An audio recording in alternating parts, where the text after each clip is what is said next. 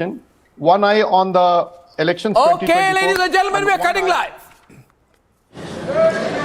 Item number 1 माननीय वित्त मंत्री Shrimati Nirmala Sitharaman ji.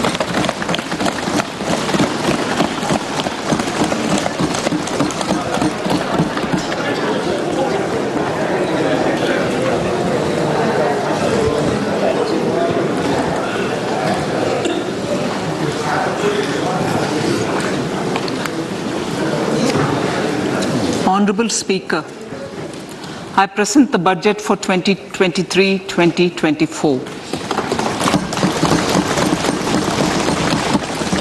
This is the first budget in Amrit Kal. This budget hopes to build on the foundation laid in the previous budget and the blueprint drawn for India at 100. We envision a prosperous and inclusive India in which the fruits of development will reach all sections and citizens, especially our youth, women, farmers, OBCs, scheduled castes and scheduled tribes.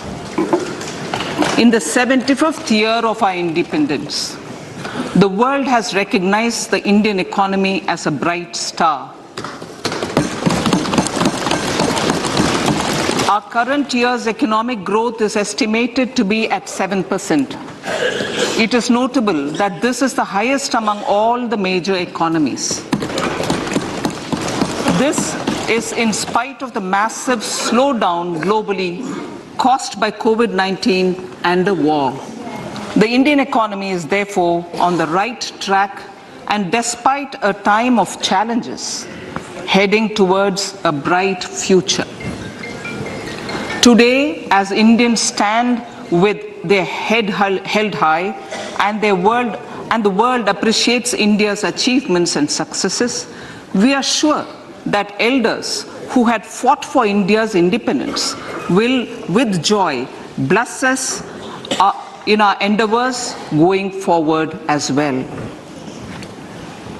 Our focus on wide-ranging reforms and sound policies implemented through Sabka Prayas, resulting in Jan Bhagidari and targeted support to those in need, helped us perform well in trying times.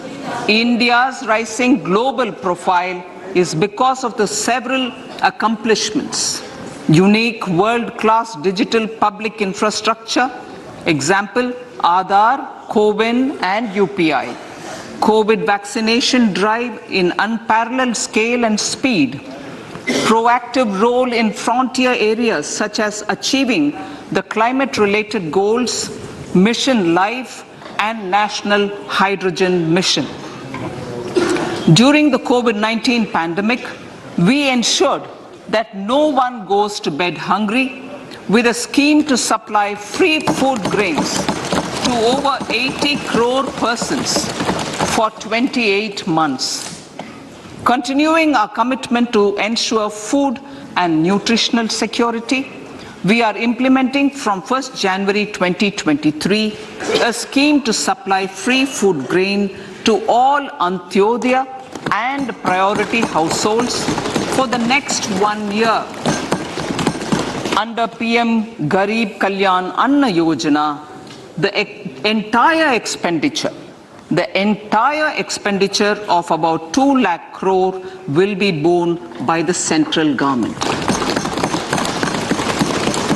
In these times of global challenges, the G20 presidency gives us a unique opportunity to strengthen India's role in the world economic order. With the theme of Vasudhaiva Kutumbakam, we are steering an ambitious, people-centric agenda to address global challenges and to facilitate sustainable economic development. The government's efforts since 2014 have ensured for all citizens a better quality of life and life of dignity. The per capita income has more than doubled to 1.97 lakh rupees. In these 9 years, the Indian economy has increased in size from being 10th to 5th largest in the world. We have significantly improved our position as well as a well-governed and innovative country with a conducive environment for business as reflected in several global indices. We have made a significant progress in many sustainable development goals.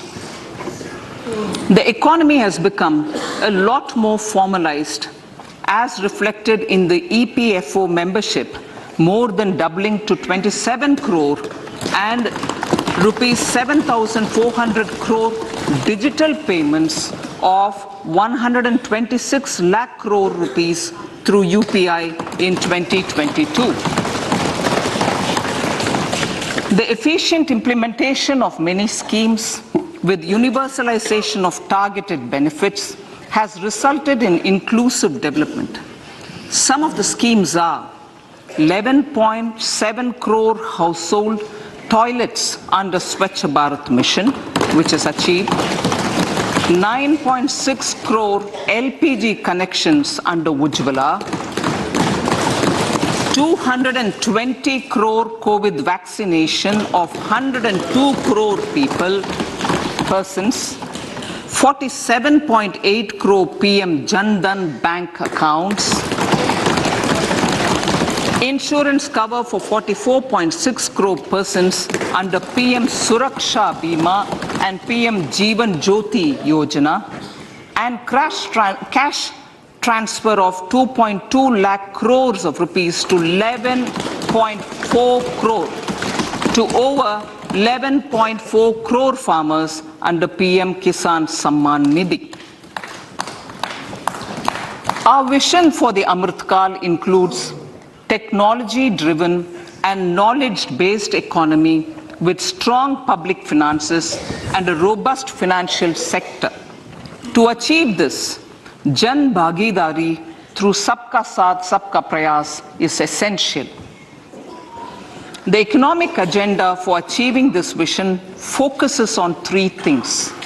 First, facilitating ample opportunities for citizens, especially the youth, to fulfill their aspirations. Second, providing strong impetus to growth and job creation. And third, strengthening macroeconomic stability. To service these focus areas in our journey to India at 100, we believe that the following 4 opportunities can be transformative during Amrit Kal. Economic empowerment of women. Deen Dayal Antyodaya Yojana National Rural Livelihood Mission has achieved remarkable success by mobilizing rural women into 81 lakh self-help groups. We will enable these groups to reach the next stage of economic empowerment through formation of large producer enterprises or collectives, with each having several thousand members and managed professionally. They will be helped with raw materials supply and for better design, quality, branding, and marketing of their products.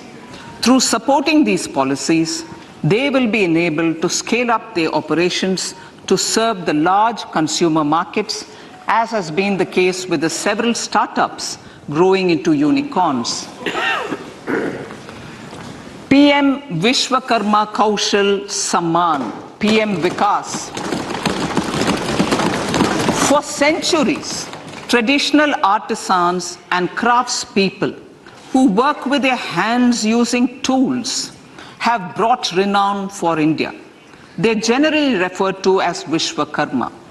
The art and the handicraft created by them represents the true spirit of Atmanirbhar Bharat. For the first time, a package of assistance for them has been conceptualized. The new scheme will enable them to improve the quality, scale, and reach of their products, integrating them with the MSME value chain. The components of the scheme will include not only financial support, but also access to advanced skill training, knowledge of modern digital techniques, and efficient green technologies, brand promotion, linkage with local and global markets, digital payments, and social security. This will greatly benefit the scheduled castes, scheduled tribes, OBCs, women, and people belonging to the weaker sections. Tourism. The country offers immense attraction for domestic as well as foreign tourists. There is a large potential to be tapped in tourism. The sector holds huge opportunities for jobs and entrepreneurship for youth in particular. Promotion of tourism will be taken up on mission mode with active participation of states, convergence of government programs, and public-private partnerships. Green growth. We are implementing many programs for green fuel, green energy, green farming, green mobility, green buildings, and green equipment, and policies for efficient use of energy across various economic sectors. These green growth efforts help in reducing carbon intensity of the economy and provides for large-scale green job opportunities.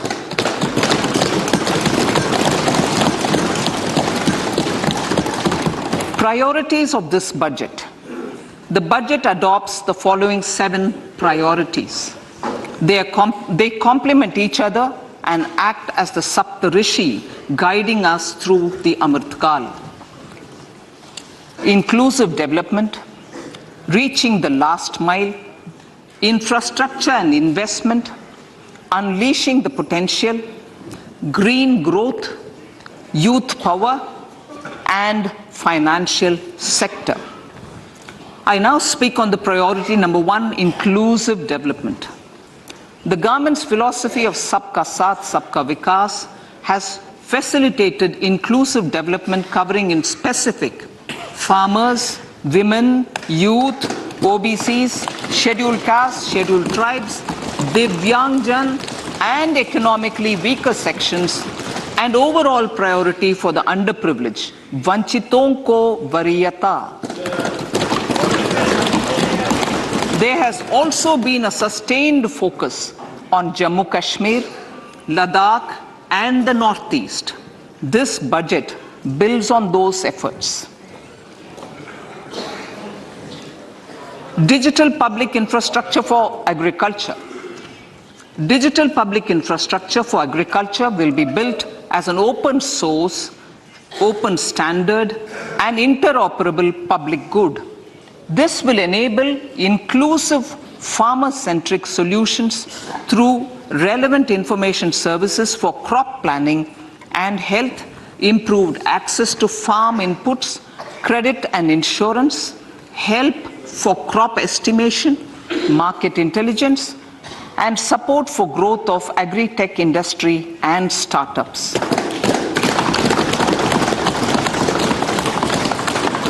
An agriculture accelerator fund. An agriculture accelerator fund will be set up to encourage agri-startups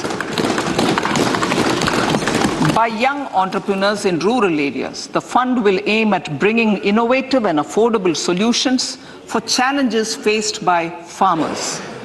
It will also bring in modern technologies to transform agricultural practices, increase productivity and profitability.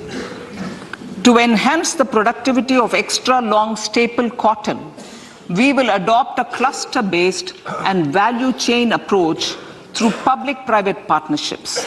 This will mean collaboration between farmers, state, and industry for input supplies, extension services, and market linkages.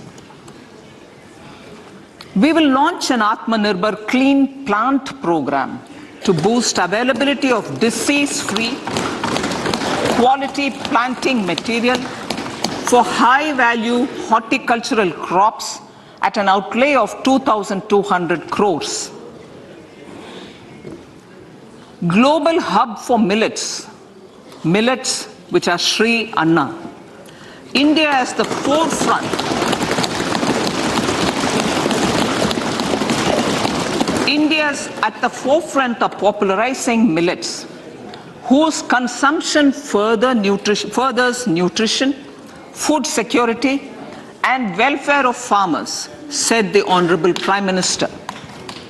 We are the largest producer and second largest exporter of Sri Anna in the world.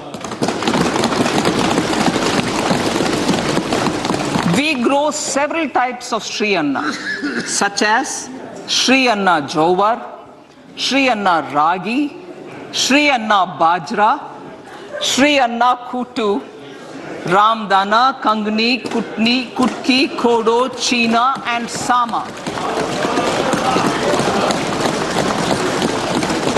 These have a number of health benefits and have been an integral part of our food for centuries. I acknowledge with pride the huge service done by small farmers in contributing to the health of fellow citizens by growing these Sri Anna. Now, to make India a global hub for Sri Anna, the Indian Institute of Millet Research, ideally Indian Institute of the Sri Anna Research, Hyderabad, will be supported as the center of excellence for sharing best practices, research, and technologies at the international level. The agricultural credit target will be increased to 20 lakh crores with focus on animal husbandry, dairy, and fisheries. We will launch a new sub-scheme of PM Matsya Sampada Yojana, which is an existing scheme, but we launch a new sub-scheme with targeted investment of 6,000 crores to further enable activities of fishermen, fish vendors, and micro and small entrepreneurs, improve value chain efficiencies, and expand the market. For farmers, especially small and marginal farmers and other marginalized sections, the government is promoting cooperative-based economic development model. A new Ministry of Cooperation was formed with a mandate to realize the vision of Sahakar Se Samriddhi. To realize this vision, the government has already initiated computerization of 63,000 primary agricultural credit societies with an investment of 2,516 crores. In consultation with all the stakeholders and the states, model bylaws for PACS were formulated, enabling them to become multi-purpose PACS. A national cooperative database is being prepared for countrywide mapping of cooperative societies. With this backdrop, we will implement a plan to set up massive decentralized storage capacity.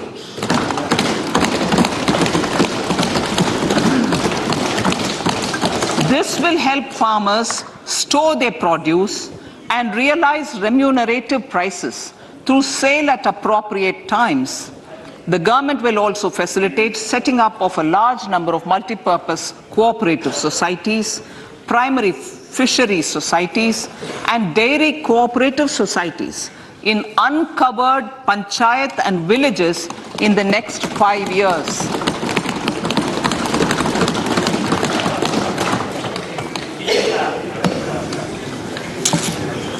Health, education, and skilling. 157 new nursing colleges will be established in co-location with the existing 157 medical colleges established since 2014.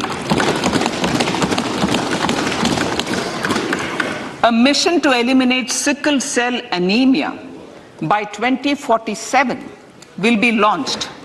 It will entail awareness creation, universal screening of 7 crore people in the age group of 0 to 40 years in affected tribal areas, and counseling through collaborative efforts of central ministries and state governments.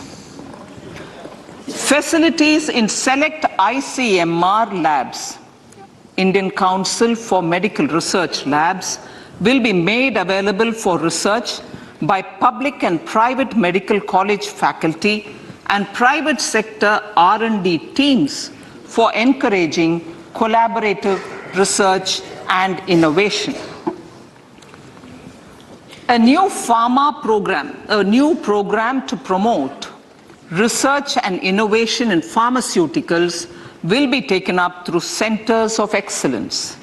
We shall also encourage industry to invest in research and development in specific priority areas.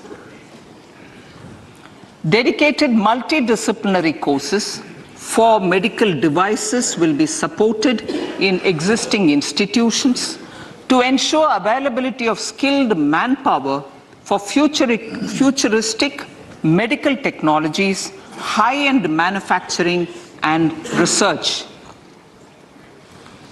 Teachers' training.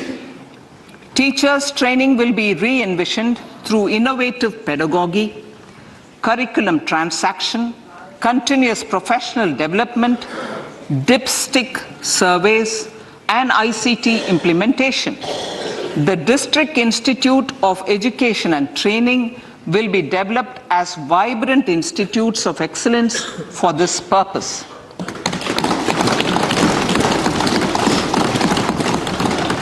National Digital Library for Children and Adolescents.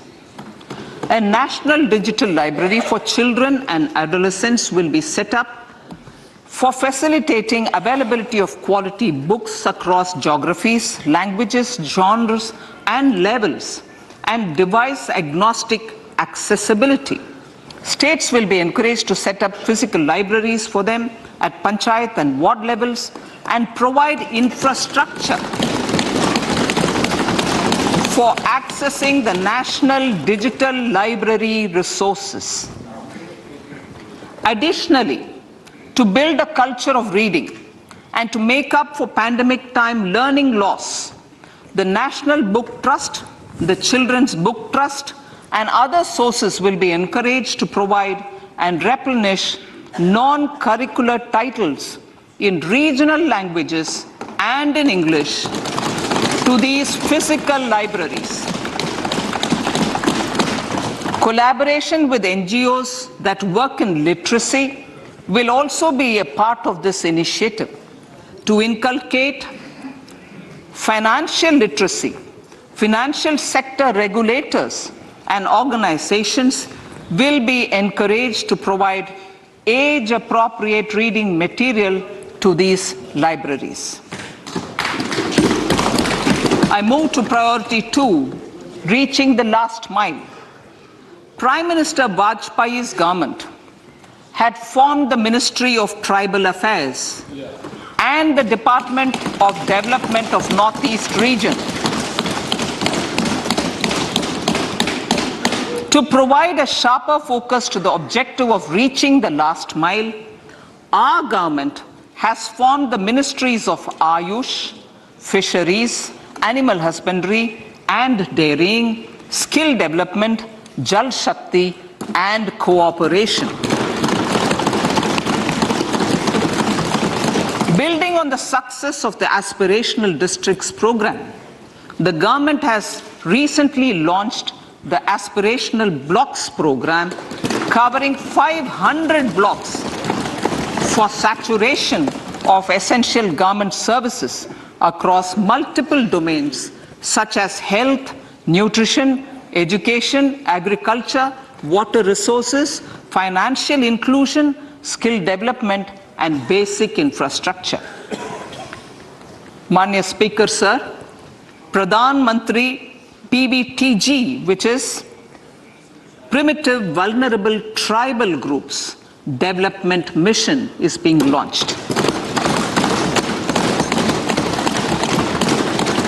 To improve socio-economic conditions of the particularly vulnerable tribal groups, the PVTGs as we refer them to, Pradhan Mantri PVTG Development Mission will be launched.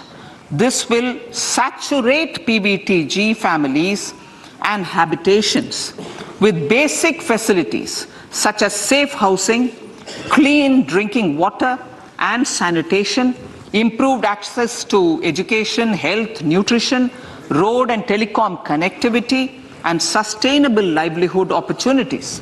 An amount of 15,000 crores will be made available to implement the mission in the next 3 years under the Development Action Plan for the Scheduled Tribes. Ekalavya Model Residential Schools. In the next 3 years, Center will recruit 38,800 teachers and support staff for the 740 Ekalavya Model Residential Schools, which is serving 3.5 lakh tribal students.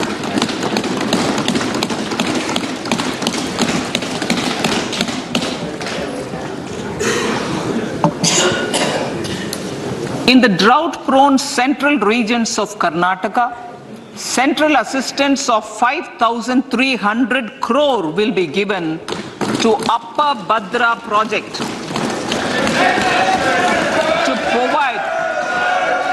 to provide sustainable micro irrigation and filling up of surface tanks for drinking water. PM Awas Yojana. The outlay for PM Awas Yojana is being enhanced by 66% to over 79,000 crores. Bharat Shared Repository of Inscriptions will be set up in a digital epigraphy museum with digitization of 1 lakh ancient inscriptions in the first stage. Support for poor prisoners. For poor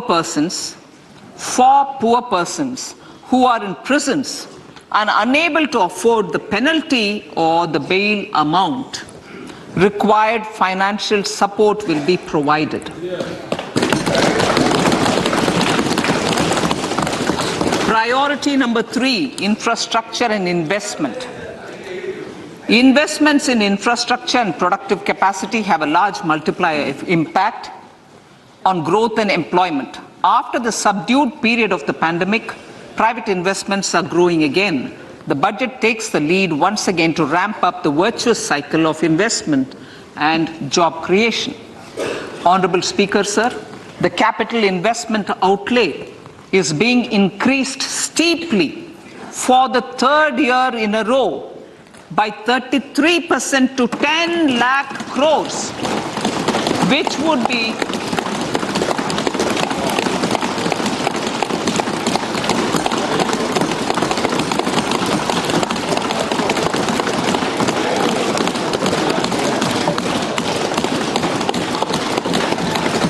would be 3.3% of GDP.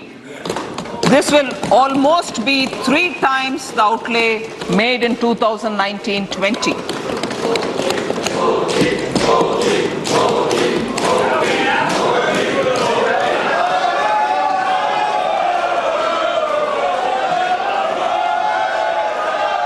This substantial increase in recent years is central to the government's efforts to enhance growth potential and job creation, crowd in private investments, and provide a cushion against global headwinds.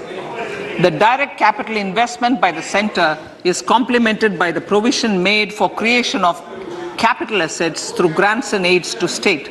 The effective capital expenditure of the center is budgeted at 13.7 lakh crore rupees, which will be 4.5% of GDP. Support to state governments for capital investment. I have decided to continue the 50-year interest-free loan to state governments for one more year to spur investment in infrastructure and to incentivize them for complementary policies actions with a significantly enhanced outlay of 1.3 lakh crores. The newly established Infrastructure Finance Secretariat will assist all stakeholders for more private investment in infrastructure, including railways, roads, urban infrastructure and power, which are predominantly depend on public resources. The harmonized master list of infrastructure will be reviewed by an expert committee for recommending the classification and financing framework suitable for Amartkal.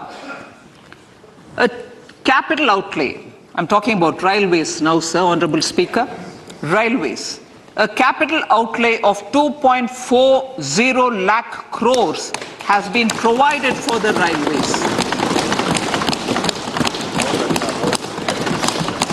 This is the highest ever outlay this highest ever outlay is about 9 times the outlay made in 2013-14.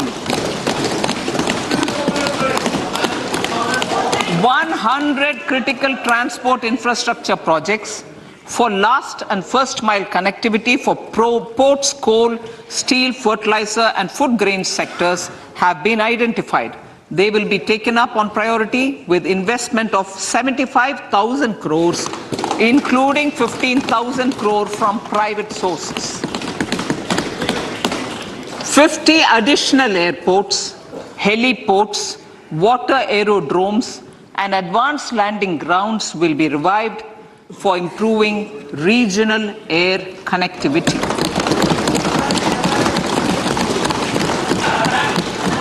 Sustainable cities for tomorrow.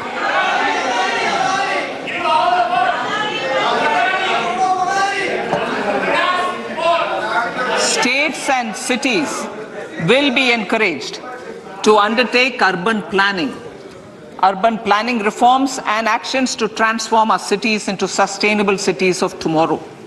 This means efficient use of land resources, adequate resources for urban infrastructure, transit-oriented development, enhanced availability and affordability of urban land and opportunities for all. Through property tax governance reforms and ring-fencing user charges on urban infrastructure, cities will be incentivized to improve their creditworthiness for municipal bonds. Like the RIDF, an Urban Infrastructure Development Fund will be established through use of priority sector lending shortfall. This will be managed by the National Housing Bank and will be used by public agencies to create urban infrastructure in Tier 2 and Tier 3 cities.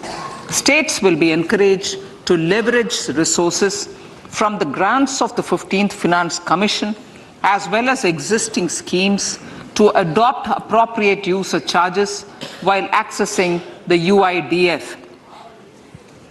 We expect to make available 10,000 crore rupees per annum for this purpose.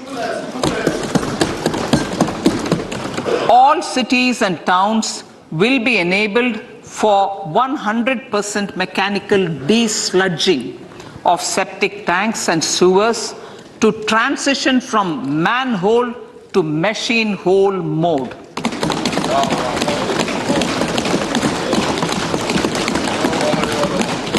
Enhanced focus will be provided for scientific management of dry and wet waste.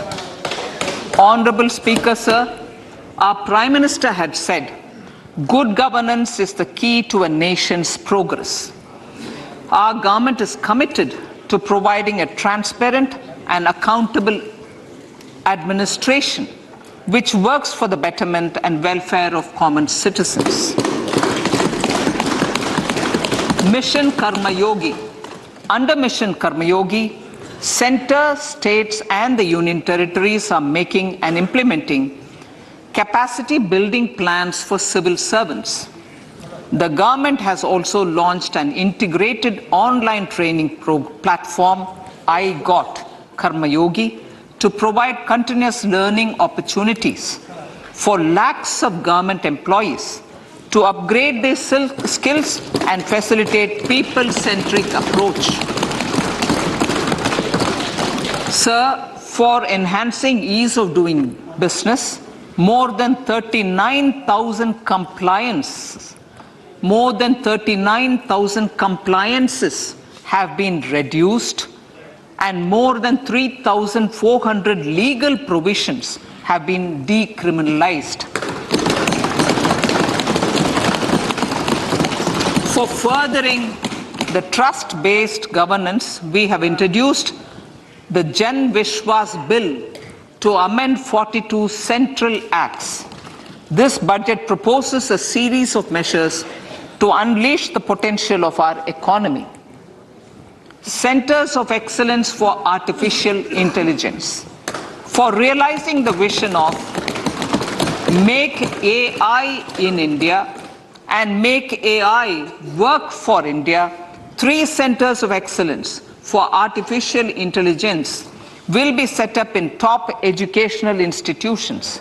Leading industry players will partner in conducting interdisciplinary research, develop cutting-edge applications, and scalable problem solutions in the areas of agriculture, health, and sustainable cities. This will galvanize an effective AI ecosystem and nurture quality human resources in the field. National Data Governance Policy. To unleash innovation and research by startups and academia, a national data governance policy will be brought out. This will enable access to anonymized data. The KYC process will be simplified, adopting a risk-based instead of one-size-fits-all approach. The financial sector regulators will also be encouraged to have a KYC system fully amenable to meet the needs of digital India. One-stop solution for identity and address updating. A one-stop solution for reconciliation and updating of identity and address of individuals maintained by various government agencies, regulators, and regulated entities will be established using DigiLocker service and Aadhaar as foundational identity. Speaker, sir, common business identifier. For the business establishments required to have a permanent account number, the PAN will be used as the common identifier for all digital systems of specified government agencies. This will bring ease of doing business, and it will be facilitated through a legal mandate. For obviating the need for separate submission of same information to different government agencies, a system of unified filing process will be set up. Such filing of information or return in simplified forms on a common portal will be shared with other agencies as per the filer's choice. Vivad Se Vishwas 1. Relief for MSMEs. In cases of failure by MSMEs to execute contracts during the COVID period, 95% of the forfeited amount relating to the bid or performance security will be returned to them by government and government undertakings. This will provide relief to the MSMEs. Vivad Se Vishwas 2. Settling contractual disputes. To settle contractual disputes of government and government undertakings, wherein arbitral award is under challenge in a court, a voluntary settlement scheme with standardized terms will be introduced. This will be done by offering graded settlement terms depending on pendency level of the dispute. The state support mission of Niti Aayog will be continued for 3 years for our collective efforts towards national priorities. Result-based financing. To better allocate scarce resources for competing development needs, the financing of select schemes will be changed on a pilot basis from input-based to result-based. E-courts. For efficient administration of justice, Phase 3 of e-courts projects Phase 3 of the e-courts project will be launched with an outlay of 7,000 crores. Fintech services in India have been facilitated by our digital public infrastructure, including Aadhaar, PM Jan Dhan Yojana, Video, KYC, India Stack, and UPI. To enable more fintech innovative services, the scope of documents available in DigiLocker for individuals will be expanded. An entity DigiLocker will be set up for the use by MSMEs, large businesses, and also charitable trusts. This will be towards storing and sharing documents online securely whenever needed with various authorities, regulators, banks, and other business entities. 5G services. 100 labs for developing applications using 5G services will be set up in engineering institutions.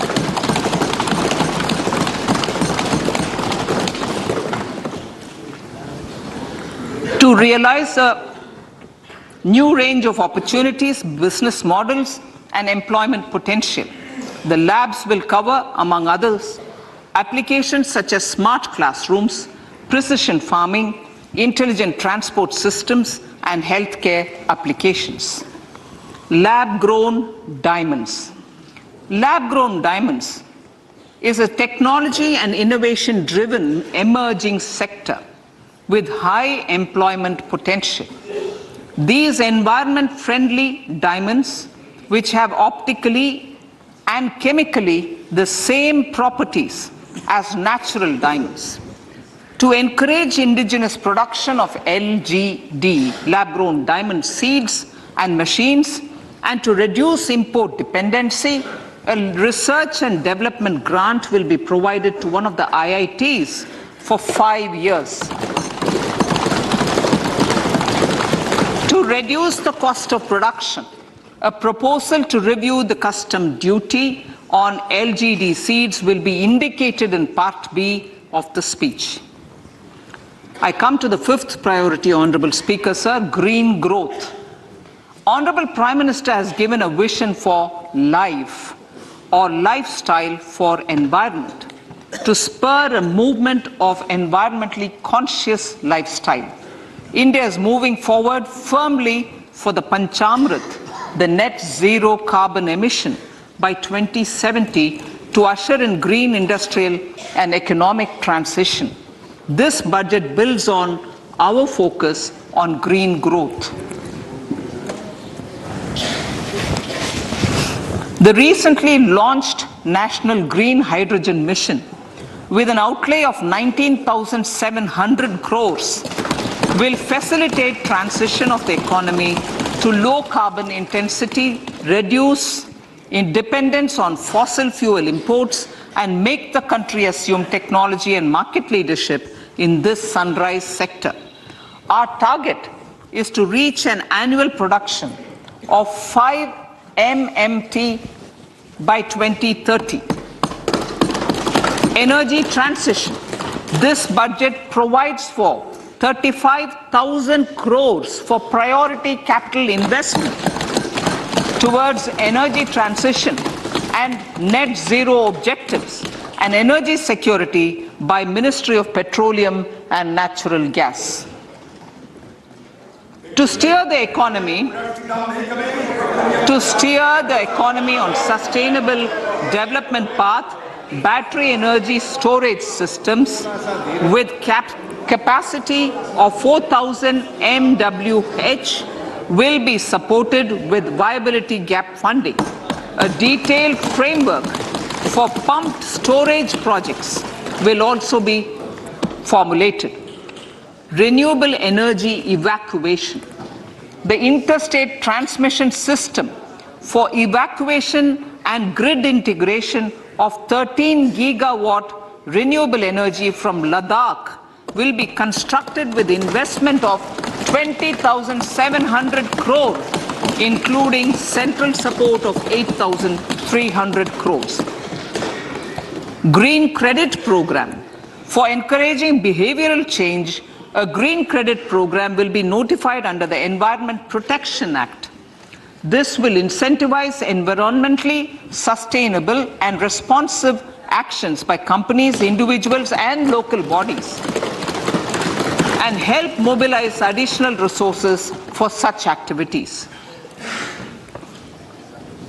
PM Program for Restoration, Awareness, Nourishment, and Amelioration of Mother Earth, PM Pranam, will be launched to incentivize states and union territories to promote alternative fertilizers and balanced use of chemical fertilizers. Go Bardhan Scheme.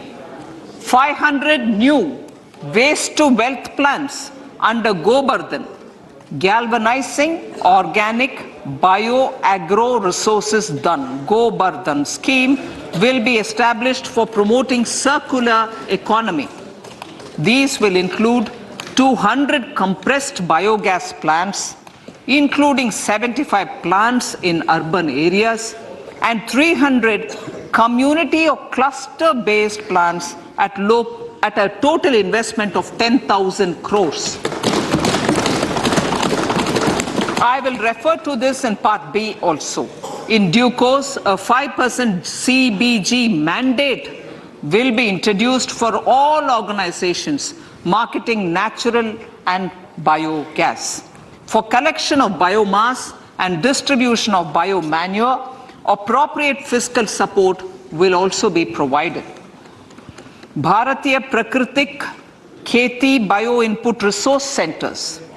Over the next 3 years, we will facilitate 1 crore farmers to adopt natural farming. For this, Honorable Speaker, 10,000 bio input resource centers will be set up, creating a national level distributed micro fertilizer and pesticide manufacturing network. Mishti.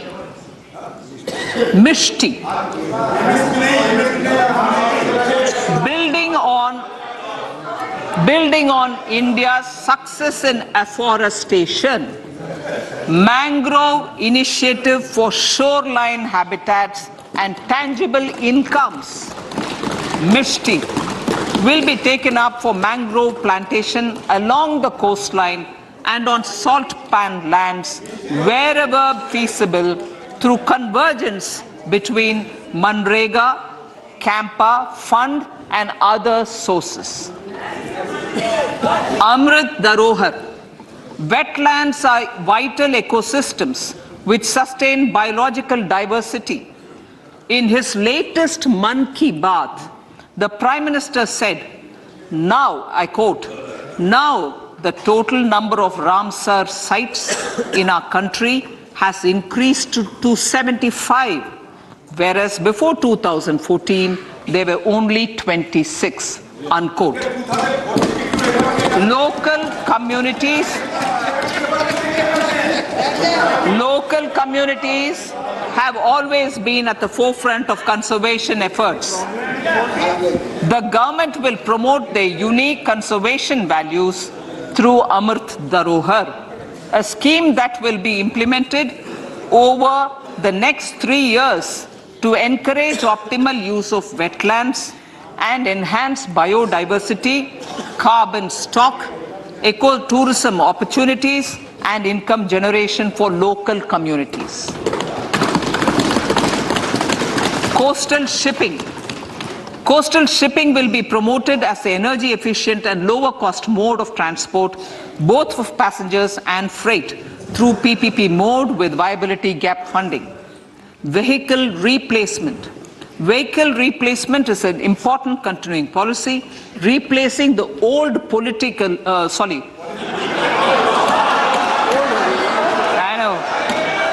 replacing, absolutely, thank you. Replacing old polluting vehicles. Maybe applicable, right? Replacing old polluting vehicles is an important part of greening our economy. In furtherance of the vehicle scrapping policy mentioned in Budget 21-22, I have allocated adequate funds to scrap old vehicles of the central government. States will also be supported in replacing old vehicles and old state ambulances. Honorable Speaker, sir, I move to priority 6, youth power. To empower our youth and help the Amrit PD realize their dreams, we have formulated the National Education Policy, which is very wide in its scope, but one of the things is also to focus on skilling, adopted economic policies that facilitate job creation at scale and have supported business opportunities. Pradhan Mantri Kaushal Vikas Yojana. Pradhan Mantri Kaushal Vikas Yojana 4.0 will be launched to skill lakhs of youth within the next 3 years.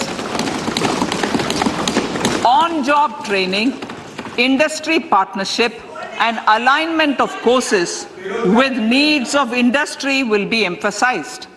The scheme will also cover new age courses for Industry 4.0 like coding, AI, robotics, mechatronics, IoT, 3D printing, drones, and other soft skills. To skill youth for international opportunities, 30 Skill India International Centers will be set up across different states. The digital ecosystem for skilling will be further expanded with the launch of a unified Skill India digital platform for enabling demand-based formal skilling, linking with employers including MSMEs, and facilitating access to entrepreneurship schemes. To provide stipend support to 47 lakh youths in 3 years, direct benefit transfer under a pan-India national apprenticeship promotion scheme will be rolled out.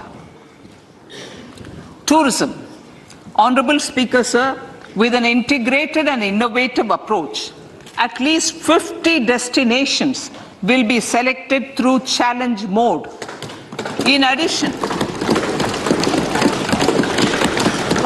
addition to aspects such as physical connectivity, virtual connectivity, tourist guides, high standards for food streets, and tourist security, all the relevant aspects would be made available on an app to enhance tourist experience. Every destination would be developed as a complete package. The focus of development of tourism would be on domestic as well as foreign tourists.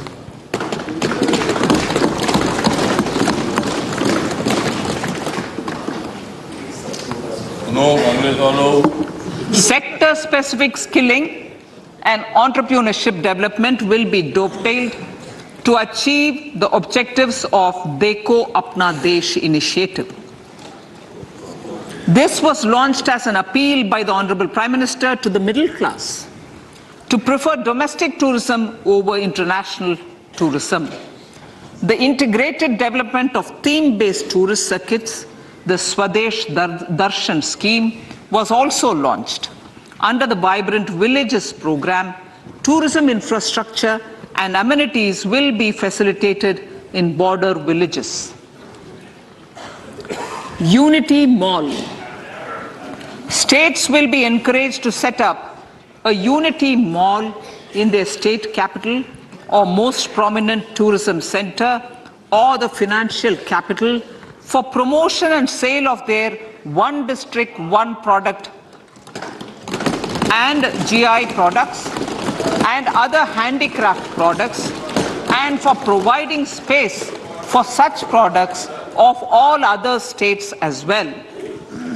Sir, priority number 7, financial sector. Our reforms in the financial sector and innovative use of technology have led to financial inclusion at scale, better and faster service delivery, ease of access to credit, and participation in financial markets. This budget proposes to further these measures. Credit guarantee for MSMEs. Last year, I proposed revamping of the credit guarantee scheme for the MSMEs. I am happy to announce that the revamped scheme will take effect from 1st April 2023 through infusion of 9,000 crores in the corpus.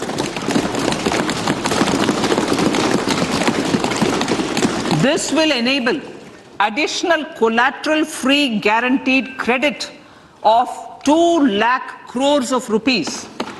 Further, the cost of credit will be reduced by about 1%. A national financial information registry will be set up to serve as a central repository of financial and ancillary information. This will facilitate efficient flow of credit, promote financial inclusion, and foster financial stability. A new legislative framework will govern this credit public infrastructure and will be designed in consultation with the RBI.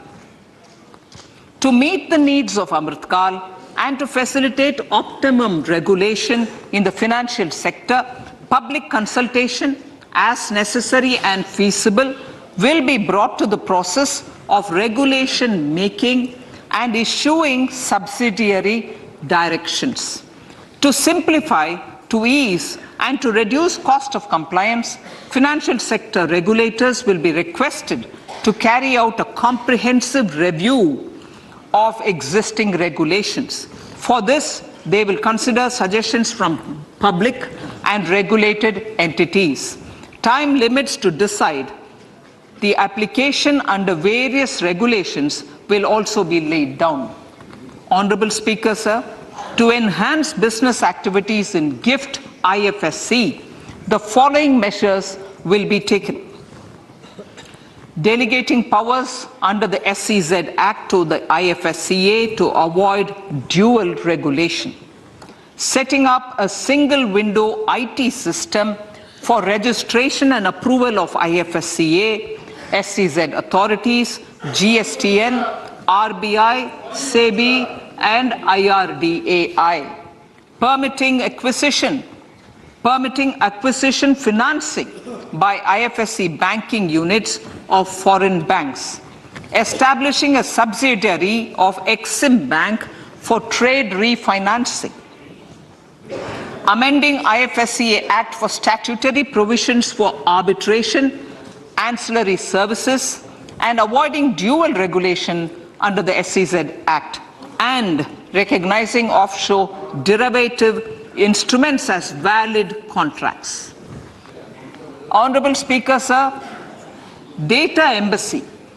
For countries looking for digital continuity solutions, we will facilitate setting up of their data embassies in GIFT IFSC.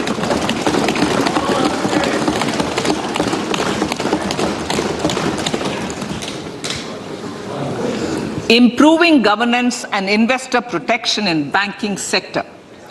To improve bank governance and enhance investors' protection, certain amendments to the Banking Regulation Act, the Banking Companies Act, and the Reserve Bank of India Act are being proposed. Capacity building in securities market. Honorable Speaker, sir, to build capacity of functionaries and professionals in the securities market, SEBI will be empowered to develop, regulate, maintain, and enforce norms and standards for education in the National Institute of Securities Markets and to recognize award of degrees, diplomas, and certificates. A central processing center will be set up for faster response to companies through centralized handling of various forms filed with field officers under the Companies Act. Reclaiming of shares and dividends. For investors to reclaim unclaimed shares and unpaid dividends from the Investor Education and Protection Fund Authority with ease, an integrated IT portal will be established. Digital payments continue to find wide acceptance. In 2022, they show an increase of 76% in transaction and 91% in value. Fiscal support for this digital public infrastructure will continue in 2023-2024. Azadi Ka Amrit Mahotsav, Mahila Samman Bachat Patra. For commemorating Azadi Ka Amrit Mahotsav, a one-time new small savings scheme, Mahila Samman Savings Patra or Savings Certificate, Mahila Samman Savings Certificate will be made available for a 2-year period up to March 2025. This will offer deposit facility up to 2 lakh in the name of a woman or girls for a tenor of 2 years at fixed interest rate of 7.5% with partial withdrawal option. Senior citizens. The maximum deposit limit for senior citizens savings scheme will be enhanced from 15 lakh to 30 lakhs of rupees. The maximum deposit limit for monthly income account scheme will be enhanced from 4.5 lakh to 9 lakh for single account and from 9 lakh to 15 lakh for joint account. Honorable Speaker, sir, fiscal management. 50 years interest-free loan to states. The entire 50-year loan to states has to be spent on capital expenditure within 2023-24. Most of this will be at the discretion of the states, but a part will be conditional on states increasing their actual capital expenditure. Parts of the outlay will also be linked to or allocated for the following purposes: scrapping old government vehicles, urban planning reforms and actions, financing reforms in urban local bodies to make them creditworthy for municipal bonds, housing for police personnel above or as part of the police station, constructing unity malls, children and adolescent libraries and digital infrastructure, and state share of capital expenditure of central schemes. Honorable Speaker, sir, fiscal deficit of states. States will be allowed a fiscal deficit of 3.5% of GSDP, of which 0.5% will be tied to power sector reforms. Revised estimates 2022 to 2023. The revised estimate, Honorable Speaker, sir, of the total receipts other than borrowing is 24.3 lakh crores, of which the net tax receipts are 20.9 lakh crores. The revised estimate of the total expenditure is 41.9 lakh crores of rupees, of which the capital expenditure is about 7.3 lakh crores. The revised estimate of the fiscal deficit is 6.4% of GDP, adhering to the budget estimate. So budget estimates of 2023-24. Coming to 2023-24, the total receipts other than borrowings and the total expenditure are estimated at 27.2 lakh crores and 45 lakh crores respectively. The net tax receipts are estimated at 23.3 lakh crores. The fiscal deficit is estimated to be 5.9% of the GDP. In my budget speech for 21-22, I had announced that we plan to continue the path of fiscal consolidation, reaching a fiscal deficit of below 4.5% by 2025-26, with a fairly steady decline over the period. We have adhered to this path, and I reiterate my intention to bring the fiscal deficit below 4.5% of GDP by 2025-26. To finance the fiscal deficit in 2023-24, the net market borrowings from dated securities are estimated at 11.8 lakh crores.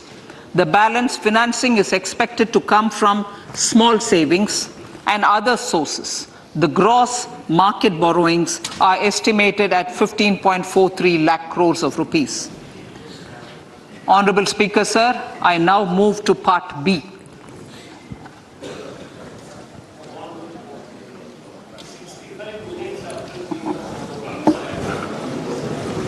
Indirect taxes.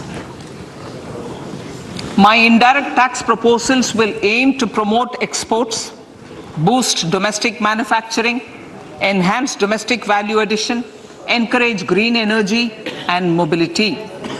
A simplified tax structure with fewer tax rates helps in reducing compliance burden and improving tax administration. I propose to reduce the number of basic customs duty rates on goods other than textiles and agriculture from 21 to 13. As a result, there are minor changes in the basic custom duties, cesses and surcharges on some items including toys, bicycle, automobiles and naphtha. Green mobility. To avoid cascading of taxes on blended compressed natural gas, I propose to exempt excise duty on GST paid compressed biogas contained in it.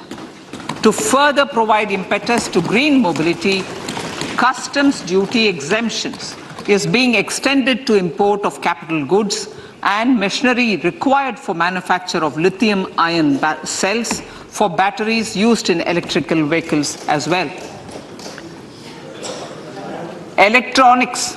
As a result of various initiatives of the government, including phased manufacturing program, mobile phone production in India has increased from 5.8 crore units valued at about 18,900 crore in 2014-15 to 31 crore units valued at 2,75,000 crore in the last financial year.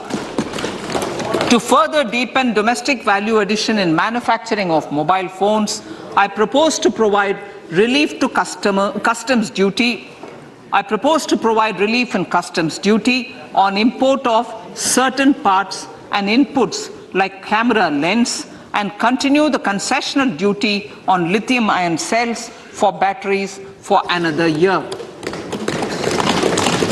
Similarly, to promote value addition in manufacture of televisions, I propose to reduce the basic customs duty on parts of open cells of TV panels to 2.5%.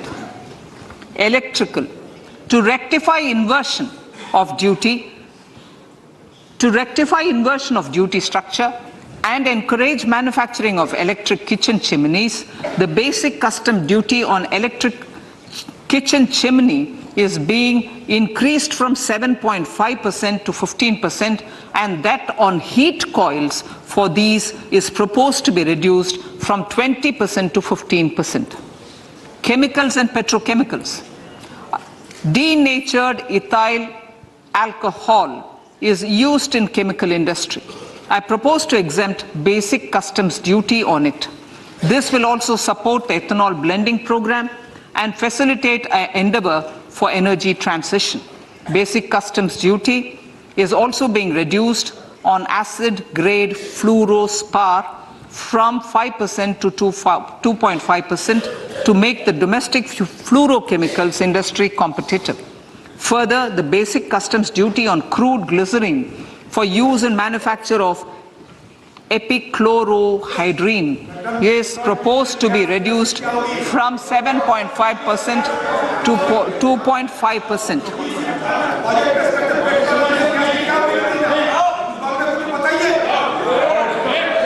Marine products. In the last financial year, marine products recorded the highest export growth, benefiting farmers in the coastal states of the country.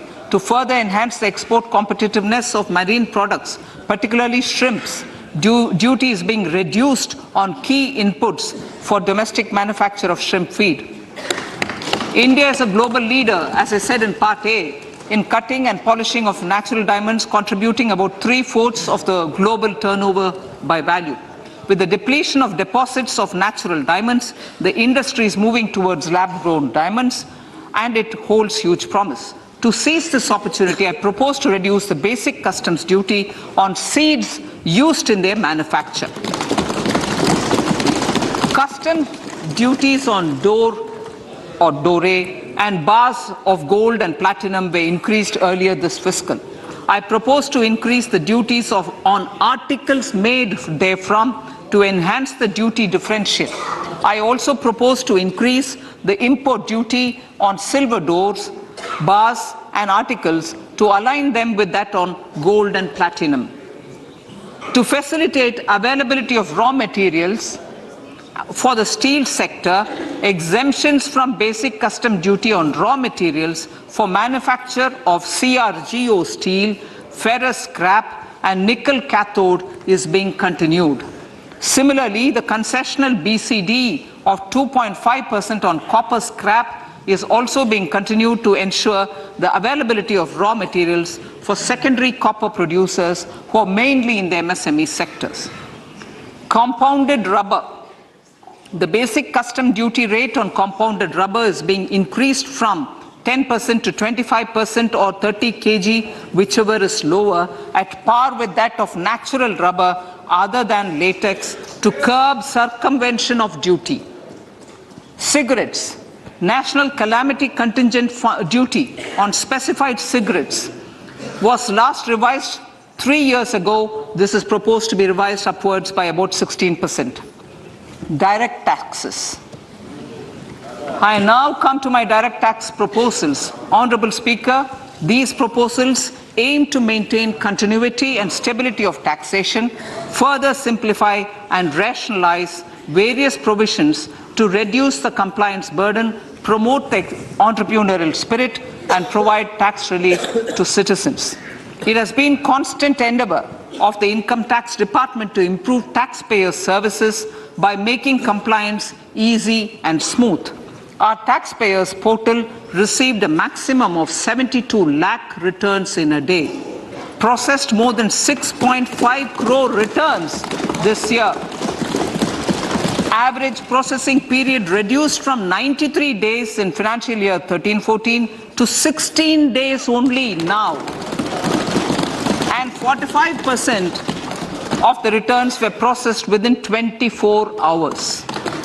We intend to further improve this, roll out the next generation common IT return form for taxpayer convenience, and also plan to strengthen the grievance redressal mechanism. MSMEs and professionals. MSMEs are growth engines of our economy.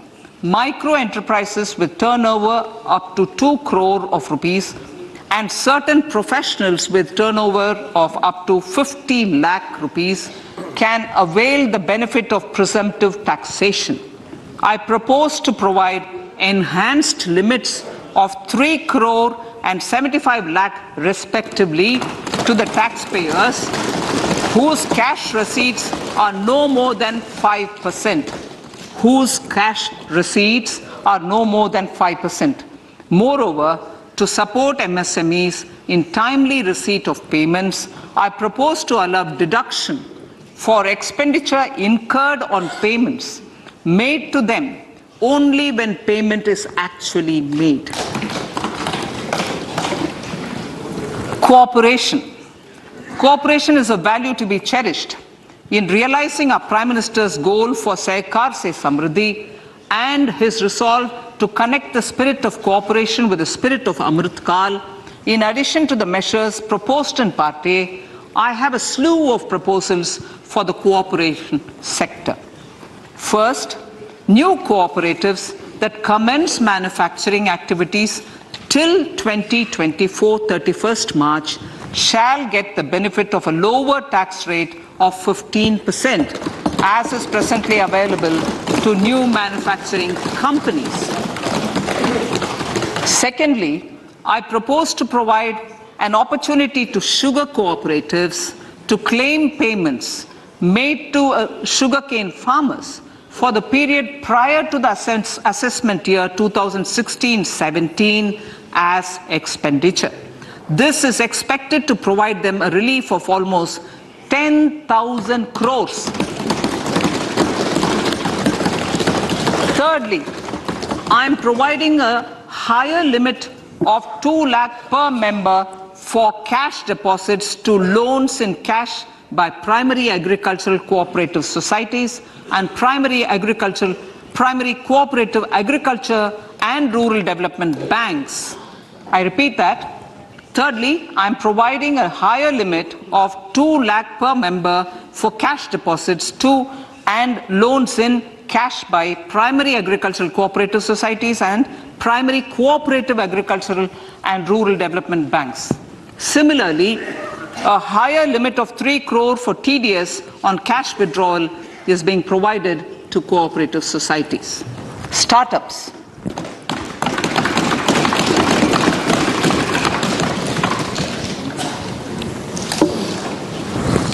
Entrepreneurship is vital for a country's economic development. We have taken a number of measures for startups and they have borne results. India is now the third largest ecosystem for startups globally and ranks second in innovation quality among middle-income countries. I propose to extend the date of incorporation for income tax benefits to startups from 31/3/2023 to 31/3/2024. I further propose to provide the benefit of carry forward of losses on change of shareholding of startups from 7 years of incorporation to 10 years.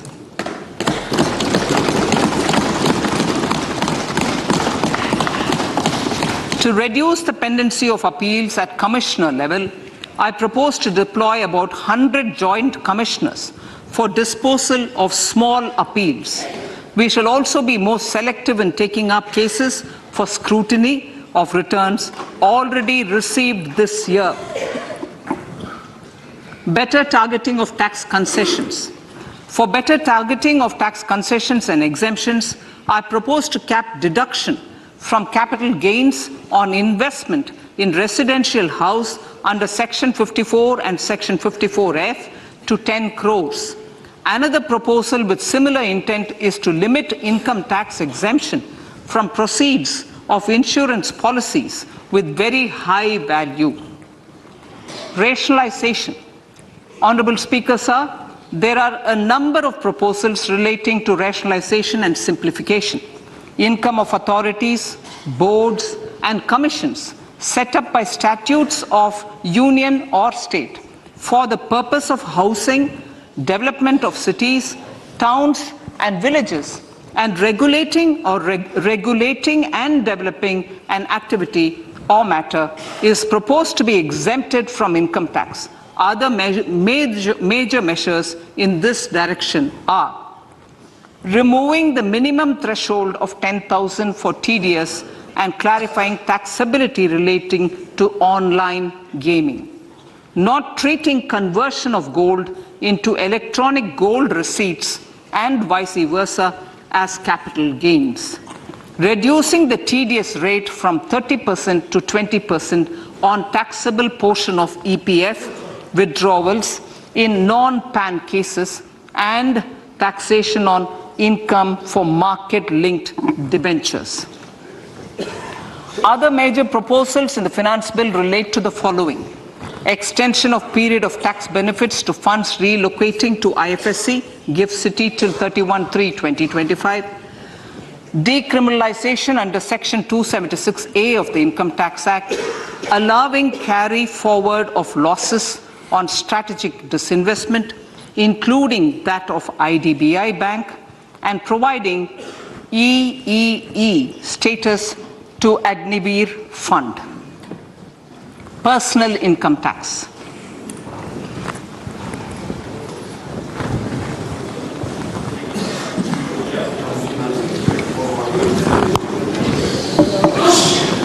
Now I come to what everyone is waiting for. Personal income tax. I have 5 major announcements to make in this regard. These primarily benefit our hard-working middle class. The first one concerns rebate. Currently, those with income up to 5 lakh do not pay any income tax in both old and new regimes. I propose to increase the rebate limit to 7 lakhs in the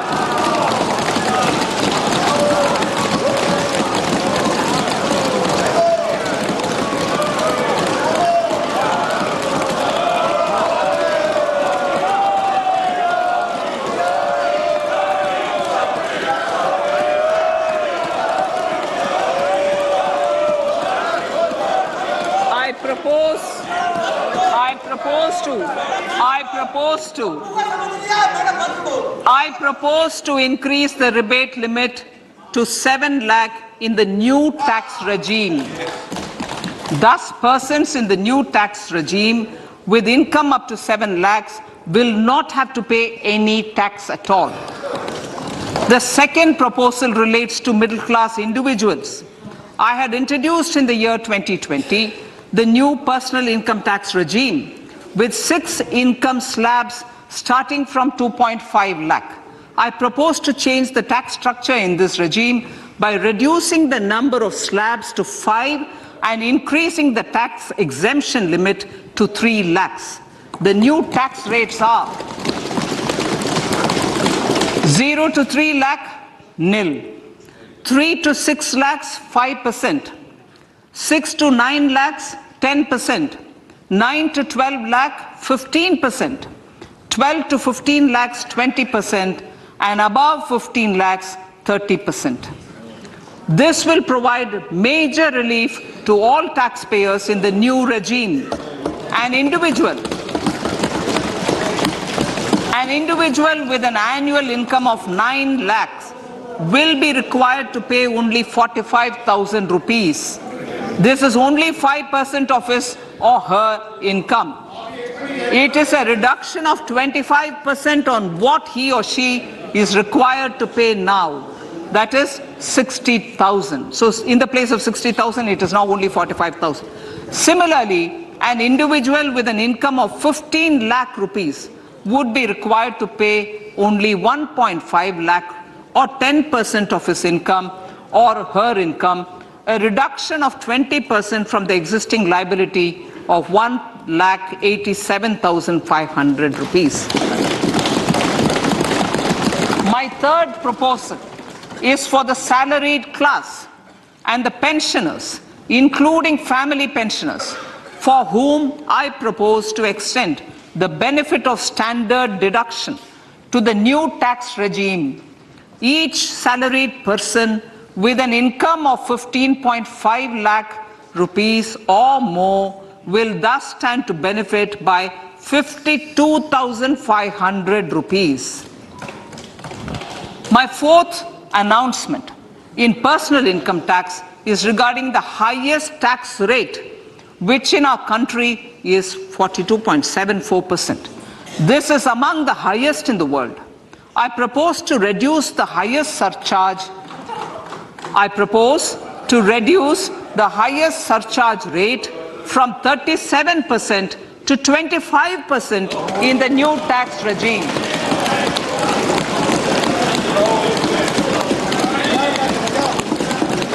This would result in reduction of the maximum rate. This would result in the reduction of the maximum tax rate to 39%. Lastly, the limit of 3 lakh rupees for tax exemption on leave encashment on retirement of non-government salaried employees was last fixed in the year 2002, when the highest basic pay in the government was only 30,000 rupees per month. In line with the increase in the government salaries, I am proposing to increase this limit to 25 lakh rupees.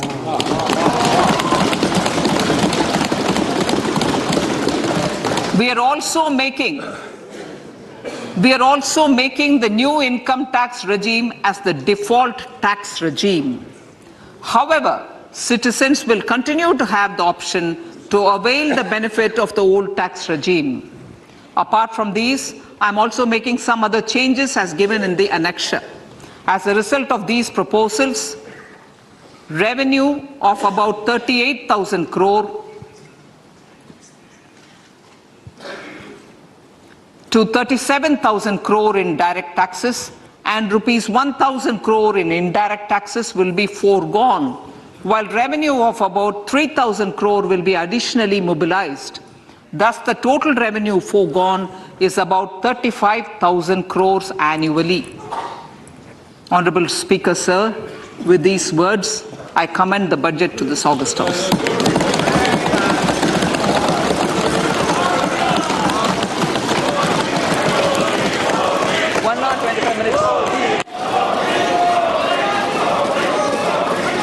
Item number 1, Item number 2, Srimati Nirmala Sitharaman ji. Sir, with your permission, I lay on the table of the following statements.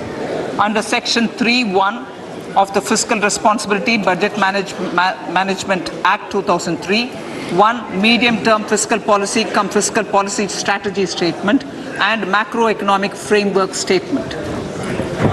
माननीय सदस्यगण, जैसा कि आपको समाचार भाग 2 के माध्यम से पहले ही सूचित किया जा चुका है कि माननीय वित्त मंत्री जी के बजट भाषण की प्रतियां हार्ड कॉपी के रूप में उपलब्ध कराई गई है। आप बजट भाषण की अपनी अपनी प्रति प्रकाशन पलक से ले लें। आपको ये भी सूचित किया जाता है कि माननीय मंत्री द्वारा बजट प्रस्तुत किए जाने के पश्चात उसकी प्रतियां आपको मेंबर्स पोर्टल के माध्यम से उपलब्ध करा दी जाएगी। आइटम नंबर 3, माननीय मंत्री जी, वित्त मंत्री जी। Sir, with your permission, I rise to move for leave to introduce the Finance Bill 2023. प्रश्न ये कि विधेयक को पुनर्स्थापित करने की अनुमति प्रदान की जाए। जो सदस्य इसके पक्ष में हाँ कहें, जो सदस्य विरोध में ना कहें। मेरे विचार में निर्णय हाँ वालों के पक्ष में माननीय मंत्री जी विधेयक को पुनर्स्थापित करें। Sir, I introduce the bill. सभा की कार्रवाई कल गुरुवार दिनांक 2 फरवरी 2023 को प्राप्त 11 बजे तक के लिए स्थगित की जाती है।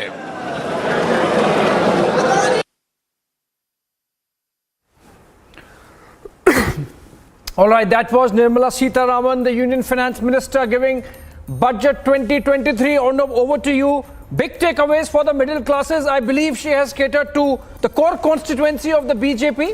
Yeah, I think she has. And I think she's not gone overboard, but I think this is, I mean, if I were to just say so, it's a glorious budget for a couple of reasons that I want to elaborate on. Look at the balancing act that they have done here. They are pretty much on their FRBM targets out here, that they have done that. Yes. There are much higher tax receipts, which she's spoken about. In fact, I saw a 15 to 20% upside out there from last time, and from what was expected, which is remarkable. Also, it's a reflection of the state of the economy. as well. I think that there was a definite and absolute direction in the capital infrastructure front. Yes. And of all the budgets that have been presented so far by Nirmala Sitharaman, the big move, and by the way, this is one of her shortest budget speeches. The big move by Nirmala Sitharaman has been the clear commitment on the capital expenditure front. So that's going to make all sections of industry happy, infrastructure happy. It is going to generate employment. So there's a lot to look forward to generally in the future on that.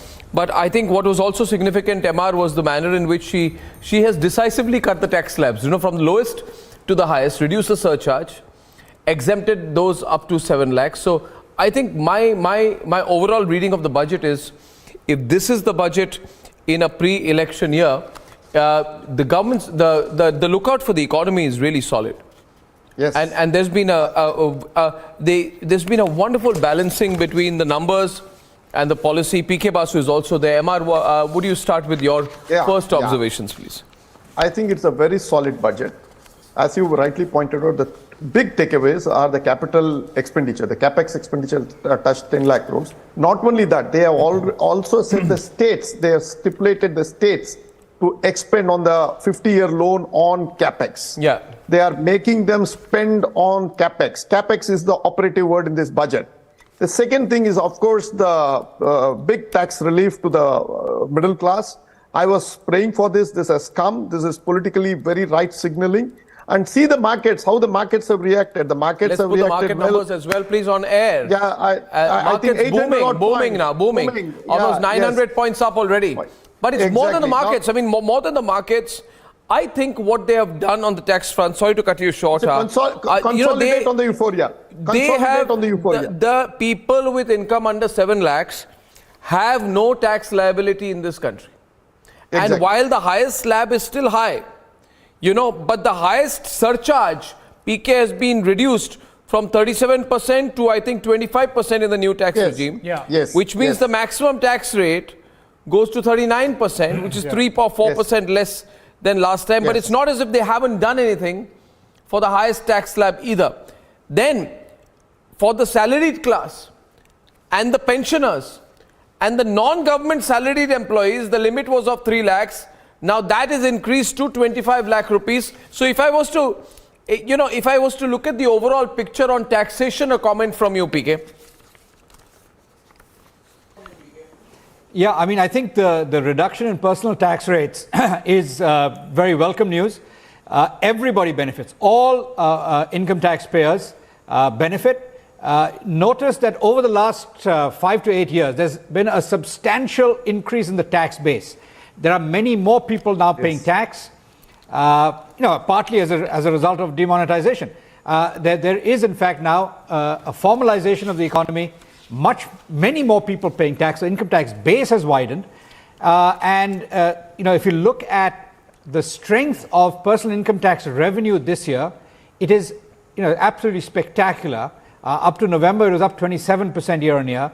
So there is actually the scope. As I said prior to the budget announcement, the finance minister has enormous headroom, and she's used some of that headroom to provide relief to income taxpayers pretty much across the board. No income taxpayer will be paying more next year than this year in terms of percentage. So there's been a percentage reduction. I particularly welcome the reduction in the maximum tax rate, because that is a bit of a deterrent to high income earners moving back to India. Let's take another view. It's not just about the personal income tax limit. It's about the entire electric vehicle ecosystem, for example.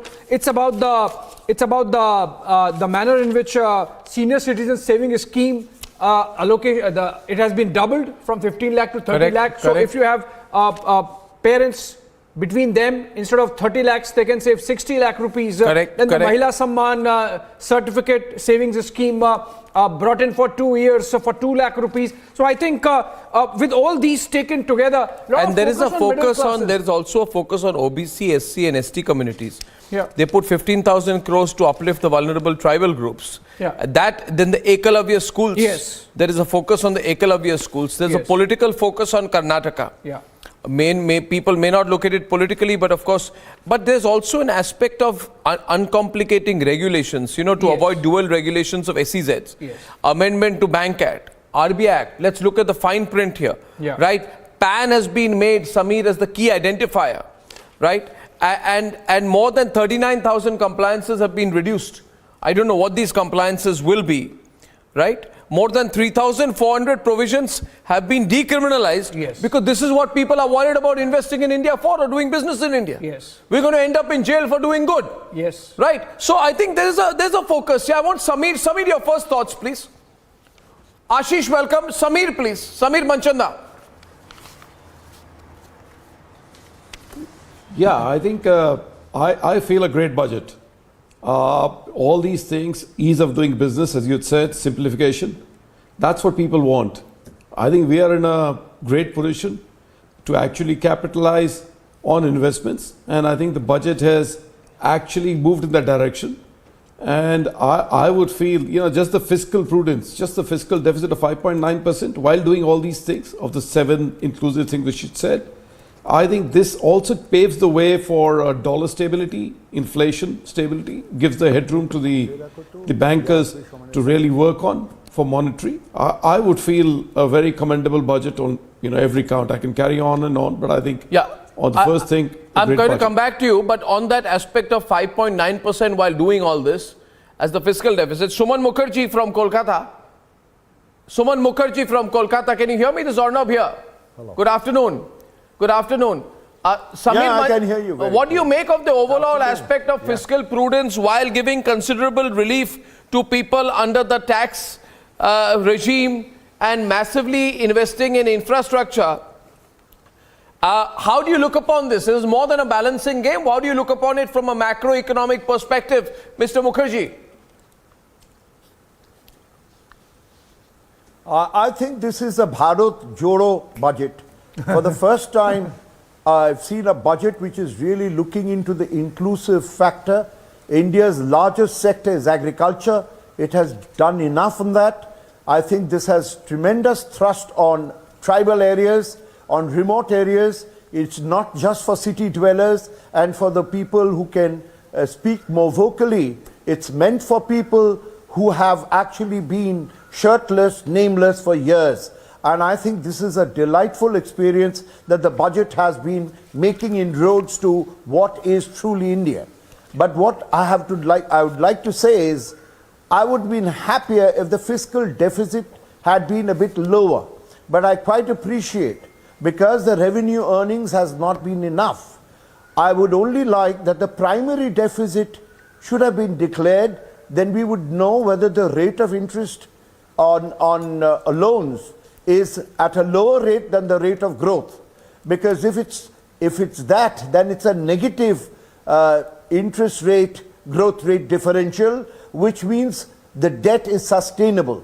That aspect, I think, is missing. I'd like to look at the details of the budget before I make an observation that. But if that is true, then this budget has been counter-cyclical.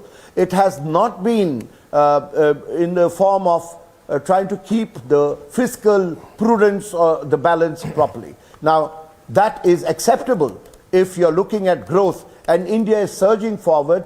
We are moving from resilience to resurgence, and it's a fantastic step. I am most delighted with this budget. It has something for everyone.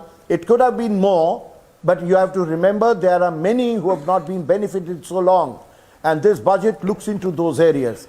I would also have liked if the blue economy had been touched. We have seen the orange economy being touched, tribal, handicrafts, etc. The blue economy is the coastlines where the majority of the poor stay, and we have something on fisheries, but I would have liked more on the coastline, which is 4,900 kilometers of coastline in India, and something on waste management. Of course, I mean, but those are the details. We will look at them. But Mr. Mukherjee, and I want to go to Ashish on this.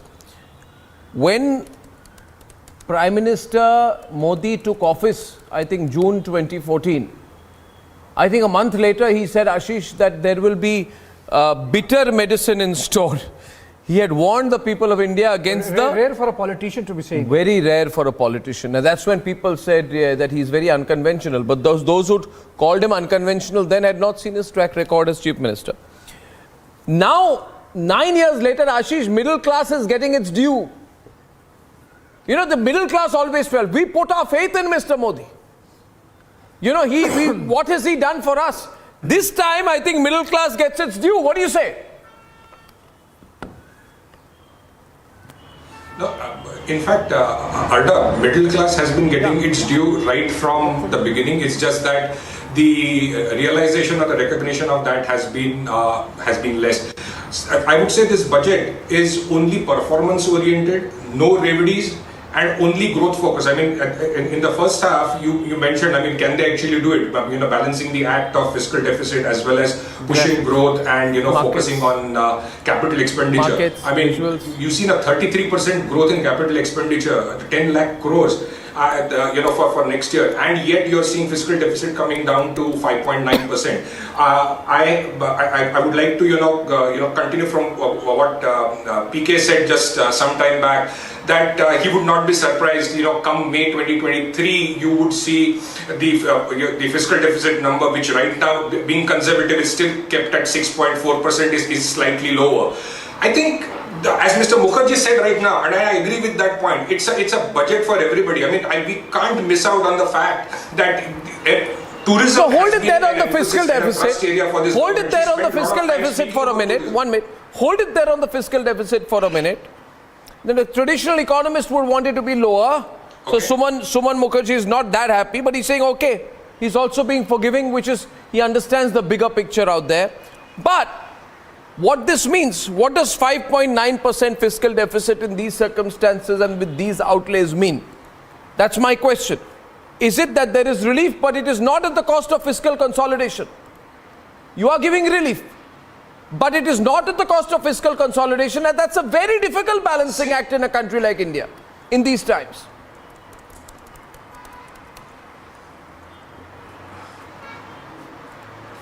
Is it addressed to PK or is it addressed to me? It was addressed to PK, who unfortunately not on the screen. So here it is. Hola, let's bring him on the screen. PK. I'm here. Yeah, okay, so the fiscal deficit target is 5.9% for the next fiscal year. I think, in fact, that the actual achievement this fiscal year is probably going to be around 5.9% of GDP. This year itself, it'll be down to 5.9% of GDP, because actual revenue growth is very strong.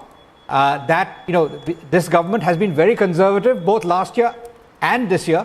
Last year, if you remember, at budget time, they said the fiscal deficit for last year would be 6.9%. It turned out to be 6.7%.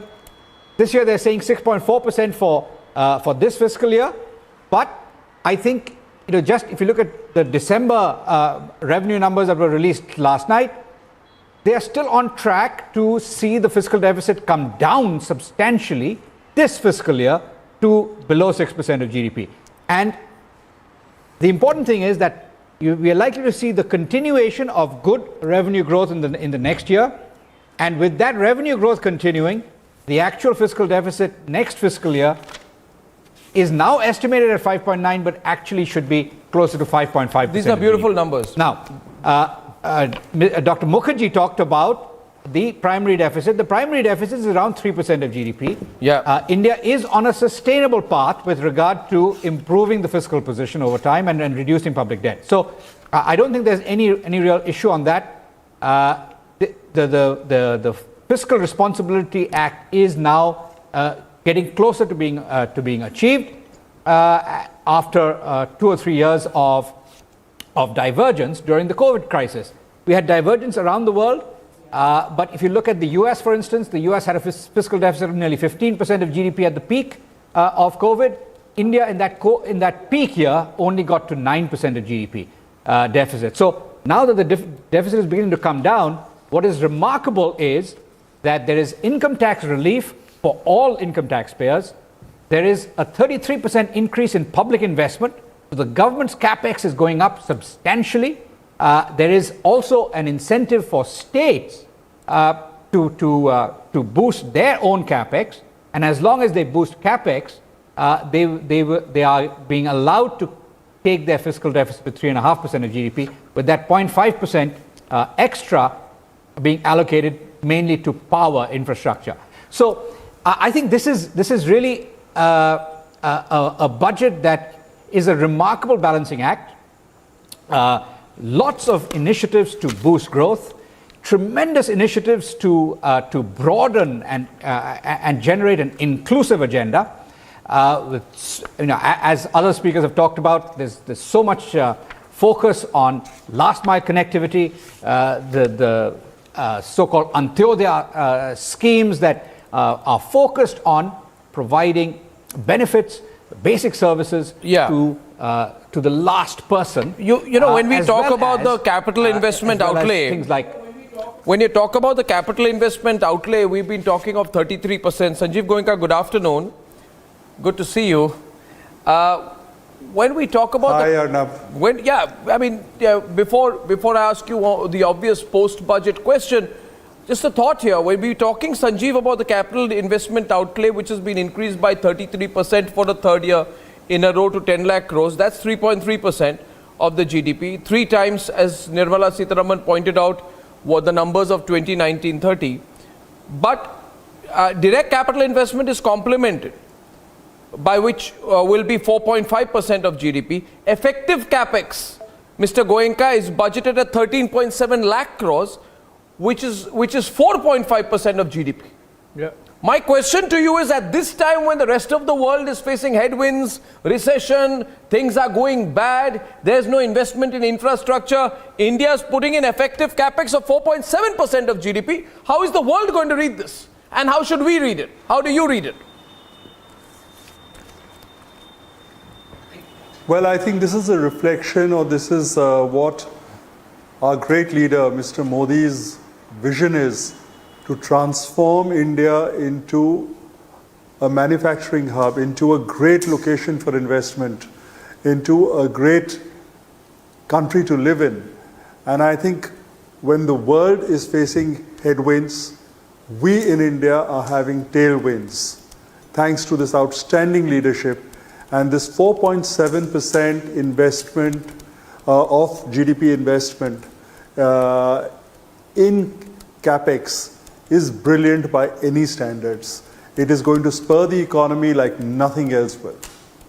So if you zoom out as a whole, what do you think? I mean, what are you seeing? If you, let's zoom out. Let's not look at each of the parts of the budget in isolation, Sanjeev. We see aspirational middle class saying, thank you, Mr. Modi. We get tremendous amount of tax relief. But then I think there's a lot of relief, Samir, to the MSME sectors also. And huge investment in capex, push infrastructure. Largest outlay to railways. I think we missed that one as well. And so when Prime Minister Modi said, Sanjeev, that we should have a Viksit Bharat, developed India. So if you zoom out, do you see that picture emerging?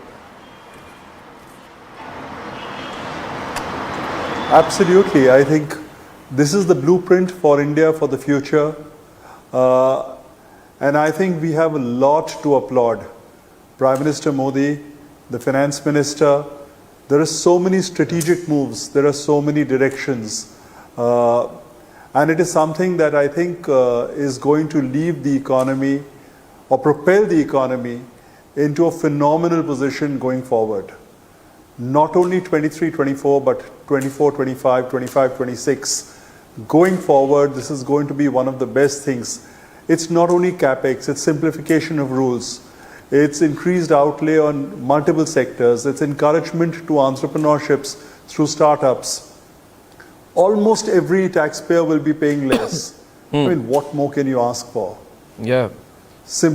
I mean, you can always say dil mange more, but there has to be a limit to the dil mange more also. But what about the states? The 50-year interest-free loans will be continued for one more year.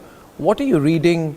What are you reading the centre's view on the economies of the state governments as? They've increased the outlay, right? But they've also wanted actual expenditure to be seen, Yeah, and they want some Their fist to be controlled. The fiscal deficit, the states to be controlled. So how do you view that, Sanjeev? You know, I think what they've also done is they've put an incentive to the states for reforming. And that is a great move because it says that, okay, you do this and you get this. So I think this is taking the best of the governance, you know, like center and state. Yeah. And leaving the discretion to the states, but at the same time incentivizing them to perform. Absolutely. Well, Sanjeev Goenka, I thank you so much for joining us there on the panel with your post-budget reactions. Good to see you. I have a question. Good to see you. So, one minute, Mr. Goenka. Suman Mukherjee, economist from Kolkata, wants to add something to what you said. Yeah, you want to say something to him? Yes, Shumanda, go on. Yeah, only one question to Sanjeev. The one question, you see, the investment rate in the country has actually fallen from around 37%, I say 4 years ago, to about 31%. And one primary reason for that is the private sector has not given the kind of push or responded to the kind of investment on SOCs, on infrastructure Correct. that the government has done. Given the tourism is coming largely on our mind, what is your response on private sector investment? How much would it back this budget? Well, my own sense is private sector will back this budget 100%. You will see private sector investment coming back with a vengeance. There's no doubt in that. Any particular aspect that makes you say that? Anything that was missed in the last budget but is included in this one? Well, no, I think last budget we also had some headwinds because of COVID. And there was, you know, people were circumspect, people were cautious, they were waiting and watching. I think now all that is behind us. The country has, the government has really responded to COVID very well. The country has responded to COVID very well. And now everyone is looking forward to the future with anticipation and with assurance that the government is behind the economy. I think that's a big statement, Suman, coming from Sanjeev Goenka, and I think that's a legitimate question because the salaried classes, taxpayers have done a lot, the government's done a lot, and I think they've reduced the corporate taxes last year. Now they're putting in this huge amount of infrastructure investment. It is time for private sector to step forward. What do you say, Samir Manchanda? What do you think? Samir? No, definitely. I would say just look at it. I would say you've got to look at the picture as a whole. And as you said, just step out. Let's look at that. India is growing, the fastest growing economy in the world for the next 2 years, as even said by IMF. The whole world, you know, is either talking about a soft landing or a recession or a growth at 0.5%.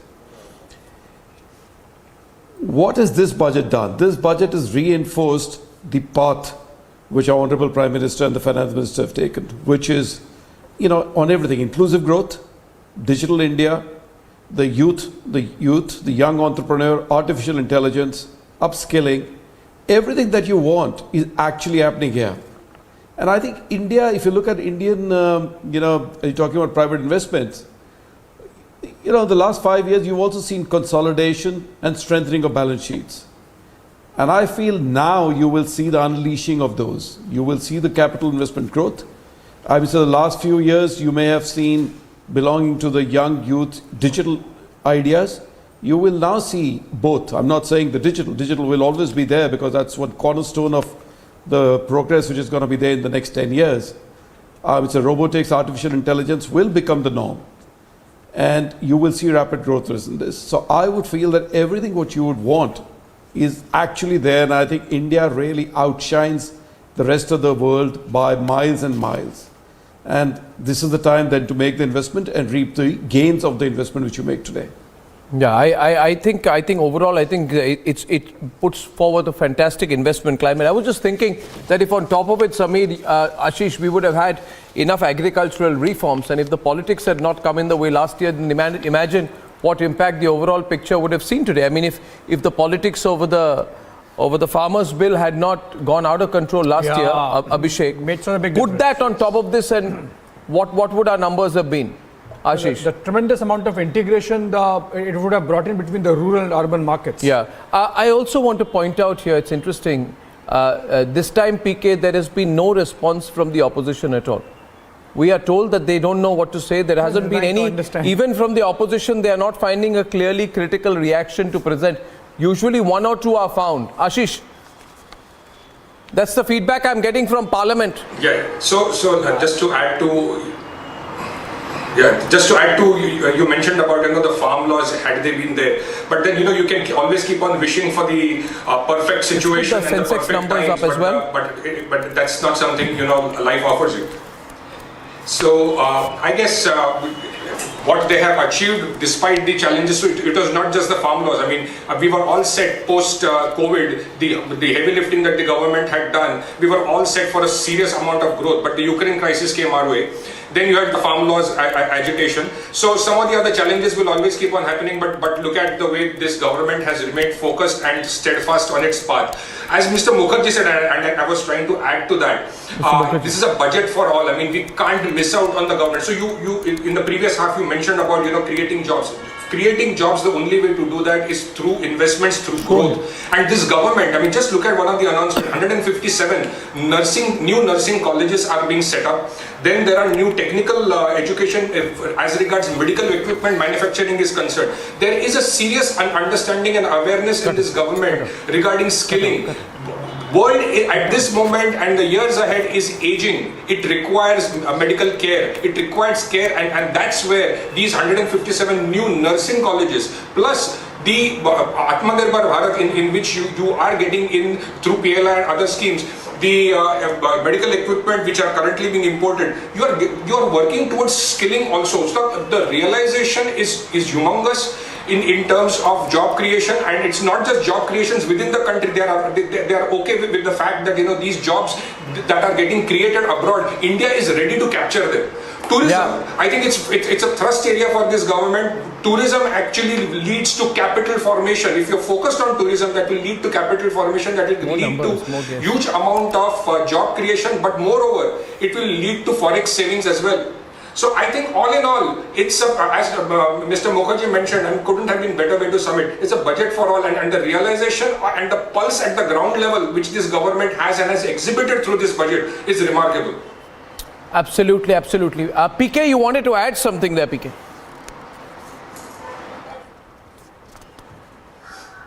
No, basically, there is no doubt that this is a budget for all.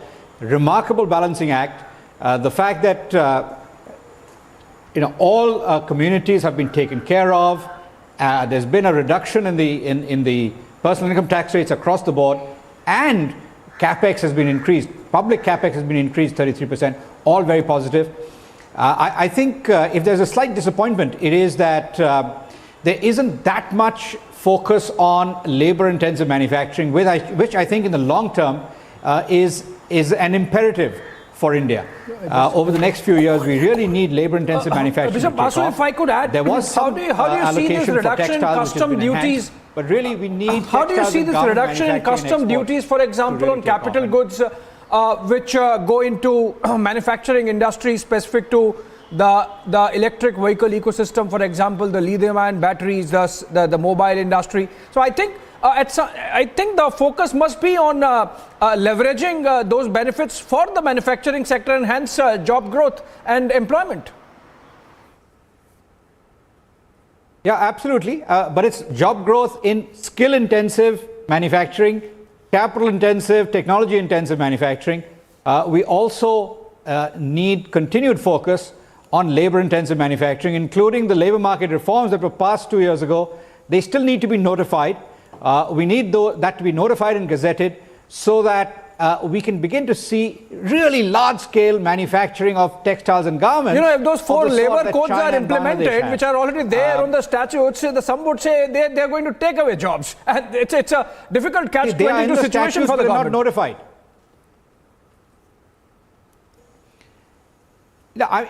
See, first of all, that has already been passed. It's been passed by both houses of parliament, signed by the president. But in India, unless the law is notified, it isn't the law of the land. So the last step is still to be completed. Of course, this isn't within the scope of the budget, but I think it's an important aspect that needs attention.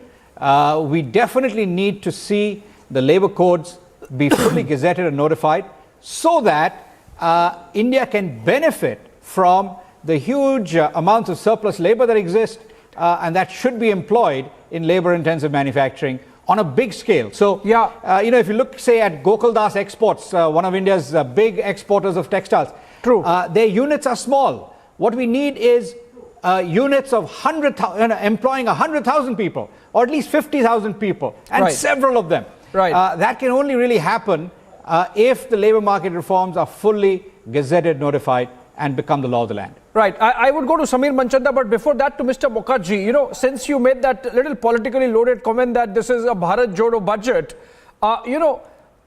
the finance minister, when she mentions Saptarishis in Amrit Kal for the 7 policies, she mentions the Govardhan scheme for mandating biogas, for example. She mentions PM Pranam, which is focused on organic farming. Then she mentions the Ekalava Vidyalayas. So I think and then she focuses a lot on the tribal areas, removal of the sickle cell anemia, for example, by 2047. So those are areas of interest, or these words, the terminology is of interest to the RSS, for example. So I think she has taken care of her core constituency as well. Mr. Mukherjee. Yeah, I think the whole issue is, if I can go back to 1978 when the first Janata government came in and our Professor Raj Krishna made the plan, he said a tail cannot wag a dog needs to wag a tail. And he's thought about the importance of integrated rural development. So if you want to say we need a labor-intensive plan, this is a labor-intensive plan because you're looking at agriculture, you're looking at social infrastructure, which is communications and infrastructure, roads, you're looking at MSME in a larger perspective. But I am in agreement with the point that PLI scheme should have been extended to some sectors, not just textiles, but also leather. Yeah. But that's going intensively. But the future, as you know, will depend on IT deepening into the digitalization mode of the rural sector, which will transform it. You need R&D there, you need private sector investment there, like the main movers, ITC for instance.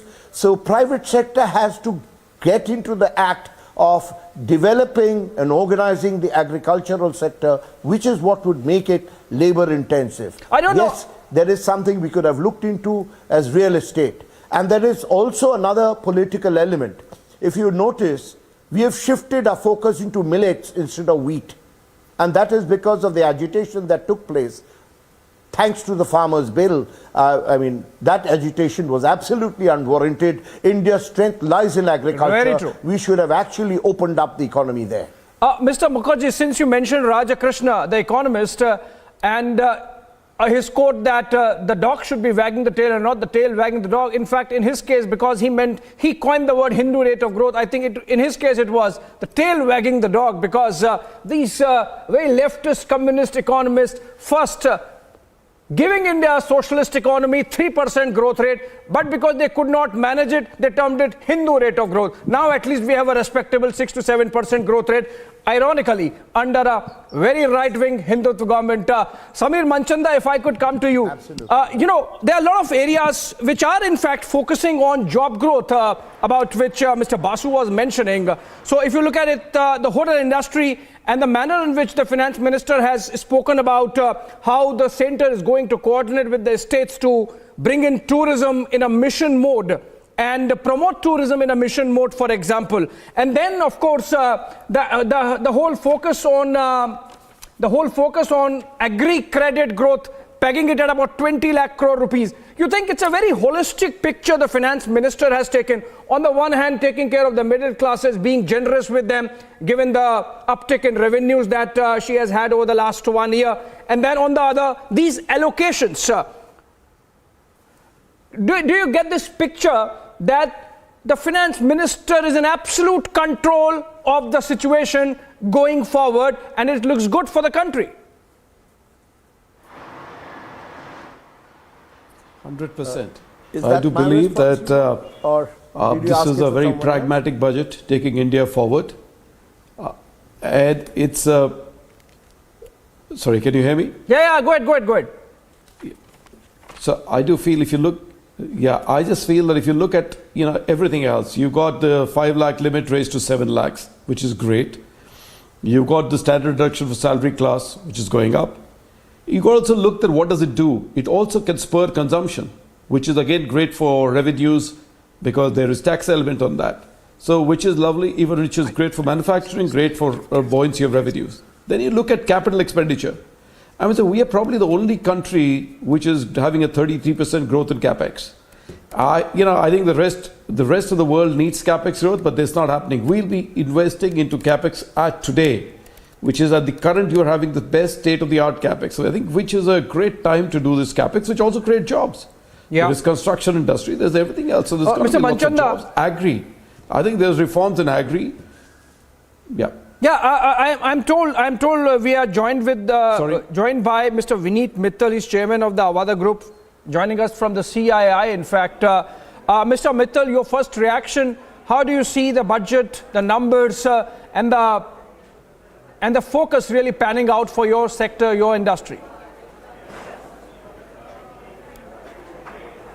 So if you look at from our side, we love consistency.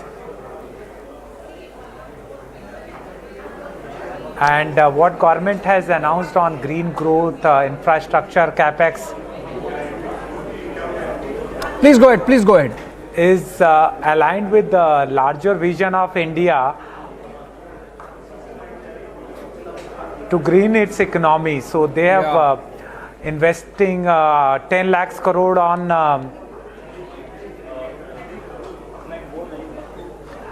on capex. That is amazing. Actually, that's going to spurt overall growth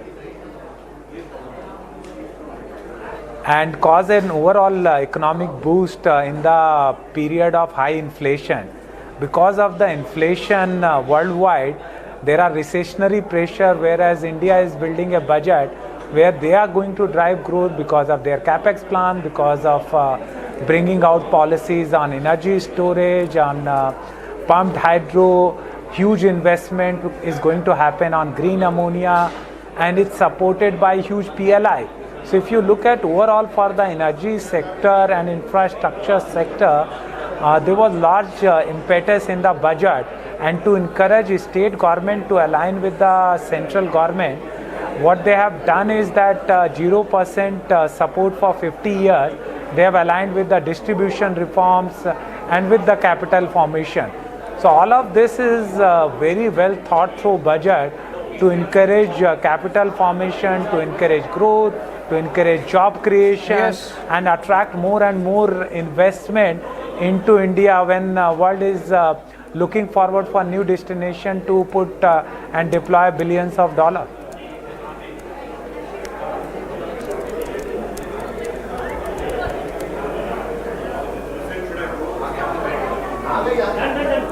All right, I think seems to be some audio issue there with Vineet Mittal. We'll go back to it. We'll go back to him in a bit. But if I could take this to Mr. P.K. Basu, and we have some more guests, I believe, joining in. There's this aspect of global messaging that I can see in the budget when it comes to greening of the economy, incentivizing the entire lithium-ion batteries ecosystem, focusing on scrapping of vehicles and getting them converted to green vehicles, electric vehicles, incentivizing that, and then the focus on biogas and mandating 5% of biogas, the whole the whole hydro mission that the finance minister seems to be backing with about 20,000 crore rupees of provisions. You think, Mr. Basu, apart from our goals under the climate change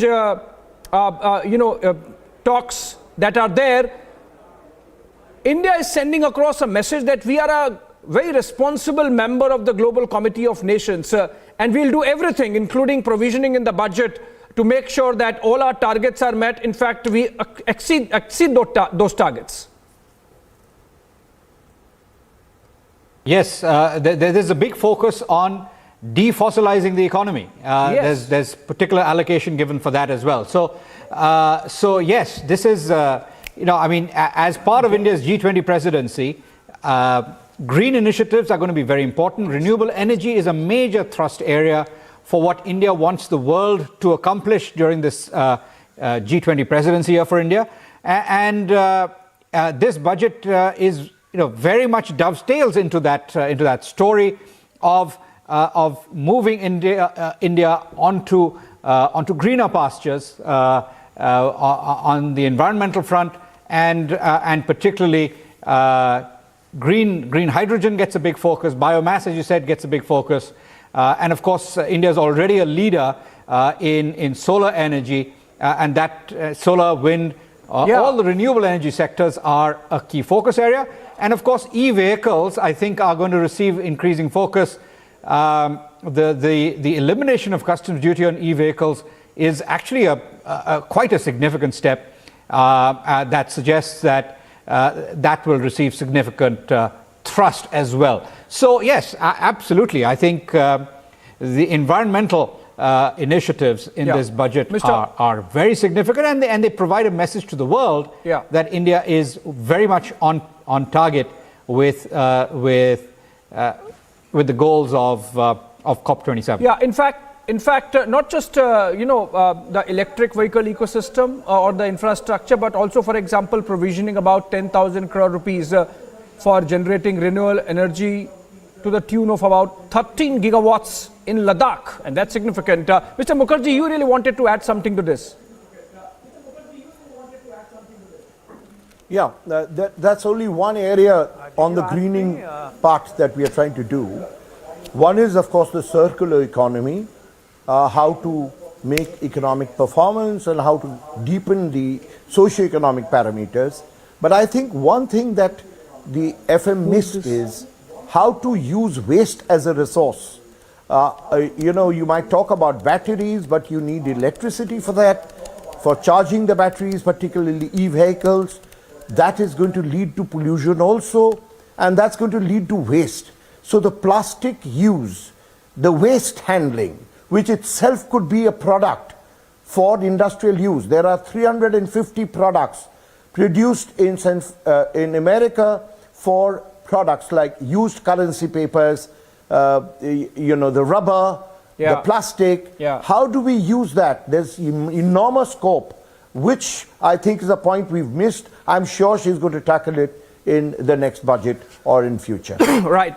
In fact, I am being told that we have been joined by Piruz Kambata of Rasna, and if we can get him on air. All right, not through yet. So let me just take in this forward with another area I thought was interesting, and if I could take this to, of course, Ghanshyam Tiwari also joins us, but before I take a political question, and Kalikesh Singh Dev also is with us, I believe, if I can see him. Yes, Kalikesh is there, yes. So let me take some political reactions first, since we have Ghanshyam and Kalikesh joining us. Ghanshyam, over to you first, and then I'll go to Kalikesh. How do you see this budget? Everyone else seems to be cheering it. Ghanshyam, what about your camp? Well, good afternoon to you, fellow co-panelists and the viewers. And also I congratulate the Finance Minister of India for presenting her fifth budget. I believe that the Finance Minister has attempted many things that were unaccomplished in her past budget. But two things stand out in those attempts which are common with past budgets. One, there is no accountability for the schemes announced in the past and what was achieved out of that. And second, there continues to be a complete disregard to the regional imbalance in India, where states such as Uttar Pradesh, Bihar are suffering because of the economic model that Modi government has pursued, and migrant labours or job creation, especially among the lower income groups, has not happened. Ghanshyam, hold on. You are making a specific charge. You are suggesting that Uttar Pradesh and Bihar perhaps have not been treated well. I'll come to you. We'll take this conversation forward. I have to take one last question because I am told Mr. Mittal has to move on from our conversation. Mr. Mittal, because we were discussing green energy and entire focus that the finance minister has really brought on the area and perhaps aimed at some global messaging also. And since you are from that sector, please tell us your thoughts before you go.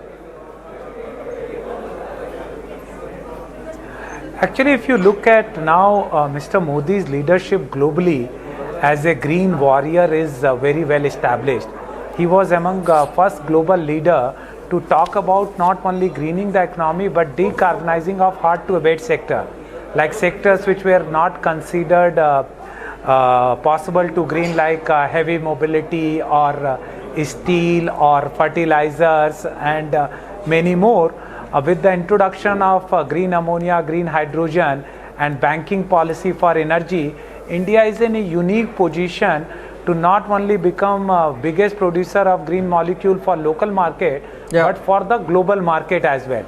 And providing 19,500 crore incentive to produce electrolyzer locally and incentive on export of green ammonia, and then encouraging the state to give similar incentive is a very positive step which very few countries have adopted so far. And in addition to that, if you look at, you talked about job creation in the solar sector with 40 odd gigawatt which is going to be established every year. We will be creating more than 4 to 5 million jobs every year from the low skilled worker and from emerging technologies. This is truly a very futuristic budget which is going to create the blueprint for the Amrit Kal generation. Thank you. Thank you, Payalji. Karnataka. It is a very historic budget. From farmers to women entrepreneurs to fishermen to tribal to digital, whatnot.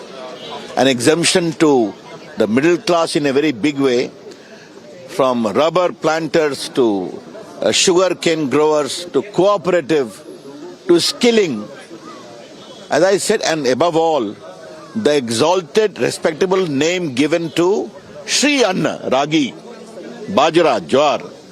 That is the true vision of the Prime Minister. My greetings, respect to him. Sabka Saath, Sabka Vikas is what this budget speaks for. And sir, income tax exemption, it is being seen as a populism ahead of the elections. Come on, whatever you say. After all, if there's so much of infrastructure is coming, is it good for middle class or not? Roads being built, energy coming, digital India, mobile phone, all these also help the cause of middle class. You need to understand. Sir, rebate coming for tax, that's a huge thing that the middle class is really waiting in terms of the budget. तो ये तो बहुत अच्छी बात है. Middle class को खुश होना चाहिए और नरेंद्र मोदी की सरकार सबके लिए चिंता करती है. सर्वव्यापी, सर्वस्पर्शी, उसमें मिडिल क्लास भी है. तो आज उनकी ये मांग थी, वो हुआ है, बहुत अच्छी बात है. अभिनंदन. अब आपका क्या? Key takeaways as far as the budget is concerned? Well, I'll have to go through the budget documents carefully to understand completely. But definitely there's been a benefit for the taxpayer in general, right from the lower slabs onwards and even to the higher slabs. And every time we've seen this in the past, it's improved tax compliance. So I expect that in spite of the reduction in tax rates, that there will be increased compliance and therefore an increase in collections is what I expect on the income tax front. Coming to industry, one thing that concerns my group specifically is on green energy and the green initiatives that the government is proposing. We have selected to get into these fields because these are important for the nation. And I think our choices have been good because it's reflected even in today's budget speech how important all of these green initiatives are for the nation as a whole. So battery in particular, the focus on storage as an important component to the overall energy mix, and the exemption on capital goods for getting into lithium-ion battery manufacturing is very well appreciated. Thank you.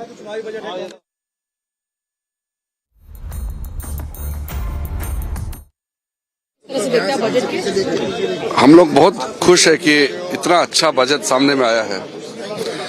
I need to speak in detail with you.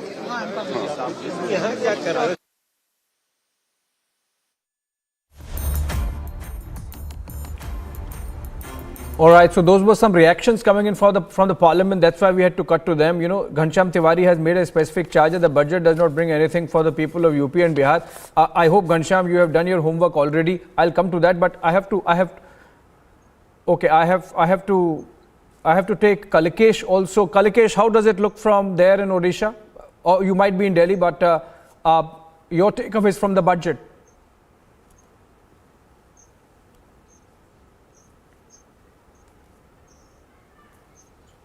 I think there is some audio issue with Kalikesh. I'm told Mr. Ajay Singh.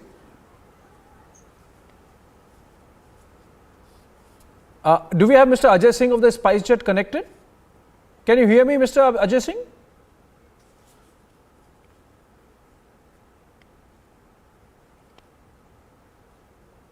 If the PCR can help me, is Mr. Ajay Singh connected?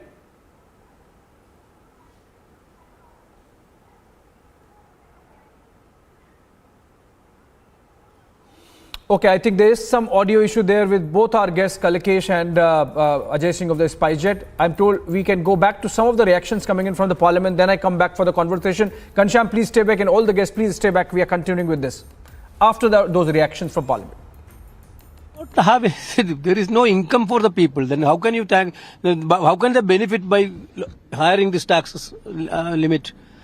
Basically, the government is not addressing the serious concern about the country's economical situation and the common man's plight. This is what my first reaction. No, first of all, you have to have an examine on about the past promises in the budget. How long it has been fulfilled? For example, farmers ke liye issue. They promised a lot many program, but nothing is fulfilled. Budget है और क्या है,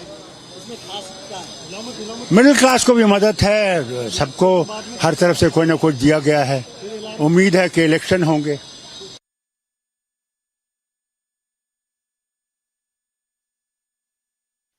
The significant part of the budget was a repetition of the presidential address and the economic survey report. But I am a believer in a low tax regime, so any tax cuts is welcome, because giving more money in the hands of the people, in my opinion, is the best way to boost the economy. But I need to look at the details before I can make an educated comment.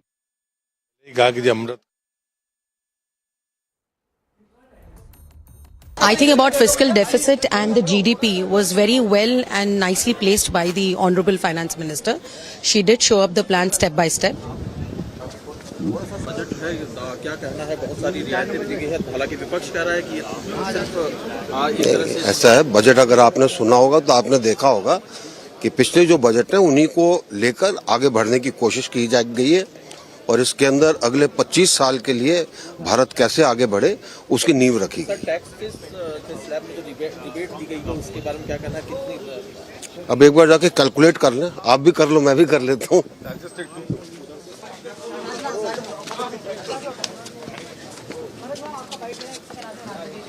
यहाँ जा रही है, पीछे कोई आ रहा है. Budget में खास करके मिडिल क्लास बोलेंगे boss.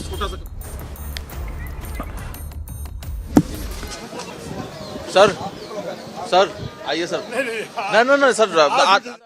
These are the usual post-budget reactions. Sorry, I had to go out for a while. Ghanshyam, I think you should begin by congratulating the government. It's a fantastic budget. Look at the fiscal deficit numbers. Fantastic. I mean, just look at the way in which the numbers been kept at 5.9 after despite doing this massive investment in infrastructure, and the middle class is elated today. I don't think you have anything to criticize for today, at least, do you? I mean, you shouldn't. It'd be out of form people to criticize you if you're going to be critical of this.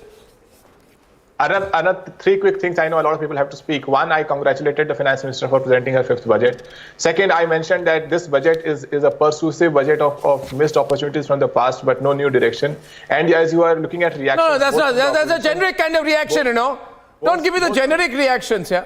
No new direction. Say something specific. Come on now. I'm coming to that. So say something specific. You showed on camera asking cabinet ministers, and they had no response on the budget. No, the cabinet ministers don't respond to the budget. It's the finance minister who responds. You know, what are you talking about there? This budget, apart from persuading those who were dissatisfied, gives no edge to the government. Mr. R. Dinesh, President designate CII. Joining me, Mr. Dinesh. Hi, Arnab here. No areas. How are you, Mr. Dinesh? Even political parties are a bit stunned with the nature of this budget. I think the biggest takeaway is infrastructure. What's your take? Yes, of course. I think the fact that 10 lakh crores has been invested in infrastructure and also I would call it unprecedented growth in that, I think is actually enabling I would call it a virtuous cycle, because on one side you have more cash available from the middle class to be able to spend, and on top of that, if you have the infra spend increasing, I think you're really in for a very high growth opportunity using this budget. We also have Gaurav Agarwal, CTO and co-founder of Tata 1MG. Hi Gaurav, sorry to keep you waiting for a while. I had to go out for a minute. You saw the budget. What's your one big take here? I mean, for me also, I think what's been done for salaried class and pensioners, the new income tax regime is very bold. What do you think? Yeah. Oh, absolutely. I think we are all very excited as individual beneficiaries of the budget that the tax rates have been rationalized, reduced. I'm particularly very happy with what they're doing on the health front as well. There's a lot of new initiatives that have been announced, massive investment and incentives on research. If you look at it from an ICMR core research standpoint, drug development, I think the reduction in tax rates will also improve discretionary spends on healthcare, which have mostly been curative in our country. They'll probably become more preventive, leading to a healthier India. So overall, very, very excited about the budget and what it's tried to do, especially in healthcare. Absolutely. That's your focus. Getting a lot of prominent voices right now. Gaurav, hold in for a while. Mr. Dinesh, don't go. I think I've got Ashish Chauhan, who's the CEO of, who's presently the MD and CEO of the National Stock Exchange with me. I can't see him on screen. Yeah, there you are, Ashish. Ashish, how are the markets doing today? How is NSE doing today? Let's put the market numbers up as well. I saw BSE almost 2% up. Sensex is 663 up. Overall positive, I think, but it's not about one day's market trend, is it?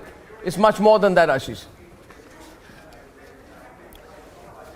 Yeah, absolutely. I think in some ways the finance minister has created a brilliant budget within the constraints they have. Every budget process has its own constraints, and in some ways they have brought down the fiscal deficit but still reduced the income tax rates and increased the infrastructure outlay. I think it's phenomenal the way this government has been able to execute infrastructure projects and also able to give more and more outlay to the infrastructure projects. I think it's overall very growth oriented, very job creating budget, and of course infrastructure oriented budget. What I also find remarkable, Ashish, out here, I'll take a quick comment from you on that, is that despite the 2024 elections, the budget has not announced any increase in any farm subsidies particularly, or any subsidies in any major way. So it has made fiscal prudence a priority a pre-election year, which is very unusual. And not only that, she has also given a path that they are coming down from 6.5% of the budget, fiscal deficit to now 5.9% for the forthcoming year, and then over next 2 years. And next 2 years, she will bring it down to 4.5%, which means they are very confident of staying here. So in a way, that's the thing. It's not. They take it as a routine budget. Kancham, you heard that. The fact is, Kalikesh is with us today. Hi, Kalikesh. Sorry, I just missed you there. I don't know how. Kalikesh Singh Deo from the BJD. Your take on this, because what I find remarkable. Can you hear me, Kalikesh? I don't think you can hear me. Can you hear me? No, I don't think he can. Okay, so you'll hook up with him. But I think what's very interesting here, when you're reading the tea leaves, Samir, Ashish, when you're reading the tea leaves, this is a government that is very sure of being here for the next 6 years, because they've set a target based upon their estimates now, and the revenue collections now. So it tells you about the politics also. Ashish, you want to elaborate? No, when we sitting in the market, we had a worry about even capital gain tax increase in the stock market, which has also not come true. So we are pretty happy. So then the budget was being the point presented, here is, it got Ashish, over, I think, at 120 plus. The point, Ashish, is there's no political desperation here. Ashish Wakankar, there is no political desperation here. From one Ashish to another Ashish, there's no political desperation going on here. They're like, okay, we don't need to take the fiscal to 6.5. We'll handle it.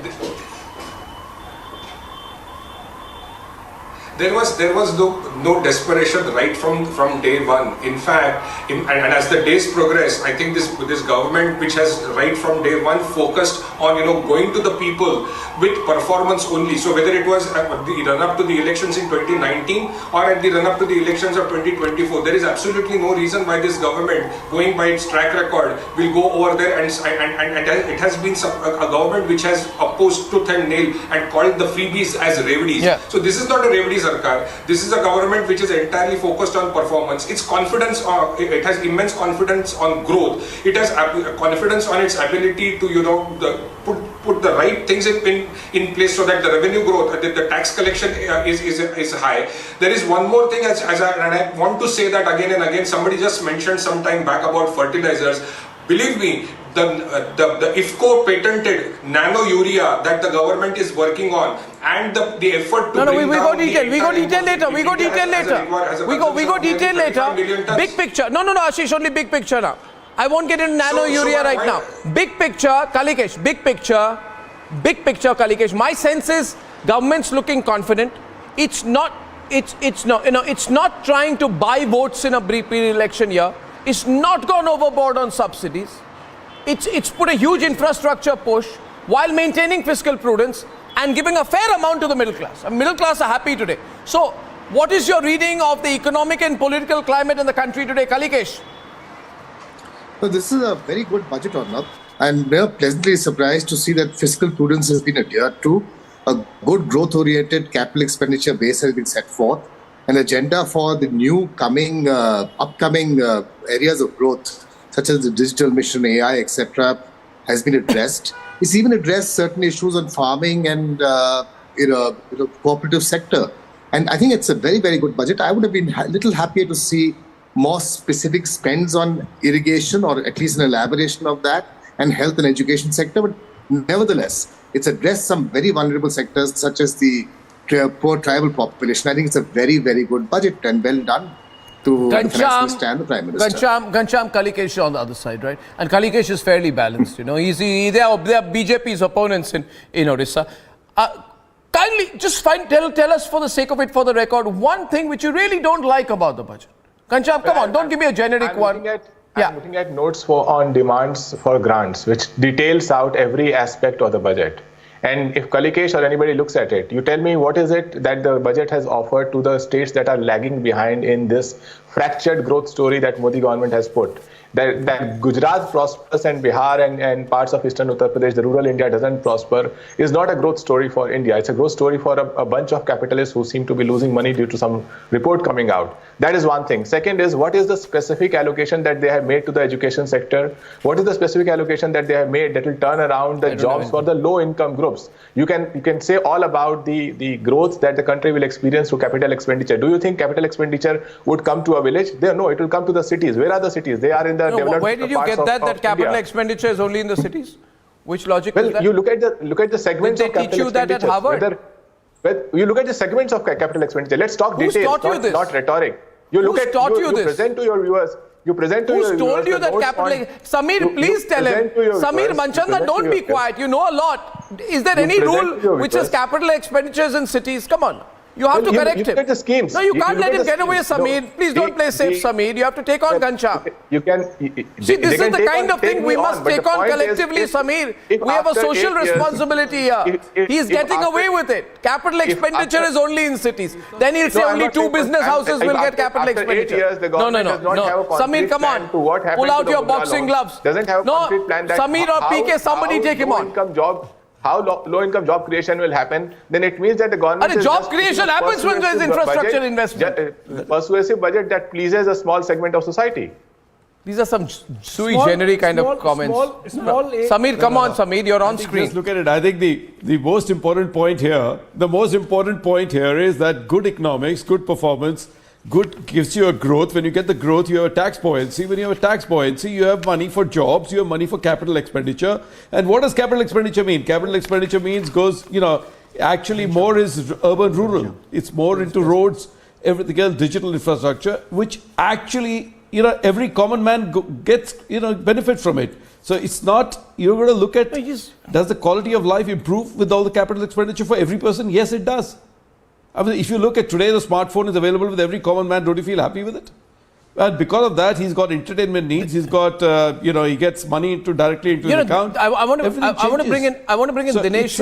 I think it's I a want to bring in game-changing Dinesh here phenomenon. also. That's well said, Sami. I want to bring in Dinesh here. Dinesh, when you see this argument, I think it is necessary for industry now to counter this argument that capital expenditure only helps a few business houses in the country. That's not the case out here. I'd like your take on that, because that's the way it's being put out there. I find it inexplicable, but it has to be countered, because otherwise that becomes the dominant political narrative in this country. You have direct capital investment, which is complemented by 4.5% of GDP. Now we'll be told all the 13.7 lakh crores are going to go to 2 business houses. That's the kind of logic that Ghanshyam and the Vadra Congress will start putting out. That's not the case, right? I mean, we have to counter that narrative. I think the way I would look at it, I think it's important support, for example, being given to the states, especially for the urban bodies, to be able to increase their capex expenditure. And there, especially so, I would look at it as the fund which is given for making sure the municipal bodies become, so to say, resilient. And I think that will be a big reach out to what I would call as the rural pockets of India.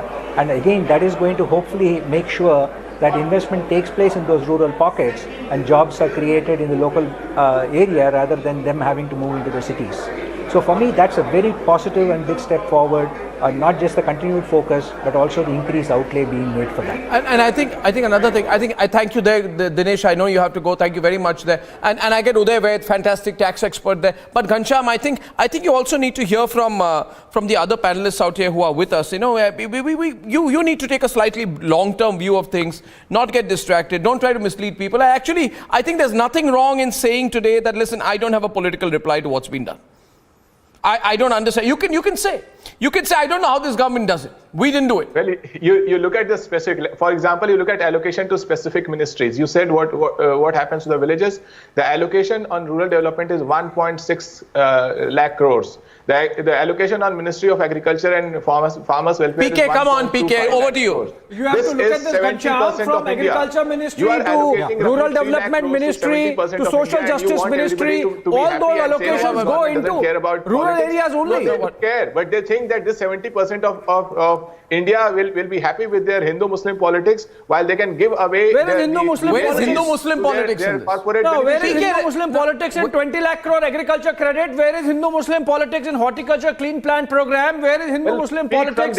Speak from data Where on is the budget. Hindu-Muslim politics in biogas? Hindu-Muslim politics angle has to be stopped. No, I'd say this. Where is Hindu-Muslim politics in the national education policy? Where is Hindu-Muslim politics in the skill? No, where is Hindu-Muslim politics in the... No, Ghanshyam, you've infuriated me. Where is Hindu-Muslim politics in the Skill India International Center? Where is Hindu-Muslim politics in the credit guarantee for MSME? Is anybody saying that Hindus will get MSME credit guarantee, Muslims will not? Stop this politics. Stop this regression. This antediluvian thought.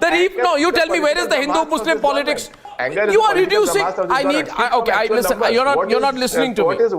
You're not listening to me. That's your problem. Out to the 60%, 70% of Indians who live in villages. There is no 60, 70%. There's all of us. Kalikesh, would you kindly come in? He brings a Hindu-Muslim politics to everything. He'll say tomorrow there's a Hindu-Muslim politics to the tax slabs as well. Kalikesh, come on now. You don't need to be so polite to Ghanshyam. You can take him on. You should. No, I didn't. You should take him on. I don't. Take him on. I don't need to be polite to him. Neither do I need to take him on. The fact is, we are discussing the budget, and the budget is a good one. You mentioned the NEP, the National Education Policy or not. That's an extremely, extremely good policy.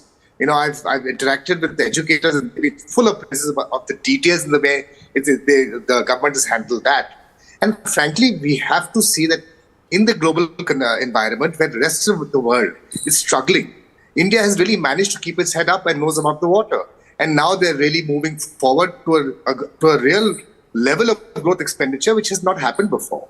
So we have to give credit to the government. Yes, I agree with Ghanshyam. We wanted to see some more specific numbers on irrigation and on health and education, as I said before. But that would be in the details, and we need to read the details. And I'm sure we will find things to criticize the government or even suggest better ways to the government to better themselves in the future. But frankly, as it stands today, it's been an excellent budget delivery. I just want to know how difficult a balancing act this would have been, and I want to go into Uday Vaid once again. Uday, these tax, we spoke just before the budget started. Gaurav, just coming to you in a minute. We spoke just before the before the budget started. Your comment on these, on the direct tax initiatives here and the tax slabs here. What do you think? I think ease of compliance, the major change for all individuals. Be it up to 5 lakhs a tax rebate going to 7 lakhs smaller taxpayer, or even to the highest level. As I am just trying to go to the fine prints, and it looks to me that the maximum rate also is now 39% instead of 43%. So it applies to all taxpayer, and by default, new regime is the default regime. Okay, so you will have to calculate straight away the tax based on whatever it is, and maximum you will pay 39%. At 7 lakhs, you pay nothing. I just did some small calculation. At 7 lakhs, you save 25,000 rupees compared to what it was before. And so from that perspective, very ease of compliance. Also try to do away with when they have given 4% rebate to the highest taxpayer, also to an extent taken away the capital gains exemption, right? Saying that if you invest in a house, people have invested in a very high ultra house, now that the exemption will be up to 10 crore rupees. Yeah. So both the way, I think a balancing act has been done, but certainly an excellent kind of regime. This regime didn't work in the prior because of not maybe enough thought through, but this will, just by making it default, it has changed in my view significantly. It's like at a corporate level, you do a corporate tax calculation or a MAT calculation. Simple, by default, it will be very, very easy. Again, what about not network, treating gold and electronic gold as long-term gains? It's a pass-through, which is good, because you say you want to tax it when the capital asset is sold. Now you are simply converting your physical asset into a e-asset. So it's a pass-through. When it is actually sold, it will be taxable. Otherwise, a double taxation. And this is also in line with you want to move ahead to a tax I don't base, know. right? Yeah, I think that's good. I think, Gaurav, I don't know whether you noticed or you have an interest in the direct tax proposals on startups, because they've said that the date of incorporation will move from 31st. Did you catch that one when she said the date of incorporation will change from? I haven't caught that one yet. Yeah, so what she said was that on startups, she said that to reduce the pendency of appeals, there'll be many joint commissioners put to the job, but startups will be provided the benefit of carry forward on losses on change of shareholding from 7 to 10 years. And the date of incorporation from 31 March 23 to 24. So no, that's great. I think these are all great changes. The government has been progressively making it easier and better for startups. They brought a lot of SOPs last time also with ESOPs, etc. The general shutting down of businesses, especially because startups are high-risk businesses, all of those norms has also been eased out. A lot of changes that have happened, especially in the tax slabs and compliance, they've all made startups much more easier to function, especially when we compare it from 5-7 years ago. So the government's continuing to do great work in that area, and I congratulate Ms. Sitharaman for continuing that trend. So great work there. Pirus Kambada joining us from CI. Hi, Pirus. Arnab here. What's the overall picture for you, Piyush? And how are people at CI are responding to this? How are you looking at it, Piyush? See, the way I look at it is, this is the G20 budget. We have taken the G20 presidency. This is an accountable, responsible budget. Like, we have some goals in G20, let us like going green. Now this budget includes that. Going organic in food, this budget includes that. And now ensuring certain areas of technology.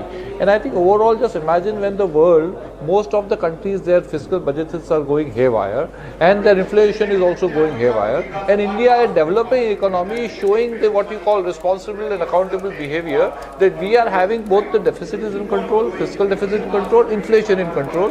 And the FM proudly says that she will still further reduce it going further, the fiscal deficit. Yeah. And I think it's a very, very positive statement to make. And I think today this is a reverse preaching. People who were preaching us, now we are preaching them how to deal with the economy. And I think that is a good news for all of us today, that we are preaching the world what to do. And in my sector in particular, in food, I think the whole idea of taking millet as a crop and growing with it is a great idea. In fact, in CII, a lot of people have been saying we should have one crop-led growth. So I think one country, one crop, let us put it this way, if millet really grows, it will really change the ecosystem. I am seeing, for example, let us say there is a huge demand of, let us say, bajri, raga, but not only for the products, for the agriculture crop, for the value-added products also. So, for example, people to have bajri soup instead of minestrone soup, which people like us are doing. People have, let us say, organic basmati rice, and they can have organic biryani also, which Indian companies can sell in frozen. We can have organic juices, which companies like us are already doing, and in a major way. So I believe that this will change the whole way agriculture and food processing works. Absolutely. Also, Ajay Singh joining us. He's the chairman of SpiceJet. Ajay, good afternoon. From your sector perspective, anything of interest and overall? I think overall, of course, it's a very solid, stable, prudent and responsible budget. It's also a growth-oriented budget. I think we were all surprised to see that infra spending actually had been increased from 7.5 lakhs to 10 lakh crores. Why were you surprised? When governments earn money, we expected it to increase, but perhaps not by so much. As you know, this is an election year, and governments always have the temptation of being much more populist in such a year. But I think the government has shown that irrespective of elections, they are going to be responsible and prudent. This fiscal deficit reduction from 6.4 to 5.9%, I think that was very, very positive, and for the finance minister to say that the target was 4.5% for 25-26, I think that's a big positive as well.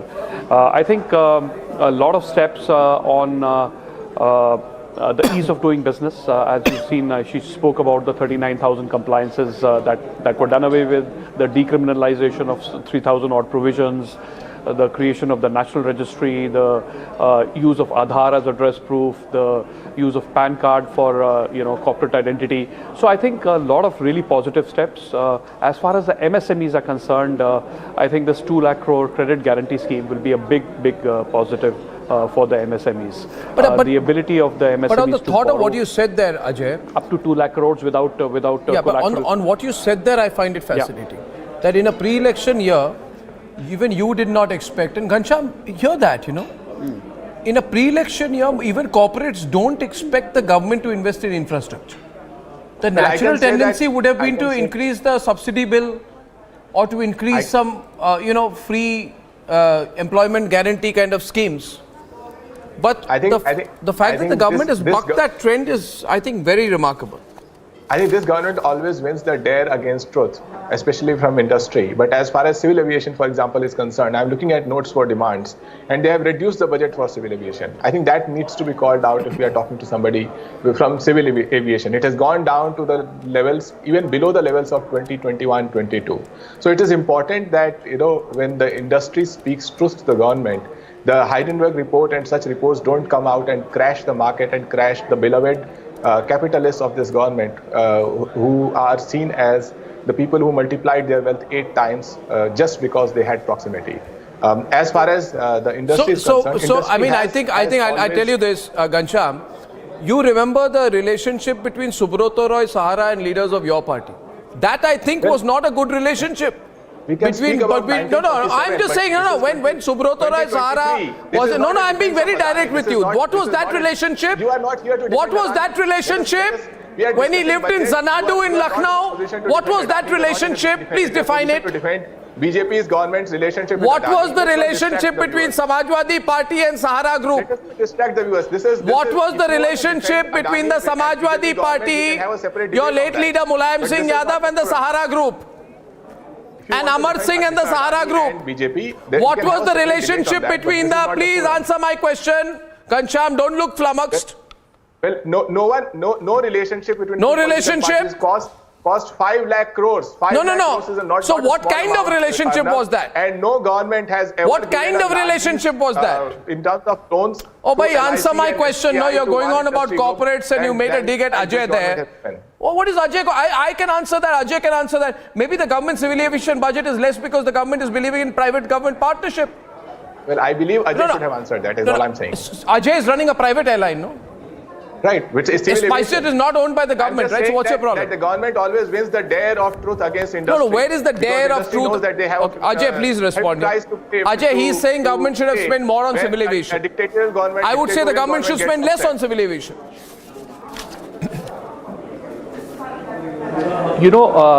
The civil aviation sector is now run by the private sector. The kind of progress that we've seen in the civil aviation sector in terms of, when this government took over, there were only 70 airports operational. Today, there are more than 150 airports which are operational. The kind of cities that have been connected in the last 7 years is absolutely amazing. So I think a lot of work is going into this, and we don't need government support. He wants Sahara to come back with Sahara Airlines. Airports, private airlines. He's pushing for Sahara to come back with Sahara Airlines. That's the idea, right? Defense of BJP and Adani Group. In my opinion, that's the defense of BJP you want and Sahara Adani to come back. You can say frankly, we are missing Sahara. The debate on that. We are missing Sahara. That's what you're saying, right? It is the defense of Adani Group and BJP, but this is not the debate. No, but when the friend of Samajwadi Party came on my program the last time, named Subrata Rasari, was crying on my program, and then he went to jail. Well, we have seen Mr. Modi also cry, so I don't think crying is such a bad thing. Now I'm just having a laugh. Don't take me seriously on things like this. Kalikesh, on states, he tried to provoke you and said not enough is being done for states. I want your response on that. Ghanshyam says not enough being done on states, for states. Everybody wants, special focus on their states. Of course, I would want it for Orissa, but I haven't read the details. I don't know what's gone into the various aspects of, of governance, especially on the social security areas. I think it's something we need to wait and see. What I do like is the fact that they are increasing the interest-free loans to the states, and they're doing it with riders where hopefully the states would increase their capital allocation and also spend on certain priority sectors. So I think there is something in the finance minister's speech. Now we have to really wait to see the details to see where it's coming out. Now one area of, just to go with Ghanshyam a little bit, one area where I think the government could have done a little bit more was to rationalize the capital gains taxes. I think there are just too many variances and too many different kind of instruments. Some mention was made by the finance minister. I think a lot more can be done in the future, maybe. Absolutely, it can. I think I have to take a short break out there. While Ghanshyam goes and does his research on Sahara Group. And I shall be back in a few minutes. Ladies and gentlemen, Rajan Navani on the other side. Few minutes.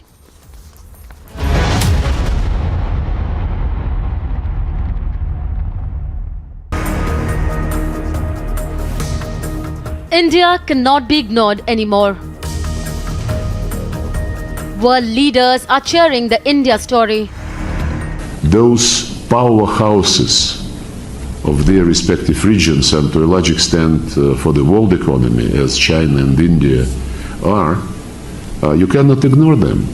And you cannot dictate to them that they should develop the way which will continue to enrich. India is being acknowledged on a global platform. Lifestyle for the environment and his call for papers, I'm guided to the ancient texts of India and enlightened by their great respect for the natural world and the environment. With the G20 presidency, the world is looking to India. The impression of this country is that India is undeniably a global powerhouse. Not only is it a hard power, evidenced by economic scale and population, but also a soft power equipped with well-known films, cuisines, history, and renowned figures. The bold moves on economic strides under the Modi government have gained global appreciation. A lot has been done in the past years under the leadership of Prime Minister Modi. Naturally, he's a patriot of his country. And his idea of make in India, it matters. Both in economic-wise and in the ethic. So India has made tremendous steps forward in development, and the future belongs to India. India is undoubtedly the global bright spot. Now the world is watching whether Budget 2023 will be a catalyst to India's growth story. Bureau Report, Republic TV. Liberty जरूर लेना आवश्यक है. Middle class का pressures को मैं समझ पा रही हूं. I identify myself with middle class, so I know. But एक विषय में सरकार के अब तक के काम के ऊपर भी आपके सामने रखना चाहती हूं. कोई नया टैक्स मिडिल क्लास के ऊपर नहीं है अब तक. The Dalal Street will be keenly watching out for the last full budget of Modi government 2.0. While it is a mammoth task for the finance minister to strike a balance between fiscal prudence and capital expenditure allocation, the market is anticipating increased allocation in manufacturing, pharma, defense, specialty chemicals and technology sectors. Market sentiment would also be determined on whether the government is on track to meet its fiscal deficit target of 6.4% of GDP for this financial year and the disinvestment target that would be set for the next financial year. Amid inflationary concerns coupled with recession fears, there are high hopes for tax relief in the budget. The salaried class expects an increase in basic tax exemption limit and increase in the limit for deductions under Section 80C of the Income Tax Act. Finance Minister Nirmala Sitharaman's recent comment raised many hopes for the salaried class. मैं आने वाले budget के ऊपर तो कोई कुछ बोल नहीं सकती हूं. और मैं भी मिडिल क्लास की हूं. मिडिल क्लास का प्रेशर्स को मैं समझ पा रही हूं. आई identify my self with middle class, so I know. But एक विषय में सरकार के अब तक के काम के ऊपर भी आपके सामने रखना चाहती हूं. कोई नया टैक्स मिडिल क्लास के ऊपर नहीं है.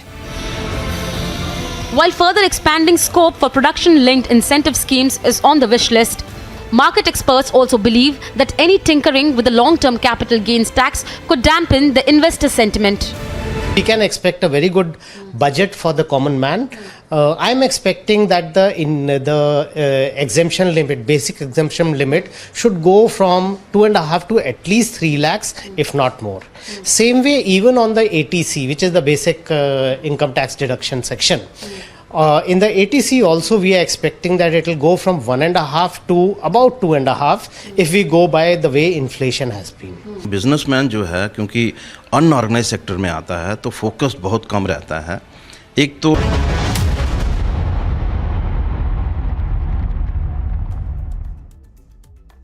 विशेष रूप से आभार व्यक्त करती हूँ आदरणीय प्रधानमंत्री जी का.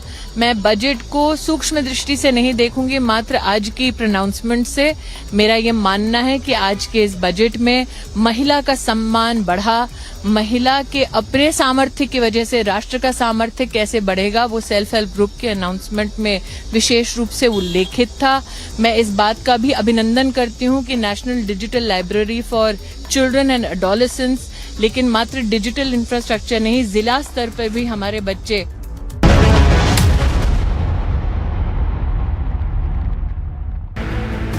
The Dalal Street will be keenly watching out for the last full budget of Modi government 2.0. While it is a mammoth task for the finance minister to strike a balance between fiscal prudence and capital expenditure allocation, the market is anticipating increased allocation in manufacturing, pharma, defense, specialty chemicals and technology sectors. Market sentiment would also be determined on whether the government is on track to meet its fiscal deficit target of 6.4% of GDP for this financial year and the disinvestment target that would be set for the next financial year. Amid inflationary concerns coupled with recession fears, there are high hopes for tax relief in the budget. The salaried class expects an increase in basic tax exemption limit and increase in the limit for deductions under Section 80C of the Income Tax Act. Finance Minister Nirmala Sitharaman's recent comment raised many hopes for the salaried class. मैं आने वाले budget के ऊपर तो कोई कुछ बोल नहीं सकती हूं. और मैं भी मिडिल क्लास की हूं. मिडिल क्लास का प्रेशर्स को मैं समझ पा रही हूं. आई identify my self with middle class, so I know. But एक विषय में सरकार के अब तक के काम के ऊपर भी आपके सामने रखना चाहती हूं. कोई नया टैक्स मिडिल क्लास के ऊपर नहीं है. While further expanding scope for production-linked incentive schemes is on the wish list, market experts also believe that any tinkering with the long-term capital gains tax could dampen the investor sentiment. We can expect a very good budget for the common man. I'm expecting that the exemption limit, basic exemption limit, should go from 2.5 to at least 3 lakhs, if not more. Same way, even on the ATC, which is the basic income tax deduction section. In the ATC also, we are expecting that it will go from 1.5 to about 2.5 if we go by the way inflation has been. Businessman जो है क्योंकि unorganised sector में आता है तो focus बहुत कम रहता है. एक तो लिमिट जो है मैं समझता हूँ कि इसको एनहांस करने की ज़रूरत है, स्लैब जो है उसको बढ़ाने की ज़रूरत है. हमें बजट में ज़रूरत इस बात की है कि जीएसटी कोई की नए सिरे से रिव्यू होना चाहिए, क्योंकि जीएसटी के अंदर अभी भी कॉम्प्लिकेटेड सिस्टम्स बहुत सारे हैं. वहीं दूसरी ओर इनकम टैक्स का जो स्लैब है वो निश्चित रूप से कम होना चाहिए. तीसरा, क्योंकि अब हम एक डिजिटल टेक्नोलॉजी वाले युग में जा रहे हैं और पुराना जो व्यापार करने का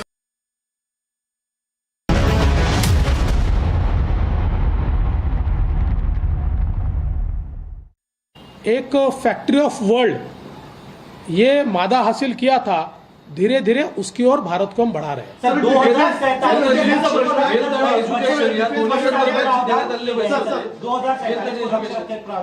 इसके पहले होता था कि कोई भी सरकार तो तत्कालिक गेन के बारे में सोचती थी. क्या अब यहाँ से आगे यही माना जाए कि कोई भी बजट होगा वो लॉन्ग टर्म प्रोसेस को देखकर? देखिए, बजट 1 साल का होता है लेकिन उसका असर सालों तक होता है. इसलिए कभी भी बजट करते समय उसको अगले 10 साल में उसका परिणाम क्या होगा इसका विचार किया जाना चाहिए. लेकिन मोदी जी बहुत आगे की सोचते हैं. भारत जब 100 साल का होगा तब किस प्रकार का भारत होना चाहिए, इसको मद्देनजर रखते हुए ये बजट रखा गया. राष्ट्रीय आरोग्य अभियान असेल किंवा शिक्षण याचे फंड्स यावर्षी कमी करण्यात आले, त्याची काय कारण आहे? नाही, कोणी सांगितलं तुम्हाला कमी केलेत म्हणून? बिलकुल चुकीचं आहे. त्याचे फंड्स कुठेही कमी केलेले नाही, कुठेही फंड्स कमी केलेले नाहीत. काही नवीन योजना सुरू केलेल्या आहेत, त्या नवीन योजनांनाही वेगळे फंड दिलेले आहेत. त्यामुळे शिक्षण आणि आरोग्यावर कुठेही. A very historic budget, comprehensive, all-encompassing, from farmers to women entrepreneurs to fishermen to tribal to digital, what not? An exemption to the middle class in a very big way, from rubber planters to sugar cane growers to cooperative to skilling.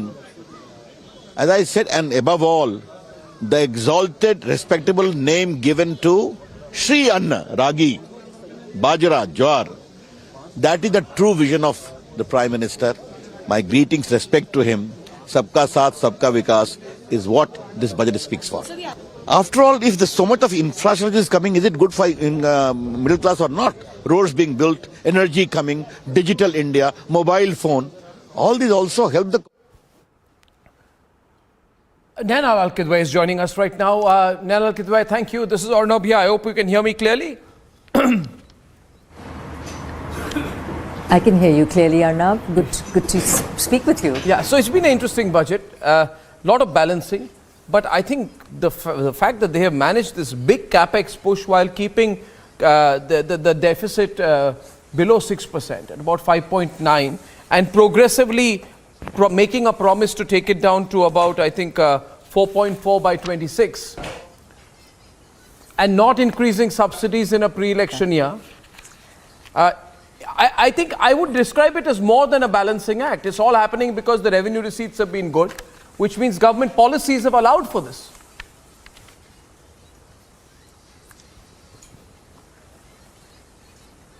Arnab, absolutely. I think you're spot on.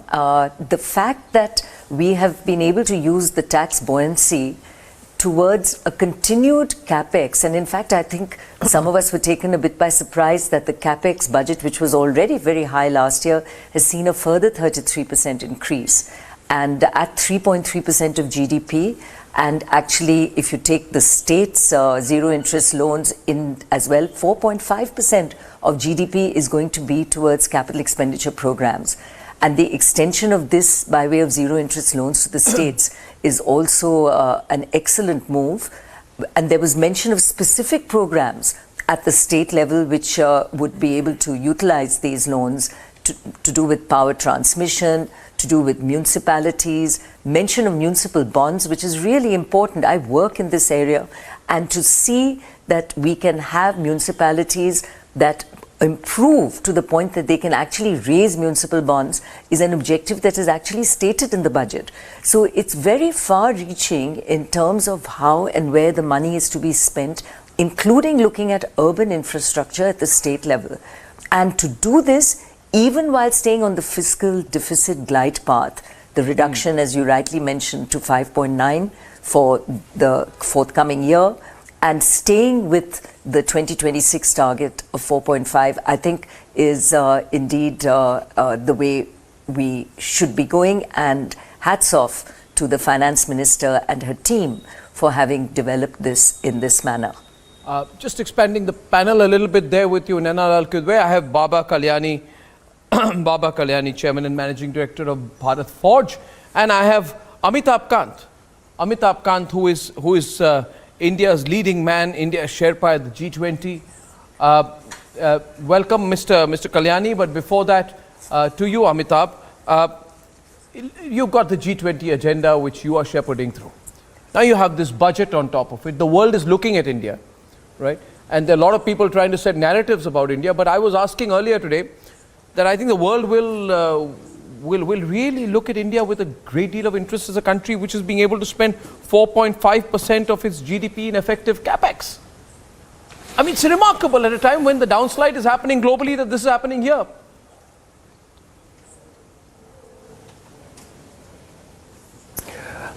So Arnab, I think this is a remarkable budget for a new India because of its huge focus on capital expenditure. I think this vast number of improvements on the tax regime, the direct tax regime, will lead to a completely new consumption story of India. And the important thing is that the fiscal deficit is brought down from 6.4 to 5.9, and a medium-term plan of going up to 4.5 would mean really that over a period of time you'll see a lot of, this will give leeway to a lot of private investments to come in. It'll crowd in private investment in a big way. But I think the important thing about this budget are two remarkable features. Its huge focus on going digitization across the board, every single sector of the economy. And secondly is the green growth focus on the economy. Now, if India is to really pole vault into the new economy, it's about digitization and it's about going green. And this is a phenomenal story. It cuts across every single sector, brings in ease of doing business, and remarkable story. The other big features, two other big features I'd like to point out is this focus on urbanization, which is very critical because we have a very large population dependent on agriculture. If India is to grow at high rates over a 3-decade period, urbanization will have to be a key driver of growth. And secondly, the focus on tourism, which is a major job creator. Now, if you're looking at 50 centers of excellence, skill development, etc., travel and tourism will emerge as a very, very big driver of growth, including job creation in the coming years. So this is, to my mind, one of a remarkable budget in many, many ways. It really is a budget which transforms India in a remarkable manner in the coming years. It really is a budget which will enable India to technologically leapfrog. In fact, Sanjeev Goenka, when he was live with us about half an hour back, said to me, Mr. Kalyani, that when an economist, Suman Mukherjee, said, is private sector going to do its bit? He said, now private sector will be back with a bang. And then I asked him what was there, what was missing last time? Why was it not back with a bang last year? He said there was a bit of post-COVID nervousness or trepidation. I'm not sure of the word that he used. But he said that's behind us now, and with the focus of the government, there will, with the capex push, overall environment, I think private sector investment in India is going to grow. So what's your take on that? And also on the capex push particularly? It's for me? Yeah, that's to you, Mr. Kalyani. Okay. First of all, let me just echo my sentiments on the budget. As Mr. Amitabh Kant said, for us, this is a budget that clearly spells out the direction from a global and domestic point of view that we are heading towards the $30 trillion economy by 2047. I think this kind of reinforces that view. And that's very important from a global perspective, very important from an Indian perspective. This is number one. Number two, this huge increase in capex in terms of investments in infrastructure, investments in urbanization, a lot of investments in the green energy area, are areas which will open up new vistas for the manufacturing sector to do more things and different things. So obviously, for us, we will be looking at spending capex. We are also focused a little bit on the defense sector, and that's something that I think is also opening up in terms of the private sector. So we expect to bring in new factories on stream to make a lot of this new stuff. So that's the second point. The third point is, I think, it's a budget that's driven by a direction that is driven by technology, innovation, those kind of things. Now, this is the only way India can reach a developed nation status. And I think the Prime Minister is speaking. I'll have to interrupt, sir. विकसित भारत के विराट संकल्प को पूरा करने के लिए एक मजबूत नींव का निर्माण करेगा। ये बजट वंचितों को वरीयता देता है। ये बजट आज की एस्पिरेशनल सोसाइटी, गांव, गरीब, किसान, मध्यम वर्ग, सभी के सपनों को पूरा करेगा। मैं वित्त मंत्री निर्मला जी और उनकी टीम को इस ऐतिहासिक बजट के लिए बधाई देता हूं। साथियों, परंपरागत रूप से अपने हाथ से औजारों और टूल्स से कड़ी मेहनत कर कुछ न कुछ सृजन करने वाले करोड़ों विश्वकर्मा इस देश के निर्माता है। लोहार, सुनार, कुम्हार, सुथार, मूर्तिकार, कारीगर, मिस्त्री, अनगिनत लोगों की बहुत बड़ी लंबी लिस्ट है।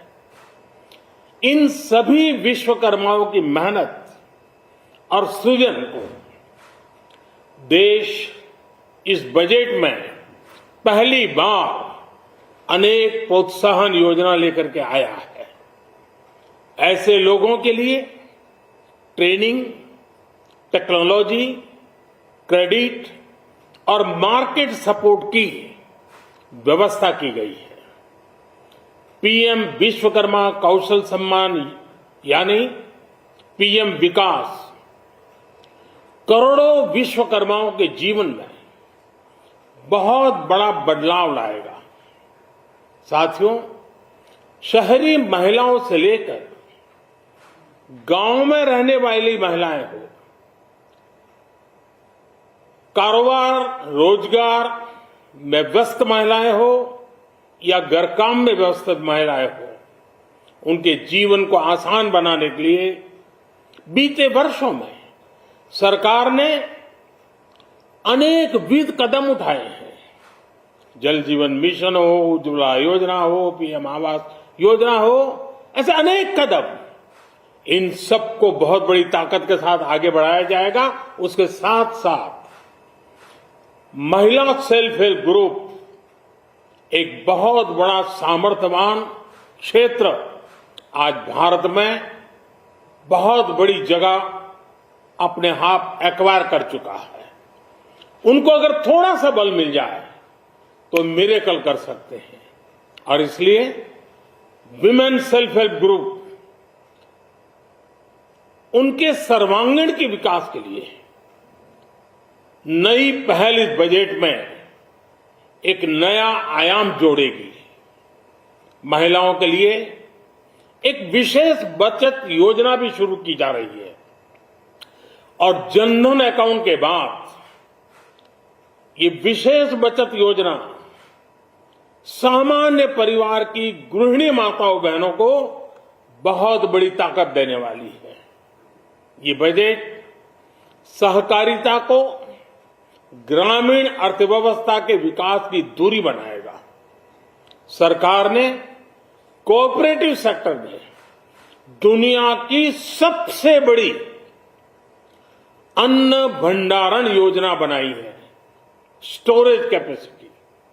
बजट में नए प्राइमरी कोऑपरेटिव्स बनाने के लिए एक महत्वाकांक्षी योजना का भी ऐलान हुआ है।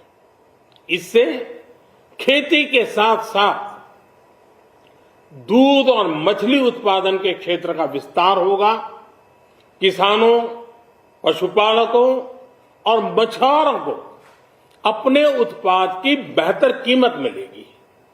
साथियों, अब हमें डिजिटल पेमेंट्स की सफलता को एग्रीकल्चर सेक्टर में दोहराना है। इसलिए इस बजट में हम डिजिटल एग्रीकल्चर इंफ्रास्ट्रक्चर की एक बहुत बड़ी योजना लेकर आए हैं। आज दुनिया इंटरनेशनल मिलेट ईयर मना रही है। भारत में मिलेट्स के अनेक प्रकार हैं, अनेक नाम हैं।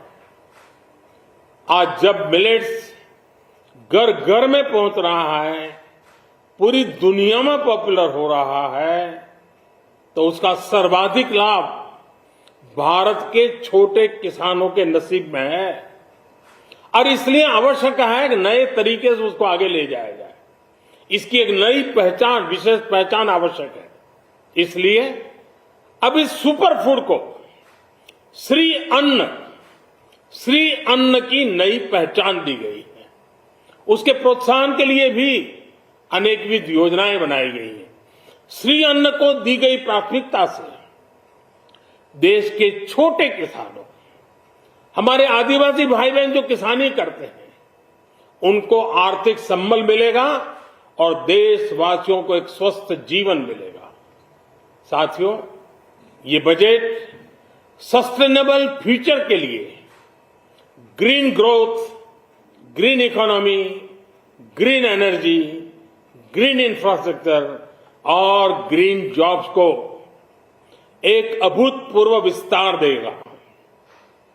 बजट में हमने टेक्नोलॉजी और न्यू इकोनॉमी पर बहुत अधिक बल दिया है।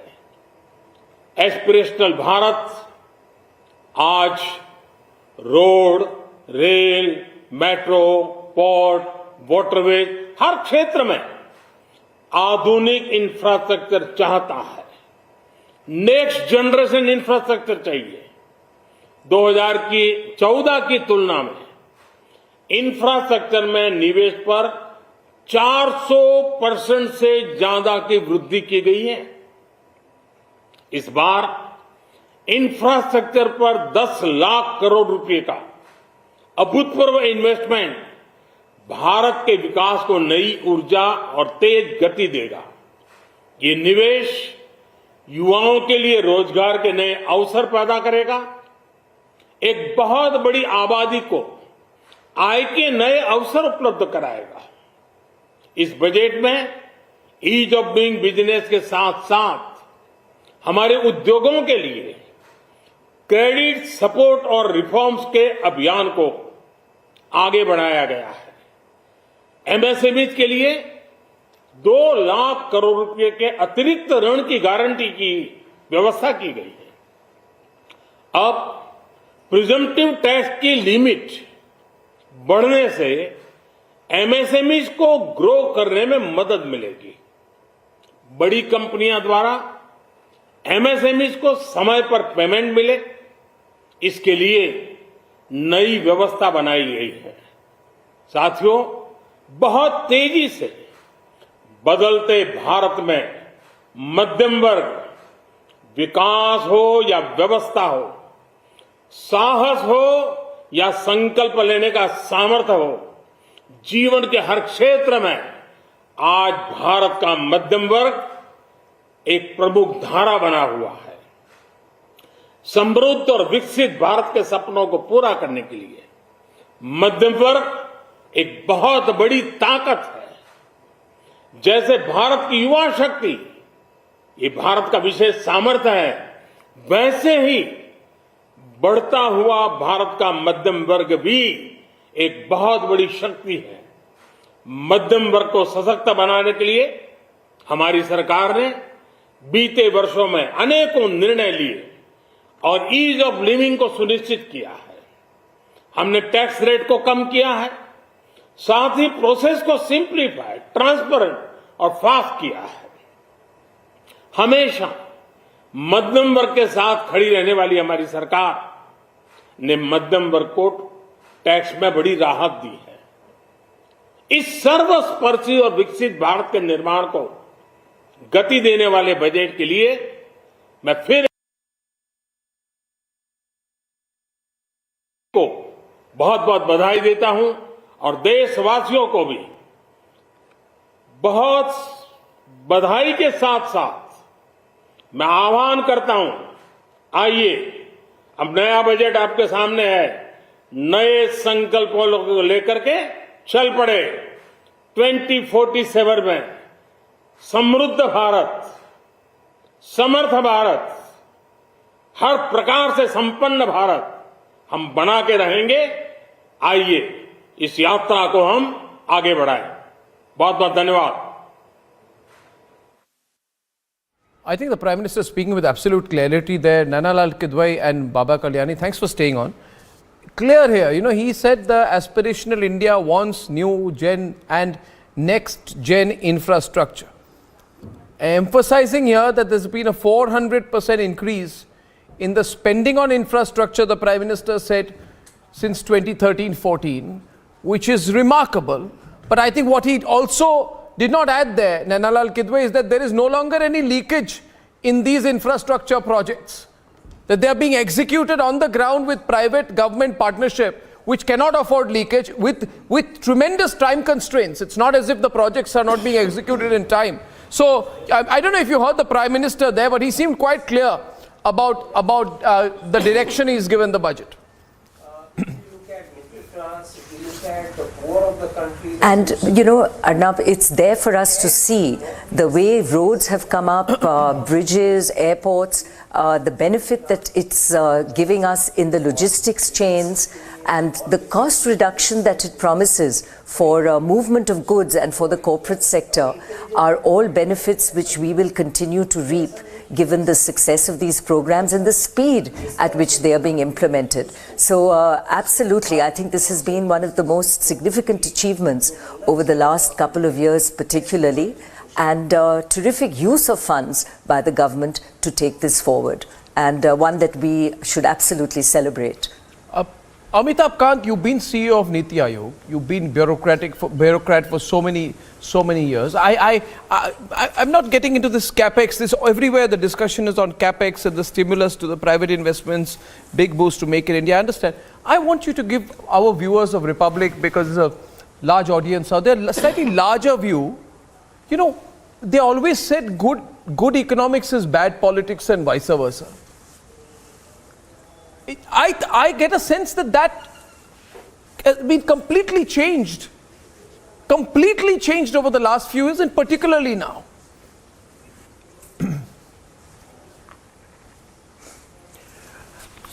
So, Arnab, what the government has established is that good governance is good politics, really, and good governance is also about coming out with remarkable budgets. This is a budget for a new India. This is a budget which doesn't have populism, but it focuses on India's long-term growth strategy. To my mind, the great thing about the budget is that it's not about just capital expenditure, but important thing for India is to ensure that over a period of time, we become a very productively efficient economy. And that necessitates that we are able to attract a lot of private sector investment. So if you look at the larger strategy in the budget, as your fiscal deficit keeps coming down, you will be able to crowd in private sector investment. Number two, when you open up such large amount of capex expenditure and you're forcing the states, you're telling the states that the 1.3 lakh crore that is being made available to you is available to you during the course of next year. That means they will have to spend this money. You're providing an incentive for them, 50-year interest-free loan, which you can avail if you do this during the course of the year.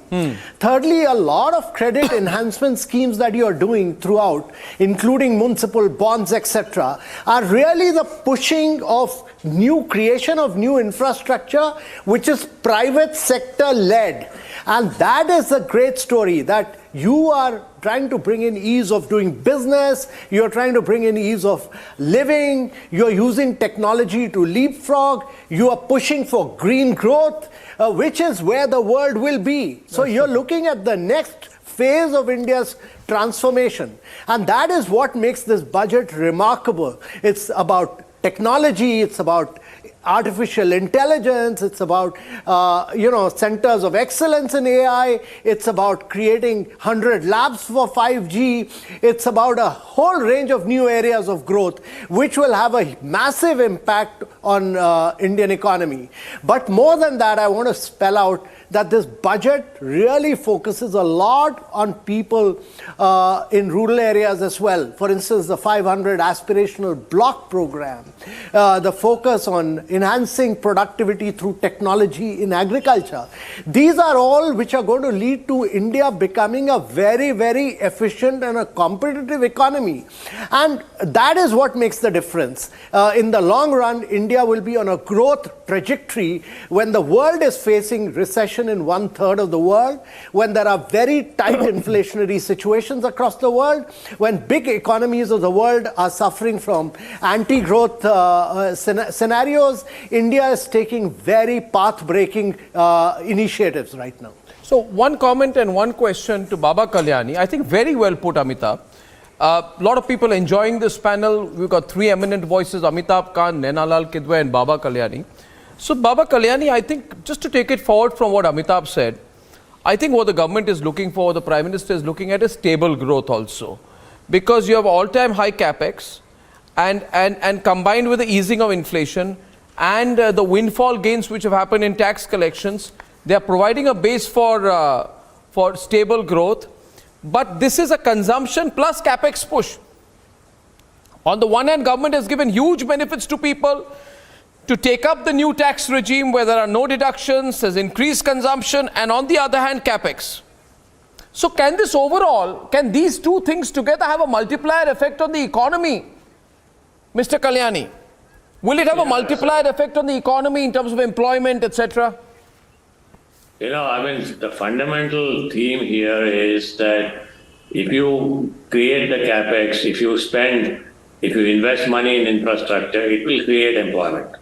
That's very clear. Employment has a direct relationship with productive investment. And I think what the government is doing is creating productive investment in infrastructure, whether it is rural, whether it is urban, whether it's in technology, whether it's in green energy, multiple areas, tourism, etc., etc. The second point, I think, if you look at the data from the last 3, 4, 5 years, very well organized system by the finance minister to reduce revenue expenditure in terms of the ratio to capital expenditure. If I am right, I think 4 years or 5 years ago, that multiplier was about 4, and now it's come down to 2. So you have a lot more room for spending capital expenditure in a productive manner to create infrastructure and other assets, which will create more jobs and which will bring India into, let's say, the modern world, which is what the Prime Minister's vision is for the Amrit Kal for 2047. And I think I firmly believe in that. So in the context of another theme which sometimes politically is used to push the government, but the government doesn't quite get affected by it, I think the government has got quite a thick skin on it is whether the government leans too much on corporates. Nainalal Kidwai, and I can see another prominent name, Rajan Navani, also joining us there. But Nainalal Kidwai, to you first, broad question. Do you see the government's approach to the private sector as different? I mean, this approach towards the private sector, you're really putting your trust in them. Am I right, PK? Would you like to come in? Maybe you can put that better than me. On that theme, if you'd like to elaborate that. You know, I just felt that's something worth spending some time on. So, Arnab, do you want me to comment? Yeah, sure. PK Basu is in our Delhi studios just elaborating on that, and then you can comment. Yeah, PK. Yeah. So, absolutely, I think this government has a refreshing approach. Two aspects of the refreshing approach. One is that it is fiscally prudent regardless of the circumstances. Even in the midst of the pandemic, it was extremely fiscally prudent relative to the rest of the world. And the second aspect of that is really that it is providing support to the private sector, but essentially allowing the private sector to flourish with the quiet backing of the government. I mean, that is, those are refreshing changes from the approaches of past governments. And I think it's really now over to the private sector to respond in terms of a boost to private investment spending. So if you look at what this government has done in the last year and this year, there's been a huge increase in public investment. And I think we're beginning to see a gradual crowding in of private investment, as evident in both the strength of capital goods and capital goods output and capital goods imports, but also in the strength of bank credit growth over the last 6 months. I think those all point to the fact that we're now beginning to see a private investment recovery. But I think there's much more that the private sector can do by way of CapEx. Of course. But the government, PK, to basically capitalize on what the government. But the government has actually put its trust.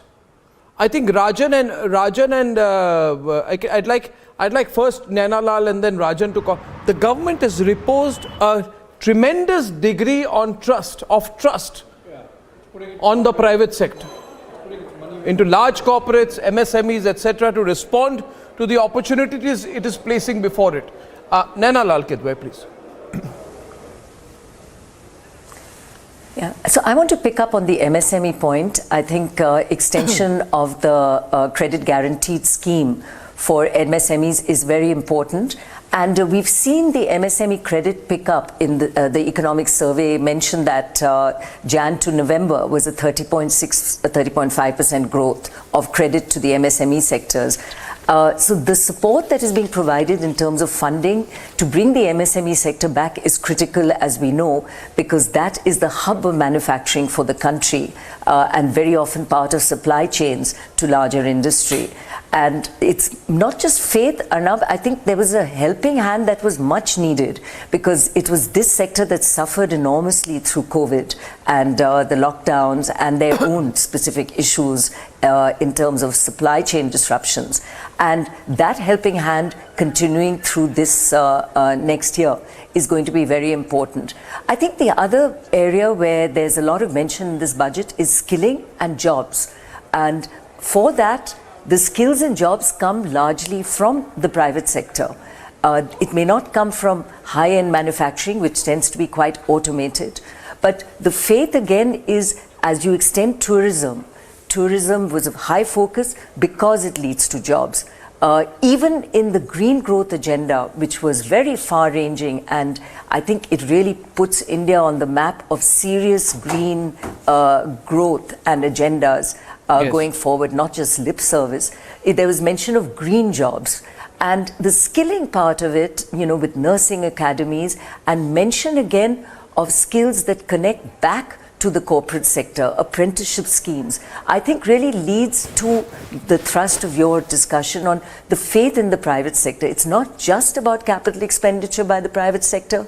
It's about ensuring growth, ensuring jobs, and making sure that the journey, that whether MSME or large industry, is one which is totally tied to the country's own growth. Absolutely. Mr. Narendran, thank you very much for joining us, MD and MD, Chairman of Tata Steel. Before I come to you, Rajan has been waiting for a while. Rajan, did you get the Gen Z budget you were looking for? Yes, Arnab. Actually, as a matter of fact, you talked of trust. I think the progressive nature of which this entire 7 pillars of prioritization was done, I think has very clearly articulated, the areas of inclusive development, youth, green power, all of which really are aligned towards the building of the next 25 years. So the Gen Zs who are 25 years today will inherit an India which is very different 25 years from today, and they will be the drivers of both that growth as well as the consumption that is going to make that happen. So I think the budget addressed many of those concerns, the entrepreneurial push to startup ecosystems, progressively increasing the digital stack of the government, and now taking that to agriculture, looking at innovation and new startups from tier 2, tier 3 cities, from the rural economy, the AI, COEs, etc. All of that coming together to bring new emerging technologies, innovation at the forefront, which is going to drive Gen Zs and their engagement, not only as job seekers, but also as job creators of the future. So truly excited about what all has come up from there. And of course, the last point is, the reduction in personal taxes has given more money in the hands of those consumers who will definitely increase those spends on the digital natives that they are, and many other areas that will make their lives better and do that more discretionarily. So I think overall, definitely a budget that has catered very well to Gen Zs and enabled to build a trust over a long-term period, as we move on that direction. Excellent. And Mr. Narendran, big boost on all sides to infrastructure, to make in India. I'm sure already you must have been asked this question a zillion times on the capex push. But can you give me a sense of whether this creates a virtual cycle of investments and employment, or is likely to? Yeah, Arnab, it certainly does, because infrastructure has a big multiplier effect. It helps us in 2 ways. One is when you spend on infrastructure, it triggers demand for multiple industries, whether it's steel, cement, commercial vehicles, and also it creates employment. The second thing is, one of the challenges in India is the cost of doing business outside of the factory gates, and logistics is a big part of the cost. So when you spend on infrastructure, you're really also helping industry become more cost efficient, because the cost of transportation is going down. And in this budget, there was a specific mention about not only leveraging infrastructure for what it is, but also focusing on railways, focusing on coastal shipping. So it's more and more about a multimodal focus, which is what many other countries follow. And I think so that's very positive for the industry. I also thought, the defense manufacturing sector, I think there's a 1.62 lakh crore capital outlay for that, for the defense sector this time as well. So there's a sustained focus there. Overall, do you think this is going to generate employment? And how soon will we see this happening? I think there are many aspects of the budget which focuses on employment directly or indirectly. One is the focus on tourism, for instance, is a big employment generator. Secondly, the focus on MSMEs, which I heard Naina just mention. Yeah. I think that's important. The third is focus on the services sector, the middle class, the salaried class, so on and so forth. So I think there are many actions in the budget, even for instance, the nursing schools that they talk about, the increased outlay on health, which is I think about 3%. So I think there are many aspects of the budget which will certainly help create employment. I think the PLI scheme certainly has been helpful for electronics manufacturing. Again, the reduction of import duties on many components for electronics manufacturing is helpful. And as CII, we've also been asking for more and more focus on employment-intensive industries in addition to capital-intensive industries. Well, I think fairly all-encompassing this budget. Rajan, Mr. Narendran and Baba Kalyani, what is different about the budget? I know you won't comment on it. I haven't had a single word of real criticism from the opposition so far. They have their standard templates. This time, not one word Not one word. So they'll be fishing something. I'm still waiting for Chidambaram's press conference. Do you think, Abhishek, he will come out today? At least said that he welcomes the In fact, tax cuts. Chidambaram's son said he really welcomes the budget. Oh, interesting. Okay. Not that what Karthi Chidambaram says matters at all. But thank you very much to the industry doyens out there. And I hope to see some of you back in the evening. I'll take a break for now. Thank you. Thank you.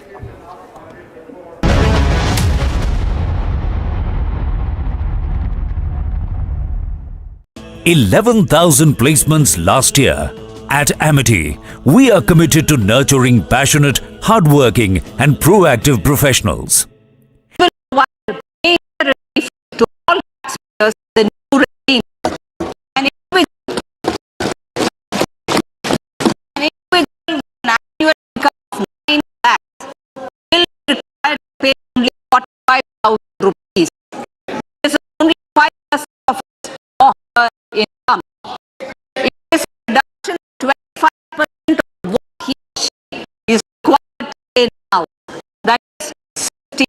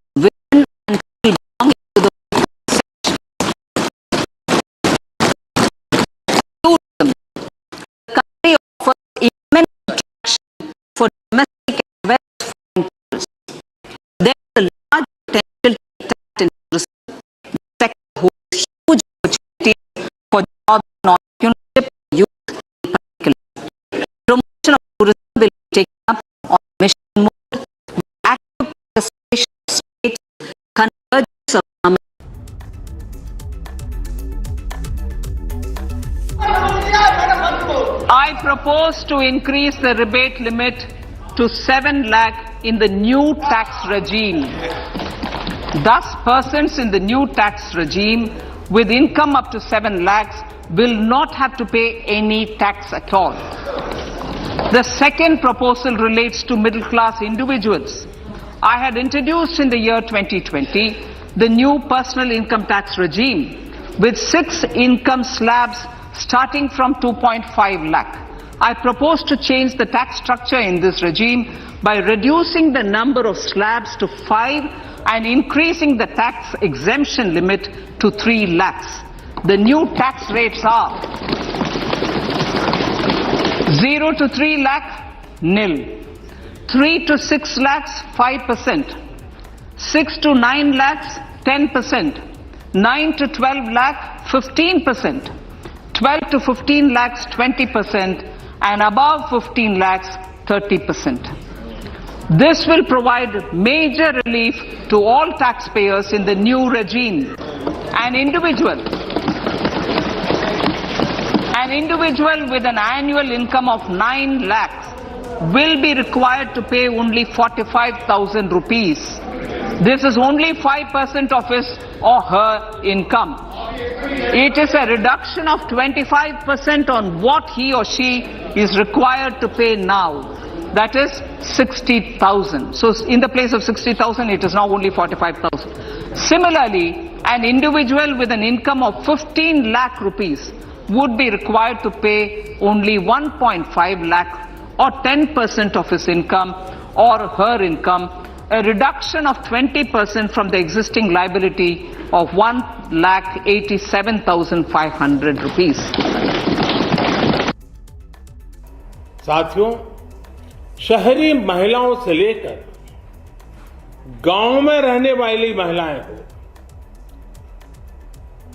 कारोबार रोजगार में व्यस्त महिलाएं हो या घर काम में व्यस्त महिलाएं हो, उनके जीवन को आसान बनाने के लिए बीते वर्षों में सरकार ने अनेक विध कदम उठाए हैं।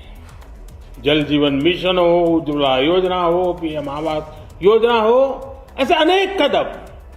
इन सबको बहुत बड़ी ताकत के साथ आगे बढ़ाया जाएगा। उसके साथ साथ महिला सेल्फ हेल्प ग्रुप एक बहुत बड़ा सामर्थ्यवान क्षेत्र आज भारत में बहुत बड़ी जगह अपने हाथ एक्वायर कर चुका है। उनको अगर थोड़ा सा बल मिल जाए तो मिरेकल कर सकते हैं। और इसलिए विमेन सेल्फ हेल्प ग्रुप उनके सर्वांगीण के विकास के लिए नई पहल इस बजट में एक नया आयाम जोड़ेगी। महिलाओं के लिए एक विशेष बचत योजना भी शुरू की जा रही है और जनधन अकाउंट के बाद ये विशेष बचत योजना सामान्य परिवार की गृहिणी माताओं बहनों को बहुत बड़ी ताकत देने वाली है। ये बजट सहकारिता को ग्रामीण अर्थव्यवस्था के विकास की धुरी बनाएगा।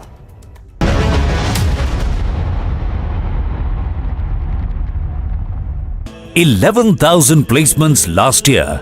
At Amity, we are committed to nurturing passionate, hardworking and proactive professionals. Have brought renown for India.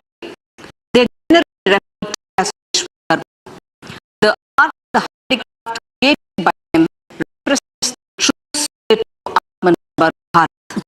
For the first time, a package of assistance for them has been conceptualized. The new scheme will enable them to improve the quality, scale and reach of their products in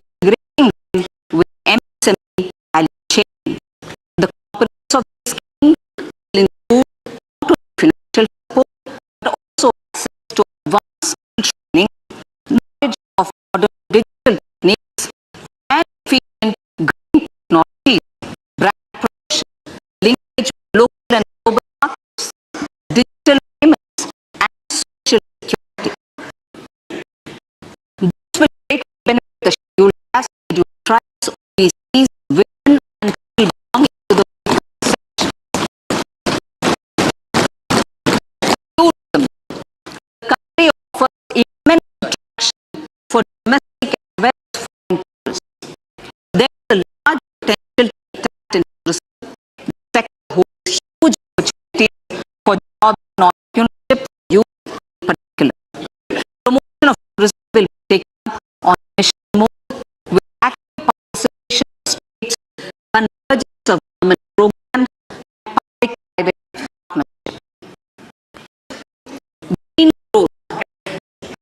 We are implementing many programs for green fuel, green energy, green farming, green mobility, green buildings, and green equipment, and policies for efficient use of energy across various economic sectors. These green growth efforts help in reducing carbon intensity of the economy and provide for large-scale green job opportunities.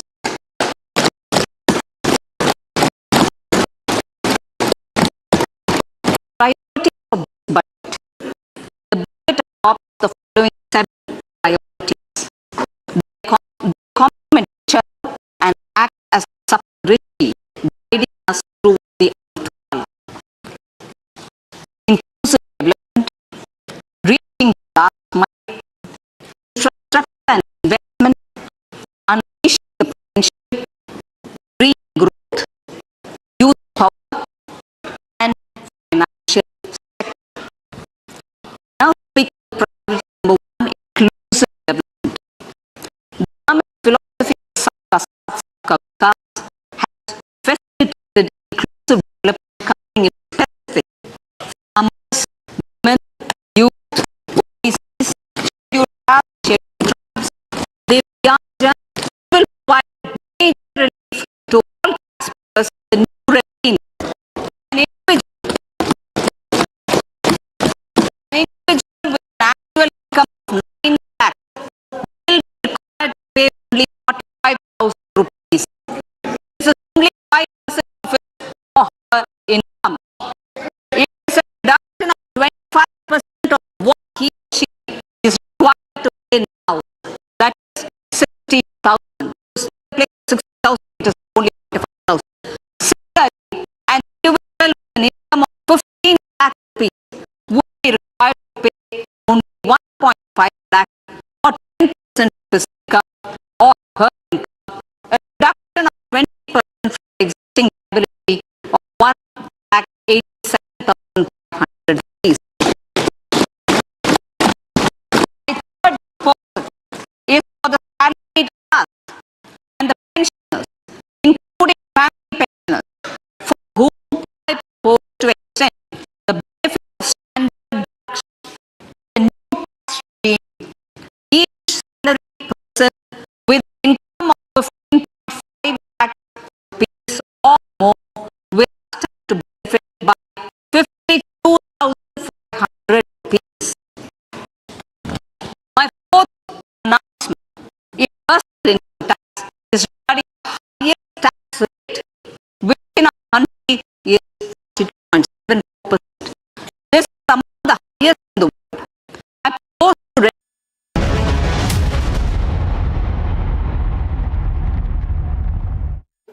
and direct benefit transfer to 2.2 lakh crore to farmers, insurance cover for the weaker sections, infra spend push, historical increase in the capital outlay for the railways.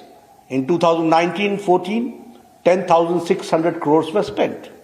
But in 2022-23, 2,40,000 crores are being spent. Agriculture credit target being increased to rupees 20 lakh crore, up by 11.11%.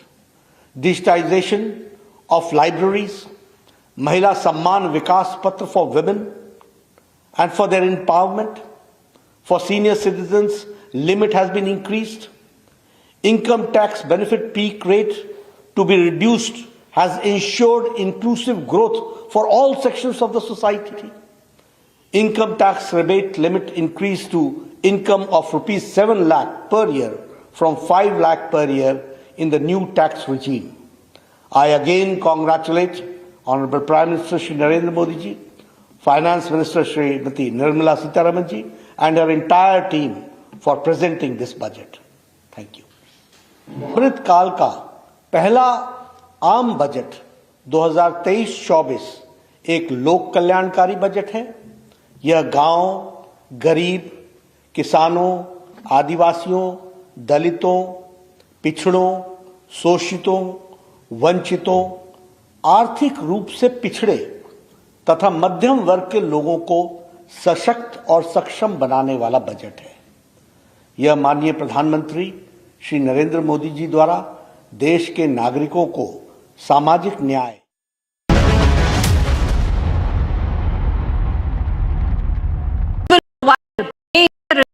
to all taxpayers the new regime and individual with an annual income of 9 lakhs will be required to pay only 45,000 rupees. This is only 5% of her income. It is a reduction of 25% of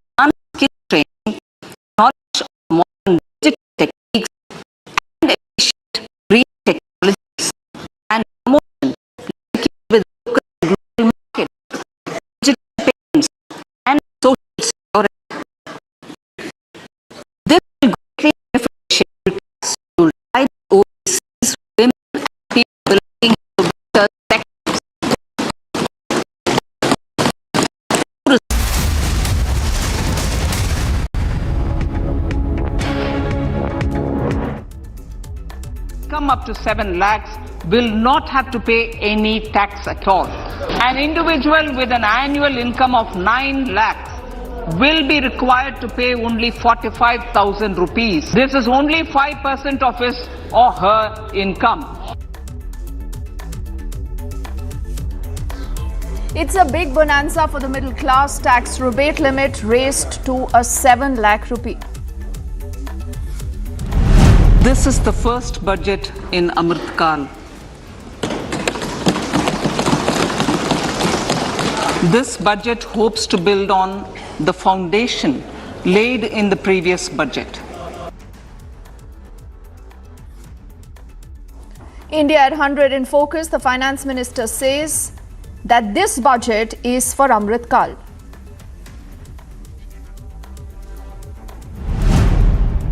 Provide a sharper focus to the objective of reaching the last mile, our government has formed the ministries of Ayush and Dairying, Skill Development, Jal Shakti and Cooperation.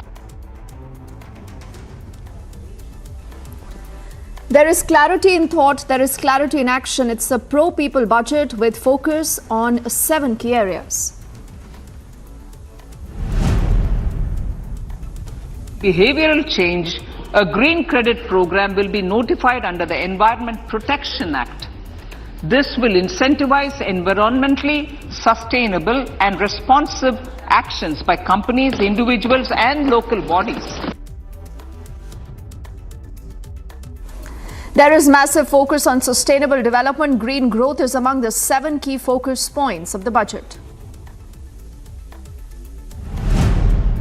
A one-time new small savings scheme, Mahila Samman Savings Patra or Savings Certificate, will be made available for a 2-year period up to March 2025. The focus is also on financial empowerment of women. A one-time small savings scheme has been announced.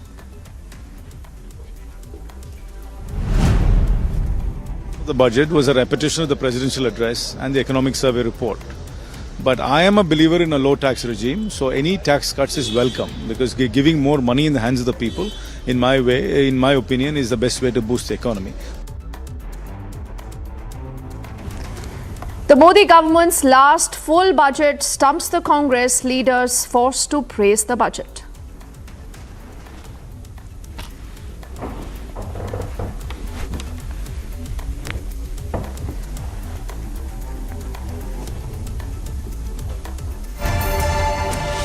Thank you for staying with us on Republic. It's been a big day of expectations, a big day of your continuous patronage as Republic continues to put out details of this big budget. And everyone thought that this, because it's coming close on the heels of a big year, that we are looking at elections around the corner, this is going to be populist. But that is exactly not what has happened. There is a clear fiscal consolidation, fiscal discipline that the budget is talking about. The Union Finance Minister Nirmala Sitharaman, while announcing the budget, has said that the government proposes an extension of the date of incorporation for the income tax benefits to startups. Not just this, like I said, the capex has gone up. What's also very important is that there has been no tinkering of the capital gains tax. The reason why we've seen the markets responding favorably to that, that's an important bit. Back on track for fiscal consolidation, like I said, the Prime Minister earlier spoke about this. The Prime Minister said this is a budget for Gaon, for Garib, for Kisan. Not just that, the Prime Minister also saying that this is a budget for all sections. This is to lay the foundation for a strong India. There is a clear impetus on economic empowerment of women, like we've spoken, on Prime Minister Vikas. Now, this is a Vishwakarma Kaushal Samman and also tourism, green growth. That essentially are the 4 drivers for accelerated growth, this budget that the government has brought forward. You already see a panel of guests with us. Let me quickly introduce them. It's a political panel because it's important now to also see how different political parties are responding to this and whether we all together, as citizens of the country are ready to march forward in a future that right now India is a bright spot on. I say good afternoon to Ali Daruwala, who's a spokesperson of the BJP with us on the broadcast, along with Dr. Ajay Alok, also a political analyst there. Salem Dharanindranathan is a spokesperson of the DMK with us. Professor P.K. Basu with us here in our studios in Delhi. Ashish Vaknakar is a founder and the CEO of Equipoise Capital. And before we go to the politicians, the netas, let's quickly get the economists to quickly summarize what has happened so far, and then we'll get our political panel. So, PK, to you first. All through this morning, you've been talking of the fact that this is a budget that really not just propels growth, it has something for everyone. Like the Prime Minister said, this is an aspirational budget for an aspirational India. How would you summarize it? Yeah, I think it takes care of everybody in the country, if that's at all possible. It provides a lot of support to the last person, the person left behind. It has allocations for the Northeast, Jammu and Kashmir, Ladakh, and apart from that, it also has a 33% increase in capex. That's the second consecutive year in which we've had this enormous increase in capex, now taken to 10 lakh crores. And in addition to that, despite meeting all of these targets of trying to generate faster economic growth, it also lowers the fiscal deficit. In fact, the 5.9% of GDP fiscal deficit target for FY24 is, I think, rather conservative, because this year alone, I think, we're likely to get to closer to 5.9 or even lower as a percent of GDP, given the buoyancy in tax revenues. Corporate tax, income tax, and GST revenues remain extremely strong and buoyant. And as a consequence, there's a lot of headroom that the finance minister had, and she's used that headroom to provide tax relief to all income taxpayers. All income taxpayers will see their rates of taxation reduced, and particularly if they are using the new tax regime. So it's really, I mean, and all of this has happened without any populist schemes whatsoever.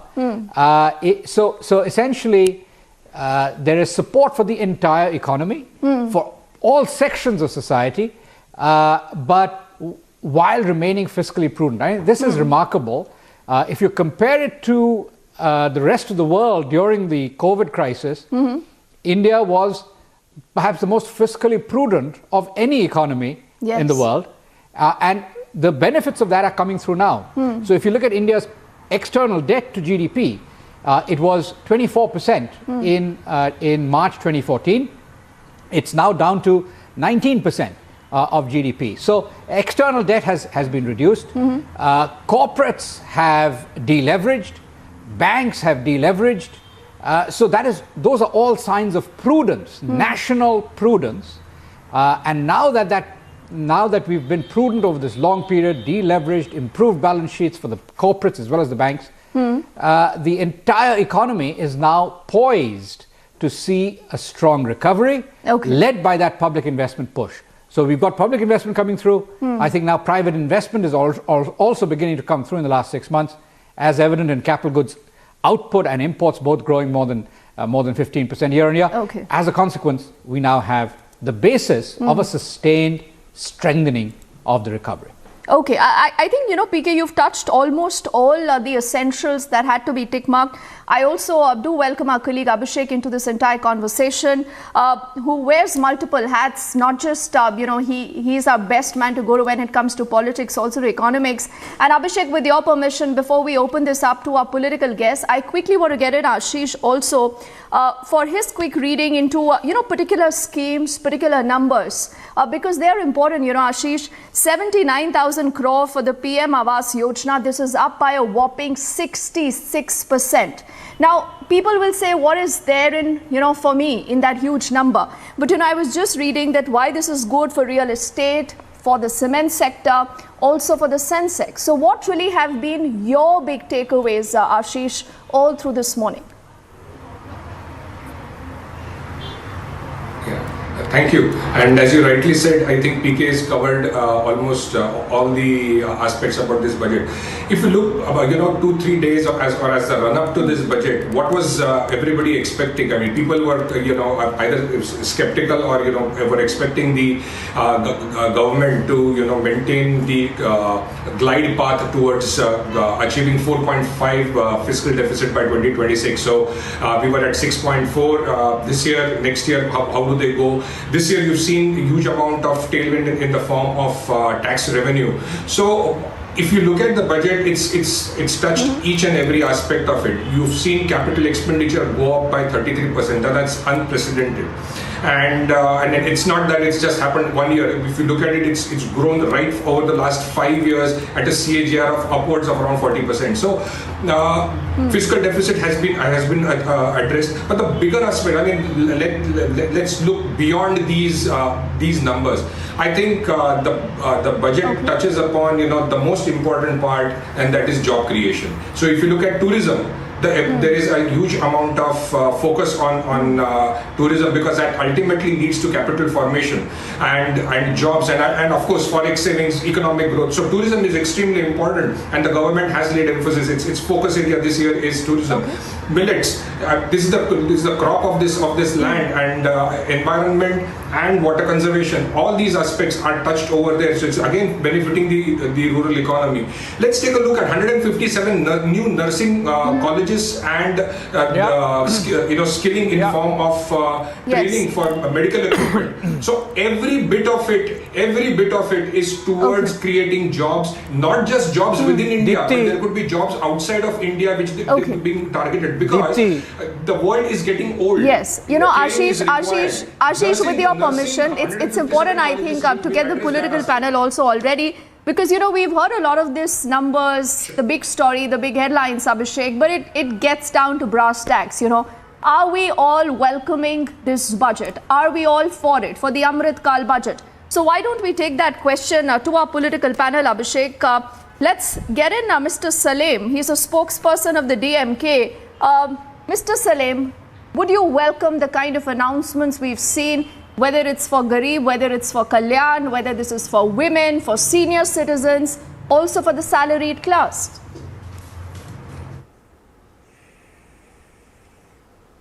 See, I appreciate that there's one good thing in this budget is that people earning up to 7 lakhs need not pay tax. But the problem is, the main problem with this economy is inequality. This inequality has stopped the demand, and the lack of demand has resulted in huge unemployment. The youth unemployment in this country is 28%, which is one of the highest in Asia.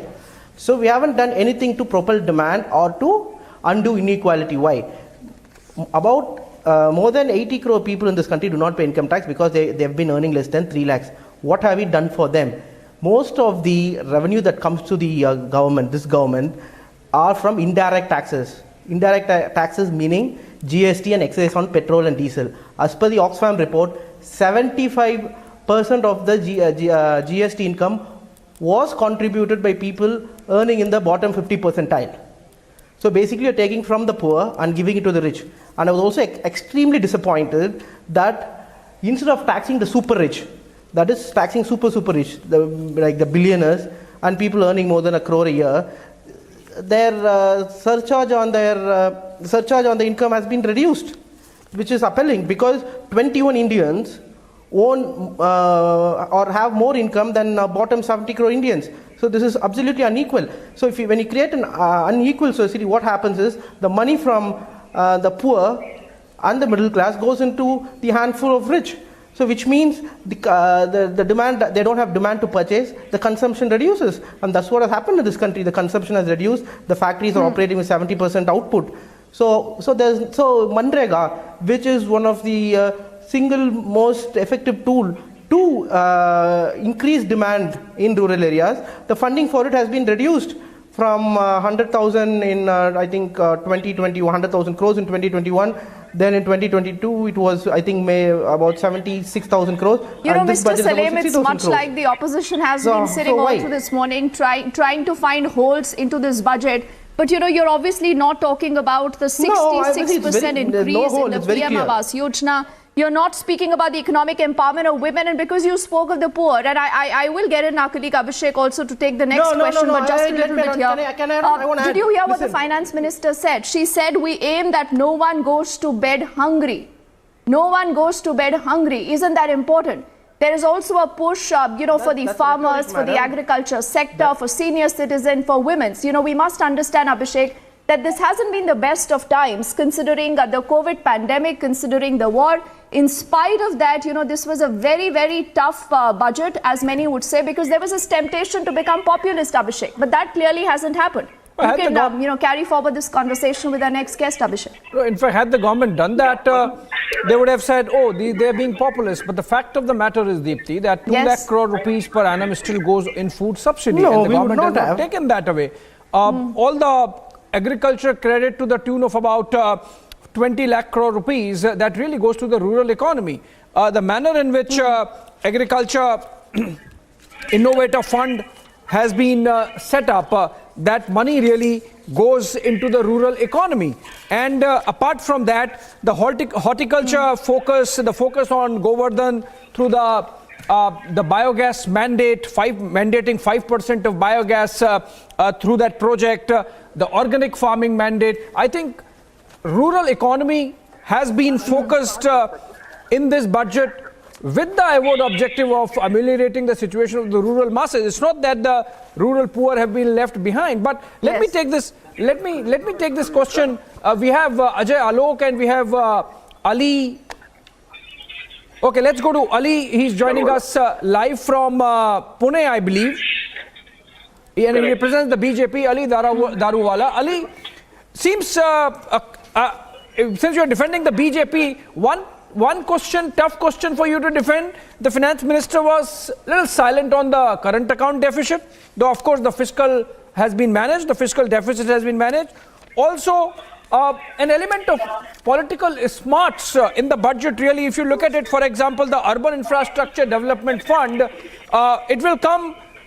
It has been established, but the money for it will come from whatever is left from the priority sector lending. That would be the shortfall, would be given to the Urban Infrastructure Development Fund. So some sort of mix and match happening there, Ali.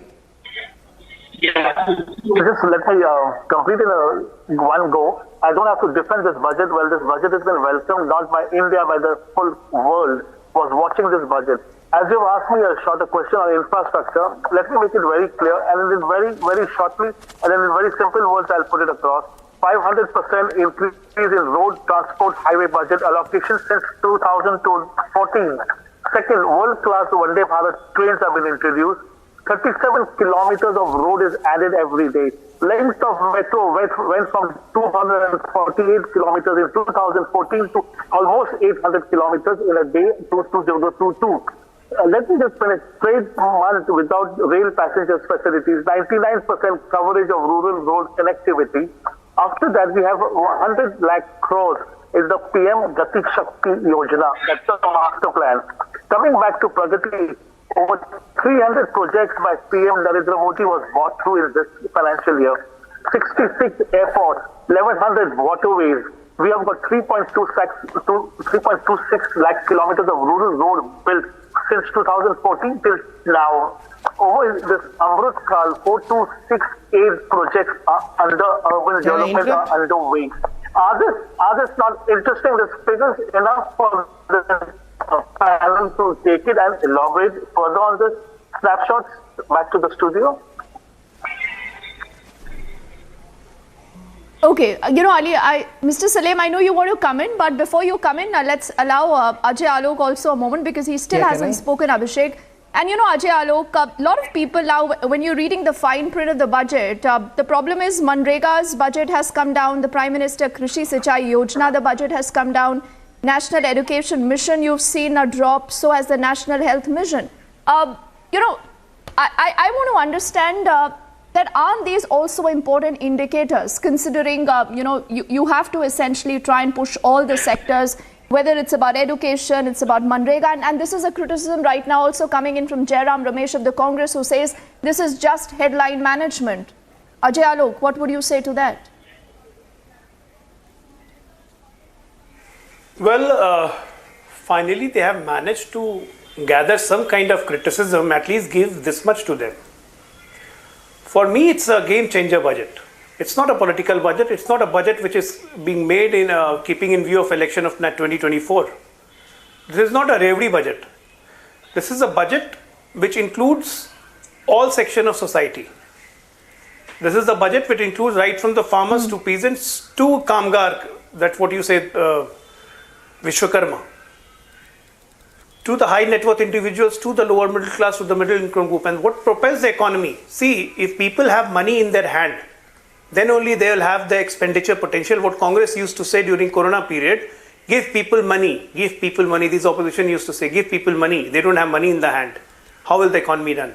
Now this cutting of this income slabs, only 2% of the people pay the income tax, but this 2% people amounts for the change of the culture, the change of culture of spending. And if the people start spending, naturally the economy is going to take a boost. See, there are two elements here. Increasing the capex and increasing the consumption. These two will drive the economy forward. And just imagine the quantum. If the finance minister is talking that taking the fiscal deficit down, say to about 6.5% in next 1 year, in the country size like India with the 5th largest economy, and the target is to achieve it to 4.5% by 2025. So the budget foundation of the last year was equally strong, and in those foundations this budget has been laid down, putting up all political speculation at rest that this budget is going to be focused in 2024.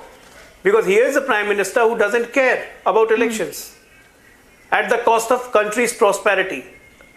Those sayings are gone that the good economics is bad politics. No, I don't believe this. In fact, the good governance is good politics, and that will lead to good economics. That's what this budget focuses on.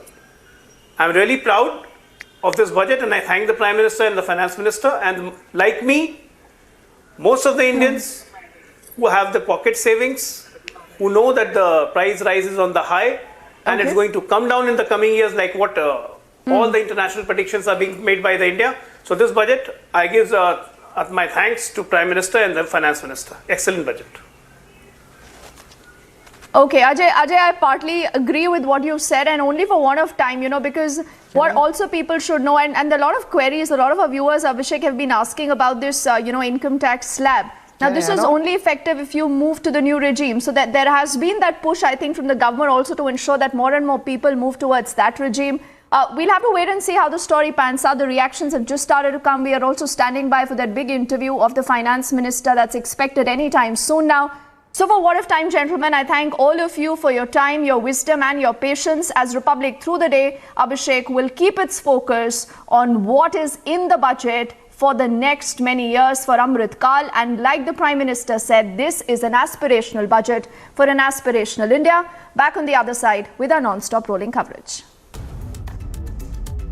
Common man के लिए, unemployed के लिए, diesel petrol के लिए, महिलाओं के लिए, किसानों के लिए, क्योंकि थोड़ी बहुत चर्चा करके, टचिंग करके छोड़ दिया गया है, यानी मैं समझता हूँ बहुत कुछ होना बाकी है। मैं इतना ही कहूंगी, मिडिल क्लास बोनांजा वाला आज का बजट आप इसको देख रहे हैं, लेकिन इंक्लूसिव ग्रोथ की बात प्रधानमंत्री जी ने बार बार कही है। इंक्लूसिव बजट भी रहा है, इसमें चाहे schedule caste, schedule tribes, OBC, महिला, बुजुर्ग, इन सब के कहीं ना कहीं दरकार का ख्याल रखा गया है। See, there is just mere announcement in terms of relief from 5 lakh to 7 lakh, the rebate. It is insignificant compared to the rise in prices of petrol, diesel, LPG, the rise in expenditure due to higher GST. So this is just a drop in the ocean compared to the price rise that the middle class are facing. Size of the economy is increasing. New and large number of people are entering the middle class, and this income tax rebate from 5 lakh to 7 lakh rupees is going to help a lot of young people, especially who are entering the job market, the salaried market for the very first time. And it is also, if you also look at the budget overall, it is focused a lot on wealth creation and impetus to a lot of futuristic technology, whether it is the Center for Excellence for AI or the 5G test labs or the importance for fintech and emerging technologies. This is truly a very futuristic budget. Infrastructure spending करना ये अप्रत्याशित है, unprecedented है और मुझे लगता है अब उससे भी आगे हम लोग बढ़ रहे हैं और कुल मिलाकर हम राज्यों को भी जो इंफ्रास्ट्रक्चर स्पेंडिंग के लिए केंद्र से पैसा देते हैं उसका विचार करें तो 4% से ऊपर इंफ्रास्ट्रक्चर स्पेंडिंग बढ़ रहा है। मैं ऐसा मानता हूँ कि देश के लिए ये बहुत ही बड़ी बात है।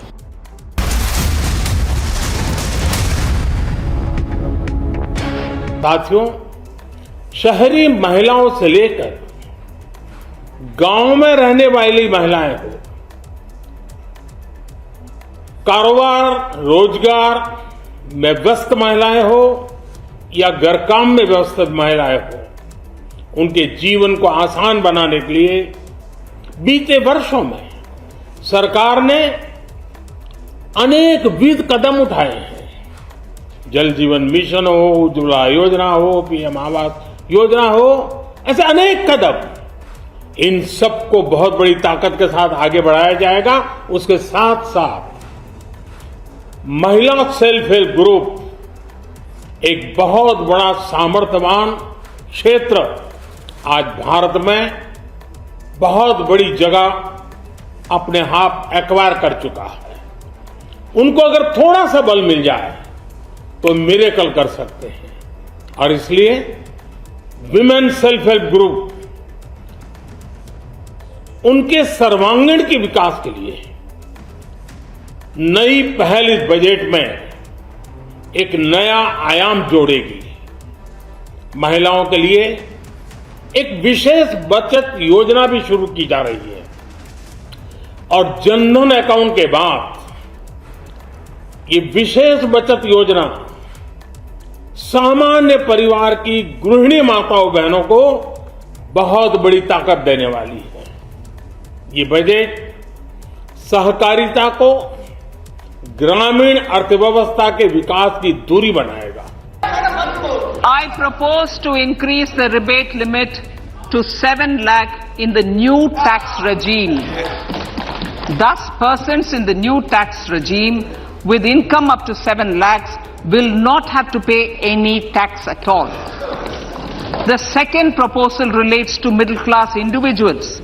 I had introduced in the year 2020 the new personal income tax regime with 6 income slabs starting from 2.5 lakh. I propose to change the tax structure in this regime by reducing the number of slabs to 5 and increasing the tax exemption limit to 3 lakhs. The new tax rates are 0 to 3 lakh, nil. 3 to 6 lakhs, 5%. 6 to 9 lakhs, 10%. 9 to 12 lakh, 15%. 12 to 15 lakhs, 20%. And above 15 lakhs, 30%. This will provide major relief to all taxpayers in the new regime. An individual with an annual income of 9 lakhs will be required to pay only 45,000 rupees. This is only 5% of his or her income. It is a reduction of 25% on what he or she is required to pay now. That is 60,000. So in the place of 60,000, it is now only 45,000. Similarly, an individual with an income of 15 lakh rupees would be required to pay only 1.5 lakh or 10% of his income or her income, a reduction of 20% from the existing liability of 1,87,500 rupees. साथियों, शहरी महिलाओं से लेकर गांव में रहने वाली महिलाएं हो, कारोबार रोजगार में व्यस्त महिलाएं हो या घर काम में व्यस्त महिलाएं हो, उनके जीवन को आसान बनाने के लिए बीते वर्षों में सरकार ने अनेक विविध कदम उठाए हैं। जल जीवन मिशन हो, उज्ज्वला योजना हो, पीएम आवास योजना हो, ऐसे अनेक कदम, इन सबको बहुत बड़ी ताकत के साथ आगे बढ़ाया जाएगा। उसके साथ साथ महिला सेल्फ हेल्प ग्रुप एक बहुत बड़ा सामर्थ्यवान क्षेत्र आज भारत में बहुत बड़ी जगह अपने आप एक्वायर कर चुका है। उनको अगर थोड़ा सा बल मिल जाए तो मिरेकल कर सकते हैं। और इसलिए विमेन सेल्फ हेल्प ग्रुप उनके सर्वांगीण के विकास के लिए नई पहल इस बजट में एक नया आयाम जोड़ेगी। महिलाओं के लिए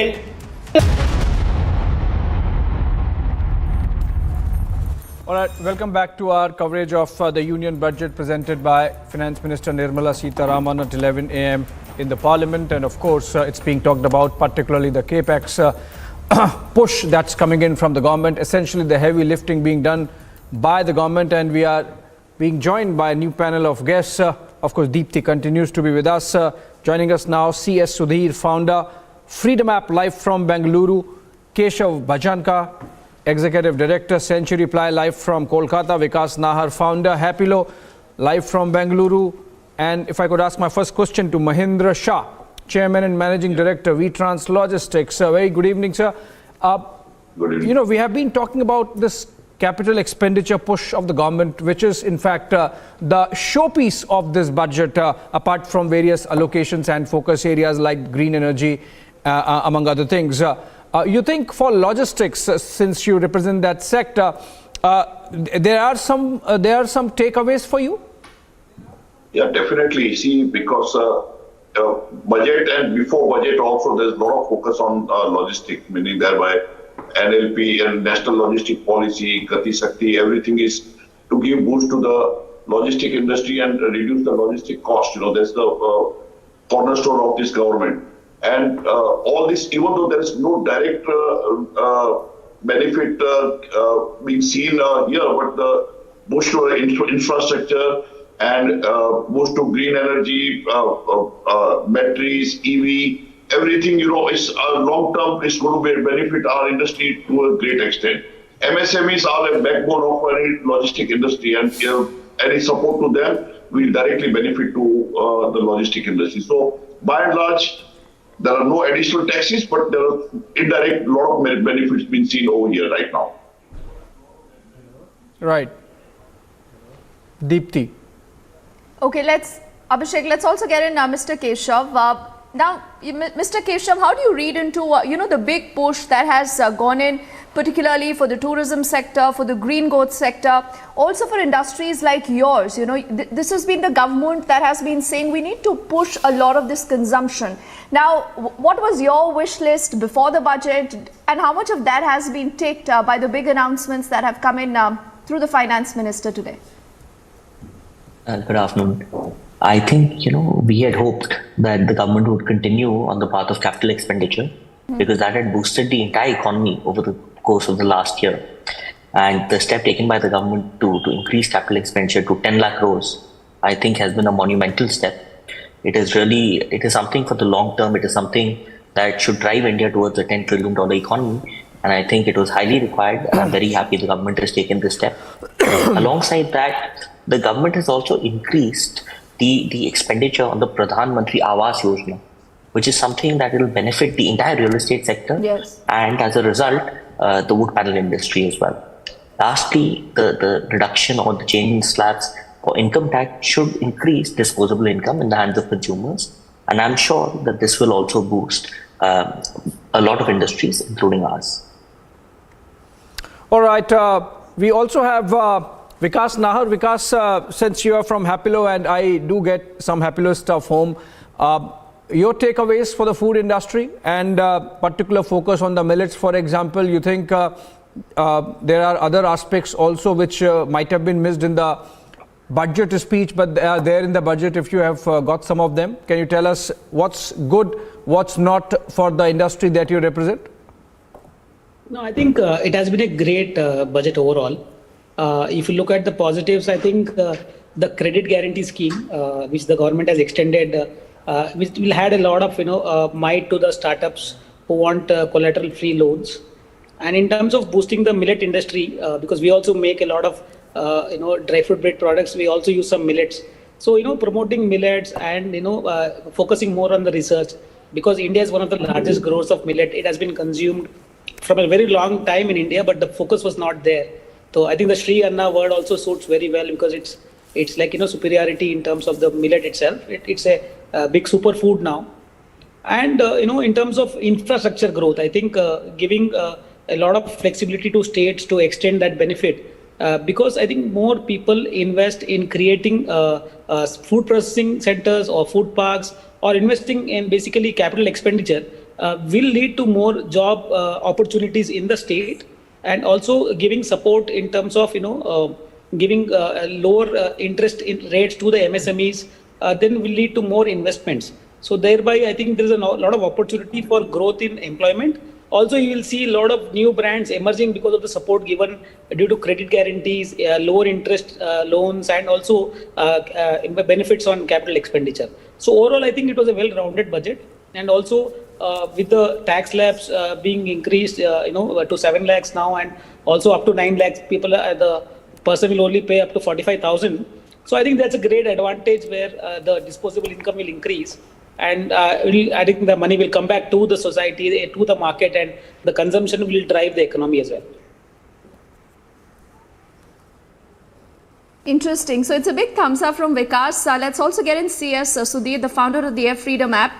And I did notice, Abhishek, I'm not sure whether you did or not, he had a big, broad and a nice smile as we were introducing him. Are you the happiest today? You actually allow users to learn finance literacy solutions to all their queries. Do you believe that the government really has given a big push when it comes to the education sector? Also a lot of digital incentive, because there is this very interesting thing that the Prime Minister also indicated about the digital public infra for agriculture. Because if that can do, Sudhir, what the UPI has done for payments, I think this is excellent. Absolutely. I think the first thing I want to highlight here is the good about the budget. The good part of the budget is, see, now at home, if you have the head of the family who is earning for the family, if he is earning more money, obviously we consider him as doing good for the family. Second, we think about where is he investing that money? Where is he spending that money? If he is spending that money for partying, for food and like revenue expenditures, then we would not consider that. In case if he is investing that money as capital expenditure, like to buy a house or to give good education to children, obviously we would consider that as a good move. In that way, in 2013, we had about 1.5 lakh crore of capital expenditure. That has gone up to 10 lakh crore, which is like 6-7 times, which is a great move, and we applaud that. And with reference to any other activity in terms of natural farming, encouraging 1 crore farmers to venture into natural farming or to support millet, Sri Anna, these are all some really good moves, and I appreciate that. But what I'm really concerned about is the way we are thinking about the future of this country, right? So we are talking about building a track or road without vehicle, basically. So I'll tell you why I say that. So we are talking about digital India, we are talking about youth power, all that. But then how are we harnessing the youth power? See, ultimately as a country, if we have to really become a high income country, then we should not miss the demographic dividend. But I would say we are already late. We have missed the demographic dividend, and I don't think we will ever become a high income country.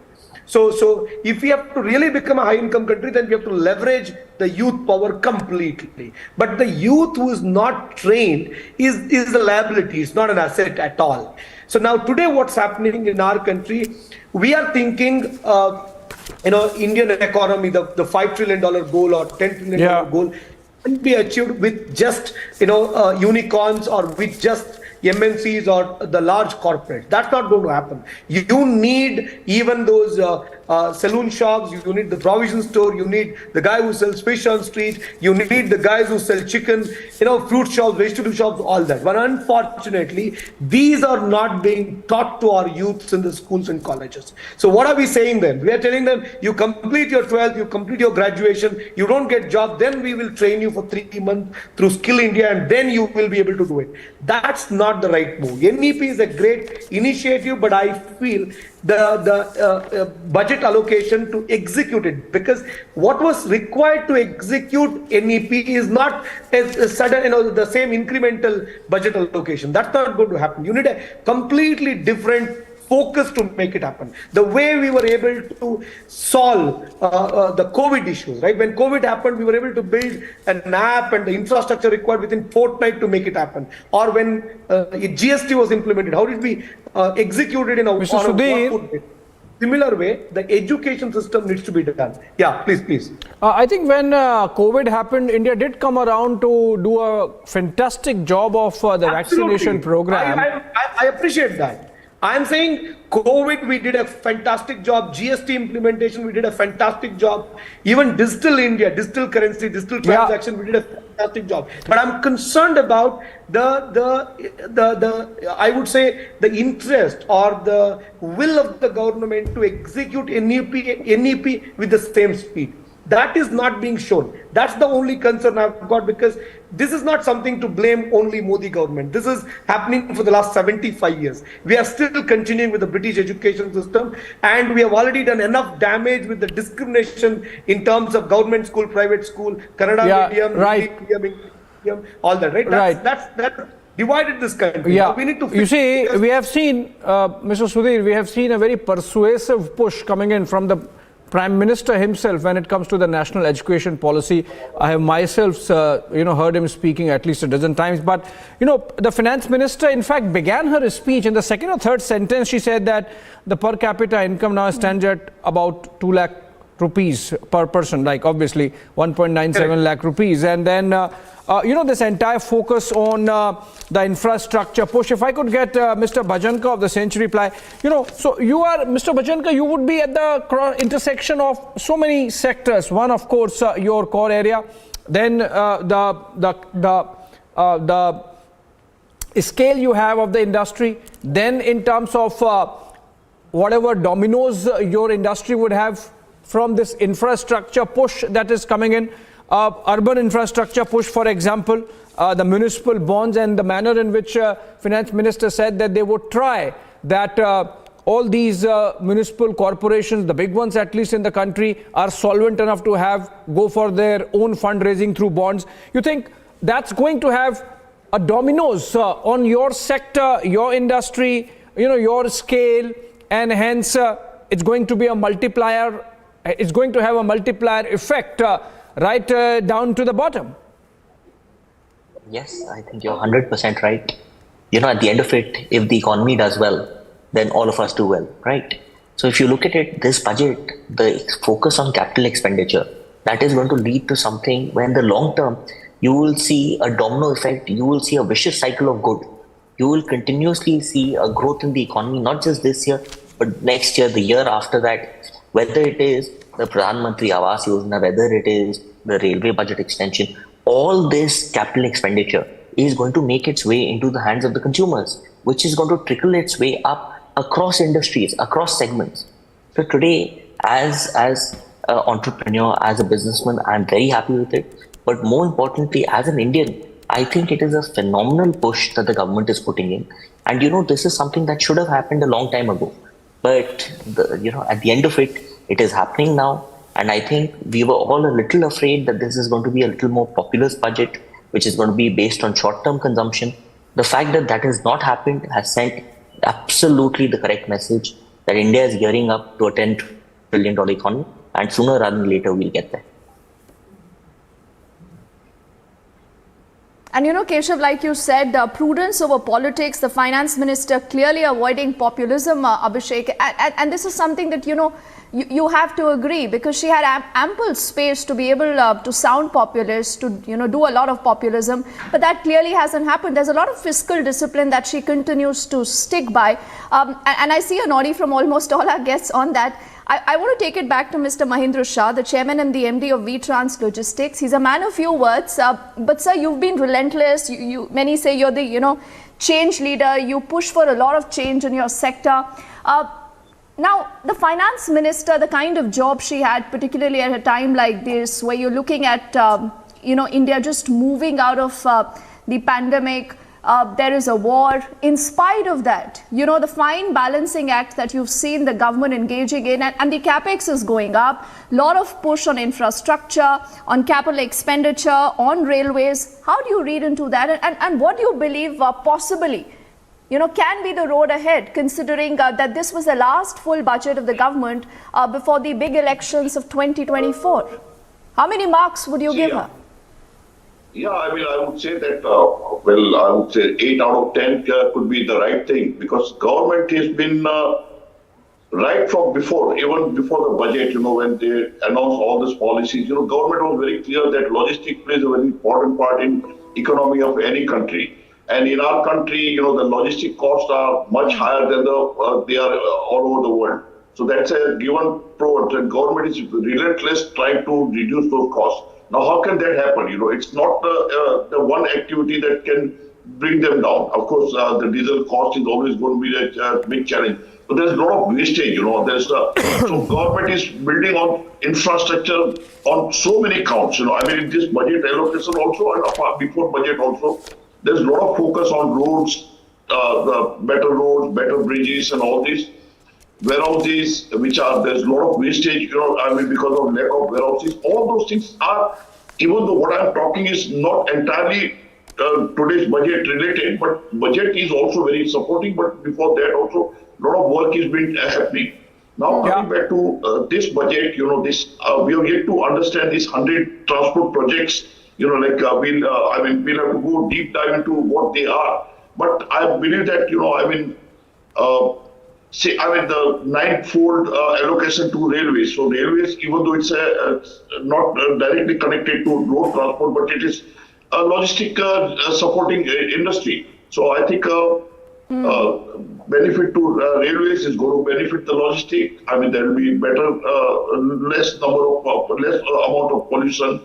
The push for green hydrogen and battery manufacturing, imports of all these initiatives are really going to help.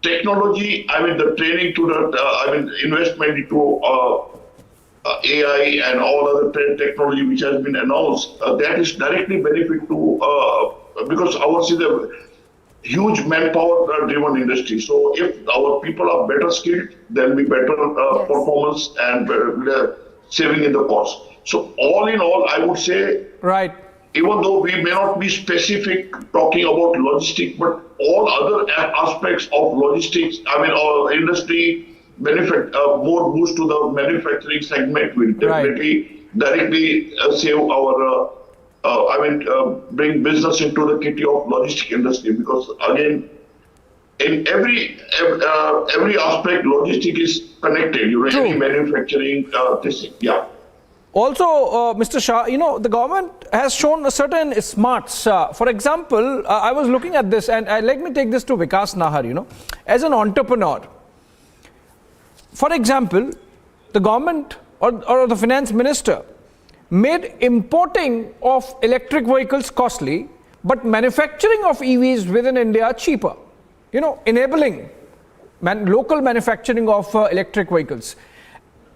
So you think this kind of import substitution and focus on importing things which are needed to make ourselves stronger here, and then exporting stuff on which we are stronger, you see that thread in your sector as well, or anything else which you think perhaps could have been done now that the government was so comfortable doing all that it has done in this budget?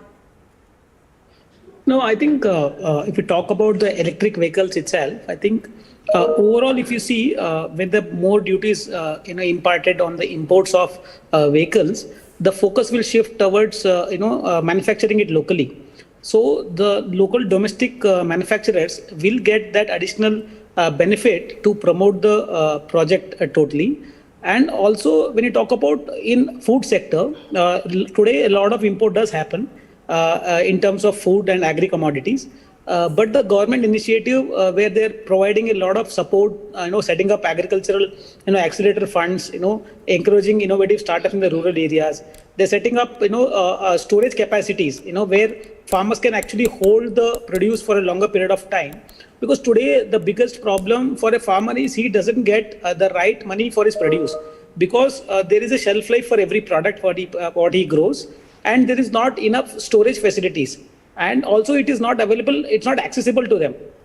So I think by all this, I think by building digital, infrastructure, public infrastructure, which is very inclusive and accessible, and which is very informative for all the farmers, will actually play a very key role in reducing our dependency towards, imports. And also, when we start producing more, I think the exports will definitely start growing, and that will also help us, improve our forex reserves. Oh, that's when actually the Amrit Kal will truly come, when we are exporting more and importing less, thereby improving our cash reserves. I think it's a golden opportunity for India. A lot of people say that decade belongs to India. I believe that the century itself belongs to India. And the kind of progress what we have done in the last maybe 10 years, the kind of infrastructural growth, kind of capital expenditure now we are focusing on, I think this decade definitely belongs to India. All right, I think that's a good note to end this conversation on, only for war of time, gentlemen, but it's been a fantastic conversation with all of you. I thank Vikas, Keshav, Mahindra Shah ji and CS Sudhir. Keep up the good work that all of you guys are doing. I think this is the age, like Nirmala Sitharaman has been saying, India is the bright spot right now in an otherwise gloomy scale. There are opportunities for citizens with focus on the youth. The focus is on growth and job creation, Abhishek, and much like strong and stable macroeconomic environment. I thank all of you for your time, your wisdom. We quickly are heading into a break right now.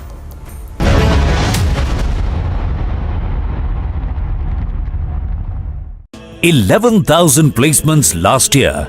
At Amity, we are committed to nurturing passionate, hardworking and proactive professionals. साथियों, शहरी महिलाओं से लेकर गांव में रहने वाली महिलाएं हो,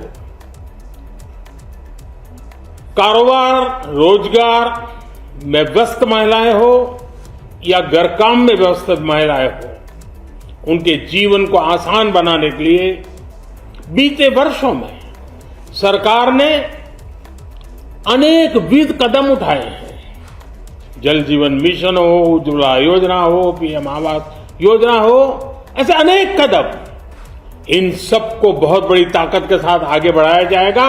उसके साथ साथ महिला सेल्फ हेल्प ग्रुप एक बहुत बड़ा सामर्थ्यवान क्षेत्र आज भारत में बहुत बड़ी जगह अपने हाथ एक्वायर कर चुका है। उनको अगर थोड़ा सा बल मिल जाए तो मिरेकल कर सकते हैं, और इसलिए विमेन सेल्फ हेल्प ग्रुप उनके सर्वांगीण के विकास के लिए नई पहल इस बजट में एक नया आयाम जोड़ेगी। महिलाओं के लिए एक विशेष बचत योजना भी शुरू की जा रही है, और जनधन अकाउंट के बाद ये विशेष बचत योजना सामान्य परिवार की गृहिणी माताओं बहनों को बहुत बड़ी ताकत देने वाली है। ये बजट सहकारिता को ग्रामीण अर्थव्यवस्था के विकास की धुरी बनाएगा। I propose to increase the rebate limit to 7 lakh in the new tax regime. Thus, persons in the new tax regime with income up to 7 lakhs will not have to pay any tax at all. The second proposal relates to middle class individuals. I had introduced in the year 2020 the new personal income tax regime with 6 income slabs starting from 2.5 lakh. I propose to change the tax structure in this regime by reducing the number of slabs to 5 and increasing the tax exemption limit to 3 lakhs. The new tax rates are 0 to 3 lakh, nil. 3 to 6 lakhs, 5%. 6 to 9 lakhs, 10%. 9 to 12 lakh, 15%. 12 to 15 lakhs, 20%. And above 15 lakhs, 30%. This will provide major relief to all taxpayers in the new regime. An individual with an annual income of 9 lakhs will be required to pay only 45,000 rupees. This is only 5% of his or her income. It is a reduction of 25% on what he or she is required to pay now. That is 60,000. So in the place of 60,000, it is now only 45,000. Similarly, an individual with an income of 15 lakh rupees would be required to pay only 1.5 lakh or 10% of his income or her income, a reduction of 20% from the existing liability of 1,87,500 rupees. साथियों, शहरी महिलाओं से लेकर गांव में रहने वाली महिलाएं हो, कारोबार रोजगार में व्यस्त महिलाएं हो या घर काम में व्यस्त महिलाएं हो, उनके जीवन को आसान बनाने के लिए बीते वर्षों में सरकार ने अनेकविध कदम उठाए हैं। जल जीवन मिशन हो, उज्ज्वला योजना हो, पीएम आवास योजना हो, ऐसे अनेक कदम, इन सबको बहुत बड़ी ताकत के साथ आगे बढ़ाया जाएगा। उसके साथ साथ महिला self help group,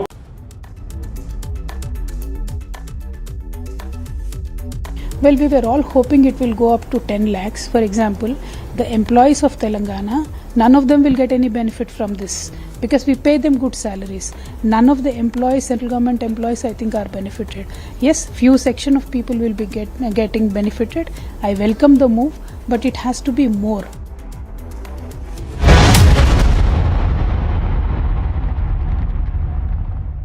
$11,000 placements last year. At Amity, we are committed to nurturing passionate, hardworking and proactive professionals. I propose to increase the rebate limit to 7 lakh in the new tax regime. Thus, persons in the new tax regime with income up to 7 lakhs will not have to pay any tax at all. The second proposal relates to middle class individuals. I had introduced in the year 2020 the new personal income tax regime with 6 income slabs starting from 2.5 lakh. I propose to change the tax structure in this regime by reducing the number of slabs to 5 and increasing the tax exemption limit to 3 lakhs. The new tax rates are 0 to 3 lakh, nil. 3 to 6 lakhs, 5%. 6 to 9 lakhs, 10%. 9 to 12 lakh, 15%. 12 to 15 lakhs, 20%. And above 15 lakhs, 30%. This will provide major relief to all taxpayers in the new regime. An individual with an annual income of 9 lakhs will be required to pay only 45,000 rupees. This is only 5% of his or her income. It is a reduction of 25% on what he or she is required to pay now. That is 60,000. So in the place of 60,000, it is now only 45,000. Similarly, an individual with an income of 15 lakh rupees would be required to pay only 1.5 lakh or 10% of his income or her income, a reduction of 20% from the existing liability of 1,87,500 rupees. साथियों, शहरी महिलाओं से लेकर गांव में रहने वाली महिलाएं हो, कारोबार रोजगार में व्यस्त महिलाएं हो या घर काम में व्यस्त महिलाएं हो, उनके जीवन को आसान बनाने के लिए बीते वर्षों में सरकार ने अनेकविध कदम उठाए हैं। जल जीवन मिशन हो, उज्ज्वला योजना हो, पीएम आवास योजना हो, ऐसे अनेक कदम, इन सबको बहुत बड़ी ताकत के साथ आगे बढ़ाया जाएगा। उसके साथ साथ महिला सेल्फ हेल्प ग्रुप एक बहुत बड़ा सामर्थ्यवान क्षेत्र आज भारत में बहुत बड़ी जगह अपने आप एक्वायर कर चुका है। उनको अगर थोड़ा सा बल मिल जाए तो मिरेकल कर सकते हैं। और इसलिए विमेन सेल्फ हेल्प ग्रुप उनके सर्वांगीण के विकास के लिए नई पहल इस बजट में एक नया आयाम जोड़ेगी। महिलाओं के लिए एक विशेष बचत योजना भी शुरू की जा रही है और जनधन अकाउंट के बाद ये विशेष बचत योजना सामान्य परिवार की गृहिणी माताओं बहनों को बहुत बड़ी ताकत देने वाली है। ये बजट सहकारिता को ग्रामीण अर्थव्यवस्था के विकास की दूरी बनाएगा। I propose to increase the rebate limit to 7 lakh in the new tax regime. Thus, persons in the new tax regime with income up to 7 lakhs will not have to pay any tax at all. The second proposal relates to middle class individuals. I had introduced in the year 2020 the new personal income tax regime with 6 income slabs starting from 2.5 lakh. I propose to change the tax structure in this regime by reducing the number of slabs to 5.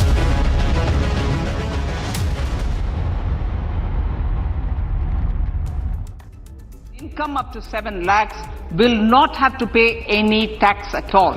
An individual with an annual income of 9 lakhs will be required to pay only 45,000 rupees. This is only 5% of his or her income.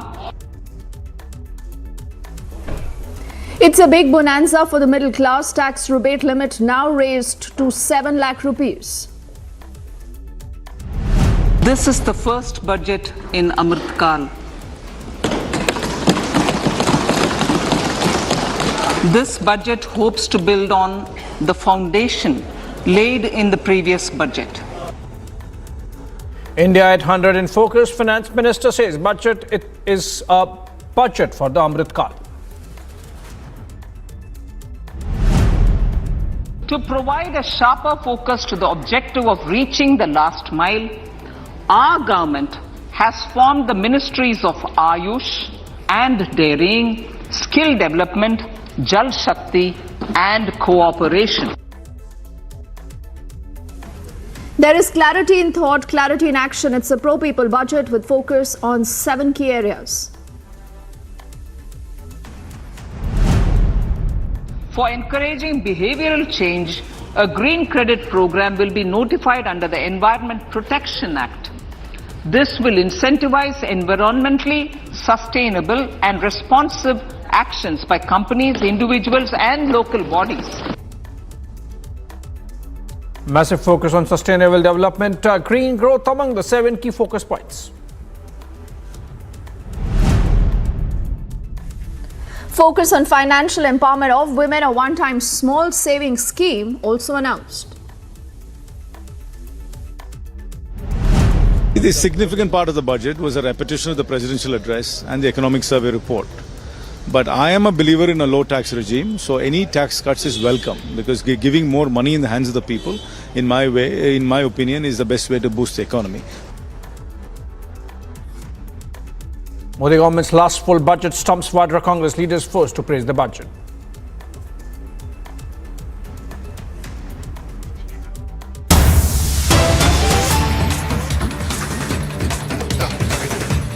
We begin this edition of the news with this breaking update that's coming in. It's a massive snow avalanche that hits the Afarav Peak at the famous ski resort in Gulmarg.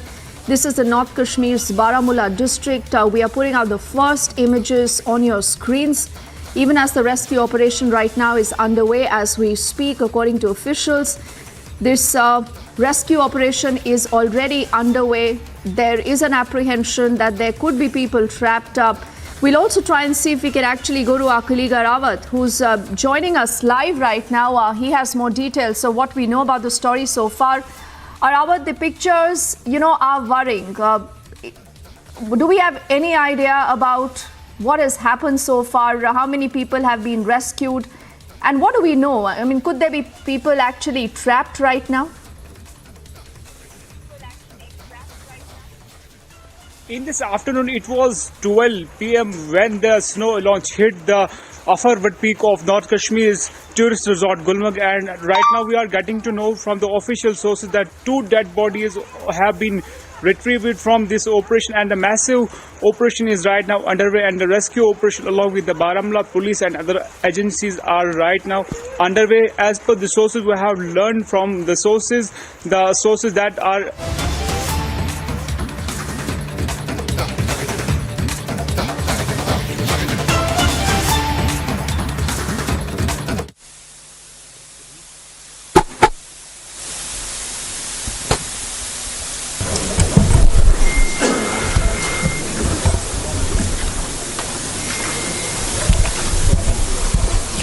Good afternoon, friends.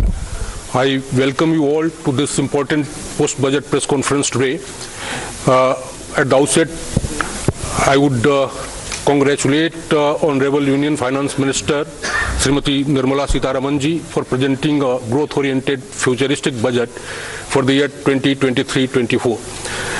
I welcome you, ma'am, to this press conference. I also take this opportunity to welcome the Honorable Ministers of State, Sri Pankaj Chaudhary ji and Dr. Bhagwat Karaj ji. On this occasion, we also have with us Finance Secretary Expenditure Dr. T.V.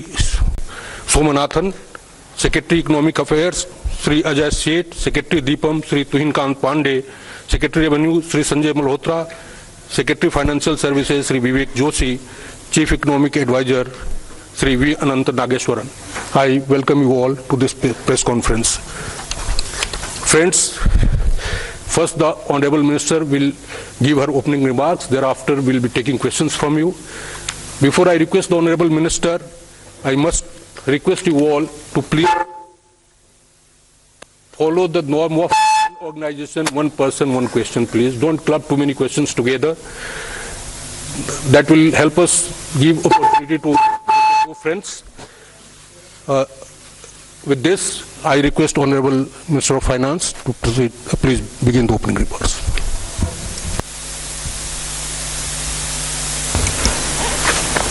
Thank you.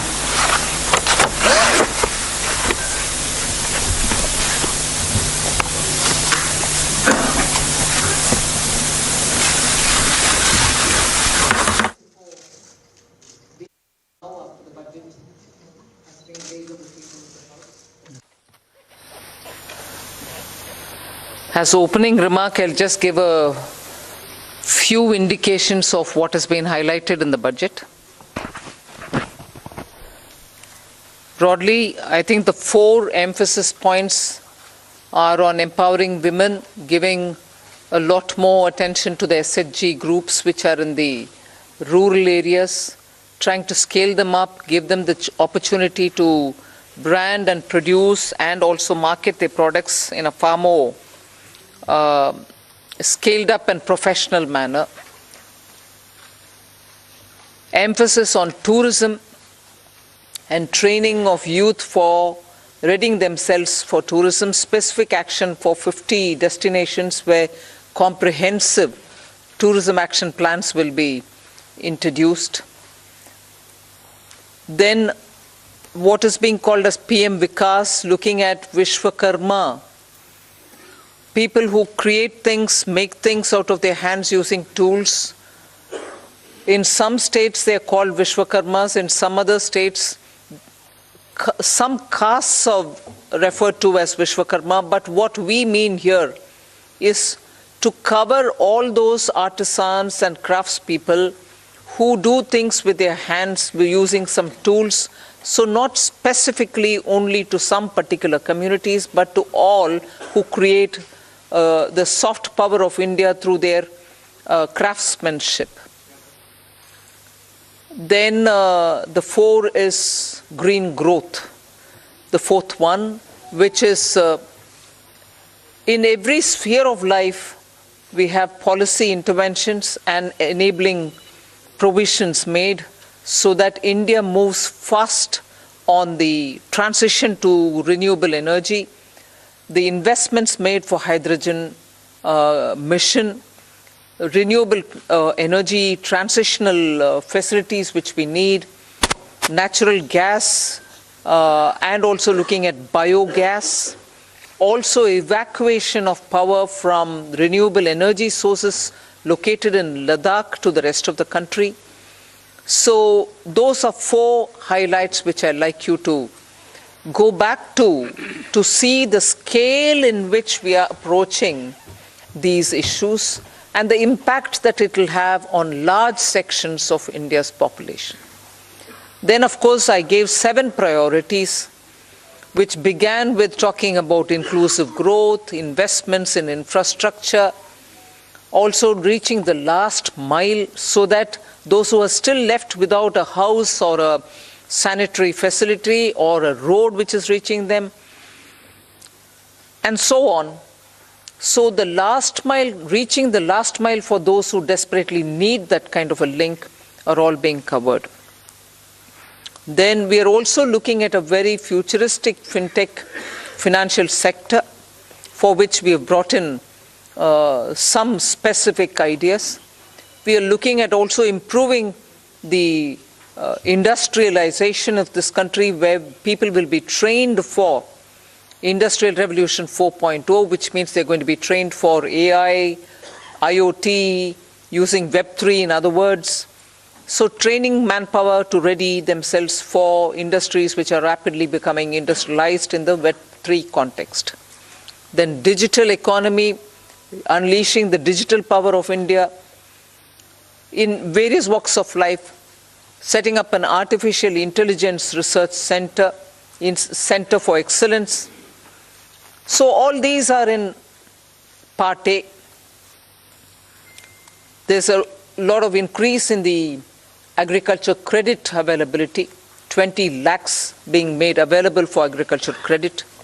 Also a sub-scheme under the PM Matsya Sampada Yojana, making sure that people living in the coastal areas are going to benefit from it, fishermen are going to benefit from it.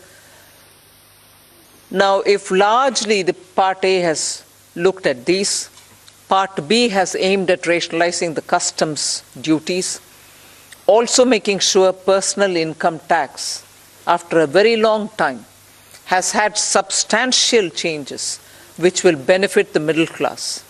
And also because this country has been waiting for direct taxation to be simplified, also waiting for direct taxation to be a lot more easy in compliance, and therefore the new taxation regime that we brought in for direct taxation 2-3 years ago has now got greater incentives, greater attraction, so that people can unhesitatingly move from the old to the new. Of course, we are not compelling anybody. Those who want to remain in old can still remain there for enough justifications that they can have. But the new one obviously is now attractive because it gives greater rebate. It also provides for a simplified and smaller slabs, lower rates of taxation, and also slabs which are nicely broken down. So with all this, I think the budget, I've not gone into specifics, but I thought as an opening remark, this much will be sufficient to say this is a budget which is beautifully balanced. Both growth considerations, because the capital investment has never before seen double-digit investment announcements. 10 lakh crore, which includes 1.3 lakh crores being given to states, is going to give a big leg up for capital investment from government. So balancing that I'm talking about is looking at public sector investments, continuing that good tradition of capital investment in infrastructure, and also attending to MSMEs, because they are the engine of growth. We've given them relief, we've also given them new access, we've extended and widened the emergency credit liquidity guarantee scheme, also given them back their securities, 95% of it, even if they fail to deliver on contractual promises which were during the COVID pandemic. So the balancing is, one, we can sustain the capital infrastructure expenditure from the government, Simultaneously, in the private sector, give a lot of push and impetus for the MSME, and not forgetting the individuals, the middle class individuals who needed that kind of a tax breaks and relief through taxation. So the large macroeconomic considerations have also been kept in mind. The fiscal consolidation has not been kept in the back burner. We've attended to it. We are respecting the glide path we gave ourselves 2 budgets ago. 6.4 this year fiscal deficit, and the forthcoming year for which the budget is presented now, 5.9% fiscal deficit. So broadly, I leave it at this. I suppose when you ask questions, we can answer the rest. Thank you. Thank you for coming here today.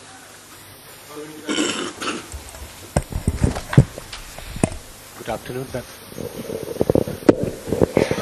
Good afternoon, ma'am. Shishir here from Hindu Business Line.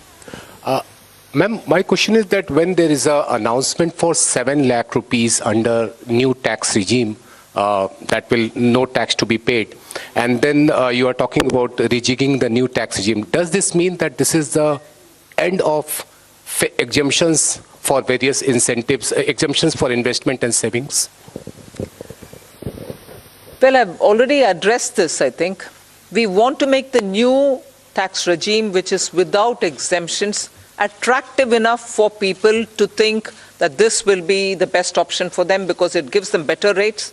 It doesn't also make the compliance a burdensome exercise. If rates are so low, you're going to benefit net by paying lesser tax.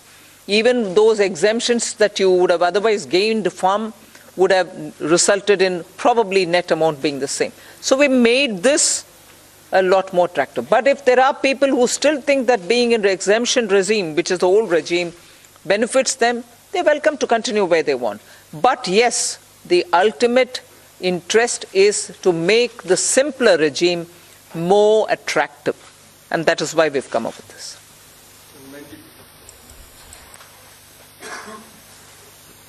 Ma'am, firstly, many congratulations on that fiscal consolidation, because I keep asking you that question. But the issue today is about people in terms of, there is a big gamble in terms of capital expenditure. When you do that, does it actually trickle down to the people? Does it create jobs? I know you've been doing this for the last 2 years. Are you sure that this will really trigger off job creation, one, to, money in the hands of the poor people? The second, of course, is about inflation, which again, you, like last year, you haven't really touched about it, but you have had the letter from RBI. Your chief economic advisor yesterday says we are in uncertain times, but we hope that it will be under the check of 4 to 6%, hopefully the lower band of RBI. What is your answer to both these points?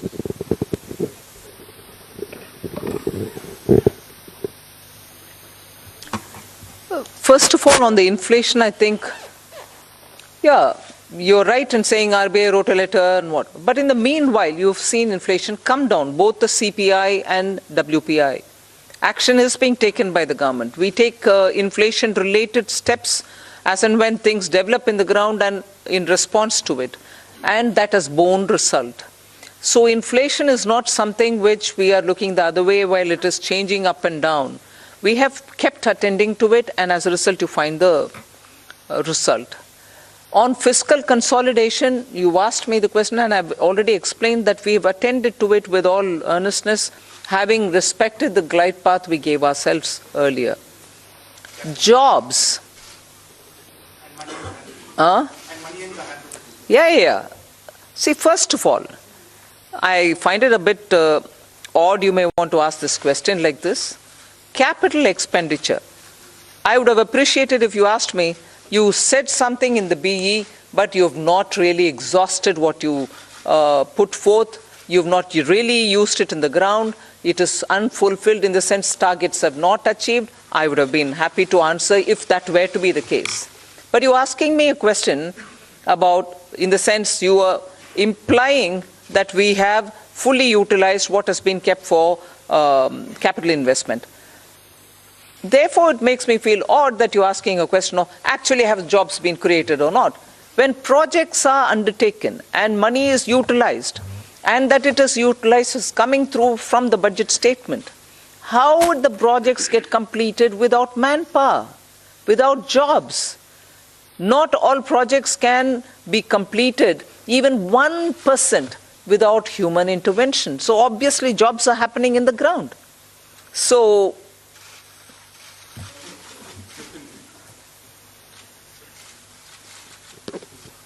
ma'am, I want to ask you, ma'am here. Ma'am, I want to ask you what percentage of taxpayers had moved to the new tax regime in the last assessment year? And is there a number that you expect, 50%, 60%, whatever? And number two, ma'am, there's a specific mention for expenditure towards MSMEs.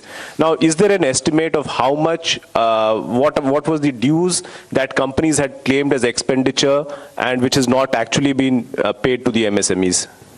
Sanjay, you want to answer on? On your second question, that is on the MSMEs, well, we don't have that data. Certainly we don't have that data. And it's not, I mean, we don't take that data from the taxpayers in their returns. So that data we will not have. But certainly, you know, we are all aware of this huge problem of timely payments not being made to the MSMEs. So in that direction, you know, this is certainly a positive step. Coming to your first question on the exemption-less regime, let me say that for companies, the 22% tax regime that we got, 61% of our tax now, the corporate tax, more than 60% is actually coming from the exemption-free tax regime.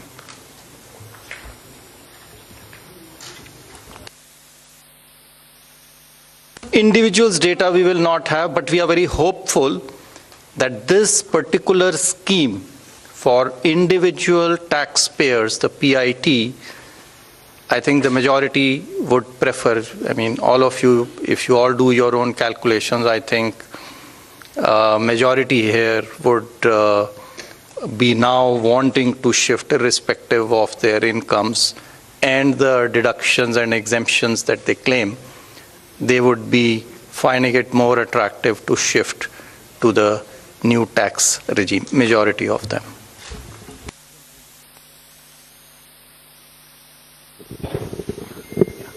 No, go ahead. Ma'am, very good afternoon. Congratulations on a great budget. It's very clean, simple, nicely done. Ma'am, one quick question on capex and one more on petroleum subsidy. Ma'am, your capex for RE is lower actually in terms of the spend as of now, but the target is greatly stepped up for FY24. So what gives the confidence that it will be all utilized? That capex RE is lower, ma'am. 7.28 versus slightly lower.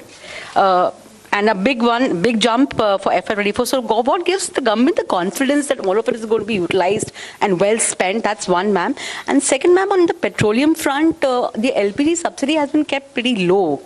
You had announced certain additional measures last year in May, along with the deep cuts in excise on petrol, diesel. So what happens to those announcements regarding LPG subsidy? They have not been rolled over. And plus, ma'am, there is a demand coming in from oil cores now after LPG losses that you have made good by giving them money, that something needs to be done on fuel also. So would the government consider? The last bit, something has to be done for who? Basically, demand coming in from oil cores in terms of oil marketing companies. Yes, cash compensation. The money which is now being given is not for that. Not for that, ma'am. So, all of it. So, on your first question on capital expenditure. So, yes, the revised estimates are about 97% or 98% of the budget estimate. Yes, there is a slight deviation. It's mainly on the state capital expenditure, which is falling short of the 1 lakh crore. Actually, the central capital expenditure is going to exceed the budget estimates. State capital expenditure is not expected to reach the 1 lakh crore figure because some portions of the state capital investment scheme have reform conditions. So some states have not been able to meet some of the conditions. Therefore, we expect, I think the figures are there, about 76% of the state capital expenditure scheme is likely to be spent. That's the revised estimate. So the shortfall is actually on the state side, not on the central side. Point number one. What gives you the confidence for next year? I think if you look at the allocations that have been made, they've made in actually the increments are in 4 clear areas. One, railways. The railways has enough projects to absorb the additional capital expenditure. The second is highways. They have adequate projects running to absorb this capital expenditure. The third is states, 30,000 crores. Now, yes, there will always be a challenge, but I think the states are gearing up now. This 2 years of this experiment has helped them to improve their spending capacity. And we are also seeing an uptick in the second half of this year on the state capital expenditure. So I'm reasonably confident that the states will absorb the 1,30,000 that has been provided. And the other big item on the central side is the petroleum capital expenditure, which is for retrofitting of refineries to meet emission standards and pollution standards, and partly for augmenting our strategic reserves. So I'm quite confident that we'll meet the expenditure targets. Please.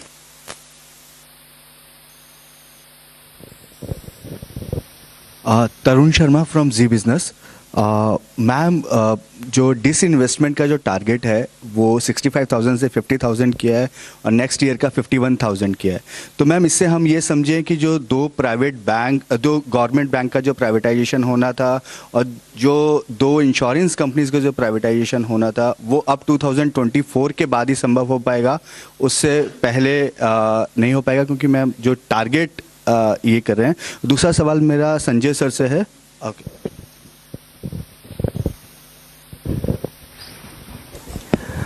जैसा कि आपको विदित है कि disinvestment तो market conditions और कई चीज़ों से निर्भर करता है, तो उस हिसाब से जो प्रैक्टिकल और प्रूडेंट टारगेट है वो रखा गया है.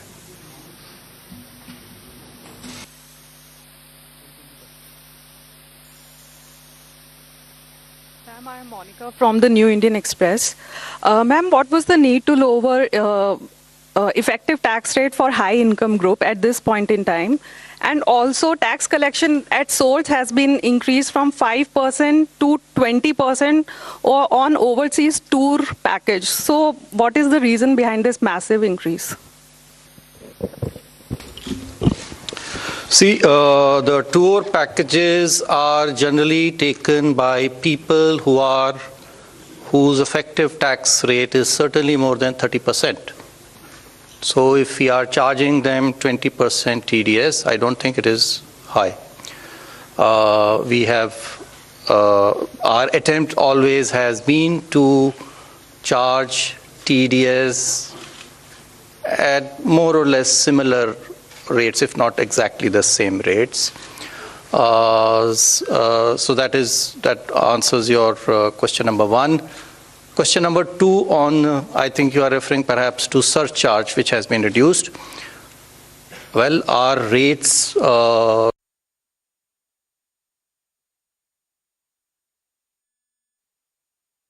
some of the developed countries. And so in any case, it was introduced as an interim measure, and so that has now been reduced so that the effective tax rate, highest effective tax rate becomes 39%.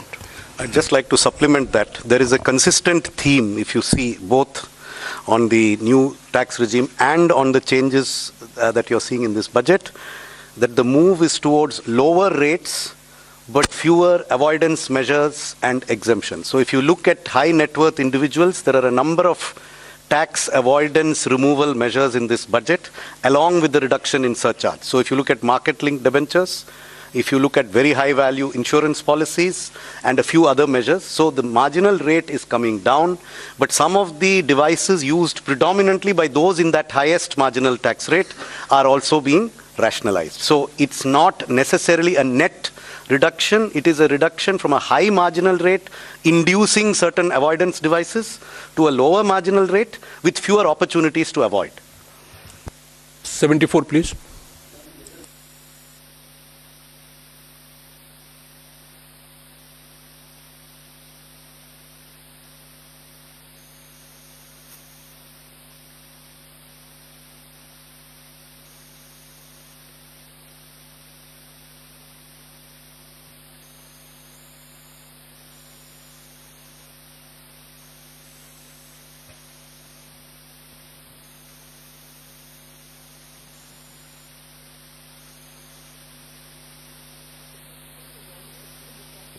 one's mind being part of a political party. But consistent with what we believe, we placed our emphasis and priorities on those. And that's what you've seen in the budget.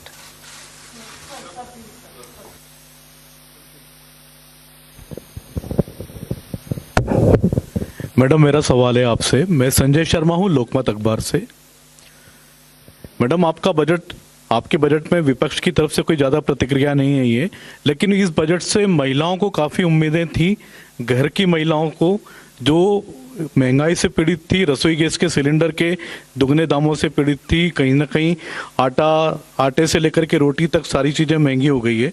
तो क्या इससे आपको लगता है कि कुछ इसमें महंगाई पे भी फर्क पड़ेगा और घर की जो रोटी है, जो घर की जो रसोई का जो सामान है, उसमें इस बजट से कुछ फर्क पड़ेगा?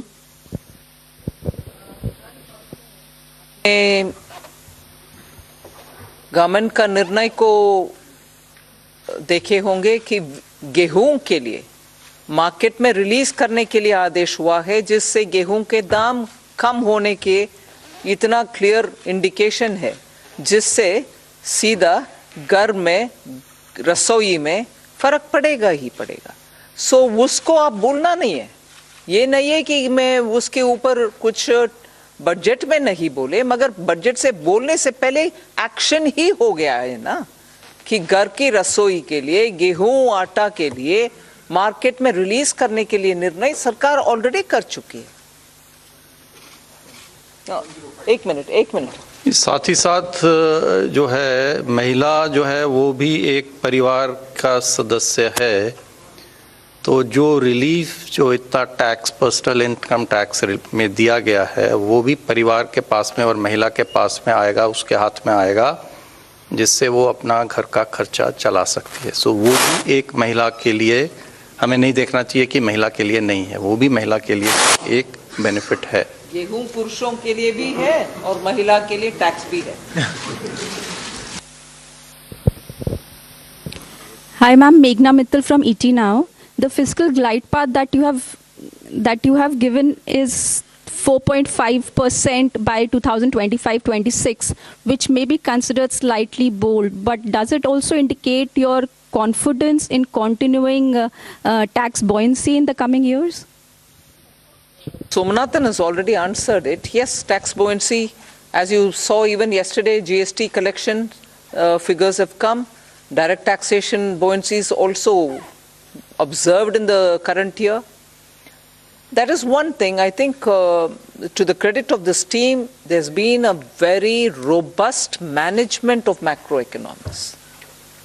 That certainly bears an impact. So all of us might talk about this particular step or that particular step, but I think together, revenue, expenditure, disinvestment, banking, all of us together have worked in such a way that where you can earn more through tax avoidance related measures, and similarly where you can bring in more people into the tax net, you are taking steps. Similarly, prudent ways of effective expenditure without cutting down expenditure, committed expenditure or other expenditure, are all ways in which you're making money mean more.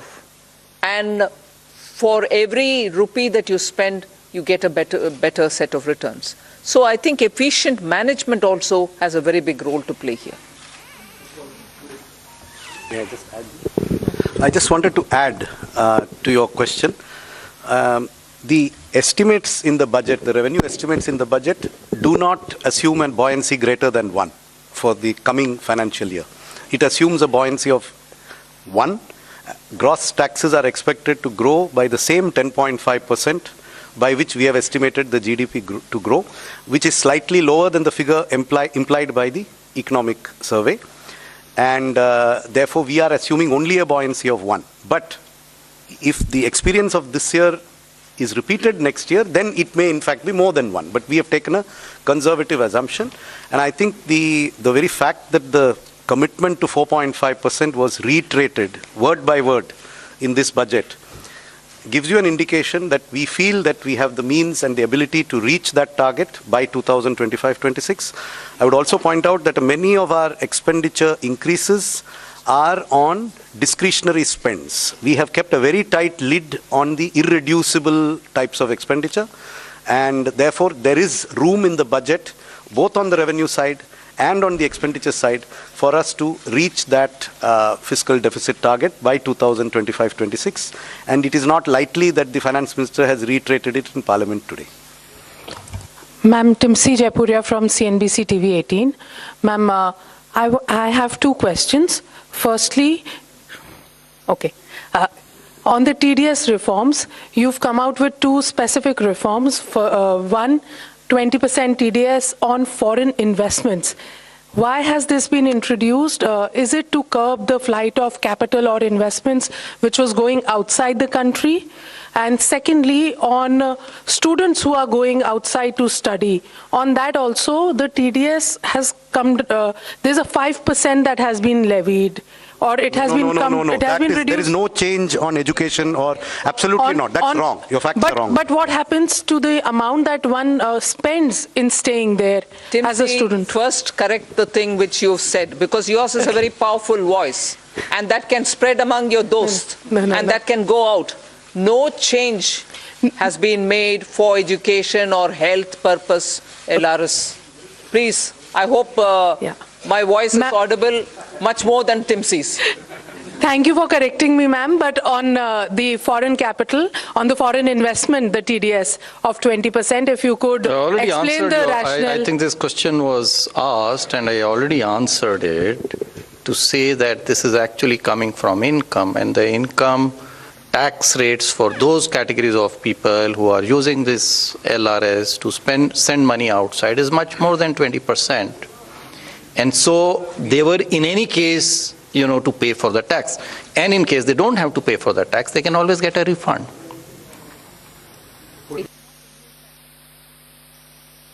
It is our impression, and there is enough information to indicate that there are quite a lot of people who are able to make these remittances, but whose tax returns are disproportionately low compared to what they send as remittances. Now that means if you don't collect the tax at source, you have to take measures later to catch them. That is much more difficult.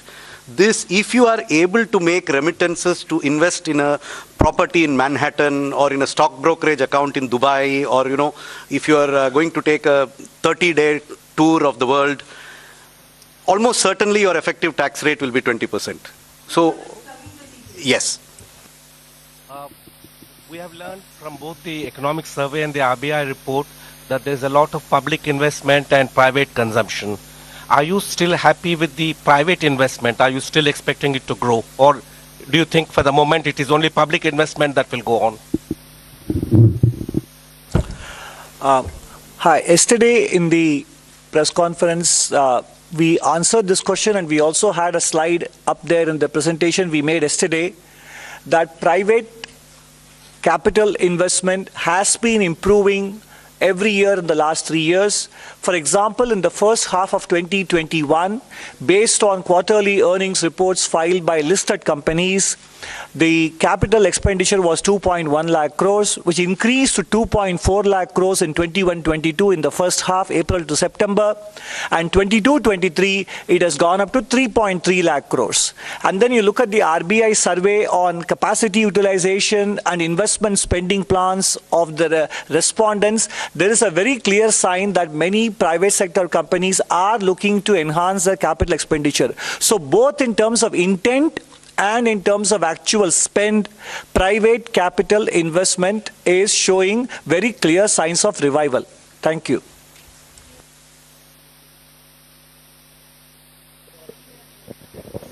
Ma'am, this is Ujjwal Narayan from Newsrise. Ma'am, this is your fifth budget, and when you started in the first budget, you talk about India reaching to a 5 trillion economy by 2025. So just I wanted to know what is the situation, because yesterday CA has put forward another goal post of becoming a 7 trillion economy in next 7 years. So what is happening to that target? That is my simple question.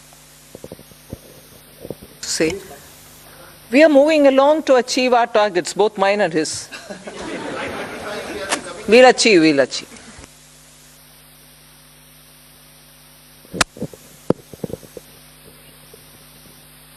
Good afternoon, ma'am. This is Chetan from India Today Group.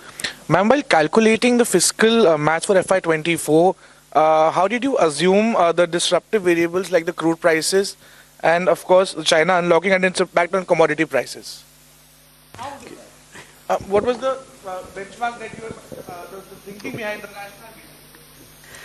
national? This is a question that keeps coming every budget, and I keep giving you the same answer. That there is no part of the budget mathematics that has a crude price number as an input in any spreadsheet. See, because there is no direct subsidy on any petroleum product. Unlike the fertilizer price or the price of the MSP, these have direct impacts on the budget. The petrol price would have an impact only if it triggers some major change in the tax system. Otherwise, the petrol, diesel, oil prices do not directly affect our budgeting. So it is not that there were days, maybe 10-15 years ago, when there was a lot of subsidy on these commodities. At that time, a crude price assumption was inherent in the budget. Today, there is no inherent crude.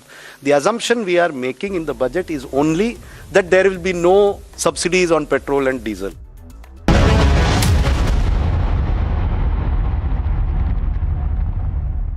11,000 placements last year.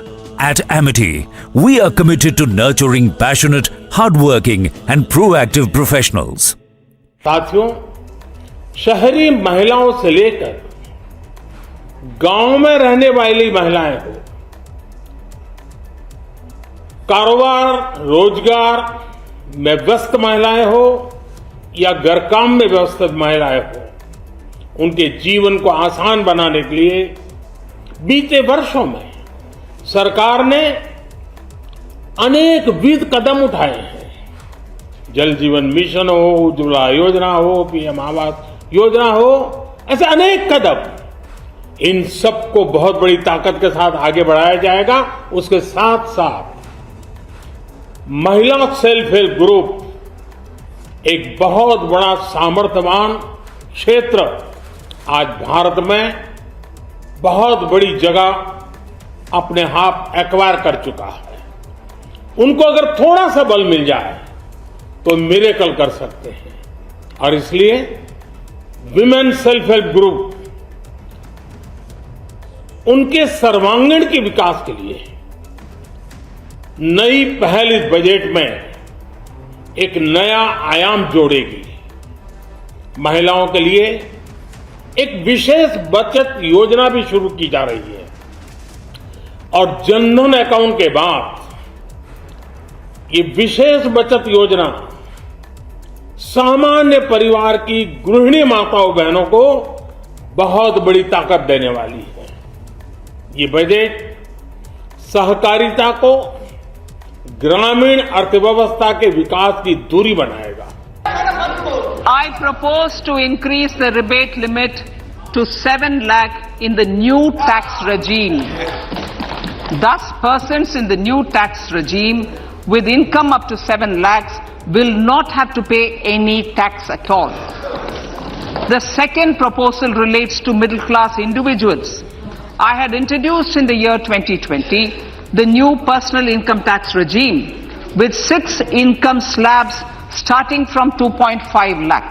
I propose to change the tax structure in this regime by reducing the number of slabs to 5 and increasing the tax exemption limit to 3 lakhs. The new tax rates are 0 to 3 lakh, nil. 3 to 6 lakhs, 5%. 6 to 9 lakhs, 10%. 9 to 12 lakh, 15%. 12 to 15 lakhs, 20%. And above 15 lakhs, 30%. This will provide major relief to all taxpayers in the new regime. An individual with an annual income of 9 lakhs will be required to pay only 45,000 rupees. This is only 5% of his or her income. It is a reduction of 25% on what he or she is required to pay now. That is 60,000. So in the place of 60,000, it is now only 45,000. Similarly, an individual with an income of 15 lakh rupees would be required to pay only 1.5 lakh or 10% of his income or her income, a reduction of 20% from the existing liability of 1,87,500 rupees. साथियों, शहरी महिलाओं से लेकर गांव में रहने वाली महिलाएं हो, कारोबार रोजगार में व्यस्त महिलाएं हो या घर काम में व्यस्त महिलाएं हो, उनके जीवन को आसान बनाने के लिए बीते वर्षों में सरकार ने अनेकविध कदम उठाए हैं। जल जीवन मिशन हो, उज्ज्वला योजना हो, पीएम आवास योजना हो, ऐसे अनेक कदम, इन सबको बहुत बड़ी ताकत के साथ आगे बढ़ाया जाएगा। उसके साथ साथ महिला सेल्फ हेल्प ग्रुप एक बहुत बड़ा सामर्थ्यवान क्षेत्र आज भारत में बहुत बड़ी जगह अपने आप एक्वायर कर चुका है। उनको अगर थोड़ा सा बल मिल जाए तो मिरेकल कर सकते हैं, और इसलिए विमेन सेल्फ हेल्प ग्रुप उनके सर्वांगीण के विकास के लिए नई पहल इस बजट में एक नया आयाम जोड़ेगी। महिलाओं के लिए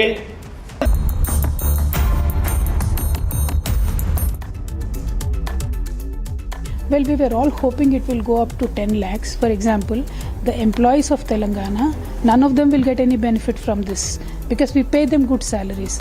None of the employees, central government employees, I think are benefited. Yes, few section of people will be getting benefited. I welcome the move, but it has to be more. Bharat का budget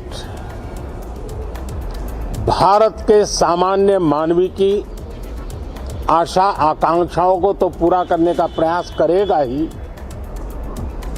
लेकिन विश्व जो आशा की किरण देख रहा है वो और अधिक प्रकाशमान नजर आए।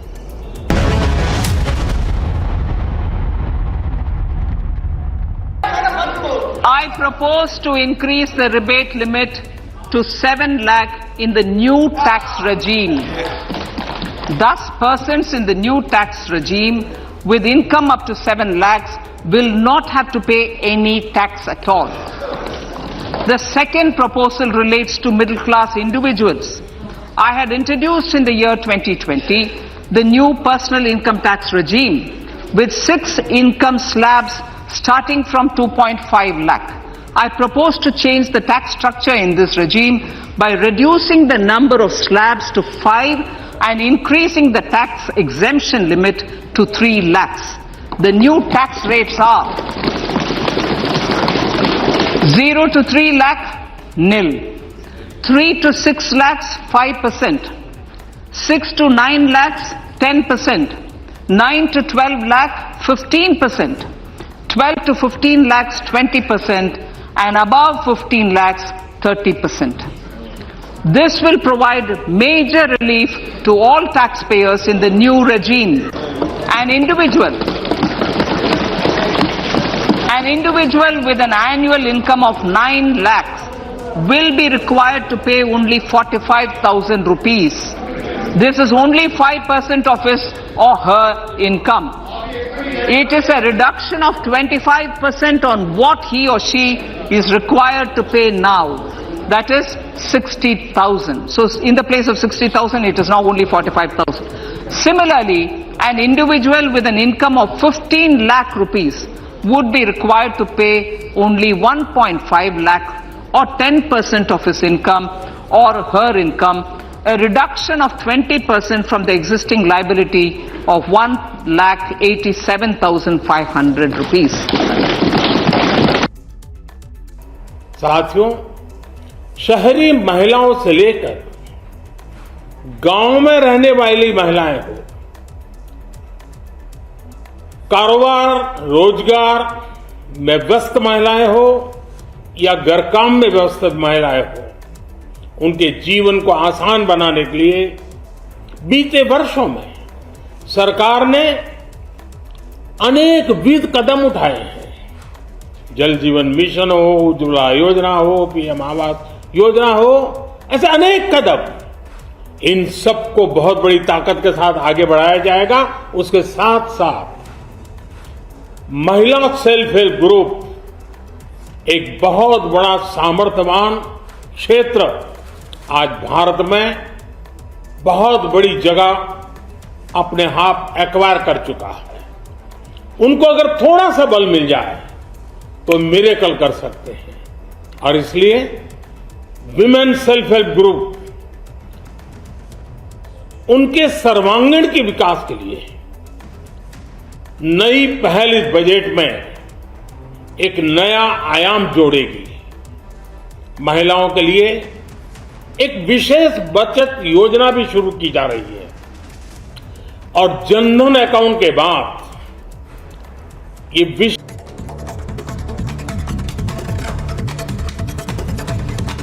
US Deputy Defense Secretary Dr. Kathleen Hicks met National Security Advisor Ajit Doval here and discussed priorities for the US-India bilateral defense partnership. The discussions included strengthening policy and operational coordination in the Indo-Pacific region and increasing defense industrial cooperation between the two countries.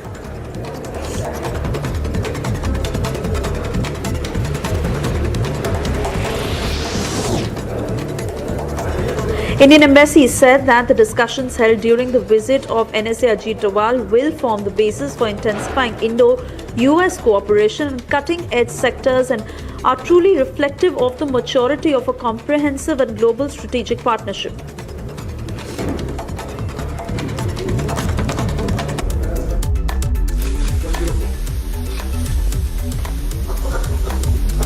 Ma'am, my name is Mukesh and I work for Newsrise. Just wanted to know, is there a component of green bonds in the...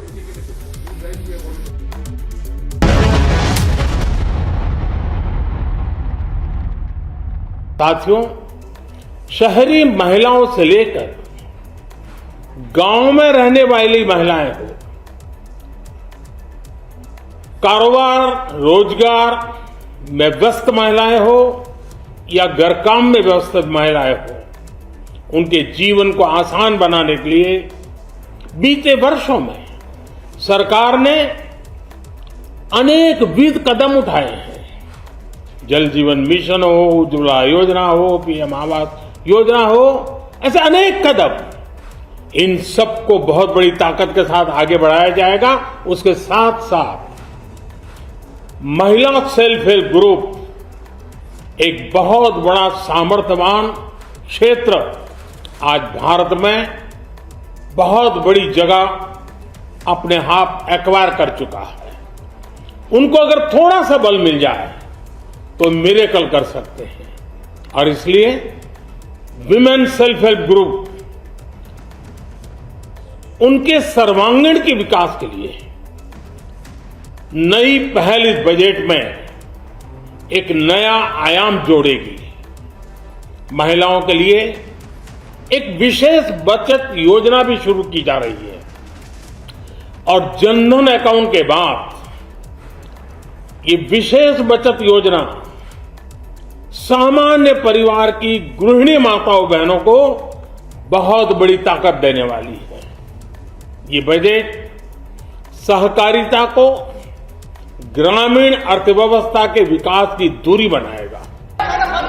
I propose to increase the rebate limit to 7 lakh in the new tax regime. Thus, persons in the new tax regime with income up to 7 lakhs will not have to pay any tax at all. The second proposal relates to middle-class individuals. I had introduced in the year 2020 the new personal income tax regime with 6 income slabs starting from 2.5 lakh. I propose to change the tax structure in this regime by reducing the number of slabs to 5 and increasing the tax exemption limit to 3 lakhs. The new tax rates are 0 to 3 lakh, nil. 3 to 6 lakhs, 5%. 6 to 9 lakhs, 10%. 9 to 12 lakh, 15%. 12 to 15 lakhs, 20%. And above 15 lakhs, 30%. This will provide major relief to all taxpayers in the new regime. An individual with an annual income of 9 lakhs will be required to pay only 45,000 rupees. This is only 5% of his or her income.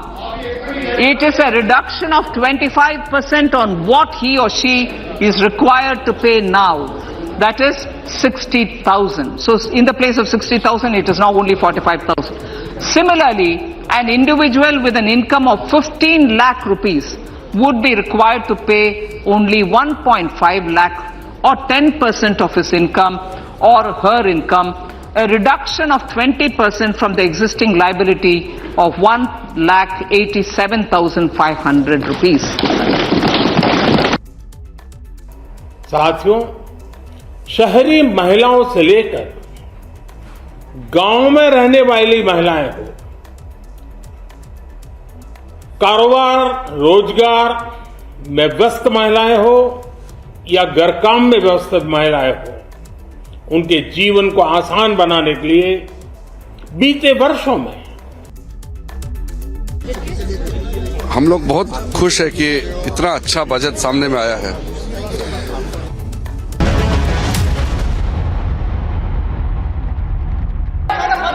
I propose to increase the rebate limit to 7 lakh in the new tax regime. Thus, persons in the new tax regime with income up to 7 lakhs will not have to pay any tax at all. The second proposal relates to middle-class individuals. I had introduced in the year 2020 the new personal income tax regime with 6 income slabs starting from 2.5 lakh. I propose to change the tax structure in this regime by reducing the number of slabs to 5 and increasing the tax exemption limit to 3 lakhs. The new tax rates are 0 to 3 lakh, nil. 3 to 6 lakhs, 5%. 6 to 9 lakhs, 10%. 9 to 12 lakh, 15%. 12 to 15 lakhs, 20%. And above 15 lakhs, 30%. This will provide major relief to all taxpayers in the new regime. An individual with an annual income of 9 lakhs will be required to pay only 45,000 rupees. This is only 5% of his or her income. It is a reduction of 25% on what he or she is required to pay now. That is 60,000. So in the place of 60,000, it is now only 45,000. Similarly, an individual with an income of 15 lakh rupees would be required to pay only 1.5 lakh or 10% of his income or her income, a reduction of 20% from the existing liability of 1,87,500 rupees. साथियों, शहरी महिलाओं से लेकर गांव में रहने वाली महिलाएं हो, कारोबार रोजगार में व्यस्त महिलाएं हो या घर काम में व्यस्त महिलाएं हो, उनके जीवन को आसान बनाने के लिए बीते वर्षों में सरकार ने अनेक विविध कदम उठाए हैं। जल जीवन मिशन हो, उज्ज्वला योजना हो, पीएम आवास योजना हो, ऐसे अनेक कदम, इन सबको बहुत बड़ी The significant part of the budget was a repetition of the presidential address and the economic survey report. But I am a believer in a low tax regime, so any tax cuts is welcome because giving more money in the hands of the people, in my opinion, is the best way to.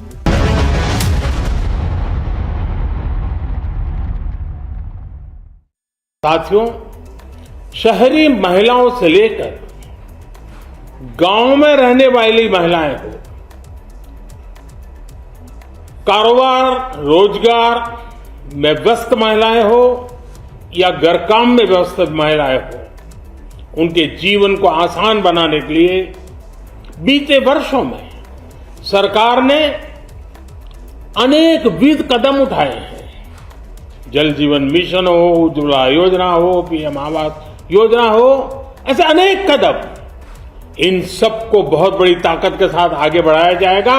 उसके साथ साथ महिला self help group एक बहुत बड़ा सामर्थ्यवान क्षेत्र आज भारत में बहुत बड़ी जगह अपने आप एक्वायर कर चुका है। उनको अगर थोड़ा सा बल मिल जाए तो मिरेकल कर सकते हैं। और इसलिए विमेन सेल्फ हेल्प ग्रुप उनके सर्वांगीण के विकास के लिए नई पहल इस बजट में एक नया आयाम जोड़ेगी। महिलाओं के लिए एक विशेष बचत योजना भी शुरू की जा रही है और जनधन अकाउंट के बाद ये विशेष बचत योजना Mr. Fai, you are doing this for Pakistan.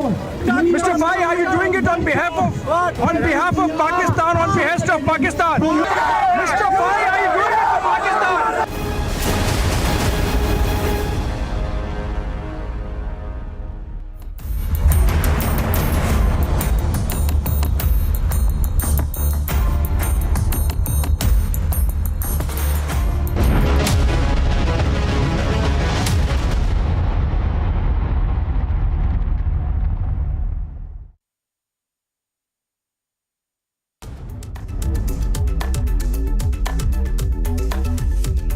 Tax at all.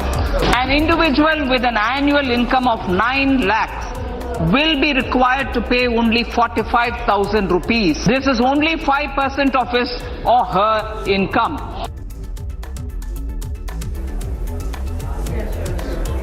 Big bonanza for the middle class. Tax rebate limit raised to 7 lakh rupees.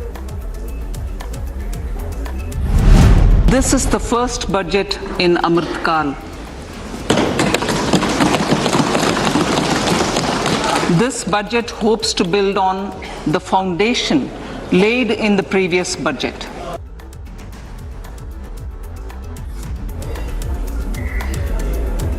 India at 100 in focus. Finance Minister says budget is a budget for Amrit Kal.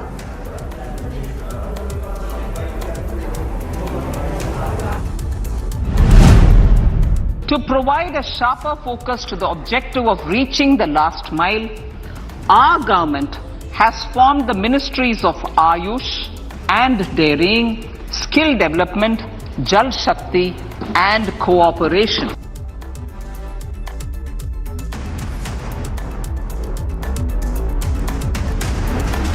Thought, clarity and action, a pro-people's budget with focus on 7 key areas.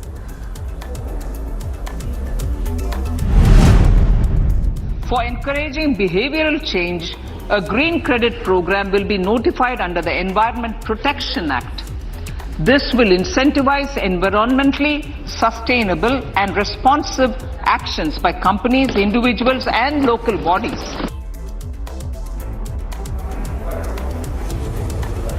Massive focus on sustainable development, green growth among the 7 key focus points.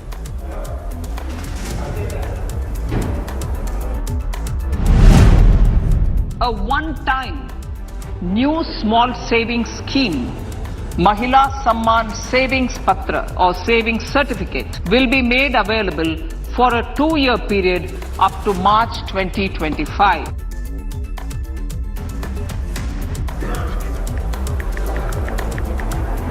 Focus on financial empowerment of women, a one-time small savings scheme announced. The significant part of the budget was a repetition of the presidential address and the economic survey report. But I am a believer in a low tax regime, so any tax cuts is welcome because giving more money in the hands of the people, in my opinion, is the best way to boost the economy.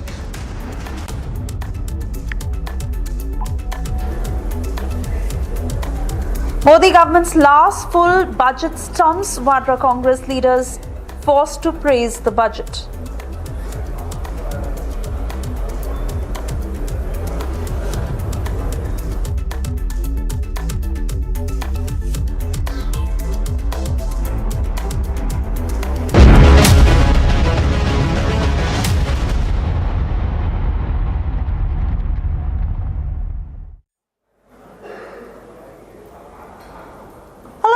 you're watching this live broadcast from CII in the national capital, where all through this morning we have been getting you industry voices post-budget 2023.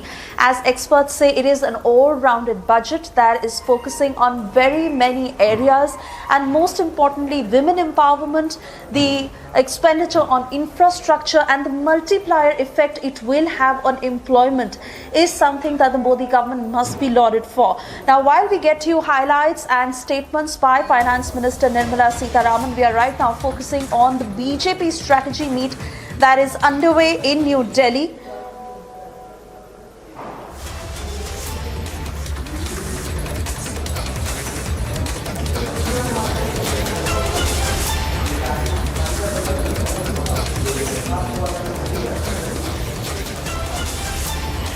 The Central Election Commission of the BJP, which is meeting right now for the finalization of candidates for the upcoming assembly polls in Meghalaya and Nagaland, and the meeting will be chaired by JP Nadda in the presence of Prime Minister Modi and Union Home Minister Amit Shah, along with Rajnath Singh. The meeting is held at the party headquarters in the national capital. Quickly cutting across to my colleague Piyush, who's joining us live on the broadcast.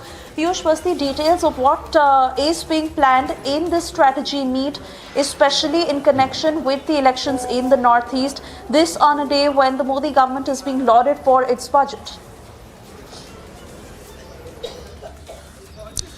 Well, certainly remember that BJP is now holding its second CEC in a few days. Last time it held its CEC on 27th of January when it had decided on the Tripura elections, and this time the brainstorming is going on the remaining two northeastern states, Nagaland and Meghalaya. Right now I'm reporting from BJP headquarters where BJP leaders have arrived. You can see the security is in place. Any minute from now we can expect Prime Minister Narendra Modi also to reach here, Defence Minister Rajnath Singh, Home Minister Amit Shah, along with BJP's National President JP Nadda and the top leaders of CEC. They have already arrived. Bhupendra Yadav is already there. A few leaders from Nagaland and Meghalaya, they have already reached. If you talk about three upcoming state assembly elections are going to take place in Tripura, Meghalaya and Nagaland. BJP has finalized its candidates on the Tripura seats. 60 seats are there on which the candidates have been finalized in its last CEC. And in this CEC, Central Election Committee meeting, BJP is going to decide upon the candidates in the state of Nagaland and Meghalaya. Remember that in Meghalaya, BJP has been busy in outreach program, reaching out to the big Christian leader, tribal leaders there, and also the civil society. In fact, last time when elections took place in Meghalaya, BJP was able to get 9.6%, which was indeed a big boost to the BJP support there in Nagaland, and BJP was able to get 2 seats there in Nagaland and was part of the government there in Nagaland.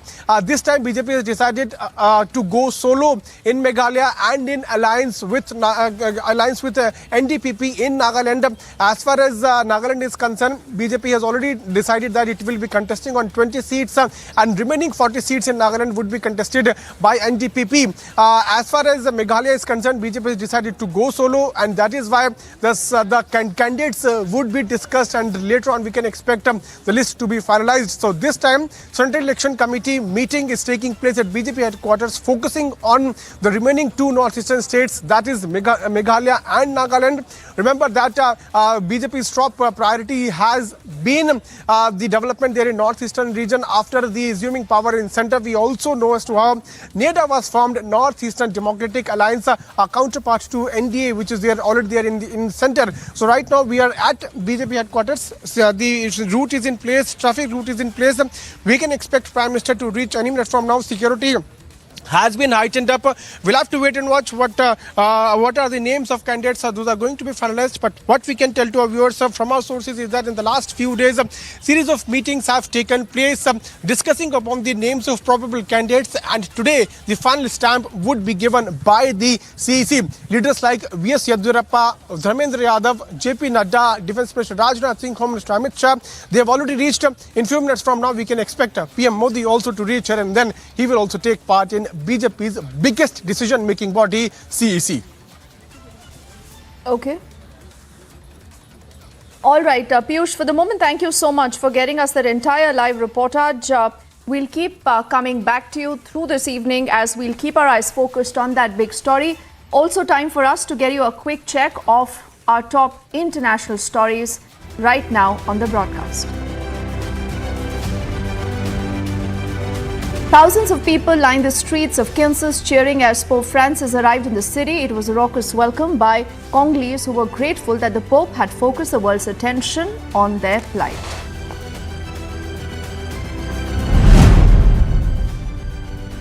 A New Mexico district attorney has filed involuntary charges against actor Alec Baldwin in the fatal shooting of a cinematographer on the set of the Western movie Rust. US Vice President Kamala Harris ceremonially swears in Jessica Davis as the new US ambassador at the White House to Qatar.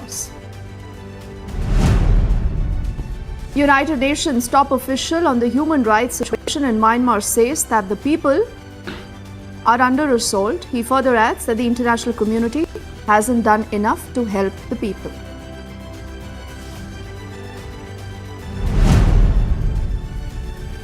The Omaha police have informed that they have fatally shot a man who entered a Target store with an AR-15 style rifle and plenty of ammunition. Police chief also say officers searched for victims. However, no casualty has been reported.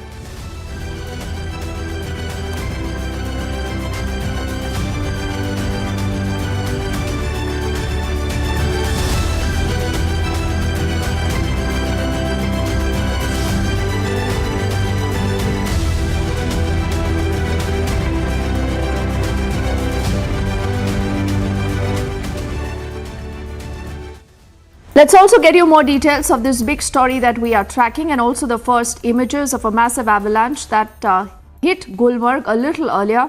In fact, even as we speak, we can tell you that the relief and rescue operations are underway. The last that we spoke to our colleague Arawat, who's reporting live on that story from Baramulla, he said that there are unfortunately 2 casualties that already have been reported.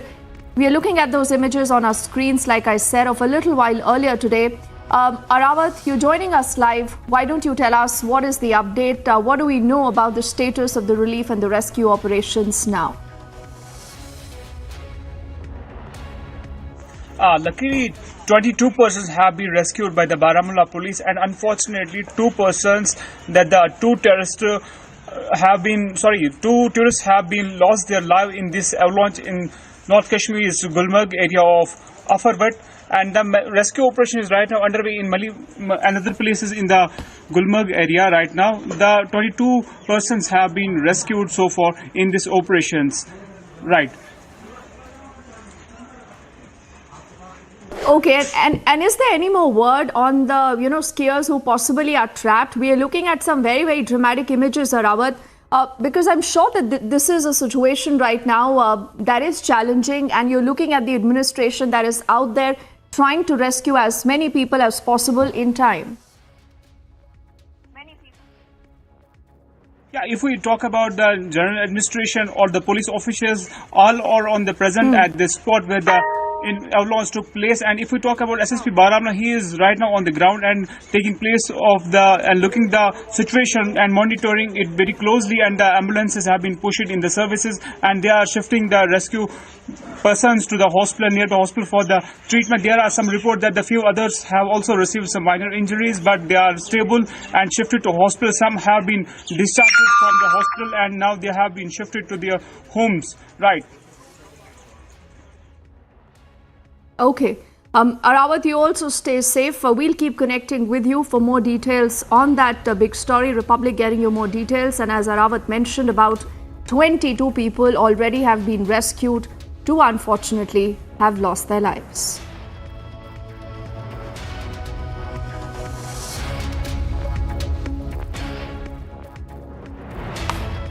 And now to the story and the issue that Republic has been discussing all through the day today. The budget 2023 is out.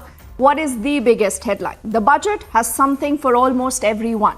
Remember, the government had the chance to be populist, considering that there are 9 state elections. There's that big Lok Sabha election 2024. But that clearly hasn't happened because the government there sticking with prudence, with fiscal consolidation. A lot of fiscal discipline is what the finance minister has stressed. The Prime Minister and the Finance Minister have called it the first budget of Amrit Kal, which will lay down the foundation for a developed India. On your screen, you're also looking at details that have come in of a major relief for the salaried people. Now, there, remember, has been a massive cut in that slab. It's been simplified, but also this is when you move to the new tax regime. So apart from the tax rebate, the Prime Minister has also stressed that the first budget of the Amrit Kal provides foundation to fulfill the resolve for a developed India. In his very first reaction to the budget that has been presented by the Finance Minister, the Prime Minister says it will fulfill dreams of the aspirational society, of the farmers and the middle class.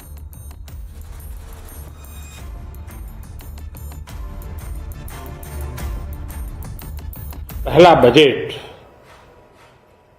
विकसित भारत के विराट संकल्प को पूरा करने के लिए एक मजबूत नींव का निर्माण करेगा। ये बजट वंचितों को वरीयता देता है। ये बजट आज की एस्पिरेशनल सोसाइटी, गांव, गरीब, किसान, मध्यम वर्ग, सभी के सपनों को पूरा करेगा।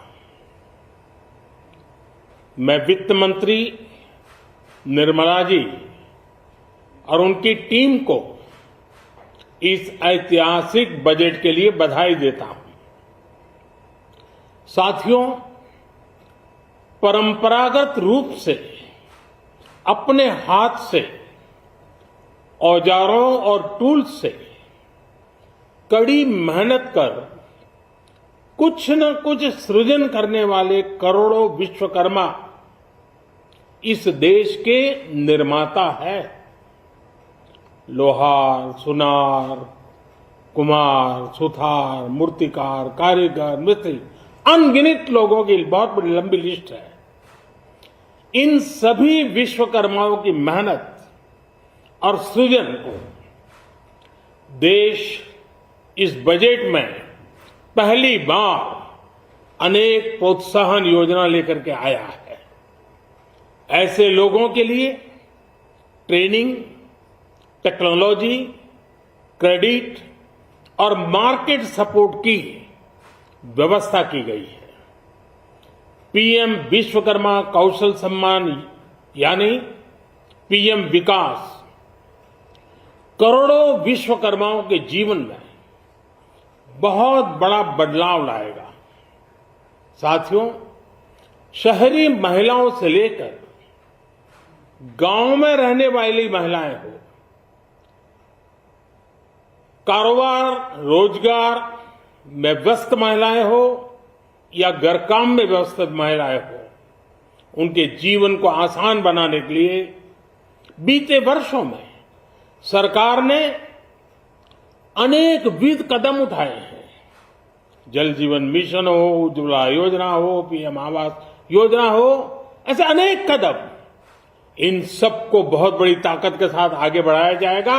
उसके साथ साथ महिला सेल्फ हेल्प ग्रुप एक बहुत बड़ा सामर्थ्यवान क्षेत्र आज भारत में बहुत बड़ी जगह अपने हाथ एक्वायर कर चुका है।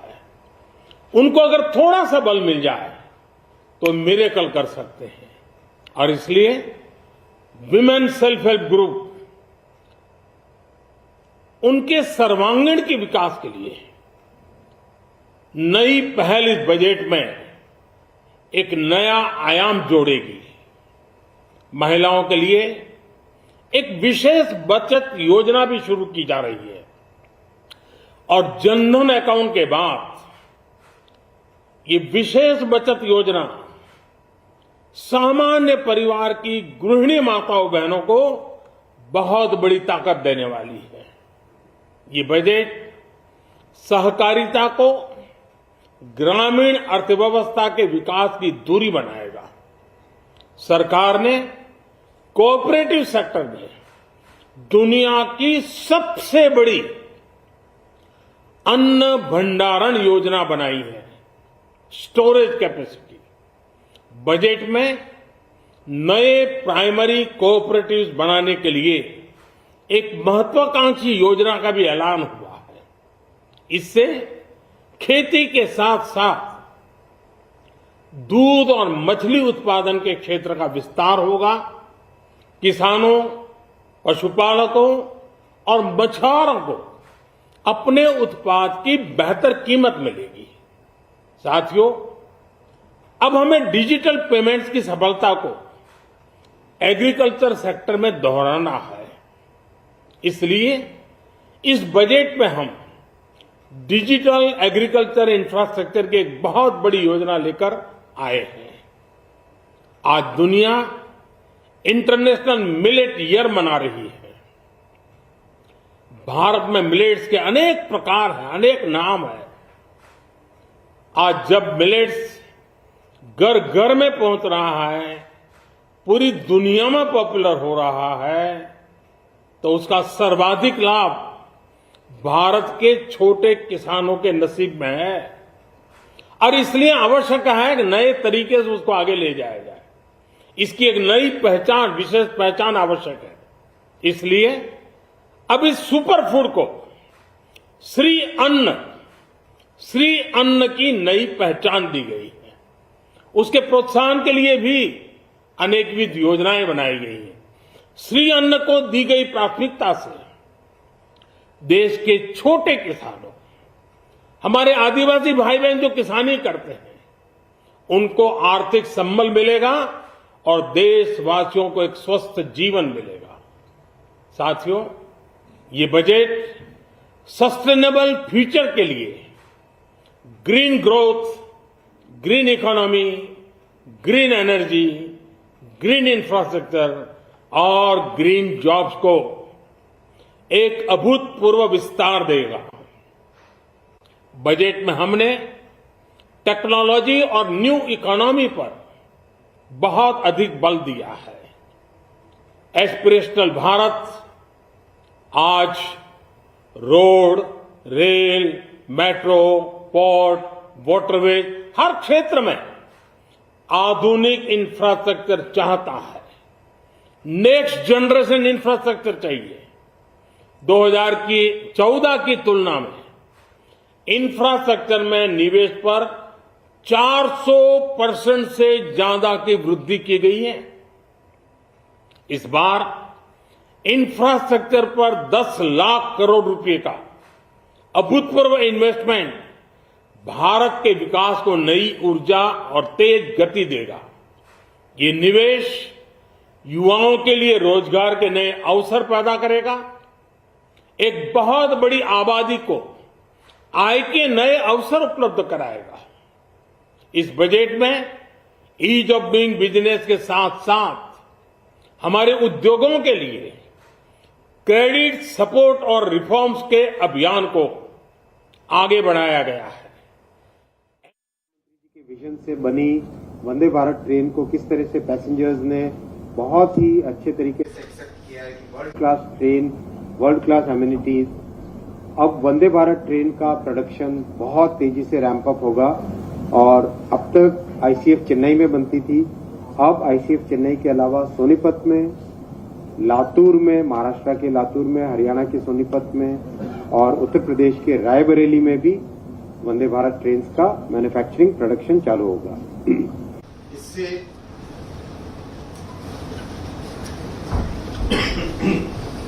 इससे देश के कोने कोने में देश के कोने कोने को जोड़ने का प्रधानमंत्री जी का जो विजन है वंदे भारत ट्रेन से, वो इस प्रोडक्शन के रैंप अप होने से पूरा होगा। आत्मनिर्भर भारत की एक और मिसाल है हाइड्रोजन ट्रेन, जो कि ग्रीन ग्रोथ का जो आज आपने बजट में देखा थीम है, उसी थीम में इंक्लूडेड है। दिसंबर 2023 तक हाइड्रोजन ट्रेन बन के निकलेगी, जो कि पूरी तरह से भारत में डिजाइन, भारत में मैन्युफैक्चर। साथ ही साथ जितने हमारे हेरिटेज सर्किट्स हैं, उन सब में पहले हाइड्रोजन ट्रेन को चलाया जाएगा। जैसे कालका शिमला हेरिटेज सर्किट है, ऐसे सर्किट्स में पहले हाइड्रोजन ट्रेन को चलाया जाएगा और फिर बाद में उसको और ज्यादा विस्तृत किया जाएगा। ग्रीन ग्रोथ के दूसरे इनिशिएटिव में आपने देखा अभी तक करीब 85% से ज्यादा रेलवे नेटवर्क इलेक्ट्रीफाई हो चुका है। अब इलेक्ट्रिसिटी भी ग्रीन तरीके से आए, उसके लिए बड़े आकार में सोलर प्रोजेक्ट्स लगाए जाएंगे, ultra mega solar plants.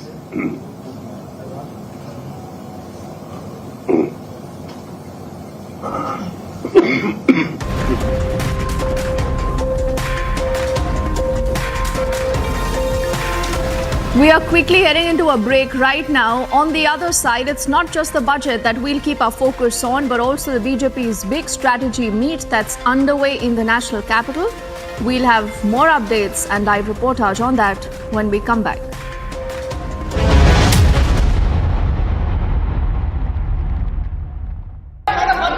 I propose to increase the rebate limit to 7 lakh in the new tax regime. Thus, persons in the new tax regime with income up to 7 lakhs will not have to pay any tax at all. The second proposal relates to middle class individuals. I had introduced in the year 2020 the new personal income tax regime with 6 income slabs starting from 2.5 lakh. I propose to change the tax structure in this regime by reducing the number of slabs to 5 and increasing the tax exemption limit to 3 lakhs. The new tax rates are 0 to 3 lakh, nil. 3 to 6 lakhs, 5%. 6 to 9 lakhs, 10%. 9 to 12 lakh, 15%. 12 to 15 lakhs, 20%. And above 15 lakhs, 30%. This will provide major relief to all taxpayers in the new regime. An individual with an annual income of 9 lakhs will be required to pay only 45,000 rupees. This is only 5% of his or her income. It is a reduction of 25% on what he or she is required to pay now. That is 60,000. So in the place of 60,000, it is now only 45,000.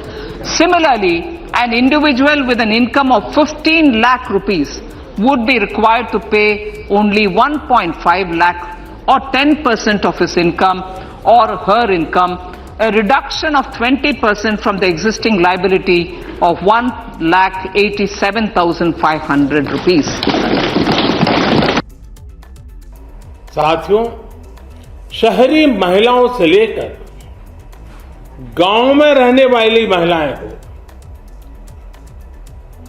कारोबार रोजगार में व्यस्त महिलाएं हो या घर काम में व्यस्त महिलाएं हो, उनके जीवन को आसान बनाने के लिए बीते वर्षों में सरकार ने अनेक विध कदम उठाए हैं। जल जीवन मिशन हो, उज्ज्वला योजना हो, पीएम आवास योजना हो, ऐसे अनेक कदम, इन सबको बहुत बड़ी ताकत के साथ आगे बढ़ाया जाएगा। उसके साथ साथ महिला सेल्फ हेल्प ग्रुप एक बहुत बड़ा सामर्थ्यवान क्षेत्र आज भारत में बहुत बड़ी जगह अपने आप एक्वायर कर चुका है। उनको अगर थोड़ा सा बल मिल जाए तो मिरेकल कर सकते हैं। और इसलिए विमेन सेल्फ हेल्प ग्रुप उनके सर्वांगीण के विकास के लिए नई पहल इस बजट में एक नया आयाम जोड़ेगी। महिलाओं के लिए एक विशेष बचत योजना भी शुरू की जा रही है और Jan Dhan is there, but today the world is moving towards greater use of Web3. And for that, if Industry 4.0 is coming up, employees also will pay more when you have people with adequate right kind of appropriate skills. We are spending that kind of money and bringing in that kind of training for people to be better paid. So government is pushing it from a different supply side readiness. Obviously that will have to be absorbed by the industry. मैं आपने कौशल विकास योजना के 4 चौथे चरण की बात की, जिसके लिए 3 साल का समय दिया गया, उस पर हम बात करेंगे। लेकिन आम जनता जो सबसे स्ट्राइकिंग पॉइंट बजट में है वो आपका नया टैक्स रिजीम जिसका आपने ऐलान किया, उसके पीछे का रैशनल थोड़ा सा हमें समझाइए कि जब 2 रिजीम आपने पहले लॉन्च की, जिसमें एक में एग्जम्पशन बिल्कुल नहीं है, दूसरे में एग्जम्पशंस के साथ है, तो आप क्यों ये नई रिजीम को लेकर के मिडिल क्लास के लिए आए हैं? कभी भी भारत के डायरेक्ट टैक्सेशन के ऊपर चर्चा जब होती है जी उसमें चर्चा 2 विषयों पर होती है कि टैक्स रेट को कम करो, दूसरा टैक्स को इतना कॉम्प्लिकेटेड ना बनाओ। इधर एक रेट कम हो रही है मगर दूसरे जगह पर सरचार्ज को इंक्रीज कर रही हो। तीसरे बोलते हो कि आप इंश्योरेंस लो फिर आपको एग्जेम्पशन देंगे। सो कॉम्प्लिकेशंस के कारण ओल्ड रेजिम अगर आपको बेनिफिशियल लगता है, आपको ही वो कॉम्प्लिकेटेड भी लगता है। इसीलिए ओल्ड रेजिम के बारे में बहुत सालों से बहुत सारे कमिटियों भी रिपोर्ट दिया कि उसको सिंप्लीफाई करो। और टैक्स इवेशन का और टैक्स अवॉइडेंस का एक मुख्य कारण ये होता है कि जब रेट ज्यादा रहते हैं लोग अन्य रास्ते ढूंढते हैं जिससे उससे बच पाएंगे। अगर रेट कम हो जाता है लोगों के मन में अच्छा ठीक है इतना ज्यादा नहीं पे करो। सो इन सब को मन में रखते हुए ही 2 साल पहले हमने सेकंड रेजिम टैक्स रेजिम ले आए जिसमें रेट कम था, मगर इस बार हम उसमें रेट भी कम किया, स्लैब्स पे बढ़ाया और हर एक का हर स्लैब का टैक्स रेट भी कम करवाया और उसमें आखिरकार सरचार्ज जिसके वजह से भारत में सबसे हाईएस्ट रेट ऑफ टैक्स रहते हैं उसको भी बड़ा सा हिस्से में 37 से 25 का वो बहुत काफी रिडक्शन है जी। जहां 43 तक चले जाता है रेट, अभी 39 के सीमा पर ही रहेगा। सो जितने भी सजेशंस था सिंप्लीफाई करो, रेट कम करो, कंप्लायंस को ज्यादा बढ़ावा दो, वो सब अभी इस न्यू सिस्टम में कर दिया और उसको डिफॉल्ट सिस्टम बना रहे हैं। मतलब आप जब फाइलिंग करने के लिए कंप्यूटर को ओपन करेंगे यही फॉर्म आपको पहले आएगा। इसका मतलब ये नहीं है कि आप कंपलसरी इसमें रहना है। अगर आपको ओल्ड सिस्टम में रहना चाहिए तो रहिए, मगर ध्यान से आप निर्णय करिए कि इसमें न्यूअर सिस्टम में इतना बेनिफिट के बावजूद भी आप कुछ कारणवश ओल्ड सिस्टम में रहना चाहते हैं तो रहिए। मतलब धीरे धीरे एग्जेम्पशन रेजिम से छोड़ करके हम नया रेजिम को लोगों को अट्रैक्ट करने के लिए ये आज घोषणा हुई। और अगर मैम मुझे फॉलो अप करने के लिए अलाउ करें तो मैम बहुत सारे लोग ये कह रहे हैं कि पिछले रेजिम में या ओल्ड रेजिम में जिसका आप कह रहे हैं कि अभी ऑप्शन है लॉन्ग टर्म की सेविंग के लिए लोगों के पास ऑप्शन होता था कि वो रिटायरमेंट के लिए वो पीपीएफ में, एनपीएस में या दूसरे एटीसी के एग्जेम्पशंस में जाएं जिससे कि उनके पास कुछ पैसा बचा रहे। लेकिन नई रेजिम में ये सारे एग्जेम्पशंस नहीं होंगे, तो आप क्यों मानते हैं कि ये ज़्यादा ल्यूक्रेटिव है? कुछ लोग कह रहे हैं कि ये लंबी अवधि के निवेश को उतना ज़्यादा प्रोत्साहन नहीं देगा। आप इस सोच को ही बदलना है। जब रेट कम है और आपके हाथ में पैसा बचता है, आपके मर्जी जहां लगाना है। ठीक। ओल्ड रेजिम में रेट भी ज्यादा, आपको प्रोत्साहन भी दें, आखिर नेट आपको वही बचता है। इधर वो प्रिटेंशन नहीं है कि हम रेट ज्यादा रख करके मगर आपको एक आध एग्जेम्पशन दे करके हमें प्रोत्साहन भी दे रहे मगर टैक्स भी ज्यादा कलेक्ट कर रहे हैं। इधर रेजिम सिंपल है, उतना टैक्स ना पे करो, कम पे कर दो, बचा हुआ पैसा से आप फ्यूचर प्लानिंग करेंगे या तो बच्चे के ऊपर कुछ खर्च करेंगे, वो आपकी मर्जी। मैं ये मानती हूँ कि टैक्स पेयर को हम इतना कम आंकड़ा ना करें।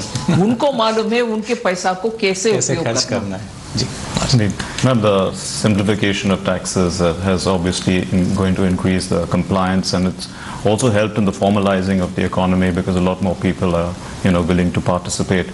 And you did mention a lot about that and about the formalization of the economy. The question is the informal sector. Is it merging into the formal sector on a natural course, or do you need to draw them in? Are you giving some incentives to them to try and formalize themselves? Yes, we are trying to make sure that people get onto the formal because of the incentives that we are giving for digital payments also. And when people put their account more on the formalized routine, we are also, like for instance, one of the announcements that we made today for MSMEs and professionals is that if your 95% operations are all formal, inclusive of check, not really necessarily digital, but even if it is check-based into a banking system kind of thing and not cash, we are still giving you a higher level of, showing your claims. So then there are ways in which, this is one example, but there are very many other examples through which we are promoting the informal sector to gain from formalizing. So if they are small MSMEs, they take this ECGLS loan, they want it gives them better unsecured credit, they can come in, once they come in, they're formalized. Right. The 59-minute loan giving, which happened through the digital format where people could convey to the bank that they wanted, and formally in principle 59 minutes you get the loan, and after that without visit into the bank you still get the bank assistance. These are ways in which we are formalizing. Ma'am, आज एक देश ने बहुत ही ज़बरदस्त तस्वीर देखी जब आप माननीय राष्ट्रपति जी के साथ मिलने गई, और दो महिला सशक्तिकरण का एक बहुत ही सर्वोत्कृष्ट उदाहरण जो कहेंगे आज के दिन में देश ने देखा है। बजट भी महिला सशक्तिकरण पे फोकस करता है, जिसकी प्रधानमंत्री ने बहुत तारीफ की।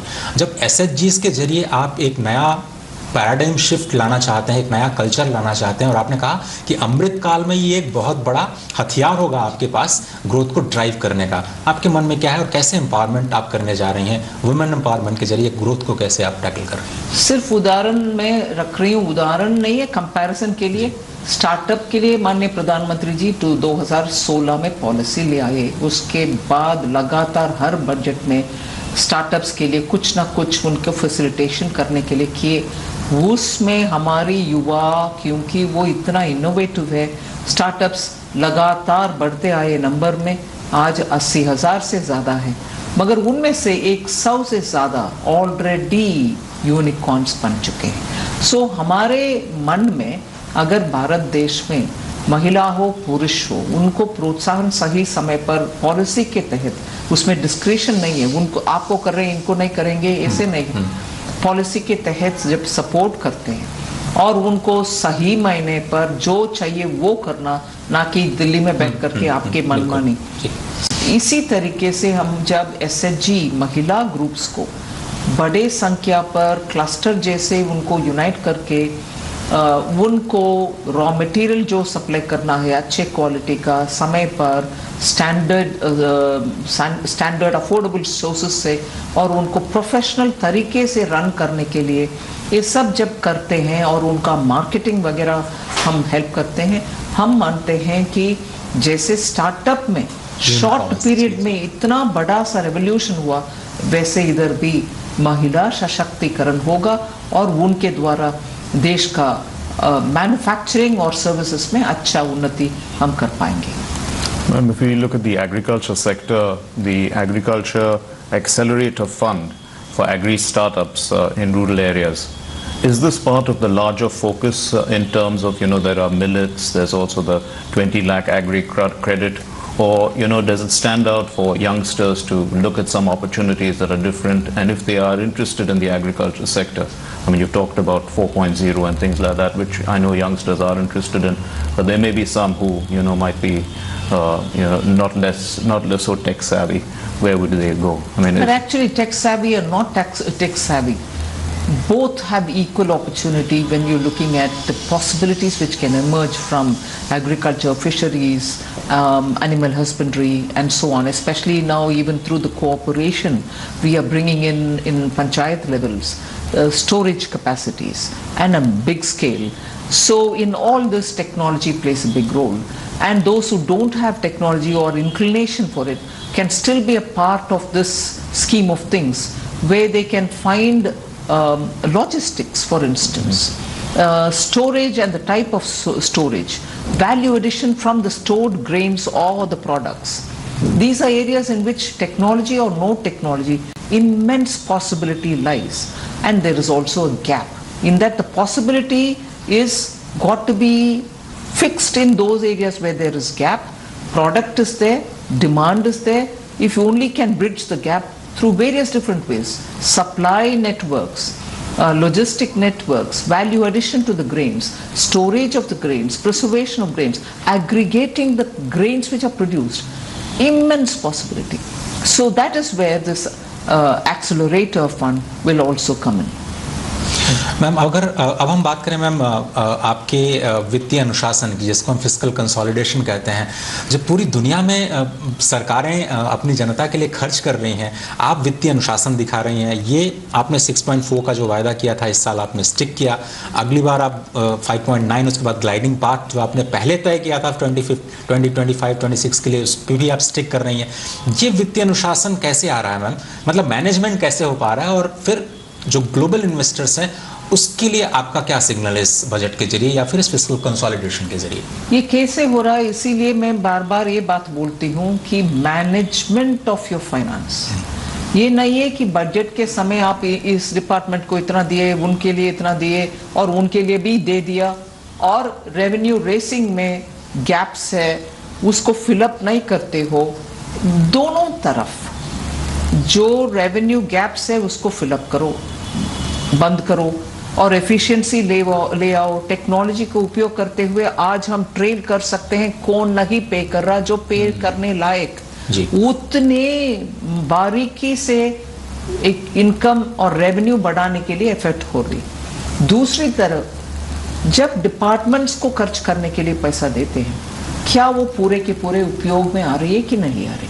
एफिशिएंसी इन इफेक्टिव यूटिलाइजेशन, पैसा नीचे तक अगर नहीं पहुंचता, आपके मकसद जो है पैसा पहुंचने में डिमांड बढ़ेगी, इन्वेस्टमेंट बढ़ेगी, वो तो आप अचीव कर नहीं पाएंगे। इसीलिए मैं मानती हूं कि फिनांस मिनिस्ट्री का काम एकदम बजट प्रेजेंटेशन के ऊपर जितने ध्यान देना है उससे 3 गुना अधिक पूरे साल में इम्प्लीमेंटेशन में, लूप होल प्लग करने में, इवेशन रोकने में, और जहां लूप होल्स को उपयोग करते हुए पैसा कहीं और जा रहा उसको रोकने में, एक्शन लेने में, और जहां बार बार गलतियां हो रही है उनको उनके ऊपर एक्शन लेके उनके संपत्ति को लेने में कोर्ट के द्वारा।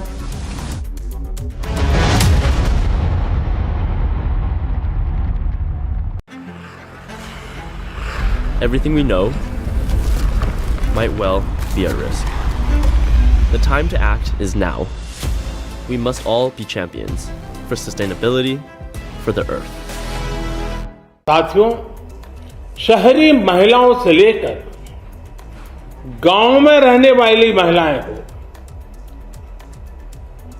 कारोबार रोजगार में व्यस्त महिलाएं हो या घर काम में व्यस्त महिलाएं हो, उनके जीवन को आसान बनाने के लिए बीते वर्षों में सरकार ने अनेकविध कदम उठाए हैं। जल जीवन मिशन हो, उज्ज्वला योजना हो, पीएम आवास योजना हो, ऐसे अनेक कदम, इन सबको बहुत बड़ी ताकत के साथ आगे बढ़ाया जाएगा। उसके साथ साथ महिला सेल्फ हेल्प ग्रुप एक बहुत बड़ा सामर्थ्यवान क्षेत्र आज भारत में बहुत बड़ी जगह अपने आप एक्वायर कर चुका है। उनको अगर थोड़ा सा बल मिल जाए तो मिरेकल कर सकते हैं, और इसलिए विमेन सेल्फ हेल्प ग्रुप उनके सर्वांगीण के विकास के लिए नई पहल इस बजट में एक नया आयाम जोड़ेगी। महिलाओं के लिए एक विशेष बचत योजना भी शुरू की जा रही है, और जनधन अकाउंट के बाद ये विशेष बचत योजना सामान्य परिवार की गृहिणी माताओं बहनों को बहुत बड़ी ताकत देने वाली है। ये बजट सहकारिता को ग्रामीण अर्थव्यवस्था के विकास की धुरी बनाएगा। I propose to increase the rebate limit to 7 lakh in the new tax regime. Thus, persons in the new tax regime with income up to 7 lakhs will not have to pay any tax at all. The second proposal relates to middle-class individuals. I had introduced in the year 2020 the new personal income tax regime with 6 income slabs starting from 2.5 lakh. I propose to change the tax structure in this regime by reducing the number of slabs to 5 and increasing the tax exemption limit to 3 lakhs. The new tax rates are 0 to 3 lakh, nil. 3 to 6 lakhs, 5%. 6 to 9 lakhs, 10%. 9 to 12 lakh, 15%. 12 to 15 lakhs, 20%. And above 15 lakhs, 30%. This will provide major relief to all taxpayers in the new regime. An individual with an annual income of 9 lakhs will be required to pay only 45,000 rupees. This is only 5% of his or her income. It is a reduction of 25% on what he or she is required to pay now. That is 60,000. So in the place of 60,000, it is now only 45,000. Similarly, an individual with an income of 15 lakh rupees would be required to pay only 1.5 lakh or 10% of his income or her income, a reduction of 20% from the existing liability of 1,87,500 rupees. साथियों, शहरी महिलाओं से लेकर गांव में रहने वाली महिलाएं हो, कारोबार रोजगार में व्यस्त महिलाएं हो या घर काम में व्यस्त महिलाएं हो, उनके जीवन को आसान बनाने के लिए बीते वर्षों में सरकार ने अनेक विविध कदम उठाए हैं।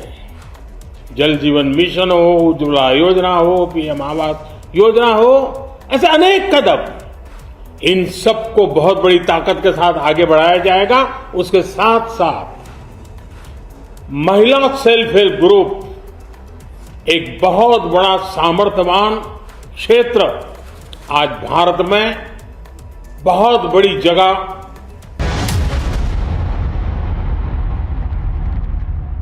programs, both of which are very successful. Much before this year's budget, during the discussions, many of the Northeast states said, please continue it. It's made a lot of difference for us. And we are anyway continuing it. So it's made a difference for the Northeast. And also many states other than the Northeast also have very clearly said, please continue. We are able to bring in some of the primary asset building for the states through this fund. Ma'am, आपने अमृतकाल के budget में जो 4 बड़े pillars हमारे सामने रखे, उसमें महिला सशक्तिकरण पे आपने अपनी राय रखी। अब मैं जो दूसरी स्कीम है, आपकी बड़ी स्कीम पीएम विकास, उस पर आपकी राय जानना चाहता हूँ। वो पूरी स्कीम है क्या? और प्रधानमंत्री को अगर मैं कोट कर पाऊँ, उन्होंने कहा कि परंपरागत रूप से जो सृजन करने वाले विश्वकर्मा हैं इस देश के निर्माता हैं, और सभी विश्वकर्माओं की मेहनत को पहली बार बजट में प्रोत्साहन देने का आपने शुरुआत की है। तो ये पीएम विकास है क्या? कैसे आप उसको मोबिलाइज करेंगी ग्रोथ पोटेंशियल के लिए? उसके लिए डिटेल्स अभी वर्कआउट करना बाकी है, मगर इससे विश्वकर्मा जब हम बोलते हैं सिर्फ एक कम्युनिटी नहीं है, और कई राज्यों में उस नाम पर कोई कैस्ट है, सिर्फ वो नहीं है। देश में जैसे प्रधानमंत्री जी सटीक बोले कि हाथों से और हाथ में पकड़ा हुआ टूल्स से जो क्रिएटिव क्राफ्ट्स करते हैं, क्रिएटिव वर्क करते हैं, उन सब के लिए ये स्कीम के द्वारा प्रोत्साहन देंगे, जिससे युवा भी उस पीढ़ियों से वो कलाकार जो रहते हैं उनको भी इससे बेनिफिट मिलेगा। डिटेल्स प्रोग्राम का हम जल्द से जल्द विवरण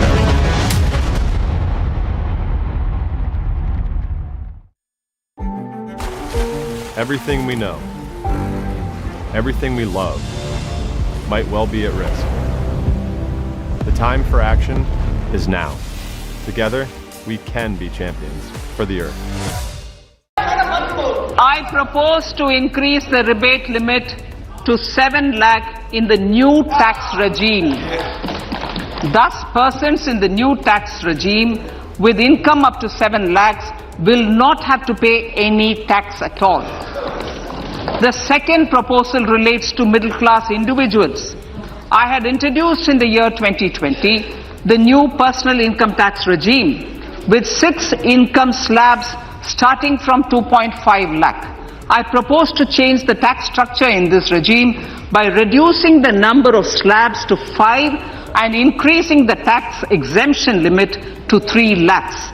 The new tax rates are 0 to 3 lakh, nil. 3 to 6 lakhs, 5%. 6 to 9 lakhs, 10%. 9 to 12 lakh, 15%. 12 to 15 lakhs, 20%. And above 15 lakhs, 30%. This will provide major relief to all taxpayers in the new regime. An individual with an annual income of 9 lakhs will be required to pay only 45,000 rupees. This is only 5% of his or her income.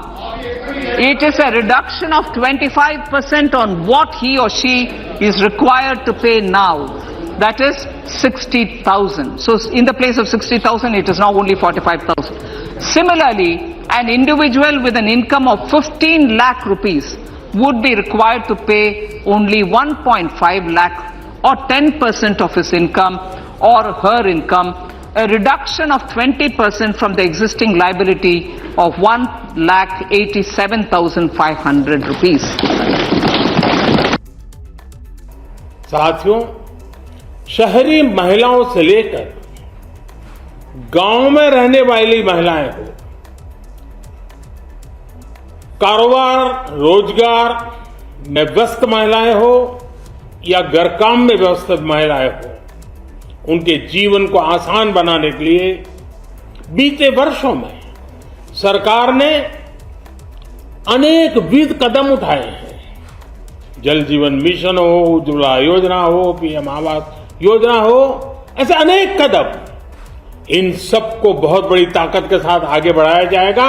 उसके साथ साथ महिला self help group एक बहुत बड़ा सामर्थ्यवान क्षेत्र आज भारत में बहुत बड़ी जगह अपने हाथ एक्वायर कर चुका है।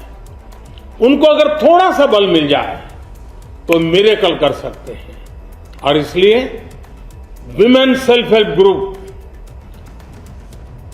उनके सर्वांगीण के विकास के लिए नई पहल इस बजट में एक नया आयाम जोड़ेगी। महिलाओं के लिए एक विशेष बचत योजना भी शुरू की जा रही है।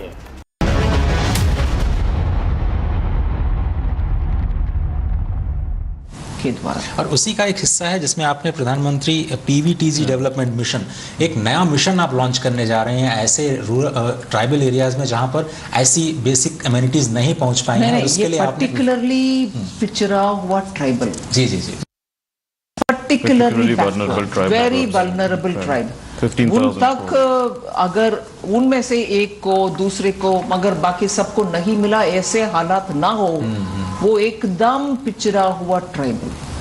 So for them entire population उनको सब मिले, इसीलिए इतना 15,000 rupees in next 3 years. So that entire primitive tribe as a group will benefit.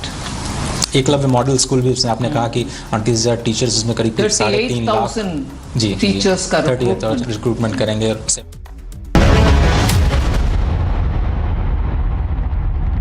11,000 placements last year. At Amity, we are committed to nurturing passionate, hardworking and proactive professionals. साथियों, शहरी महिलाओं से लेकर गांव में रहने वाली महिलाएं हो, कारोबार रोजगार में व्यस्त महिलाएं हो या घर काम में व्यस्त महिलाएं हो, उनके जीवन को आसान बनाने के लिए बीते वर्षों में सरकार ने अनेक विध कदम उठाए हैं। जल जीवन मिशन हो, उज्ज्वला योजना हो, पीएम आवास योजना हो, ऐसे अनेक कदम, इन सबको बहुत बड़ी ताकत के साथ आगे बढ़ाया जाएगा। उसके साथ साथ महिला सेल्फ हेल्प ग्रुप एक बहुत बड़ा सामर्थ्यवान क्षेत्र आज भारत में बहुत बड़ी जगह अपने हाथ एक्वायर कर चुका है। उनको अगर थोड़ा सा बल मिल जाए तो मिरेकल कर सकते हैं। और इसलिए विमेन सेल्फ हेल्प ग्रुप उनके सर्वांगीण के विकास के लिए नई पहल इस बजट में एक नया आयाम जोड़ेगी। महिलाओं के लिए एक विशेष बचत योजना भी शुरू की जा रही है और जनधन अकाउंट के बाद ये विशेष बचत योजना सामान्य परिवार की गृहिणी माताओं बहनों को बहुत बड़ी ताकत देने वाली है। ये बजट सहकारिता को ग्रामीण अर्थव्यवस्था के विकास की दूरी बनाएगा। I propose to increase the rebate limit to 7 lakh in the new tax regime. Thus, persons in the new tax regime with income up to 7 lakhs will not have to pay any tax at all. The second proposal relates to middle class individuals. I had introduced in the year 2020 the new personal income tax regime with 6 income slabs starting from 2.5 lakh. I propose to change the tax structure in this regime by reducing the number of slabs to 5 and increasing the tax exemption limit to 3 lakhs. The new tax rates are 0 to 3 lakh, nil. 3 to 6 lakhs, 5%. 6 to 9 lakhs, 10%. 9 to 12 lakh, 15%. 12 to 15 lakhs, 20%. And above 15 lakhs, 30%. This will provide major relief to all taxpayers in the new regime. An individual with an annual income of 9 lakhs will be required to pay only 45,000 rupees. This is only 5% of his or her income. It is a reduction of 25% on what he or she is required to pay now. That is, middle class को जिस तरीके से रियायत दी गई है, इतना समावेशी ये बजट है जो हाशिए पर खड़े लोगों को मद्देनजर रखते हुए बनाया गया है। और खास तौर पर जो मिडिल क्लास का जो एक बहुत बड़ा सेक्टर है, जो भारत की अर्थव्यवस्था में एक बहुत बड़ा अपना योगदान देता है, उनको जिस तरीके से रियायतें दी गई हैं, 5 से 7 लाख पर्सनल टैक्स पे जिस तरीके की रिबेट दी गई है, सोशल एक्सपेंडिचर को जिस तरीके से और बढ़ाया गया है, लगभग 10% से बढ़ाया गया, तो यकीनन उससे निवेश भी हमारे देश में और ज़्यादा बढ़ने के प्रावधान है।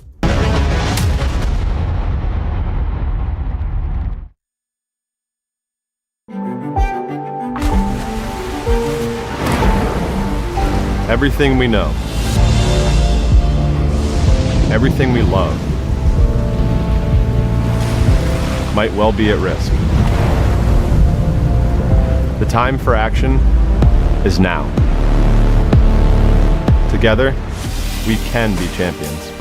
Champions for sustainability, for each other, for the earth. I propose to increase the rebate limit to 7 lakh in the new tax regime. Thus, persons in the new tax regime with income up to 7 lakhs will not have to pay any tax at all. The second proposal relates to middle class individuals. I had introduced in the year 2020 the new personal income tax regime with 6 income slabs starting from 2.5 lakh. I propose to change the tax structure in this regime by reducing the number of slabs to 5 and increasing the tax exemption limit to 3 lakhs. The new tax rates are 0 to 3 lakh, nil. 3 to 6 lakhs, 5%. 6 to 9 lakhs, 10%. 9 to 12 lakh 15%, 12 to 15 lakhs 20%, and above 15 lakhs 30%. This will provide major relief to all taxpayers in the new regime. An individual with an annual income of 9 lakhs will be required to pay only 45,000 rupees. This is only 5% of his or her income. It is a reduction of 25% on what he or she is required to pay now. That is 60,000. So in the place of 60,000, it is now only 45,000. Similarly, an individual with an income of 15 lakh rupees would be required to pay only 1.5 lakh or 10% of his income or her income, a reduction of 20% from the existing liability of 1,87,500 rupees. साथियों, शहरी महिलाओं से लेकर गांव में रहने वाली महिलाएं हो, कारोबार रोजगार में व्यस्त महिलाएं हो या घर काम में व्यस्त महिलाएं हो, उनके जीवन को आसान बनाने के लिए बीते वर्षों में सरकार ने अनेक विविध कदम उठाए।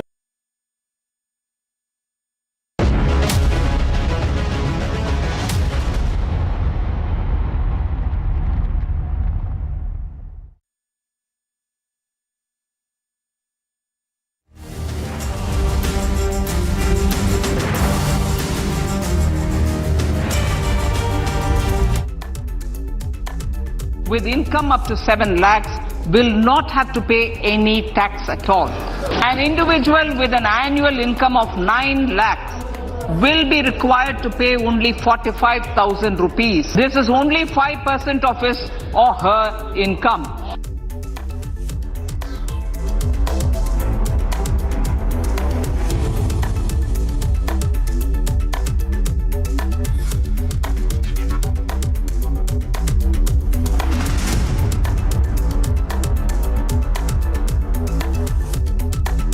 The middle class tax rebate limit raised to 7 lakh rupees.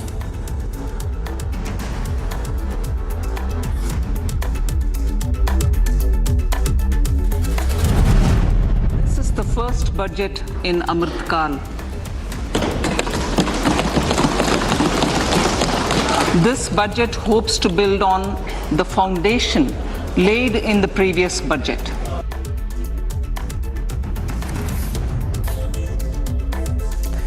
Clarity and thought, clarity and action, a pro-people budget with focus on 7 key areas.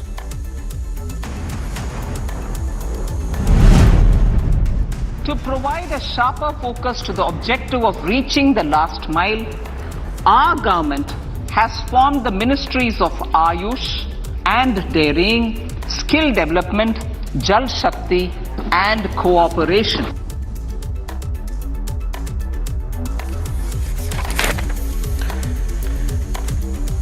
Budget with the focus in 7 key areas: opportunities for citizens, growth and job creation, as well as strong, stable macroeconomic environment.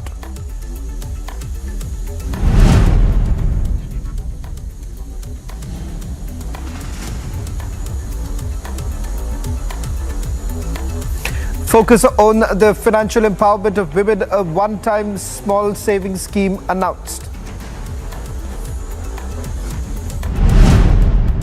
A one-time new small savings scheme, Mahila Samman Savings Patra or Savings Certificate, will be made available for a 2-year period up to March 2025.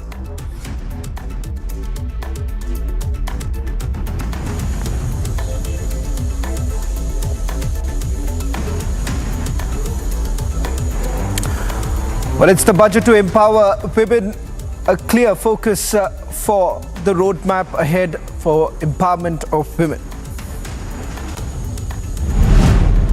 Significant part of the budget was a repetition of the presidential address and the economic survey report. But I am a believer in a low tax regime, so any tax cuts is welcome because giving more money in the hands of the people, in my opinion, is the best way to boost the economy.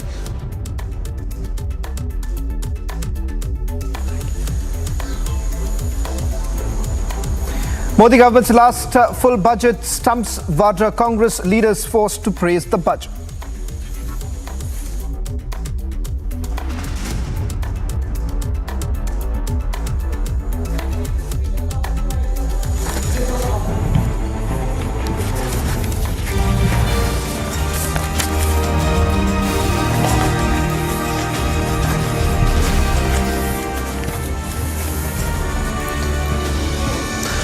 Ladies and gentlemen, Nirmala Sitharaman, Union Finance Minister, sets the tone for the roadmap for 2024. This is the last full-fledged budget with a clear thought, a clear roadmap. And for the longest time, as the middle class has been wanting a rebate, and finally that has really come in. Not just that, key areas have been addressed, starting from infrastructure to healthcare. In this edition, we'll get you special guests, and also let's not forget that mega tax bonanza that has taken place, and what does that really mean for you? We'll break down that for you. From infrastructure boost to strong and stable macroeconomic environment, the inclusive union budget presented by Finance Minister Nirmala Sitharaman is certainly a budget for Amrit Kal. This is the first budget in Amrit Kal. This budget hopes to build on the foundation laid in the previous budget and the blueprint drawn for India at 100. Taking forward the Sabka Saath, Sabka Vikas approach, the budget adopted 7 priority areas. The budget adopts the following 7 priorities. They complement each other and act as the Saptarishi guiding us through the Amrit Kal. Inclusive development, reaching the last mile, infrastructure and investment, unleashing the potential, green growth, youth power, and financial sector. Modi government's vision for Amrit Kal includes technology-driven and knowledge-based economy with strong public finances and robust financial sector. For farmers, especially small and marginal farmers and other marginalized sections, the government is promoting cooperative-based economic development model. A new Ministry of Cooperation was formed with a mandate to realize the vision of Sahkar se Samriddhi. To realize this vision, the government has already initiated computerization of 63,000 primary agricultural credit societies with an investment of 2,516 crores. From hike in capital expenditure by 33% for infrastructure development to attracting private investment, this budget fulfills aspirations for every sector. Honorable Speaker, sir, the capital investment outlay is being increased steeply for the 3rd year in a row by 33% to 10 lakh crores, which would be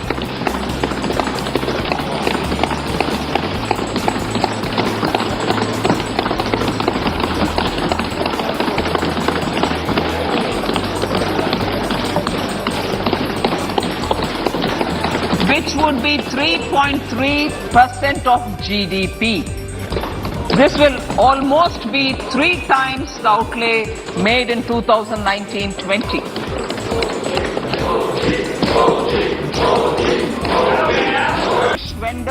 For the railways, the minister announced an outlay of 2.4 lakh crore, the highest in a decade.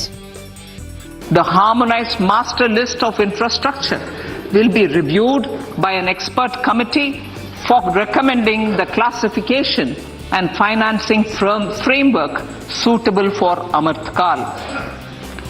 A capital outlay, I'm talking about railways now, sir, Honorable Speaker, railways. A capital outlay of 2.40 lakh crores has been provided for the railways. With a focus on switching to green fuel, the government is also targeting 5 million tons of green hydrogen production by 2030. Recently launched National Green Hydrogen Mission with an outlay of 19,700 crores will facilitate transition of the economy to low carbon intensity, reduce dependence on fossil fuel imports, and make the country assume technology and market leadership in this sunrise sector. Our target is to reach an annual production of 5 MMT by 2030. With the theme of the world is one family, Finance Minister announced a steering people center agenda to address global challenges. From ease of doing business to youth power, Modi government set strong foundation of New India.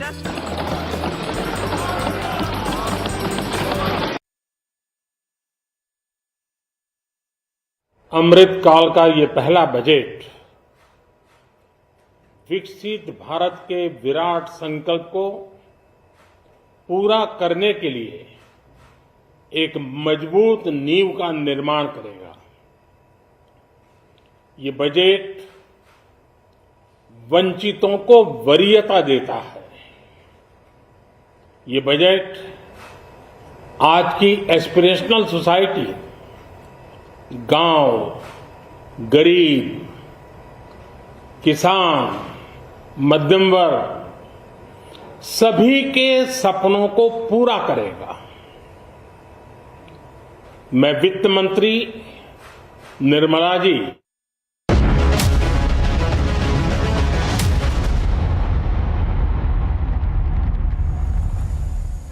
And we have with us the Minister of State in the Prime Minister's office, Dr. Jitendra Singh, joining us live. Dr. Saab, thank you for talking with Republic. I hope you can hear me, sir. So the budget for 2023. Yes, Ashwarya. The Minister, the Finance Minister of India says, sir, that she has given to all the sections of the society the maximum that was possible.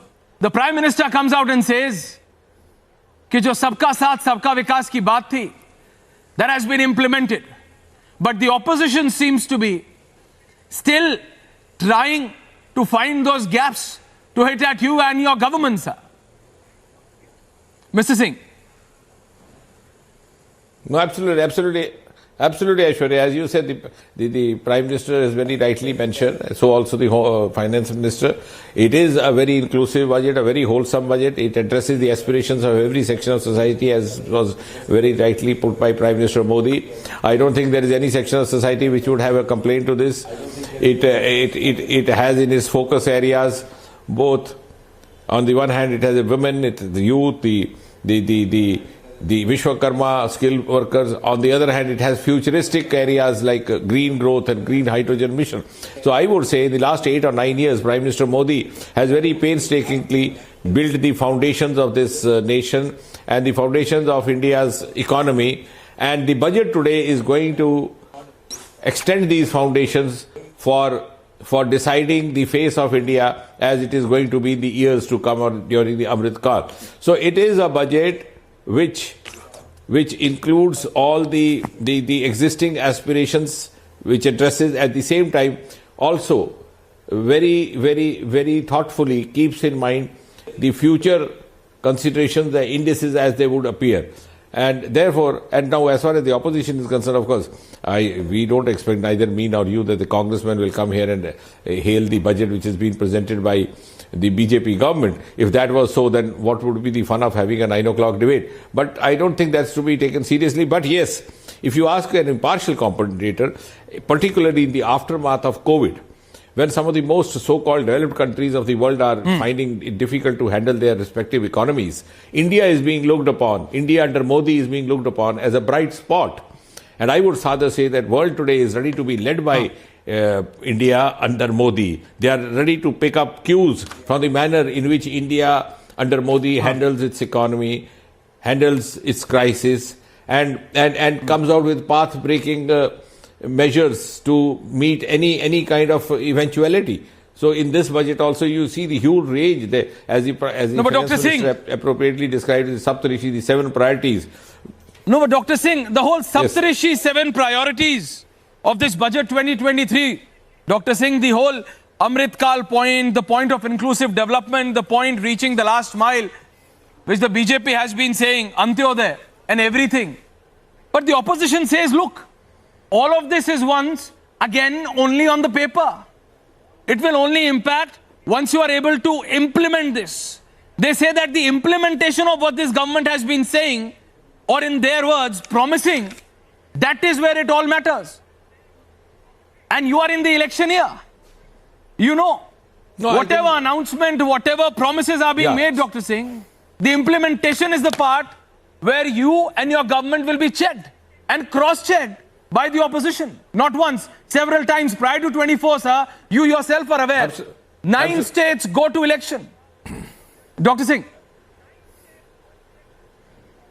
Sir, absolutely, Aishwarya. I'd like to respond to that in 2 parts. A, that we live in an evidence-based era.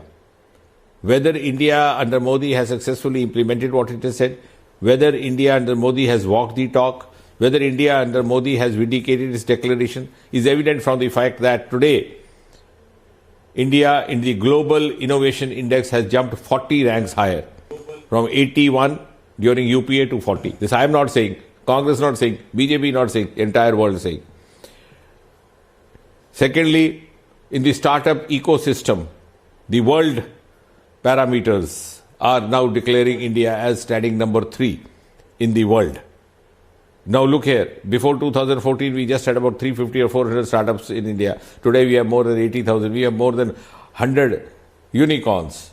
The whole infrastructure push that we see even today, 33-34% rise in the allocations, 2.4 lakh crore alone in the railway sector. This is going to generate huge lot of revenue, not only revenue, also job creation. Job creation does not mean salaried jobs alone or a 10 to 4 office job. Though this is going to create multiple avenues of employment, livelihood, which are going to be much more lucrative and attractive at times compared to the salaried office job. So maybe either, of course, I would not take Congress seriously because they are mandated to criticize us. But as I said, if you talk to any impartial commentator, Dr. the second part what I was saying is Dr. the election part. You are saying you don't take Congress seriously, but politically speaking, even you have started. But Dr. Saab, even you have stopped saying Congress Mukt Bharat. Please do so. I'll just... Yeah, that's absolutely fine. That the Congress Mukt Bharat is getting Mukt of Congress. We see, I'll tell you, we are not looking at elections. If you look back at the 8-9 years, this has been a 9th budget, or maybe one also. There was also vote of account presented by this government of 2014. Never a budget has been determined by Prime Minister Modi looking at the next election. Now reaching last mile, we have tried to fill in the gaps which were left unfulfilled by the earlier governments. We have not. Now, for example, in today's budget itself, when Nirmala Sitharaman was reading out, I'll just read out 2 or 3 sentences of her which will bear out what I'm saying. This budget, we have provided 11.7 crore household toilets, 9.6 crore LPG cylinders. Did we ask which is the caste, which is the creed, which is the religion? Did we ask, did this family vote for BJP last time? Did we say, now next time you vote for BJP? No. Prime Minister Modi has in fact tried to change the political culture in this country, tried to change the work style in the culture. We reach out to the last man, we reach out to the one who requires us, we fill in what is required where, and then leave it to the discretion of the people. And people themselves then make up their mind in support of Prime Minister Modi. So it's not a vote-centric budget. It is a citizen-centric budget. It's an aspiration-centric budget. It's a society-centric budget. No, but you say that it's a society-centric budget. The opposition says that the allocation of major schemes, which is the development of pharmaceutical industry, Jal Jeevan Mission, Eklavya model, that is the residential schools, Pradhan Mantri Awas Yojana scheme for the faster adoption and manufacturing of the EVs. And then the Northeast Special Infrastructure Development Scheme, Dr. Singh, about which you are specially aware because you also take care of the Northeast, sir. The opposition says that not even half of the promises have been fulfilled on ground, not on paper, Dr. Singh. So they say that all these promises in the budget today, will the government be able to fulfill when they have not been able to cover up the last promises, Dr. Singh? No. No, when they say so, it is so laughable. As I said, we live in evidence-based era. What I say does not matter unless it carries the evidence with it.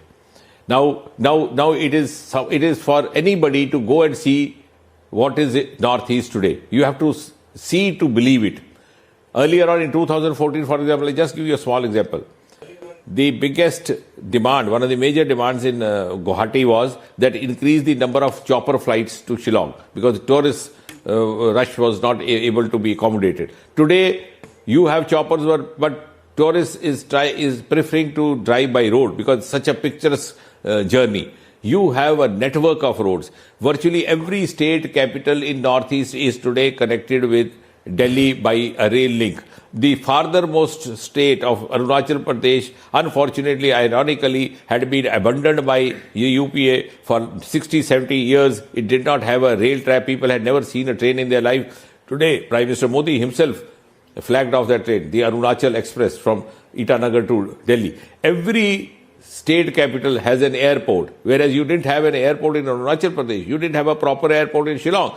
You didn't have a proper airport in Sikkim. Sikkim airport also came up. So, and at the psychological level, Prime Minister Modi, even in his first term, from 2014 to 2019, traveled to Northeast nearly 50 times to build up their confidence. The result of this is that we have seen times, you have seen times, when the children of Northeast were hesitant to come to Delhi because they felt embarrassed or they felt awkward. Today, in aviation industry, in hotel industry, it's flooded with the Northeast youth. So it is to be seen. The evidence is there around, regardless of what the congressman say or an opposition leader says. That's why I said, if you ask anybody, Northeast, in fact, is now being cited as a development model under Prime Minister Modi. No, but you say, and now when I talk about the reaching the last mile part, Antyodaya, which has been BJP's point, Dr. Singh, the Pradhan Mantri PVTG, that is the development mission to be launched. I'm talking about infrastructure and investment also, sir. You have increased capital investment outlay by 33.4% to 10 lakh crores.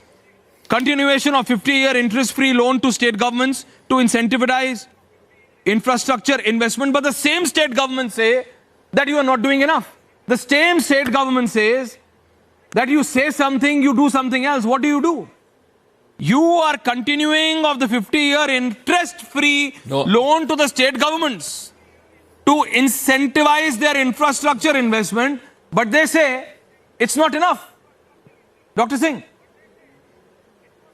Yeah, absolutely. Aishwarya, the answer lies in your question itself. See, they should appreciate that as Prime Minister, Shri Narendra Modi has given highest regard to the concept and spirit of cooperative federalism, which was not available to him when he was Chief Minister and the centre was being ruled by UPA. It was an absolute non-cooperative milieu created around him. Today, as you rightly mentioned, the 50% interest-free loan to states, 3.5% of physical deficit allowed for the states. All this is being done for the benefit of states, and the states still refuse to say so, and that is only a handful of 2 or 3 states which are ruled by the opposition parties.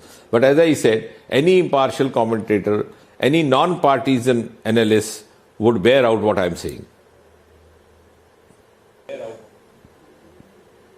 No, but one last question before I let you go, sir. Politically speaking, last again, because whatever you may say, whatever the graphs may say, at the end of the day, it's on the implementation, it's on what the people of this country see through. You are in the election here, Dr. Singh.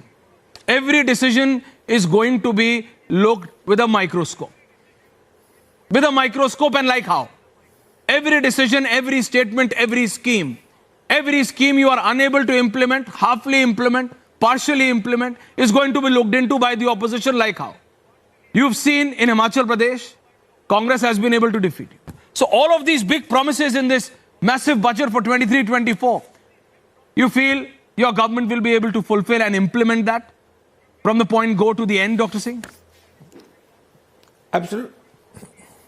Absolutely. I don't have to retreat it because the last 8-9 years the record has borne out that Prime Minister Modi has launched projects which have been time bound, which have been timeline. If he lays the foundation stone of Baba Ambedkar, this memorial or the institution, he also does the inauguration with his own hands within the given timeline. So that is not the case. It's not that we just say and forget. And this government has functioned under very strict scrutiny all these years. And people have, we have earned the trust because of the fact that the people understand, people know that if Prime Minister Modi is saying something, they have to trust him because he does what he says. He has the capacity to do that. He has the capacity to take out-of-box decisions.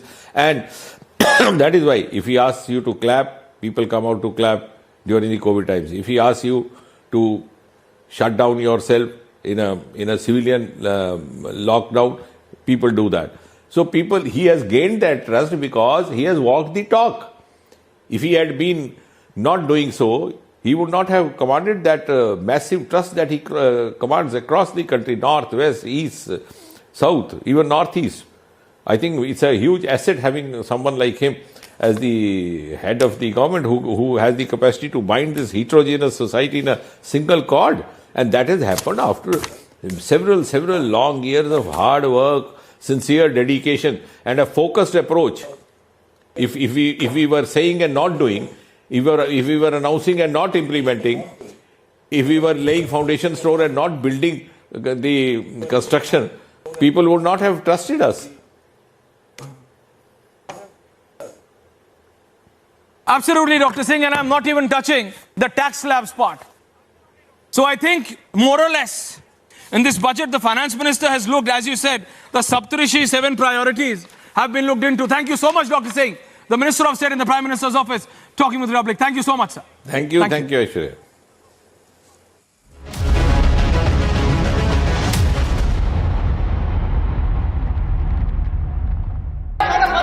I propose to increase the rebate limit to 7 lakh in the new tax regime.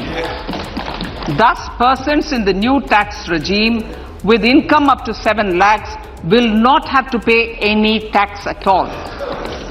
The second proposal relates to middle-class individuals. I had introduced in the year 2020 the new personal income tax regime with 6 income slabs starting from 2.5 lakh. I propose to change the tax structure in this regime by reducing the number of slabs to 5 and increasing the tax exemption limit to 3 lakhs. The new tax rates are 0 to 3 lakh, nil. 3 to 6 lakhs, 5%. 6 to 9 lakhs, 10%. 9 to 12 lakh, 15%. 12 to 15 lakhs, 20%. And above 15 lakhs, 30%. This will provide major relief to all taxpayers in the new regime. An individual with an annual income of 9 lakhs will be required to pay only 45,000 rupees. This is only 5% of his or her income. It is a reduction of 25% on what he or she is required to pay now. That is 60,000. So in the place of 60,000, it is now only 45,000. Similarly, an individual with an income of 15 lakh rupees would be required to pay only 1.5 lakh or 10% of his income or her income, a reduction of 20% from the existing liability of 1,87,500 rupees. साथियों, शहरी महिलाओं से लेकर गांव में रहने वाली महिलाएं हो, कारोबार रोजगार में व्यस्त महिलाएं हो या घर काम में व्यस्त महिलाएं हो, उनके जीवन को आसान बनाने के लिए बीते वर्षों में सरकार ने अनेक विध कदम उठाए हैं। जल जीवन मिशन हो, उज्ज्वला योजना हो, पीएम आवास योजना हो, ऐसे अनेक कदम, इन सबको बहुत बड़ी ताकत के साथ आगे बढ़ाया जाएगा। उसके साथ साथ महिला सेल्फ हेल्प ग्रुप एक बहुत बड़ा सामर्थ्यवान क्षेत्र आज भारत में बहुत बड़ी जगह अपने हाथ एक्वायर कर चुका है। उनको अगर थोड़ा सा बल मिल जाए तो मिरेकल कर सकते हैं और इसलिए women self help group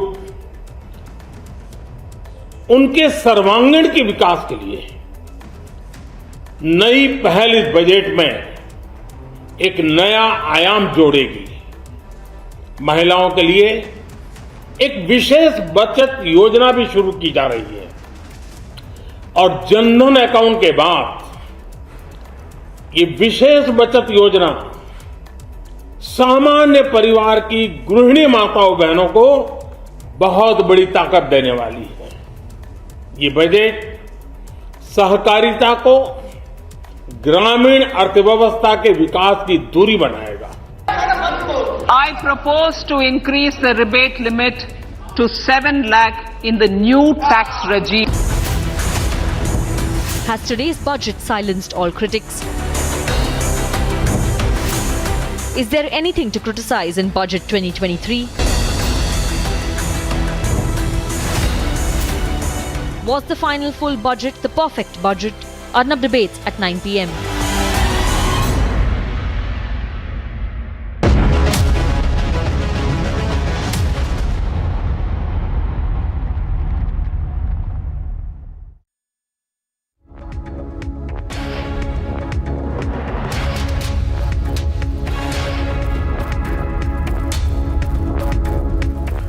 All right, as we continue to get you different voices on how the budget is being seen across the board, joining us Ashwin Sapra, who heads the pharma practice, I believe, at Cyril Amarchand Mangaldas. Very good evening, Mr. Sapra. And your thoughts on Finance Minister Nirmala Sitharaman giving a be-all and please-all budget, I believe. That's what the sense we are getting. According to you, from where your vantage, how does it look? Thank you for having me on your show today. I think from a healthcare perspective, the past two budgets were focused on developing healthcare infrastructure. This budget is focused on developing infrastructure in terms of intellectual capital and intellectual property. The reason I use both these terms is because one focuses on more research and development in the pharma sector, more collaboration between the public-run labs, which is the ICMR labs, and the private sector that it's envisaged. That is going to result in I'm hopeful, in the creation of a lot more blockbuster drugs. Look at what we've done in terms of developing the first intranasal COVID vaccine recently, which was approved. So I think that's a very good positive sign. The second aspect is development of the intellectual the intellectual capital and manpower. I think with the setting up of the new nursing institutes, I think that is going to really help in plugging the gaps in terms of manpower required at all the healthcare establishments. So that's a very welcome move by the government.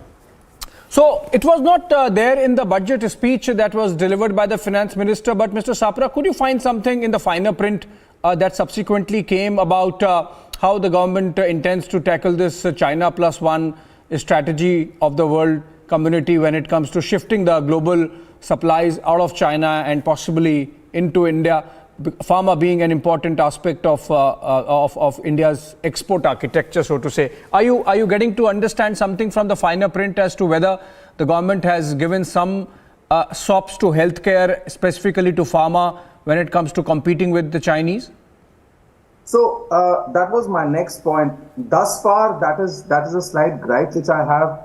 I feel that it's not there. Maybe it's there in the super fine print, but I think there is, from what the industry reaction that I'm getting, in terms of incentives for domestic manufacturing, which would then help us move from China back into India in terms of our API manufacturing. I couldn't see much. It wasn't really. It didn't find any mention in the Honorable Finance Minister's speech. But that said, there is an increase in some financial outlay from about 100 crores to 10250 crores. Maybe that will find its way into some of the incentive schemes, maybe there is a super fine print. I think as we dissect the budget deeper, it may come out. But I didn't see any of that. So that is one gripe which I have. Okay, and my next question would be, the budget specifically talks about partnerships between the government-led ICMR and private sector in terms of research on, healthcare, specifically in the backdrop of the pandemic, the situation we are seeing on viruses, for example. So you think that's a plus with the government collaborating with the private sector or making its facilities available to the private sector for this kind of cutting-edge research in biosciences? Absolutely. I think, look, we have the intellectual capital in our country. We've got the best research scientists. A lot of our government laboratories are also very well equipped, if I may say so. Definitely, I think if this opens up, there are plenty of opportunities for a lot of public-private partnerships. It's a very positive outlook. It has its pluses and minuses. How it is going to translate into how the logistics of it, that's a separate issue. But yes, as a point of principle, it is definitely a very positive move. All right. Also, one bit with you as a lawyer, you might not have liked is that the finance minister announced that 39,000 compliances have been removed and about 4,000 laws taken away. So I think that leaves you with less of work. Well, a lawyer's job is never, a lawyer's never short of jobs, let me put it that way. But I think this is on a larger policy issue. And I think the policy today, the law that governs our sector, the pharmaceutical sector, is the Drugs and Cosmetics Act, which is a pre-independence legislation. Yeah. We are now, in a situation where that law really doesn't cover all of today's issues that are there. So I think there has to be a radical policy shift. Right. And I know that I know that there is a law in the making, but I think it has to be a balanced law. Right. Whether some compliances have to be taken out, and that has to be balanced with additional compliance. Again, it has to be a balanced document, which should come out with a lot of discourse with the industry. All right. A balanced document, according to Ashwin Sapra partner Cyril Amarchand Mangaldas in their pharma and healthcare practice. Thank you so much for joining us. On that note, we'll take a short break. Thank you so much. Well, I've already addressed this, I think. We want to make the new tax regime, which is without exemptions, attractive enough for people to think that this will be the best option for them because it gives them better rates. It doesn't also make the compliance a burdensome exercise. If rates are so low, you're going to benefit net by paying lesser tax. Even those exemptions that you would have otherwise gained from would have resulted in probably net amount being the same. So we made this a lot more attractive. But if there are people who still think that being in the exemption regime, which is the old regime, benefits them, they're welcome to continue where they want. But yes, the ultimate interest is to make the simpler regime more attractive. And that is why we've come up with this. Hi. Yesterday in the press conference, we answered this question, and we also had a slide up there in the presentation we made yesterday that private capital investment has been improving every year in the last 3 years. For example, in the first half of 2021, based on quarterly earnings reports filed by listed companies, the capital expenditure was 2.1 lakh crores, which increased to 2.4 lakh crores in 21-22 in the first half, April to September. And 22-23, it has gone up to 3.3 lakh crores. And then you look at the RBI survey on capacity utilization and investment spending plans of the respondents. There is a very clear sign that many private sector companies are looking to enhance their capital expenditure. So both in terms of intent and in terms of actual spend, private capital investment is showing very clear signs of revival. Thank you. Has Budget 2023 paved the road for 2024? Has Budget 2023 neutralized the opposition narrative? Is the opposition at loss on issues after Budget 2023? Arnab debates at 10 p.m.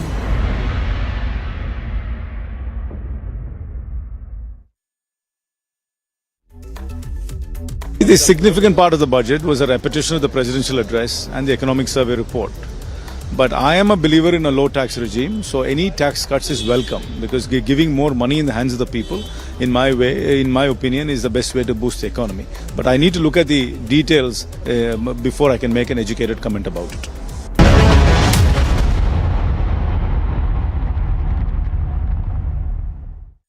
आपके कहने पर इस बार Tata 1mg से दवाई order की थी। App पे आज की ही डिलीवरी बता रहा है, लेकिन इतनी जल्दी तो होगा नहीं, क्यों? अरे यार, अजीब टाइप के नेगेटिव इंसान हो। मैं लिख के देता हूँ, दवाइयों की डिलीवरी बिल्कुल टाइम पे हो जाएगी। जी आ गया जी। पटेल जी। हाँ जी, भरोसेमंद है जी। टाटा 1mg आप भी डाउनलोड कर लें जी। साथियों, शहरी महिलाओं से लेकर गांव में रहने वाली महिलाएं हो,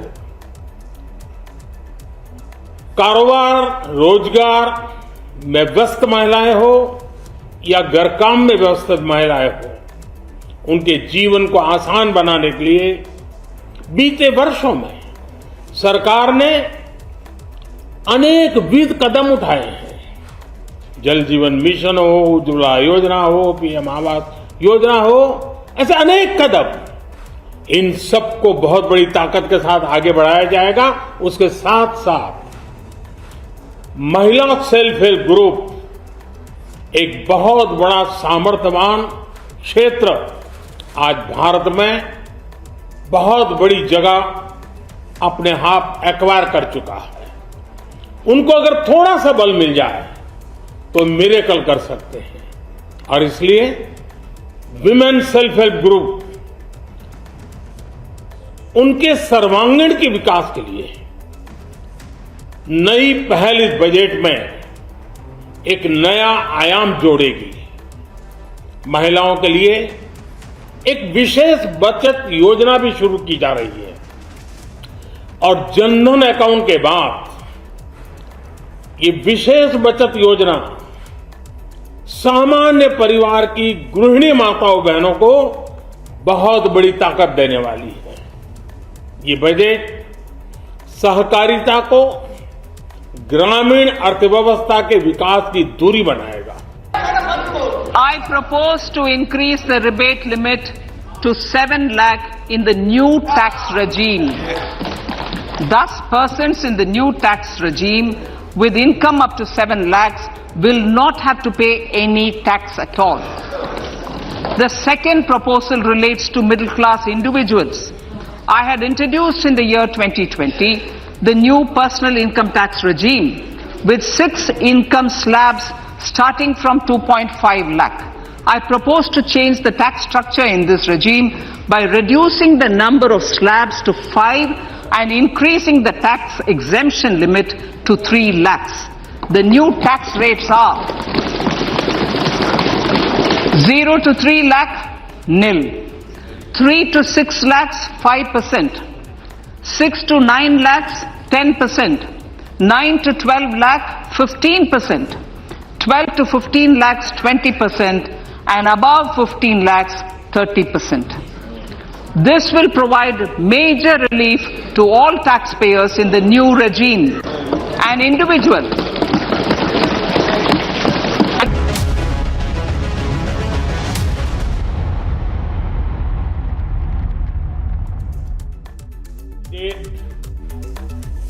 वंचितों को वरीयता देता है।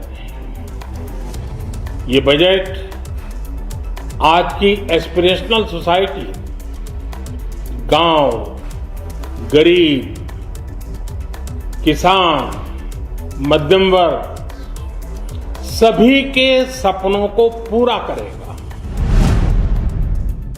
ऐसे लोगों के लिए ट्रेनिंग, टेक्नोलॉजी, क्रेडिट और मार्केट सपोर्ट की व्यवस्था की गई है। पीएम विश्वकर्मा कौशल सम्मान यानी पीएम विकास करोड़ों विश्वकर्माओं के जीवन में बहुत बड़ा बदलाव लाएगा। महिला सेल्फ हेल्प ग्रुप एक बहुत बड़ा सामर्थ्यवान क्षेत्र आज भारत में बहुत बड़ी जगह अपने आप एक्वायर कर चुका है। उनको अगर थोड़ा सा बल मिल जाए तो मिरेकल कर सकते हैं। और इसलिए विमेन सेल्फ हेल्प ग्रुप उनके सर्वांगीण के विकास के लिए नई पहल इस बजट में एक नया आयाम जोड़ेगी। सरकार ने कोऑपरेटिव सेक्टर में दुनिया की सबसे बड़ी अन्न भंडारण योजना बनाई है, स्टोरेज कैपेसिटी। बजट में नए प्राइमरी कोऑपरेटिव्स बनाने के लिए एक महत्वाकांक्षी योजना का भी ऐलान हुआ है। तो बहुत तेजी से बदलते भारत में मध्यम वर्ग, विकास हो या व्यवस्था हो, साहस हो या संकल्प लेने का सामर्थ्य हो, जीवन के हर क्षेत्र में आज भारत का मध्यम वर्ग एक प्रमुख धारा बना हुआ है। साथियों, ये बजट सस्टेनेबल फ्यूचर के लिए green growth, green economy, green energy, green infrastructure और ग्रीन जॉब्स को एक अभूतपूर्व विस्तार देगा। बजट में हमने टेक्नोलॉजी और न्यू इकोनॉमी पर बहुत अधिक बल दिया है। एस्पिरेशनल भारत आज road, rail, metro, port, waterways हर क्षेत्र में आधुनिक इंफ्रास्ट्रक्चर चाहता है।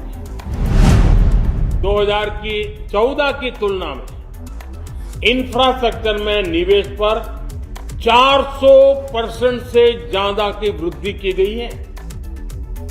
इस बार इंफ्रास्ट्रक्चर पर 10 लाख करोड़ रुपए का अभूतपूर्व इन्वेस्टमेंट भारत के विकास को नई ऊर्जा और तेज गति देगा। इंफ्रास्ट्रक्चर स्पेंडिंग करना ये अप्रत्याशित है, अनप्रेसिडेंटेड है और मुझे लगता है अब उससे भी आगे हम लोग बढ़ रहे हैं। और कुल मिलाकर हम राज्यों को भी जो इंफ्रास्ट्रक्चर स्पेंडिंग के लिए केंद्र से पैसा देते हैं उसका विचार करें तो 4% से ऊपर इंफ्रास्ट्रक्चर स्पेंडिंग बढ़ रहा है। मैं ऐसा मानता हूं कि देश के लिए ये बहुत ही बड़ी बात है।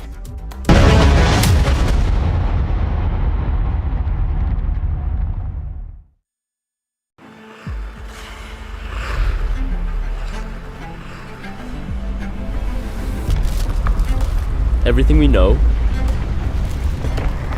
everything we love, might well be at risk. The time to act is now. We must all be champions. Champions for sustainability, for each other, for the earth. आपके कहने पर इस बार टाटा 1mg दवाई ऑर्डर की थी। ऐप पे आज की ही डिलीवरी बता रहा है, लेकिन इतनी जल्दी तो होगा नहीं, क्यों? अरे यार, अजीब टाइप के नेगेटिव इंसान हो। मैं लिख के देता हूँ, दवाइयों की डिलीवरी बिल्कुल टाइम पे हो जाएगी। जी आ गया जी। हाँ जी, भरोसेमंद है जी। टाटा 1mg आप भी डाउनलोड कर लें जी। I propose to increase the rebate limit to 7 lakh in the new tax regime. Thus, persons in the new tax regime with income up to 7 lakhs will not have to pay any tax at all. The second proposal relates to middle class individuals. I had introduced in the year 2020 the new personal income tax regime with 6 income slabs starting from 2.5 lakh. I propose to change the tax structure in this regime by reducing the number of slabs to 5 and increasing the tax exemption limit to 3 lakhs. The new tax rates are 0 to 3 lakh, nil. 3 to 6 lakhs, 5%. 6 to 9 lakhs, 10%. 9 to 12 lakh, 15%. 12 to 15 lakhs, 20%. And above 15 lakhs, 30%.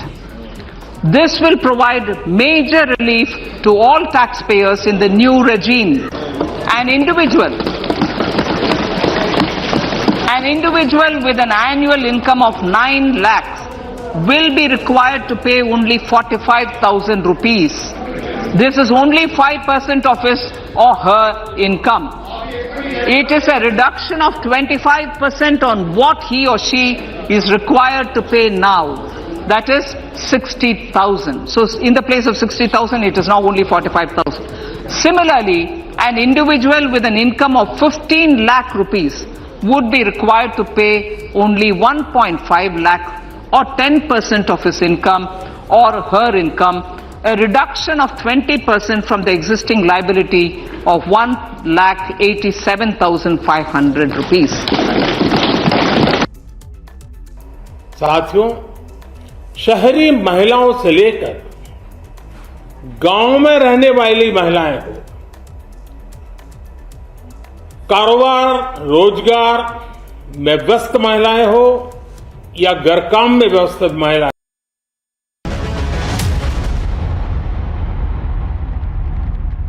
The outlay for capital expenditure in the union budget is once again being stepped up sharply by 35.4% from 5.54 lakh crore in the current year to 7.50 lakh crores in 22-23. Honorable Speaker, sir, the capital investment outlay is being increased steeply for the third year in a row by 33% to 10 lakh crores, which would be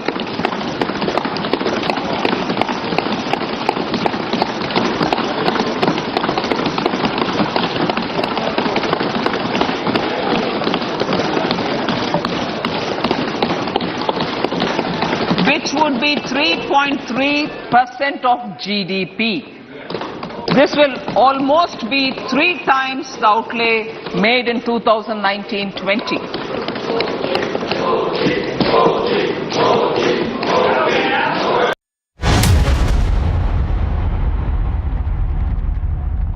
आग को फैलने से रोकना मुश्किल है, पर नामुमकिन नहीं। अब फायरवॉल टेक्नोलॉजी के साथ सेंचुरी प्लाई क्लब प्राइम आग से बचाए। 11,000 placements last year. At Amity, we are committed to nurturing passionate, hardworking and proactive professionals. आपके कहने पर इस बार टाटा 1mg से दवाइयाँ ऑर्डर की थी। ऐप पे आज की ही डिलीवरी बता रहा है, लेकिन इतनी जल्दी तो होगा नहीं, क्यों? अरे यार, अजीब टाइप के नेगेटिव इंसान हो। मैं लिख के देता हूँ, दवाइयों की डिलीवरी बिल्कुल टाइम पे हो जाएगी। जी आ गया जी। पटेल जी। हाँ जी, भरोसेमंद है जी। टाटा 1mg आप भी डाउनलोड कर लें जी। साथियों, शहरी महिलाओं से लेकर गांव में रहने वाली महिलाएं हो,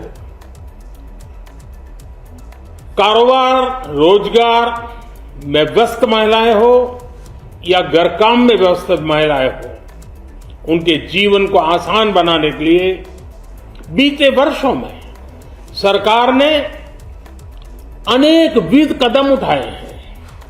जल जीवन मिशन हो, उज्ज्वला योजना हो, पीएम आवास योजना हो, ऐसे अनेक कदम, इन सबको बहुत बड़ी ताकत के साथ आगे बढ़ाया जाएगा।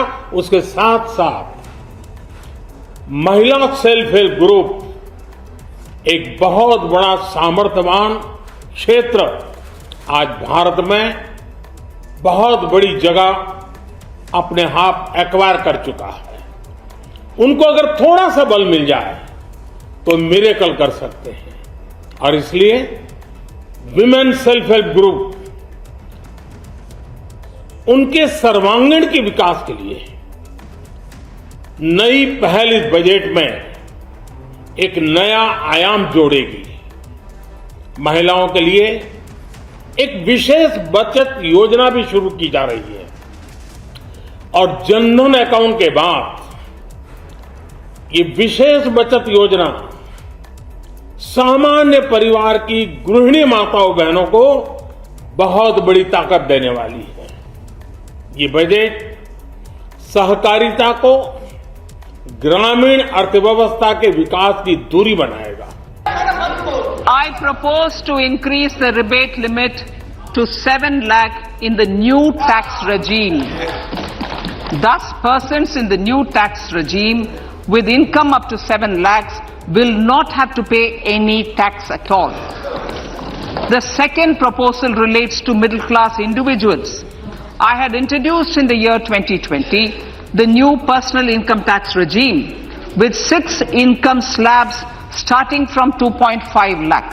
I propose to change the tax structure in this regime by reducing the number of slabs to 5 and increasing the tax exemption limit to 3 lakhs. The new tax rates are 0 to 3 lakh, nil. 3 to 6 lakhs, 5%. 6 to 9 lakhs, 10%. 9 to 12 lakh, 15%.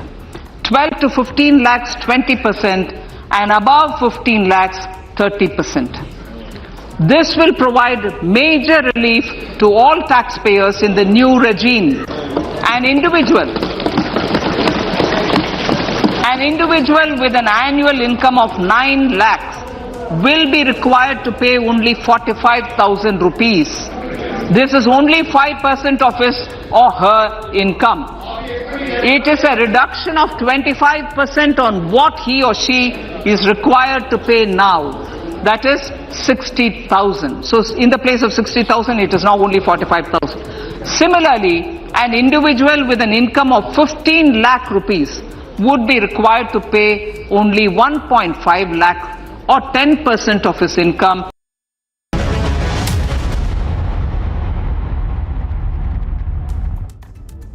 A very historic budget, comprehensive, all-encompassing, from farmers to women entrepreneurs, to fishermen, to tribal, to digital, whatnot. An exemption to the middle class in a very big way, from rubber planters to sugarcane growers to cooperative to skilling. As I said, and above all, the exalted, respectable name given to Shri Anna, Ragi, Bajra, Jawar. That is the true vision of the Prime Minister. My greetings, respect to him. Sabka Saath, Sabka Vikas is what this budget speaks for. After all, if there's so much of...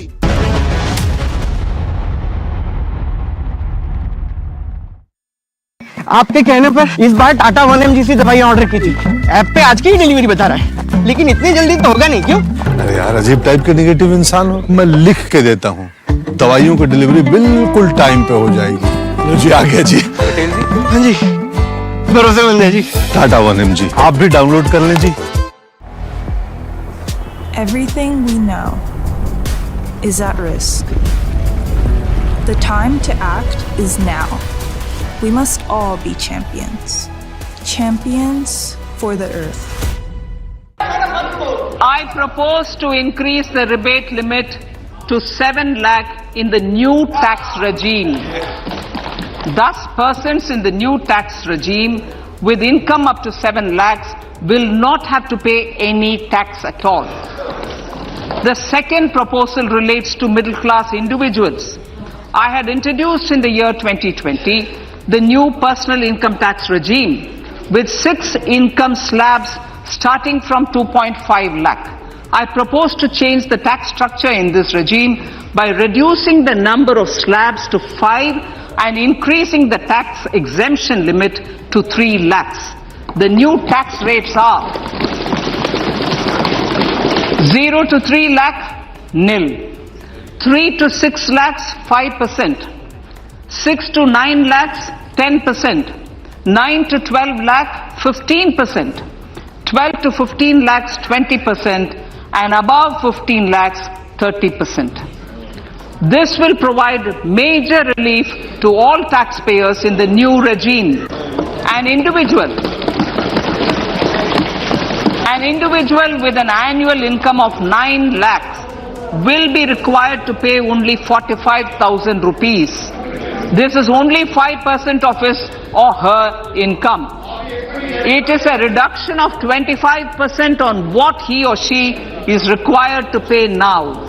that is 60,000. So in the place of 60,000, it is now only 45,000. Similarly, an individual with an income of 15 lakh rupees would be required to pay only 1.5 lakh or 10% of his income or her income, a reduction of 20% from the existing liability of 1,87,500 rupees. साथियों, शहरी महिलाओं से लेकर गांव में रहने वाली महिलाएं हो, कारोबार रोजगार में व्यस्त महिलाएं हो या घर काम में व्यस्त महिलाएं हो, उनके जीवन को आसान बनाने के लिए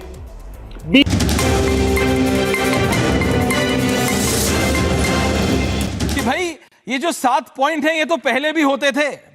चाहे आप इंक्लूसिव डेवलपमेंट की बात करें, reaching the last mile, Antyodaya की बात करें, youth power, financial sector, green growth, unleashing the potential, infrastructure and investment, और जो अमृत काल के नाम पे वो कह रहे हैं कि सरकार भूमिका बनाने की कोशिश कर रही है, लेकिन क्या इस सबको इंप्लीमेंट भी कर पाएगी? स्मृति ईरानी जी।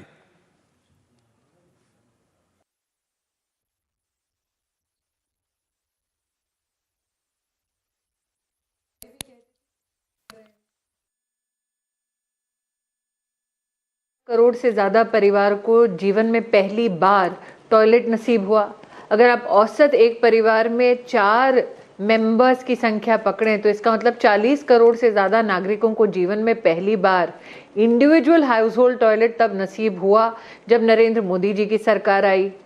ये तो पहले भी कांग्रेस पार्टी कहती आई है कि हम गरीबों के लिए इंदिरा आवास बना रहे हैं, लेकिन ये भी सत्य है कि पहली बार 3 करोड़ से ज़्यादा गरीबों के लिए मकान मोदी सरकार ने बनाए।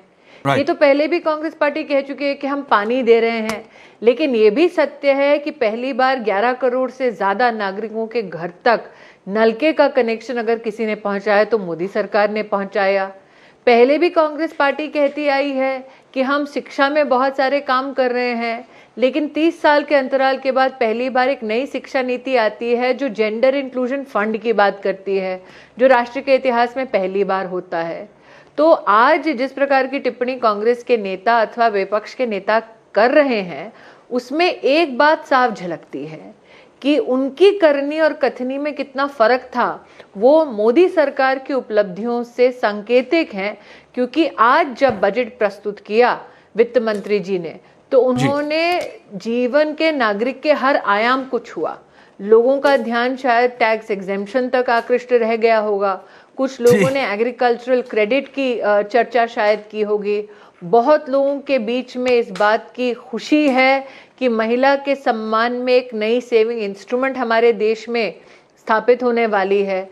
बहुत लोग इस बात से खुश हैं कि जो हमारे वरिष्ठ नागरिक हैं उनकी सेविंग्स में इजाफा हो, इसका प्रावधान निर्मला सीतारमन जी ने किया है।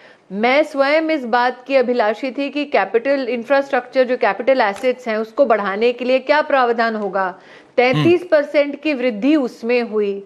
ग्रीन एनर्जी की बात अगर कहें तो कांग्रेस पार्टी तो इकोलॉजी के बारे में कई बार भाषण देने का आपके सम्मुख अथवा किसी और मीडिया के मित्र के सम्मुख दावा कर सकती है, लेकिन इस सत्य को नकार नहीं सकती कि विश्व का सबसे बड़ा हाइड्रोजन मिशन हिंदुस्तान ने तब प्रस्तुत किया जब नरेंद्र मोदी देश के प्रधान सेवक बने।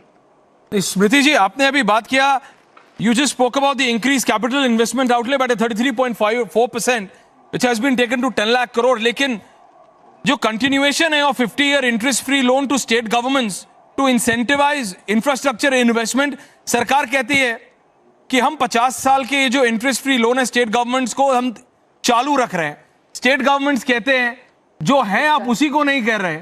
स्टेट गवर्नमेंट सेंट्रल गवर्नमेंट पे ही आरोप लगाती आई और कई ऐसे स्टेट्स है, ऐसा नहीं कि सिर्फ वेस्ट बंगाल है, तेलंगाना आ जाता है, हमने देखा है कई और स्टेट्स आ जाते हैं। वो कहते हैं कि भाई सरकार लिखने के लिए तो लिख देती है कि continuation of the 50-year interest free loan, लेकिन कहीं ना कहीं उसमें कोई ना कोई अड़ंगा लगा के वो कभी ट्रांसफर नहीं होता। स्मृति जी, देखिए ऐश्वर्या जी, आपने जिन राज्यों का उल्लेख किया वो दोनों राज्य जो हैं विपक्ष की राजनीतिक दलों के द्वारा चलाए जा रहे हैं।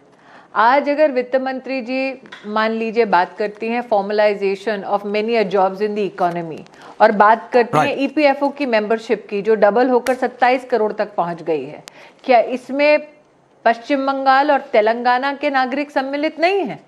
तो मुझे लगता है कहीं ना कहीं आज अगर पश्चिम बंगाल की बात करें, तेलंगाना की बात करें, तो भारत सरकार के वो कौन कौन से कार्यक्रम हैं जो भारत सरकार उनकी व्यवस्था कर रही है, जिसको ना तेलंगाना सरकार नकार सकती है ना उसको पश्चिम बंगाल सरकार नकार सकती है। मात्र दो बहुत ही साधारण उदाहरण आपको देती हूँ। आज वित्त मंत्री जी ने कहा कि एक बार फिर गरीब के संरक्षण के लिए प्रधानमंत्री मोदी जी ने ये आदेश दिया है कि 80 करोड़ हिंदुस्तानियों को मुफ्त का राशन मिलेगा पूरा साल। 2 लाख करोड़ का व्यय होगा, खर्चा होगा, जिसको भारत सरकार खर्चा करेगी, किसी भी राज्य की सरकार से उससे वो वसूला नहीं जाएगा। क्या ये सुविधा बंगाल के नागरिक और तेलंगाना के नागरिक को नहीं जा रहे? इसको तो ये दोनों मुख्यमंत्री या दोनों राजनीतिक दल नकार नहीं सकते। दूसरी बात, अगर आप कोविड की परिस्थिति में देखते तो देश में 220 करोड़ जो वैक्सीन की डोज है मुफ्त मुहैया कराई गई हर नागरिक को, जिसमें पश्चिम बंगाल और तेलंगाना के भी नागरिक सम्मिलित हैं। उसमें किसी प्रकार का भेदभाव या कोई भी अंतर नहीं किया गया। एक बार फिर वो पूरा का पूरा बोझ खर्चे का भारत सरकार ने जब उठाया, तो इसको क्या तेलंगाना की सरकार या पश्चिम बंगाल की सरकार नकार सकती है? हमें ऐश्वर्या जी इस बात को याद रखना होगा, कोविड की भीषण परिस्थिति की वजह से विश्व भर में कई इकोनॉमीज हैं जिन्होंने घुटने टेक दिए, और ऐसे माहौल में जहां पर यूक्रेन और रशिया का आप विवाद देख रहे हैं, लड़ाई देख रहे हैं, ऐसी परिस्थितियों से उभारते हुए हिंदुस्तान को न सिर्फ 5वीं पायदान पर ले जाना, लेकिन साथ ही हर हिंदुस्तानी को अनाज मुहैया कराना, मुफ्त की वैक्सीन मुहैया कराना, साथ ही बजट में 33% इंक्रीज कैपिटल इंफ्रास्ट्रक्चर बनाने के लिए देना, ये कोई सरल बात नहीं है। तो फिस्कल पॉलिसी, मॉनेटरी पॉलिसी के साथ साथ ह्यूमेन एस्पेक्ट ऑफ गवर्नेंस को इस बजट ने प्रस्तुत किया है। तो ह्यूमेन एस्पेक्ट में भी टैक्स स्लैब्स पे आपसे बात करूंगा, लेकिन अगर मैं एलोकेशन ऑफ स्पेसिफिक मिनिस्ट्रीज की बात करूं तो ministry of defence is now 5.94 crore, ministry of road and transportation is 2.70 crore, Ministry of Railways is 2.41, Ministry of Consumer Affairs, Food and Public Distribution is 2.06, Home Affairs is 1.96, Chemicals and Fertilizers 1.78. But once again, because the allegations, ये जिस तरह के आरोप, अगर मैं बात करूं दिल्ली के मुख्यमंत्री अरविंद केजरीवाल की, वो कहते हैं मतलब वेरी मायोपिक, जैसे कि दिल्ली के लिए कुछ नहीं है जी।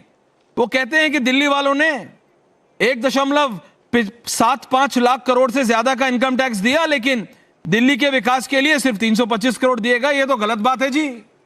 Then Tejashwi Yadav from Bihar comes up, Smriti Irani ji, वो कहते हैं देखो सरकार ने किसानों की आय दुगनी करने का वादा किया था, लेकिन किसानों को नहीं दिया, कुछ नहीं दिया।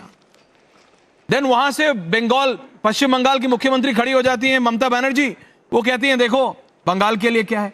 तो दिस मायोपिक व्यू, ये संकीर्ण मानसिकता रखने से देश कैसे आगे चले? देखिए, देश का बजट है, ना केजरीवाल जी का बजट है, ना तेजस्वी जी का बजट है, ना ममता जी का बजट है। और इसीलिए जो आप मायोपिया की बात कर रहे हैं वो उनका पॉलिटिकल कंपल्शन है। कहीं ना कहीं अगर राष्ट्रीयता का भाव उनमें होता तो क्या अलगाववाद के सुर और समाज को तोड़ने के सुर ऐसे नेताओं के मुख से प्रस्फुटित होते? तो देश का बजट है, देश के नागरिक के लिए है, देश के उत्थान की मनोकामना के साथ है और नव भारत के निर्माण के संकल्प के साथ है।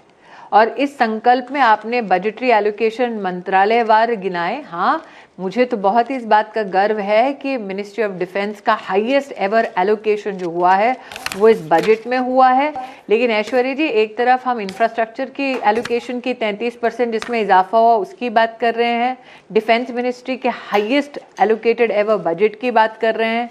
दूसरी ओर आपके एक छोटे से प्रयास पर ध्यान आकृष्ट करना चाहूँगी कि बच्चों के लिए और एडोलेसेंट्स के लिए जो लाइब्रेरी सिस्टम्स की बात आज बजट में की गई है, तो ऐसा कोई वर्ग नहीं है समाज का जो अछूता रहा हो इस बजट से। एक तरफ हमारे जो जनजातीय बच्चे हैं, परिवार हैं, उनके लिए एकलव्य मॉडल हाई स्कूल्स में किस प्रकार से टीचर्स एलोकेट होंगे, अपॉइंट होंगे, उसकी भी चर्चा है। दूसरी ओर आप जो प्रधानमंत्री का लाइफ का और एनवायरनमेंट का संकल्प है, जो इकोलॉजी और इकोनॉमी का कहीं ना कहीं समन्वय है, उसका भी उल्लेख है। लेकिन कहीं ना कहीं ये बात भी शायद मद्देनजर होनी चाहिए कि 157 nursing colleges co-located with 157 medical colleges are going to come up. Now that is the detail to which this budget has made pronouncements. No, but that's the exact reason why the opposition says, विपक्ष कहता है इसीलिए कि देखो जी ये तो पहले की तरह उदासीन है, इसमें कोई नयापन नहीं है, ये सिर्फ क्योंकि इलेक्शन ईयर है और सिर्फ 24 का इलेक्शन नहीं स्मृति जी, उससे पहले 8 से 9 राज्य। मैं ऐश्वर्या जी विपक्ष उदासीन है ये संभव है। विपक्ष इस बात से निश्चित रूप से उदासीन है कि 40 करोड़ हिंदुस्तानियों का कभी बैंक का खाता नहीं खुला था। ये मोदी आए और इन्होंने मात्र 1.5-2 साल की अवधि में 40 करोड़ से ज़्यादा हिंदुस्तानियों का बैंक का खाता खुलवा दिया। परिणाम स्वरूप क्या हुआ? इस सरकार ने 27 लाख करोड़ रुपया हिंदुस्तानियों के बैंक के खाते में डाला। आज तक हमारे देश में कोई भी ऐसी सरकार थी जो ये हिसाब अपने नागरिकों को दे सके? मैं पूछना चाहती हूं कि जब 40 करोड़ से ज्यादा हिंदुस्तानी अनबैंक्ड थे तो उनके अधिकार का पैसा जाता कहां था? तो इसीलिए विपक्ष की उदासीनता का शायद एक कारण ये भी है। लेकिन मेरे को पता आपको जाना, वो 2 और सवाल। पर क्या ये रीजन विपक्ष के लिए हर बार टू क्वेश्चन, आप कह रहे हैं कि हर एक वर्ग के लिए कुछ ना कुछ दिया गया है, पर इसके बीच में भी विपक्ष ऐसे पॉइंट निकालता है। और मैं जब आपसे बोल रहा हूं तो टैक्स स्लैब में भी, हालांकि आज शायद ही कोई ऐसा भारतीय होगा जो ये बोले कि देखो टैक्स स्लैब में जो हुआ वो गलत हुआ, उसके बावजूद विपक्ष कहता है देखो जी ये तो कोई भी कर सकता है, कुछ ऐसा करना चाहिए था जिससे सबका फायदा होता। How do you answer this? अगर कोई भी कर सकता था तो उन्होंने क्यों नहीं किया? मोदी का इंतजार करना पड़ा ना देश को। बोलिए। तो एक तरफ डिफेंस एलोकेशन के ऊपर ऐश्वर्या जी आपने चर्चा की, दूसरी ओर आपने चर्चा की और हमने चर्चा की किस प्रकार से इंफ्रास्ट्रक्चर स्पेंड बढ़ रहा है। लेकिन साथ ही ये भी तो आपको स्वीकार करना पड़ेगा कि प्रधानमंत्री आवास योजना के लिए 66%, 66% का बजट बढ़ाया गया है और वो किया सिर्फ मोदी सरकार ने है। केंद्रीय मंत्री स्मृति ईरानी जी, बहुत बहुत धन्यवाद Smriti Irani ji, Republic media network से बात करने के लिए। Thank you very much ma'am. धन्यवाद। Thank you very much. नमस्कार। Thank you.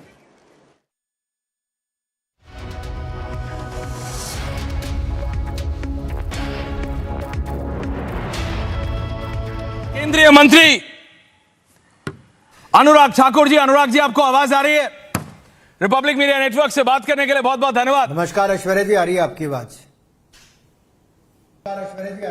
नमस्कार अनुराग जी, सीधा सवालों पे आता हूं। मुझे पता है आपको जाना है, बैक टू बैक मीटिंग्स हैं। भाई आपने मिनिस्ट्री ऑफ डिफेंस के लिए 5.94 करोड़ खर्च किए, ministry of road transport and highways के लिए 2.70, मिनिस्ट्री ऑफ रेलवेज के लिए 2.41, मिनिस्ट्री ऑफ कंज्यूमर अफेयर्स के लिए 2.06 करोड़, होम अफेयर्स 1.96। लेकिन विपक्ष कहता है भाई काफी नहीं है। विपक्ष कहता है भाई इससे क्या होगा? विपक्ष कहता है ये तो एक उदासीन बजट है। इसका क्या जवाब देंगे अनुराग ठाकुर जी? मैं इतना ही कहूंगा कि ये विकसित भारत के लिए यह अमृतकाल का पहला बजट विकसित भारत के इस विराट संकल्प को पूरा करने के लिए मजबूत नींव रखता है। और ये बजट गांव का, गरीब का, महिला, मजदूर का, मध्यम वर्ग का, नौजवान और किसान का बजट है। ये सबके लिए बजट है और खुशियों वाला बजट है। लेकिन विपक्ष अगर अपना चश्मा उतार के देखेंगे तब उनको नजर आएगा कि आज तक का सबसे बड़ा कैपिटल इन्वेस्टमेंट में आउटले इसमें किया गया है, जो पिछले साल से 33% की वृद्धि है। 10 लाख करोड़ रुपए का इसमें प्रावधान किया गया है। प्रधानमंत्री आवास योजना में अब तक हम लोग 3 करोड़ 25 लाख पक्के मकान बना के दे चुके हैं, यानी कि 3.25 करोड़ लोगों को हम अब तक लखपति बना चुके हैं। और इस बार इसमें 66% की वृद्धि करके 79,000 करोड़, 79,000 करोड़ रुपए का बजट रखा है। रेलवे का आज तक का सबसे बड़ा बजट 2,40,000 करोड़ का रखा है, जो 2013-14 के मुकाबले 9 गुना ज्यादा है। इसी तरह से ही किसान क्रेडिट 20 लाख करोड़ का प्रावधान है, जो अगर आप देखेंगे तो हमारे पशुपालन, मत्स्य पालन और डेयरी, इसके लिए रखा है ताकि उनके आय के साधन बढ़ सकें।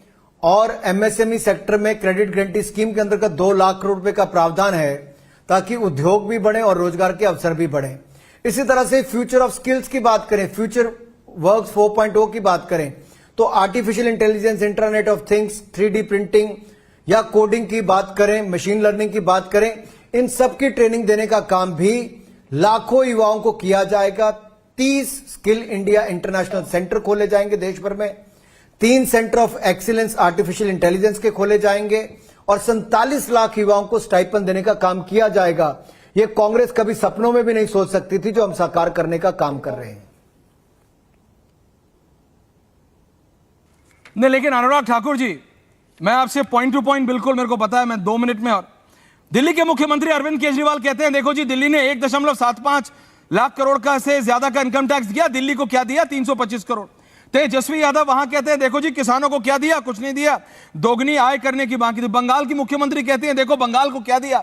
तो ये संकीर्ण मानसिकता, और ये जो सिर्फ रीजनल और अपने स्टेट की बात करेंगे, तो ऐसे कैसे चलेगा? ये देश का बजट। देखिए, जब तेल की कीमतों को लेकर, ऐश्वर्या जी, तेल की कीमतों को लेकर भारत सरकार ने टैक्स कम किए, विपक्ष के राज्यों ने अपने दाम कम नहीं किए हैं, चाहे वो तेलंगाना हो, चाहे राजस्थान हो, अन्य राज्य हो। पहले तो ये। दूसरा, मैं कहूंगा, हमने हर राज्य के लिए 50 साल तक बगैर किसी ब्याज के हजारों करोड़ रुपए देने का काम किया ताकि वो अपना आधारभूत ढांचा भी सुदृढ़ कर सके, इंफ्रास्ट्रक्चर बना सके और अपनी रिफॉर्म्स भी ला सके। हमने आपदा के समय पैसे दिए, अब भी दिए। देश के 80 करोड़ लोगों को मुफ्त में अनाज 4 लाख करोड़ का दिया, तो इन सबके राज्यों में ही दिया। यहां के मुख्यमंत्रियों ने अपनी मोहर लगा लगा के वहां पे देने का काम किया, हमने फिर भी दिया। और यही नहीं, अब आगे भी 2 लाख करोड़ रुपया खर्च करके हम 80 करोड़ गरीबों को मुफ्त में अनाज देने का काम करने वाले हैं। ये जो लाखों युवाओं को प्रशिक्षण देंगे, इनके राज्यों में सबको ही मिलेगा। हम तो कोऑपरेटिव फेडरलिज्म की बात करते हैं, कंपिटिटिव फेडरलिज्म की बात करते हैं। जहां एक और कंपटीशन भी हो तो वहीं पे कोऑपरेशन भी हो। तो मुझे लगता है इस मानसिकता से बाहर आना चाहिए, क्योंकि इनके अपने राज्यों के बजट भी होते हैं बहुत सारे, जैसे शिक्षा, स्वास्थ्य, स्पोर्ट्स, ये राज्यों के अपने बजट में इनको प्राथमिकता मिलनी चाहिए। किसने रोका है? लेकिन भारत सरकार ने तो लगातार इसमें बढ़ाने का ही काम किया है। 157 नए नर्सिंग कॉलेज खोल रहे हैं। आज तक भारत में केवल 380 मेडिकल कॉलेज थे 75 साल से ज्यादा समय में। मोदी सरकार ने 228 से ज्यादा नए मेडिकल कॉलेज पिछले 7 सालों में खोले हैं। अब हम 157 नर्सिंग कॉलेज खोल रहे हैं। इसी तरह से खेलों का, युवा कार्यक्रम का बजट 11% की वृद्धि की है, जो 3397 करोड़ कर दिया है। खेलो इंडिया स्कीम के लिए 1000 करोड़ रुपए का बजट रखा है। हालांकि खेल एक राज्य का विषय है, लेकिन उसके बावजूद मोदी जी ने मनोबल भी बढ़ाया, तो बजट भी बढ़ाने का काम युवाओं के लिए और खिलाड़ियों के लिए किया है।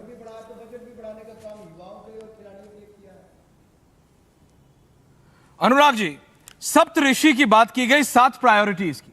इसके अंदर अंत्योदय, जो कि भारतीय जनता पार्टी ने सरकार में आने से पहले भी हमेशा बोला, inclusive development, infrastructure and investment, unleashing the potential, green growth, financial sector, youth power. विपक्ष कह रहा है, भाई ये 7 चीजें तो पहले भी थी।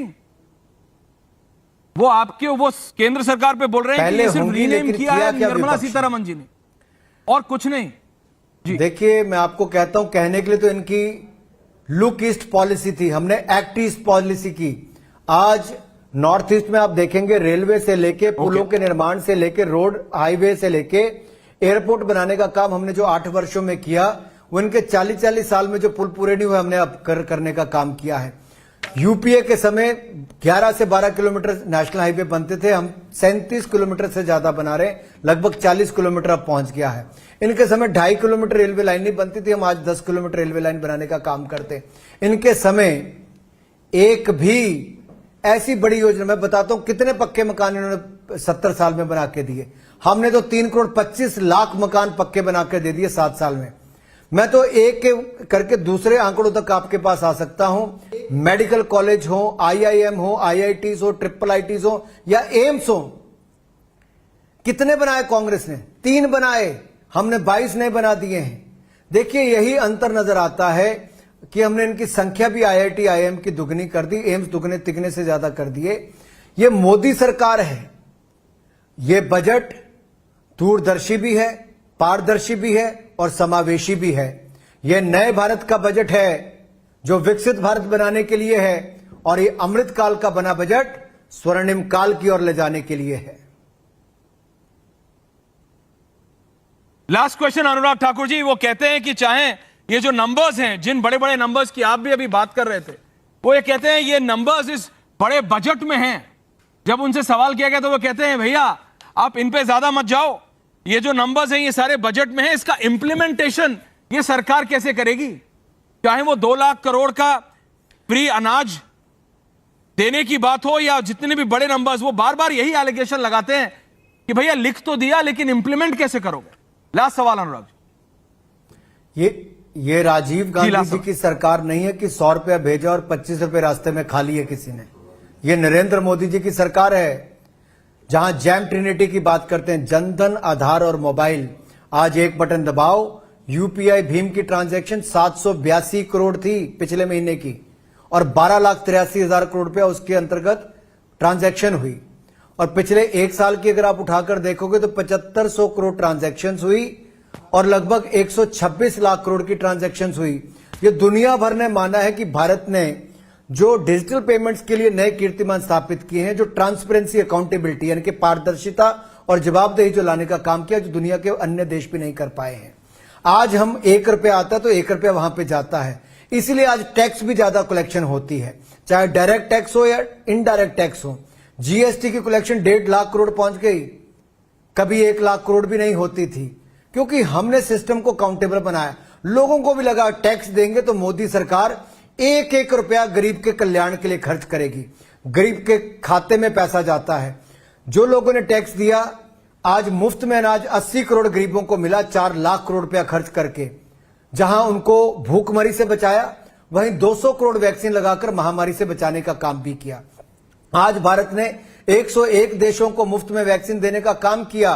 तो इसमें पता चलता है कि भारत जहां वसुदेव कुटुंबकम की बात करता है, वहीं G20 की अध्यक्षता करते हुए वन अर्थ, वन फैमिली, हम उस दिशा में, और वन फ्यूचर, उसको लेके काम करते हैं। हम आज केवल कोई बजट अपनी सत्ता में आने के लिए नहीं, हम भारत को आगे बढ़ाने की सोच के साथ चलते हैं। आपने आपदा के समय भी मोदी सरकार के निर्णय देखे होंगे, डिफेंस मैन्युफैक्चरिंग या कोल एंड माइनिंग सेक्टर को खोलना, स्पेस सेक्टर को खोलना। आज तीनों में देखिए, डिफेंस में हम इंपोर्टर होते थे सबसे बड़े, आज हमने 30,000 करोड़ का एक्सपोर्ट करने का काम किया है। स्पेस सेक्टर में हमने प्राइवेट क्षेत्र में सैटेलाइट लॉन्च करने का काम कर दिया। कोल एंड माइनिंग में नई ऊंचाइयों पर पहुंचने का काम किया है। तो हम तो आपदा में भी अवसर ढूंढते हैं और मोदी जी बजट को चुनाव के साथ जोड़कर नहीं देखते। ये तो अमृत काल से स्वर्णिम काल की ओर ले जाने की सोच रखते हैं ताकि विकसित भारत का निर्माण हो सके। अनुराग जी, इससे पहले आपको जाने दूं बस इतना कि 2024 के इलेक्शन से पहले का ये बजट है। 9 राज्यों में उससे पहले इलेक्शन है। विपक्ष कह रहा है जानबूझ के और टैक्स स्लैब वाली बातों पे कहता है देखो ये एक उदासीन बजट है, इसमें नया क्या है, ये देश को आगे कैसे लेके जाएंगे, ये तो इसलिए है ताकि इसका डायरेक्ट इंपैक्ट इनको वोट पे पड़ सके।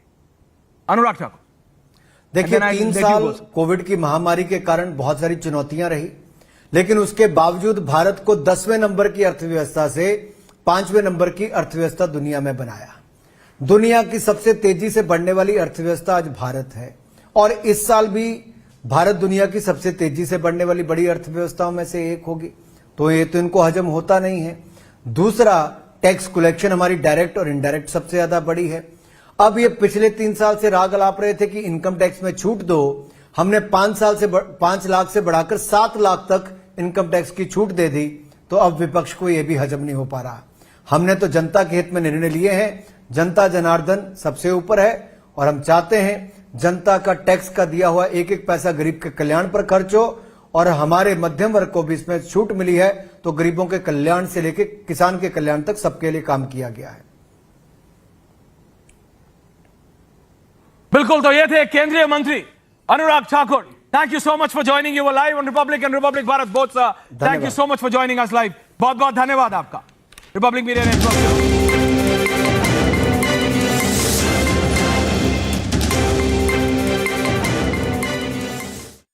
आपके कहने पर इस बार टाटा 1mg से दवाइयां ऑर्डर की थी। ऐप पे आज की ही डिलीवरी बता रहा है, लेकिन इतनी जल्दी तो होगा नहीं, क्यों? अरे यार, अजीब टाइप के नेगेटिव इंसान हो। मैं लिख के देता हूँ, दवाइयों की डिलीवरी बिल्कुल टाइम पे हो जाएगी। लो जी आ गया जी। पटेल जी। हाँ जी, भरोसेमंद है जी। टाटा 1M जी, आप भी डाउनलोड कर लें जी। 11,000 placements last year. At Amity, we are committed to nurturing passionate, hardworking and proactive professionals. साथियों, शहरी महिलाओं से लेकर गांव में रहने वाली महिलाएं हो, कारोबार रोजगार में व्यस्त महिलाएं हो या घर काम में व्यस्त महिलाएं हो, उनके जीवन को आसान बनाने के लिए बीते वर्षों में सरकार ने अनेक विविध कदम उठाए हैं। जल जीवन मिशन हो, उज्ज्वला योजना हो, पीएम आवास योजना हो, ऐसे अनेक कदम। इन सबको बहुत बड़ी ताकत के साथ आगे बढ़ाया जाएगा। उसके साथ साथ महिला सेल्फ हेल्प ग्रुप एक बहुत बड़ा सामर्थ्यवान क्षेत्र आज भारत में बहुत बड़ी जगह अपने हाथ एक्वायर कर चुका है। उनको अगर थोड़ा सा बल मिल जाए तो मिरेकल कर सकते हैं। और इसलिए विमेन सेल्फ हेल्प ग्रुप उनके सर्वांगीण के विकास के लिए नई पहल इस बजट में एक नया आयाम जोड़ेगी।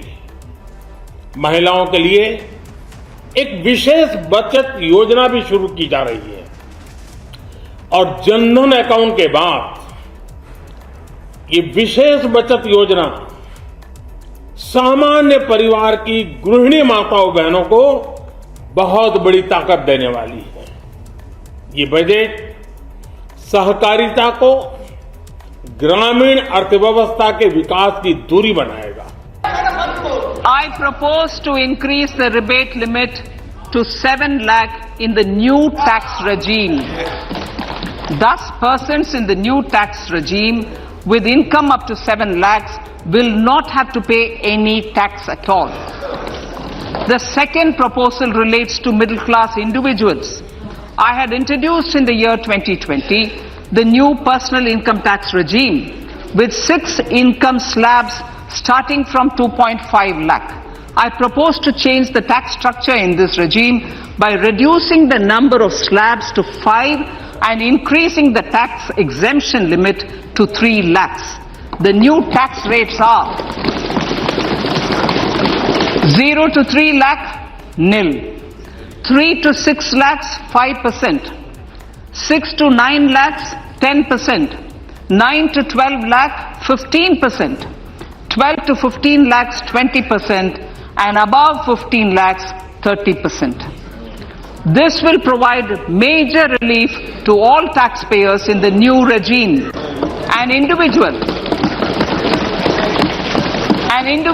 with an annual income of 9 lakhs will be required to pay only 45,000 rupees.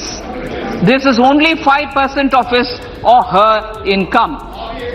It is a reduction of 25% on what he or she is required to pay now. That is 60,000. So in the place of 60,000, it is now.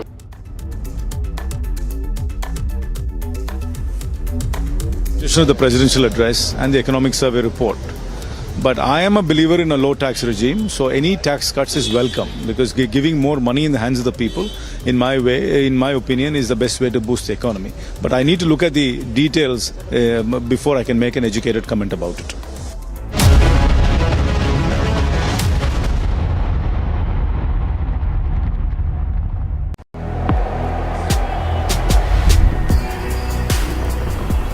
Everything we know, everything we love is at risk. The time to act is now. We must all be champions. Champions for sustainability. Champions for the earth. आपके कहने पर इस बार Tata 1M से दवाई order की थी। App पे आज की ही डिलीवरी बता रहा है, लेकिन इतनी जल्दी तो होगा नहीं, क्यों? अरे यार, अजीब टाइप के नेगेटिव इंसान हो। मैं लिख के देता हूँ, दवाइयों की डिलीवरी बिल्कुल टाइम पे हो जाएगी। लो जी आ गया जी। पटेल जी। हाँ जी, भरोसेमंद है जी। टाटा 1M जी, आप भी डाउनलोड कर लें जी। I propose to increase the rebate limit to 7 lakh in the new tax regime. Thus, persons in the new tax regime with income up to 7 lakhs will not have to pay any tax at all.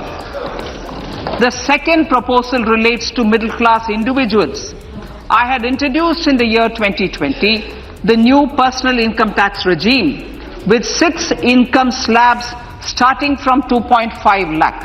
I propose to change the tax structure in this regime by reducing the number of slabs to 5 and increasing the tax exemption limit to 3 lakhs. The new tax rates are 0 to 3 lakh, nil. 3 to 6 lakhs, 5%. 6 to 9 lakhs, 10%. 9 to 12 lakh, 15%. 12 to 15 lakhs, 20%. And above 15 lakhs, 30%. This will provide major relief to all taxpayers in the new regime. An individual with an annual income of 9 lakhs will be required to pay only 45,000 rupees. This is only 5% of his or her income. It is a reduction of 25% on what he or she is required to pay now.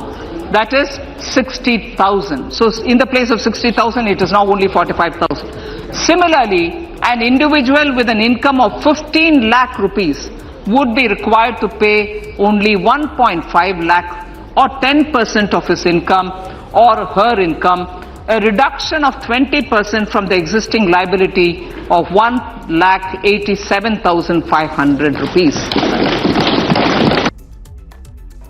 साथियों, शहरी महिलाओं से लेकर गांव में रहने वाली महिलाएं हो, कारोबार रोजगार में व्यस्त महिलाएं हो या घर काम में व्यस्त महिलाएं हो, उनके जीवन को आसान बनाने के लिए बीते वर्षों में सरकार ने अनेक विविध कदम उठाए हैं। जल जीवन मिशन हो, उज्ज्वला योजना हो, पीएम आवास योजना हो, ऐसे अनेक कदम, इन सबको बहुत बड़ी ताकत के साथ आगे बढ़ाया जाएगा।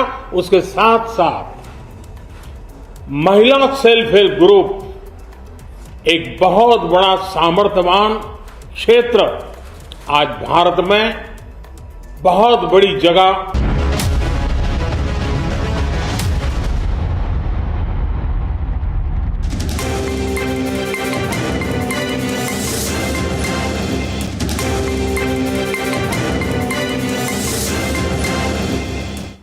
All right, welcome back, friends. And we are in fact being joined live by CEO of Niti Aayog, government's think tank when it comes to economic policy making, social policy making. Very good evening, Iyer sir.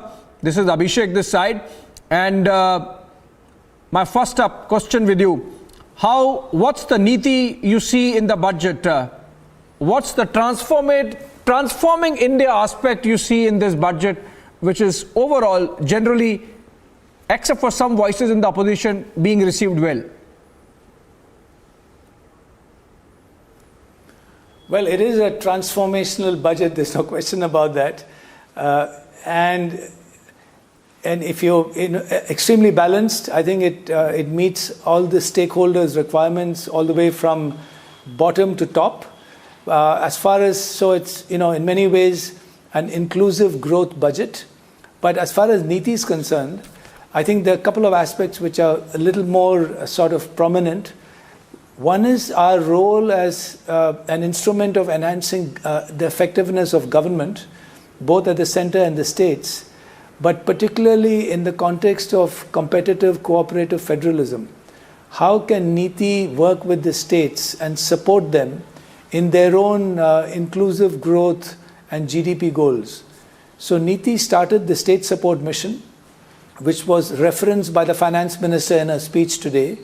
And this is about how Niti is working with states to help them set up institutes for transformation and develop a roadmap towards an inclusive growth trajectory. Yeah. In addition to that, in keeping with the sort of bottom-up approach of the budget, NITI is also working with states in taking forward the aspirational block program. This was announced a few weeks ago by the Prime Minister. It builds upon the aspirational district program, but it's really about taking development right down to the grassroots level. How can you improve health, education, financial inclusion, infrastructure, agriculture, right down at the block level? The block, as you know, is a basic unit of development.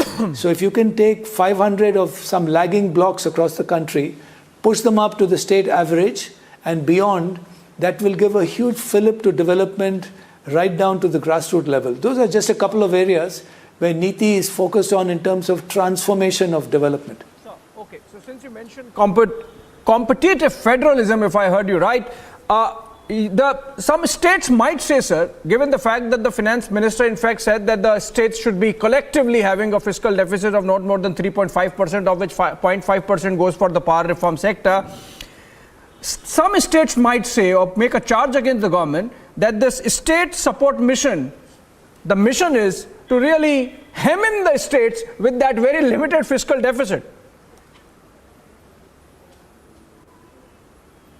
You know, the state support mission is really not at all one size fits all. It's targeted to support the states on a demand basis. So every state will have its own growth trajectory, and NITI is working with all its comparative advantage in identifying what are those specific requirements of a state and supporting it in that regard.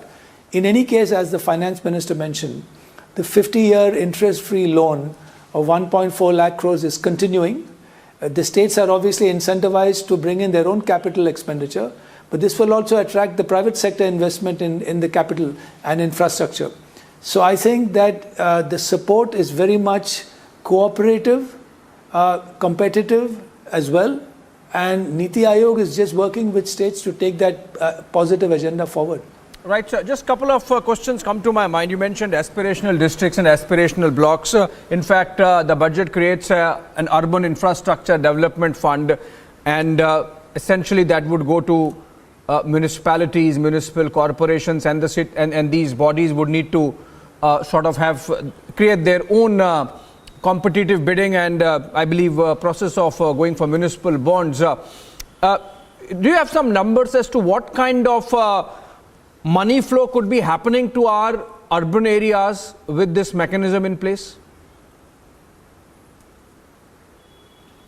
You know, this is another aspect of how this budget is seeking to take development to the hinterland.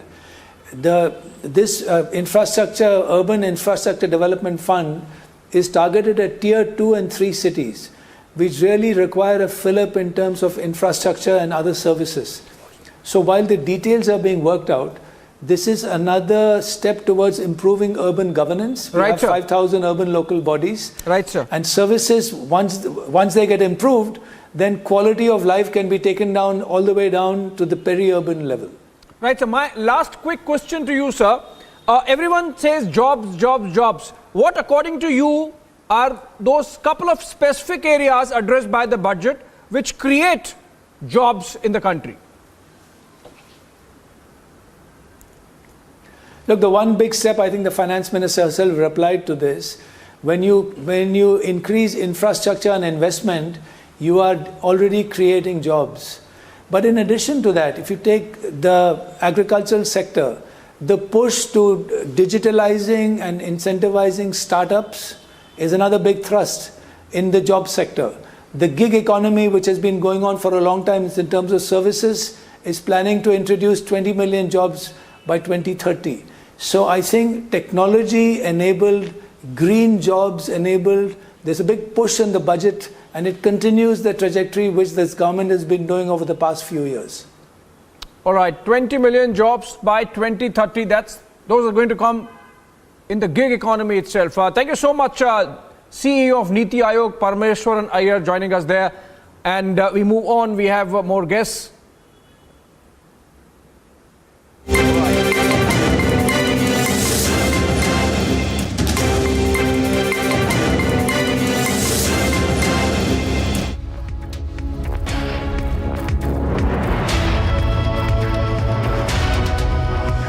side. Joining us live now to take the conversation forward, Uday Vaid, tax expert, and he joins us live from Mumbai. And we also have Ramakrishnan T.S., public finance expert, live from Chennai. If I could come to you first, Mr. Vaid. There's a lot to talk about in terms of the tax changes that have been brought in. But according to you, the most important takeaway, is it just the tinkering with the new tax regime that has been done? Or is there more to it? And can you explain for the benefit of viewers, for the middle classes, for the masses, for the salaried who might have missed something, as to what all is there apart from this tinkering in the new tax regime, which brings some relief to them? No, so I would believe it is not tinkering at all. It's a major policy shift, and everyone is benefited because of this. Certainly the middle class or a common man with an income up to about 10 lakhs or maybe even up to 15 lakhs, when one does the maths, say the tax rebate just going up to, instead of 5 lakhs, now it is 7 lakhs, right? Under the old regime, somebody would have paid, I just did a quick maths on that, I'm just giving one example, it would have been on up to 5 lakhs, on 2 lakhs it would have been 20,000 rupees. Now it is zero, straight. And at each level, when one looks at it up to 15 lakhs, definitely every single person is benefited. Additionally, for a salaried class, that 50,000 tax standard deduction is available even under the new regime. Yeah. That's one part. Second, it makes the compliance much easier.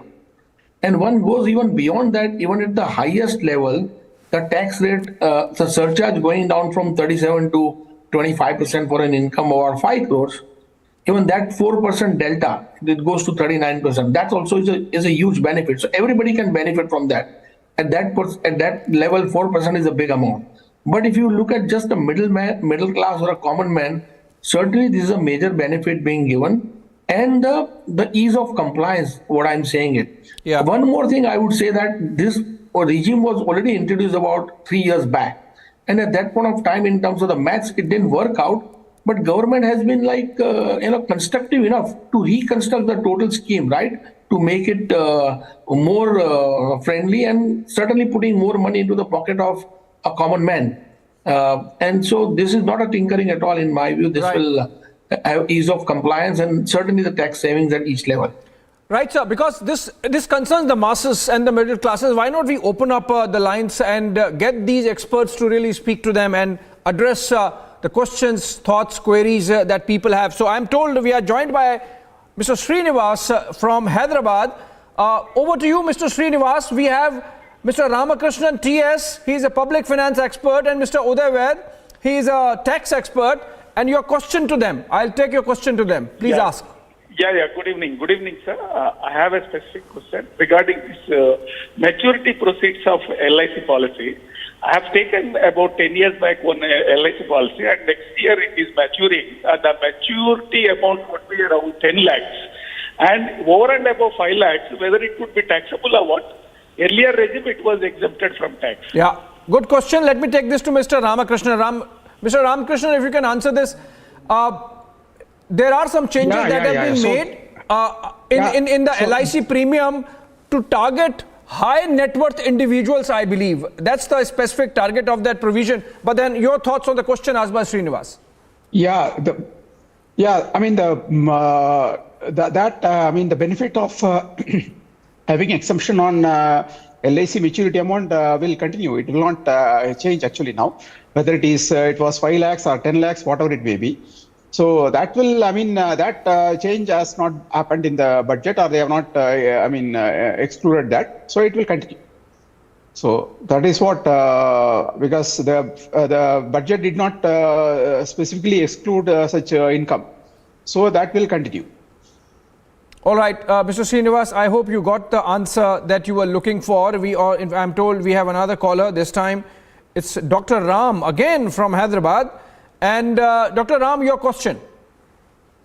Yeah, I just want to ask the tax expert. Yeah, go ahead. Yeah, in this case, what we found is, looking at the last tax slab which they have given, there they have given a lot of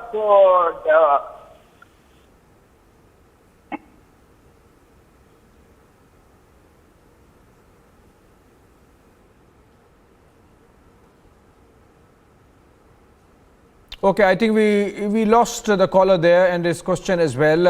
I would request Mr. Vaid and Mr. Ramakrishnan to stay with us. I am told that we have to take a short break, quick short break, and then we are back with the conversation.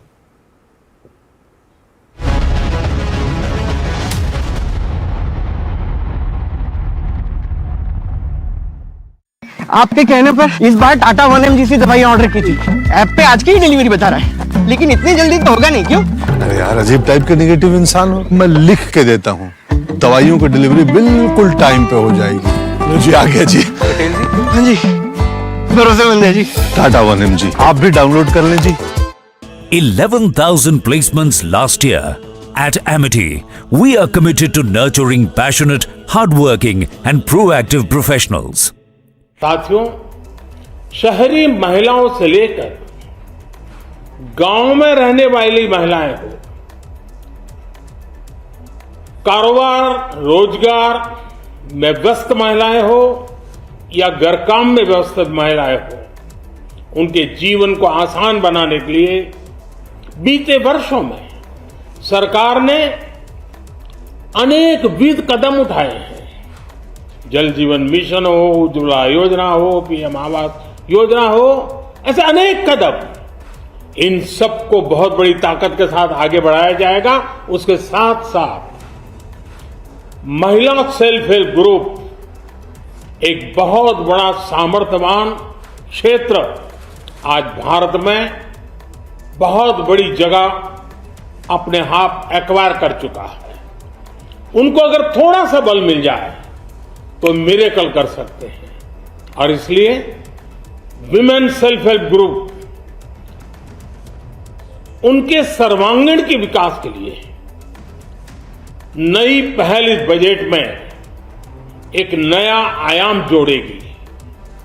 महिलाओं के लिए एक विशेष बचत योजना भी शुरू की जा रही है, और जनधन अकाउंट के बाद ये विशेष बचत योजना सामान्य परिवार की गृहिणी माताओं बहनों को बहुत बड़ी ताकत देने वाली है।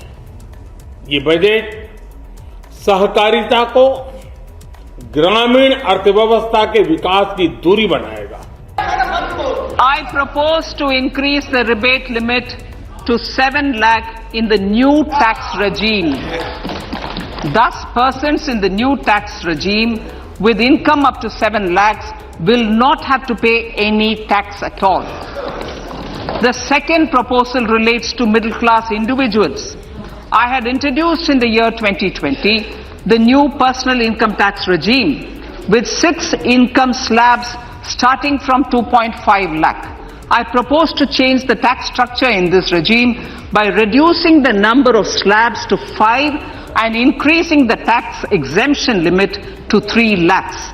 The new tax rates are 0 to 3 lakh, nil. 3 to 6 lakhs, 5%. 6 to 9 lakhs, 10%. 9 to 12 lakh, 15%. 12 to 15 lakhs, 20%. And above 15 lakhs, 30%. This will provide major relief to all taxpayers in the new regime. An individual with an annual income of 9 lakhs will be required to pay only 45,000 rupees. This is only 5% of his or her income. It is a reduction of 25% on what he or she is required to pay now. That is 60,000. So in the place of 60,000, it is now only 45,000. Similarly, an individual with an income of 15 lakh rupees would be required. So I think this is a remarkable budget for a new India. Vast number of improvements on the tax regime will lead to a completely new consumption story of India. I think overall it's a very solid, stable, prudent and responsible budget. It's also a growth-oriented budget. The way I would look at it would be to the support, for example, being given to the states. So for me, that's a very positive and big step forward, not just the continued focus, but also the increased outlay being made for that. Biggest voices, biggest coverage, perfect budget.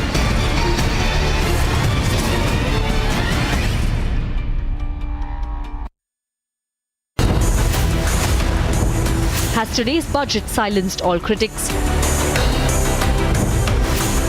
Is there anything to criticize in Budget 2023? Was the final full budget the perfect budget? Arnab debates at 9 p.m.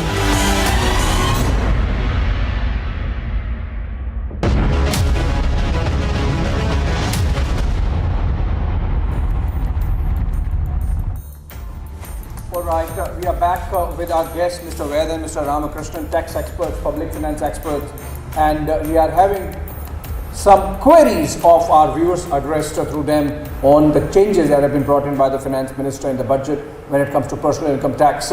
In fact, we are being joined by Mr. Dharma Somashekar from Bengaluru. Dharma, if you are getting me, please ask your question. Yeah, I can hear you, but I was just wondering which this is the Republic World. I'm not on it. It doesn't matter. I would like to know what are the benefits the senior citizens are getting, because you are giving the slab rate for the normal citizens, which to my understanding is 7 lakhs. What is it for senior citizens? Is there a rise in it? And the interest rates also. People like me, we are living on our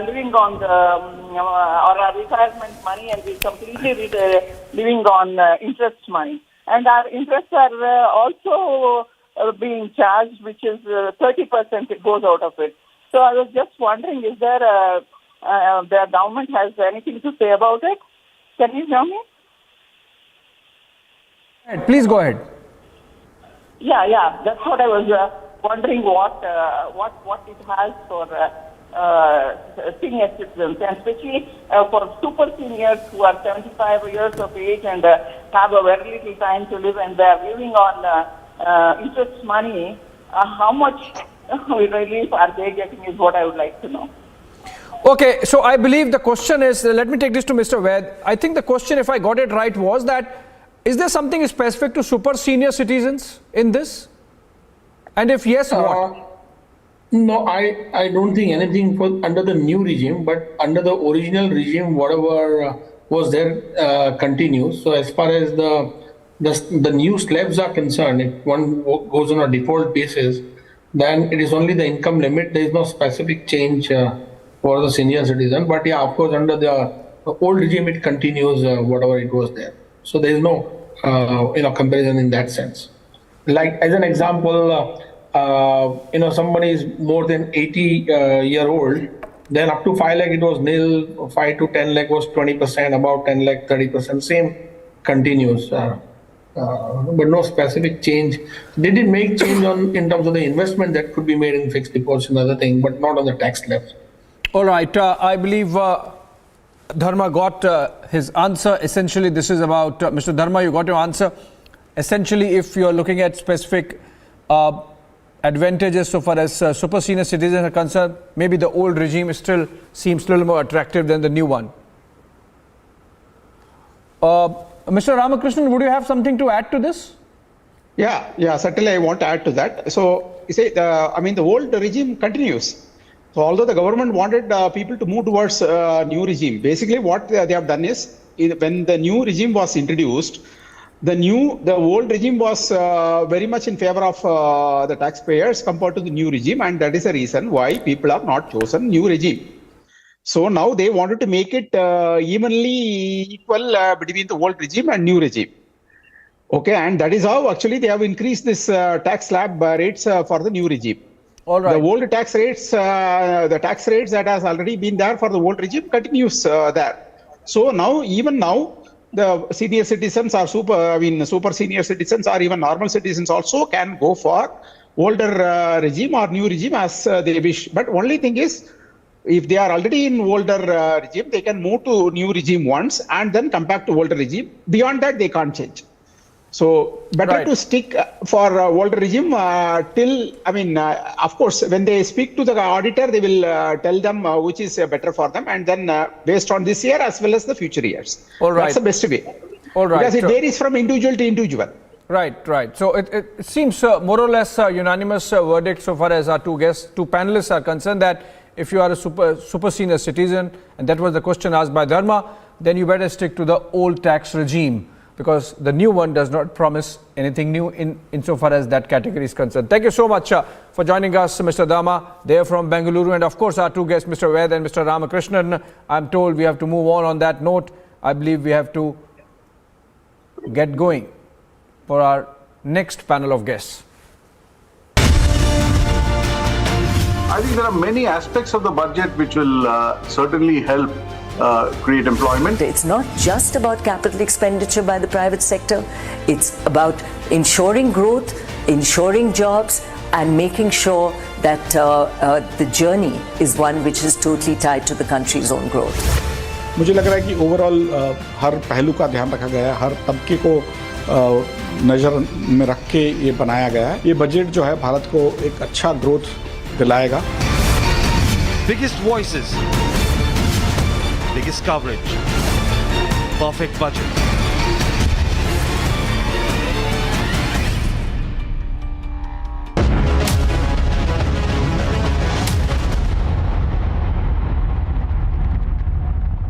आग को फैलने से रोकना मुश्किल है, पर नामुमकिन नहीं. अब फायरवॉल टेक्नोलॉजी के साथ सेंचुरी प्लाइड क्लब प्राइम आग से बचाए. आपके कहने पर इस बार टाटा 1mgc दवाइयाँ ऑर्डर की थी. ऐप पे आज की ही डिलीवरी बता रहा है, लेकिन इतनी जल्दी तो होगा नहीं. क्यों? अरे यार, अजीब टाइप के निगेटिव इंसान हो. मैं लिख के देता हूँ, दवाइयों की डिलीवरी बिल्कुल टाइम पे हो जाएगी. जी आ गया जी. पटेल जी. हाँ जी, भरोसेमंद है जी. टाटा 1mg आप भी डाउनलोड कर लें जी. I propose to increase the rebate limit to 7 lakh in the new tax regime. Thus, persons in the new tax regime with income up to 7 lakhs will not have to pay any tax at all. The second proposal relates to middle class individuals. I had introduced in the year 2020 the new personal income tax regime with 6 income slabs starting from 2.5 lakh. I propose to change the tax structure in this regime by reducing the number of slabs to 5 and increasing the tax exemption limit to 3 lakhs. The new tax rates are 0 to 3 lakh, nil. 3 to 6 lakhs, 5%. 6 to 9 lakhs, 10%. 9 to 12 lakh, 15%. 12 to 15 lakhs, 20%. And above 15 lakhs, 30%. This will provide major relief to all taxpayers in the new regime. An individual with an annual income of 9 lakhs will be required to pay only 45,000 rupees. This is only 5% of his or her income. It is a reduction of 25% on what he or she is required to pay now.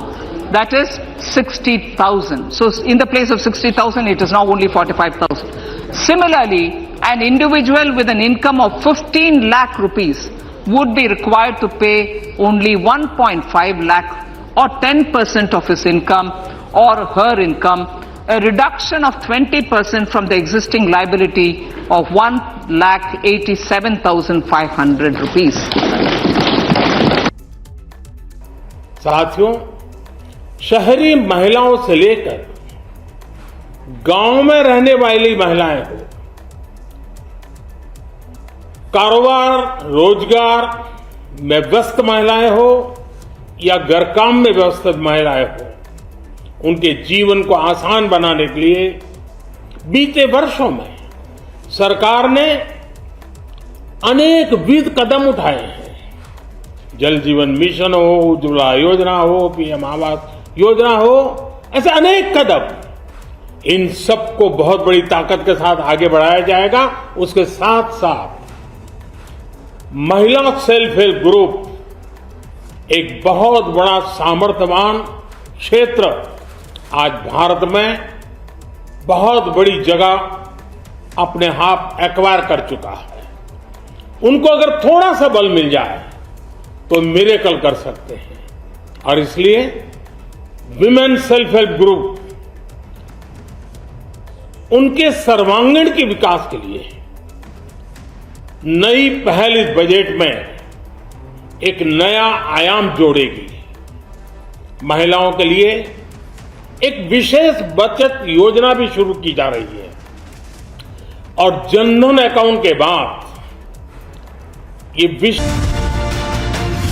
So I think this is a remarkable budget for a new India. Vast number of improvements on the tax regime will lead to a completely new consumption story of India. I think overall it's a very solid, stable, prudent and responsible budget. It's also a growth-oriented budget. The way I would look at it would be to the support, for example, being given to the states. So for me, that's a very positive and big step forward, not just a continued focus, but also the increased outlay being made for that. Biggest voices, biggest coverage, perfect budget.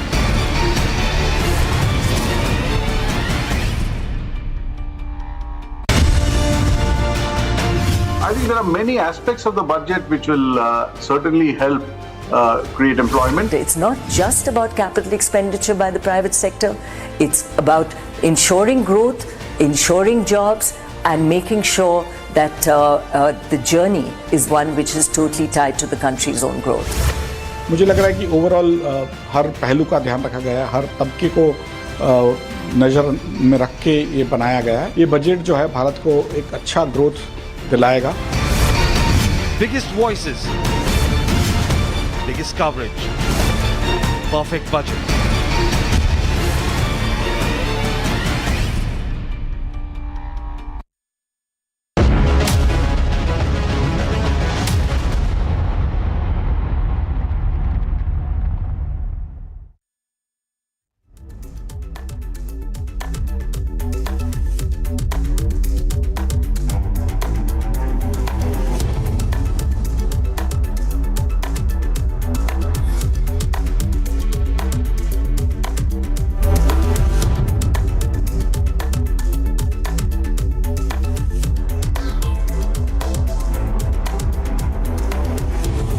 Modi government delivers a pro-people and pro-development budget for Amrit Kaal.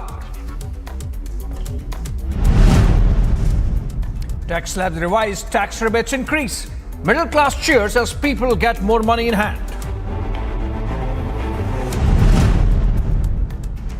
Capex hiked by 33% to 10 trillion rupees. India gets more money to create national assets.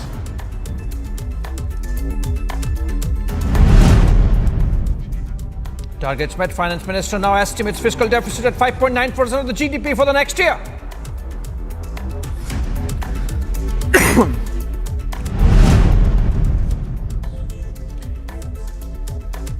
Opposition stumped with the Modi government's inclusive budget. Praises pour in from some opposition leaders.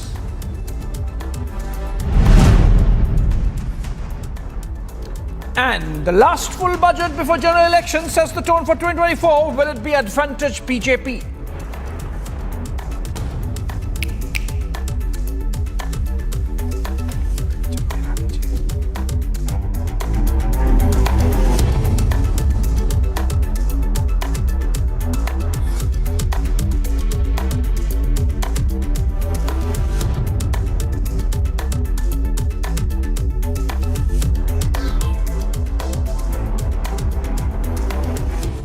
All right, very good evening, friends. Today is 8 p.m.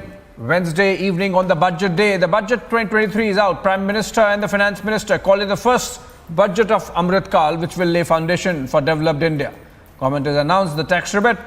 Prime Minister, in fact, said that the first budget of the Amrit Kaal provides foundation to fulfill the resolve for a developed India. In his first reaction to the budget presented by Finance Minister Nirmala Sitharaman, Modi said It will fulfill dreams of the aspirational society, farmers, and the middle class. Let's look at this report. The first budget in Amrit Kaal. This budget hopes to build on the foundation laid in the previous budget and the blueprint drawn for India at 100. From infrastructure boost to strong and stable macroeconomic environment, the inclusive union budget presented by Finance Minister Nirmala Sitharaman is certainly a budget for Amrit Kaal. Taking forward the Sabka Saath, Sabka Vikas approach, the budget adopted 7 priority areas. The budget adopts the following 7 priorities. They complement each other and act as the Saptarishi guiding us through the Amrit Kaal.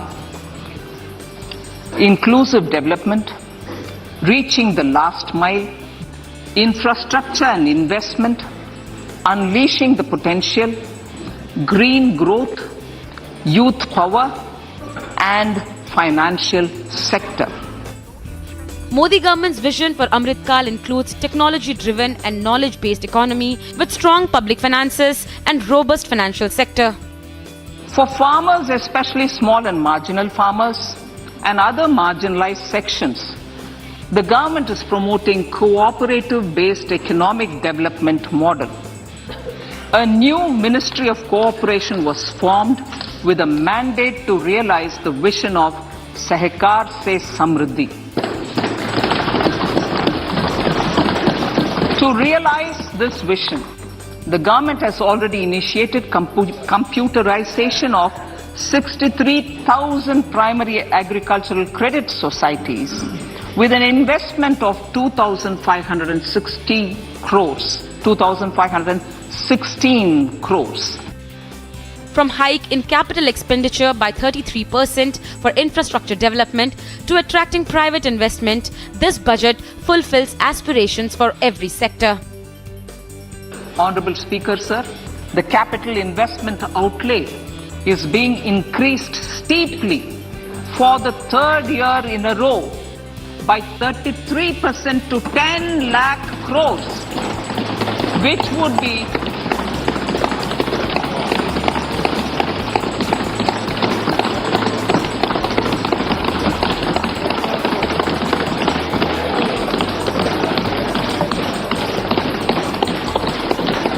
which would be 3.3% of GDP. This will almost be 3 times the outlay made in 2019-20.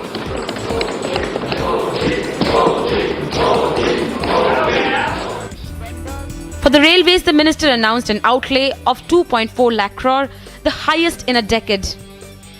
The harmonized master list of infrastructure will be reviewed by an expert committee for recommending the classification and financing framework suitable for Amrit Kaal. A capital outlay, I'm talking about railways now, sir, Honorable Speaker, railways. A capital outlay of 2.40 lakh crores has been provided for the railways. With a focus on switching to green fuel, the government is also targeting 5 million tons of green hydrogen production by 2030.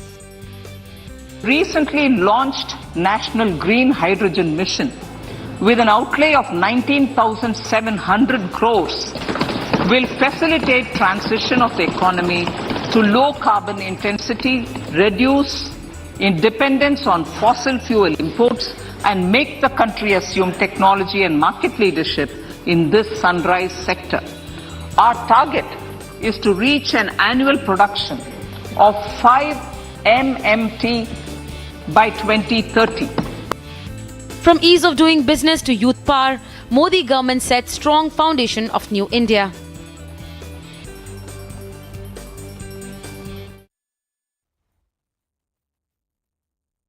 So the hashtag, ladies and gentlemen, is the perfect budget. What really is the opposition complaining about? Do they even have any complaints? And has this last full budget of the Modi government before the key elections of 2024 actually left everyone stunned, because there is something for everyone, like the Prime Minister says. My colleagues Shravan and Abhishek both with us as I say good evening to our panel of guests that you'll see on your screens in just a bit. Rajneesh Kumar is the chairman of Bharat Pay and former chairman of the State Bank of India, is an important voice on the entire issue. And we also have two political participants, Mohammad Salim ji, who's a senior leader of the CPIM. He's a former MP also of the Lok Sabha, joining us on the broadcast from Kolkata. Also Vivek, spokesperson of the Samajwadi Party. And we are also waiting to be joined by Gopal Krishna Agarwal of the BJP in just a moment. So let's take the first question to the opposition, Mohammad Salim and Vivek. Let's, in fact, get the first opportunity to Vivek. Now, Vivek, you're representing the Samajwadi Party. I want to know today, what will you complain about? The capex has gone up. There is a clear thrust about women empowerment, about poor. You're looking at major allocation coming into the infrastructure sector, to railways. So will you congratulate the government for putting out what we are calling hashtag the perfect budget? Very good evening to all of you. First of all, we have been hearing such type of budget since the Modi government has come into power, you know. And today, what actually I feel this budget is not more, it's just not more than a prank actually. Because the actual fact is when in 2014 and 15, the Modi government came into power, the loan on Indian economy was about 55,000 crore rupees. And if we see today, the loan has gone up to 1,55,000 crore. That is incredibly shocking, because as far as the GDP has increased, we don't deny from that.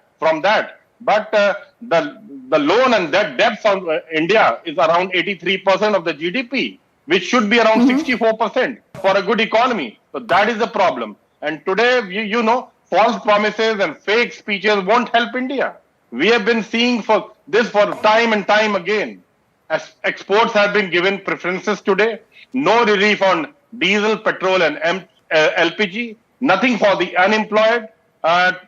If we see today's market, what happened? Initially, the market started about 3,000, it rose up about 300 points and went up to 1,200 points. But at the end of the day, it actually crashed, just because people thought this budget is going to be very good for the country. But at the end of the day, it was not like that, not at all. Manufacturing sector, nothing substantial. I talk about Uttar Pradesh today because I belong to Uttar Pradesh. No budget for the expressways, nothing for the power plants. Even Prime Minister Modi in 2014, he promised the Namami Gange. He will clean the Ganges. And it has been almost 9 years now. 10 lakh crores of 10 lakh crores of capital expenditure is nothing for manufacturing? 2 lakh crores of PLI?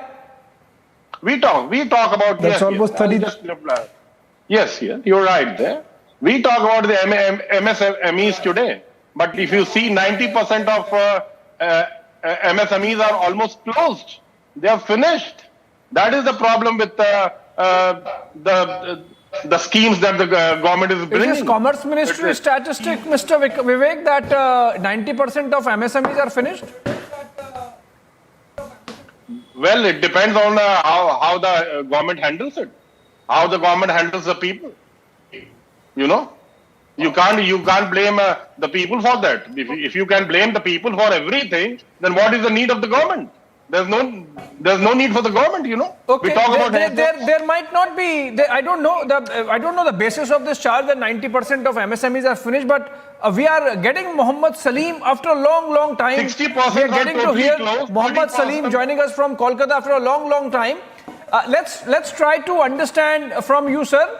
Is there any ideological basis from the left communist thought based on which you would want to oppose this budget?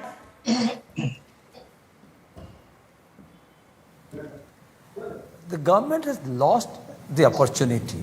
This has been the last budget of this government for this term, and after the 2 years of pandemic, we have lost so many things, not only so many lives.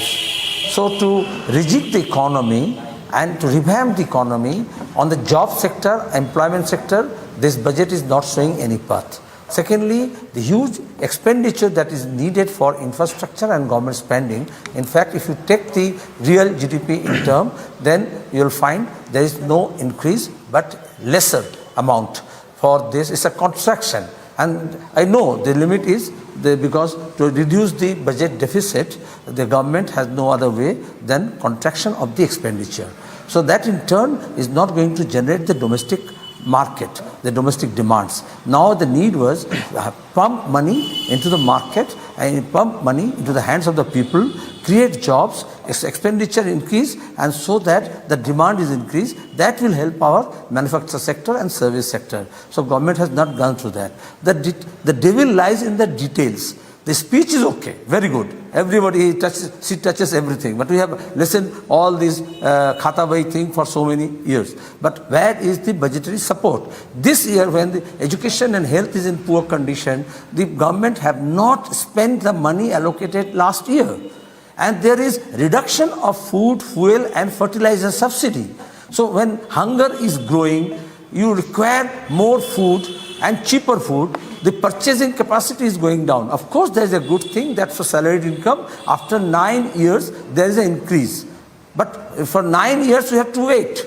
So from 5 lakh to 7 lakh, we have to give it. So per annum, it is around not more than 25,000. So in that case, you give from one hand, you take it back in 3 hands. So, your transportation cost, your food, your medicine is costlier. So what you are going to give? The government is busy just protecting their corporate friends. Mr. Rajneesh, if I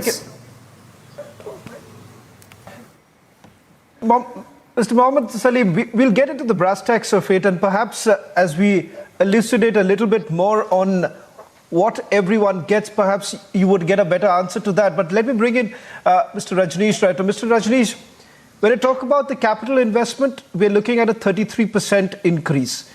When we're looking at the outlay for the railways, is the capital outlay, it's almost like over 2.84 lakh crore rupees. And overall, if you really look at how the government is looking at right now, while the opposition says that Minorities Affairs Department, there is a slash. But if you look at the macroeconomics of it, it's very clear that there is a roadmap that is for job creation, railways being one of the largest. Then you're looking at the manufacturing sector. So all of this with the single agenda that job creation increases over a period of time.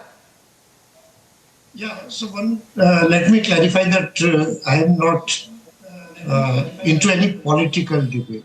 But the point which you are making about the infrastructure-led growth, then I think there is a certain consistency in what the government has been doing. And even if I look at the expenditure part committed last year, 100% amount has been spent, which is not a mean achievement. So jobs gets created when investment happens, and everybody knows that the multiplier effect is maximum when there is an investment in the infrastructure. And the progress, at least in the road sector, railways, airports, the progress is visible. And that would mean that the more country invests into build-up of the infrastructure, it could be physical infrastructure, which I am mentioning, as well as the social infrastructure, which would mean more schools, more institutions. So that all, every rupee invested, that creates impact. Now, the other is that the demand creation. So I think even after 9 years, the relief which has been given in the income tax, that would create more demand because there is more money available in the hands of the income tax. But as I said, that I am looking at purely from the point of view of an ex-banker and not part of this political debate. Okay, Rajneesh ji reiterating there, and obviously he is the only non-political, person right now on the panel, and I think what he says should make sense to both our opposition friends here, Mohammad Salim and also, Vikas, who have problems with how the budget has been presented. But it's the opposition's job, to find faults, Abhishek and Shravan, with the budget, and they will do this. But, I think there are questions also that can be asked to the BJP. Mr. Agarwal, now, through the day today, one big headline is also about the relief that has been given to the salaried class, in terms of the changes in the income tax slab. But then a lot of people say, and a lot of our viewers are asking, that is this, mere lip service? Because why haven't indirect taxes then be tinkered with? And also the other question they are asking is that, is this being done generally with an idea to push more people, to push the salaried class towards the new regime? And why has the government not been able to release data of these people who've migrated from the old to the new regime yet? No, therefore, those who are objecting that the government is trying to push to the new regime of taxation, they should understand that there is nothing unclear about it. The government has said that the new tax regime is simpler and it is easy for people to understand and implement. And the tax slabs also are lower. The thing is that in the new scheme, any person earning less than 7 lakh of annual income, there is no tax, zero tax. And even over and above that, there are differential tax slabs which are as low as 5%. And the government has also given an option to people that those who want to continue with the old scheme, they can do. So this option is an additional benefit. Anybody who want to continue with the old regime, he is very well, he can go in the old regime also, continue in the old regime, and those who want to come to the new scheme, they can come. So this option is always better. And the second thing is, very clearly FM has said that the new regime is simpler, easier, better, and therefore it is the default scheme. So there is nothing in this that the government is subvertly trying to push people to the new scheme. Second thing is, we should understand that in spite of all the pressure on our government to get more revenue from the people, increase taxation, you see the narration of many people in the Economist and other things. They were saying that government should look into new taxes. Should the government go for wealth tax or go for any other kind of taxes, transaction tax, etc.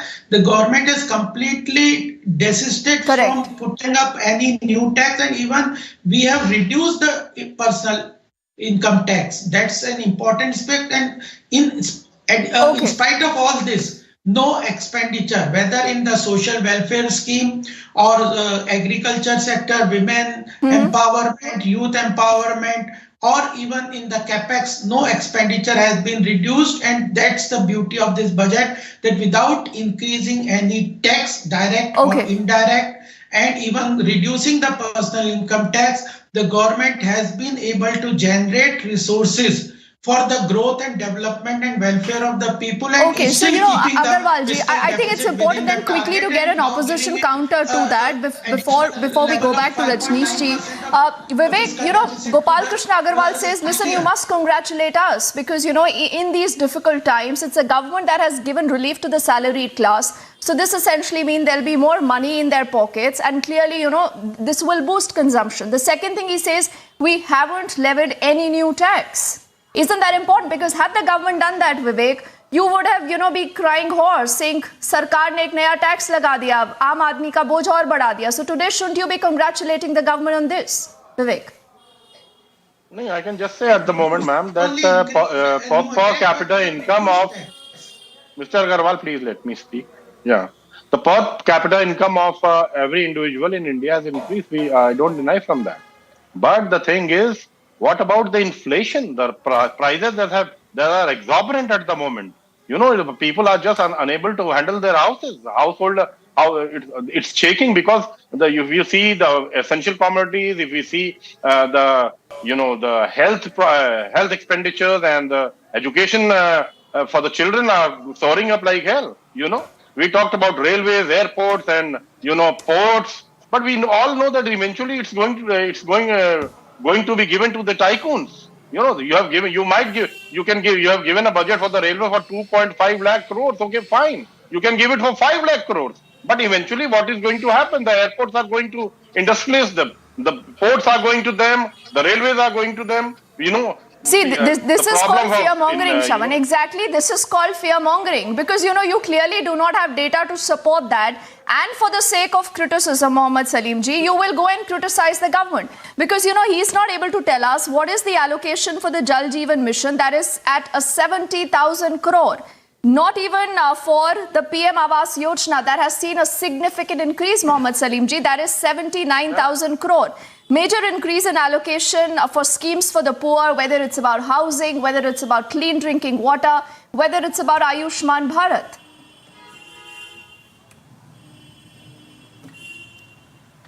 Now the question is, good that some repeats of the PIB statement I have seen or heard. But the question is Manrega. You are talking about poor peoples. So this is a decline, 33% decline in the allocation is Manrega.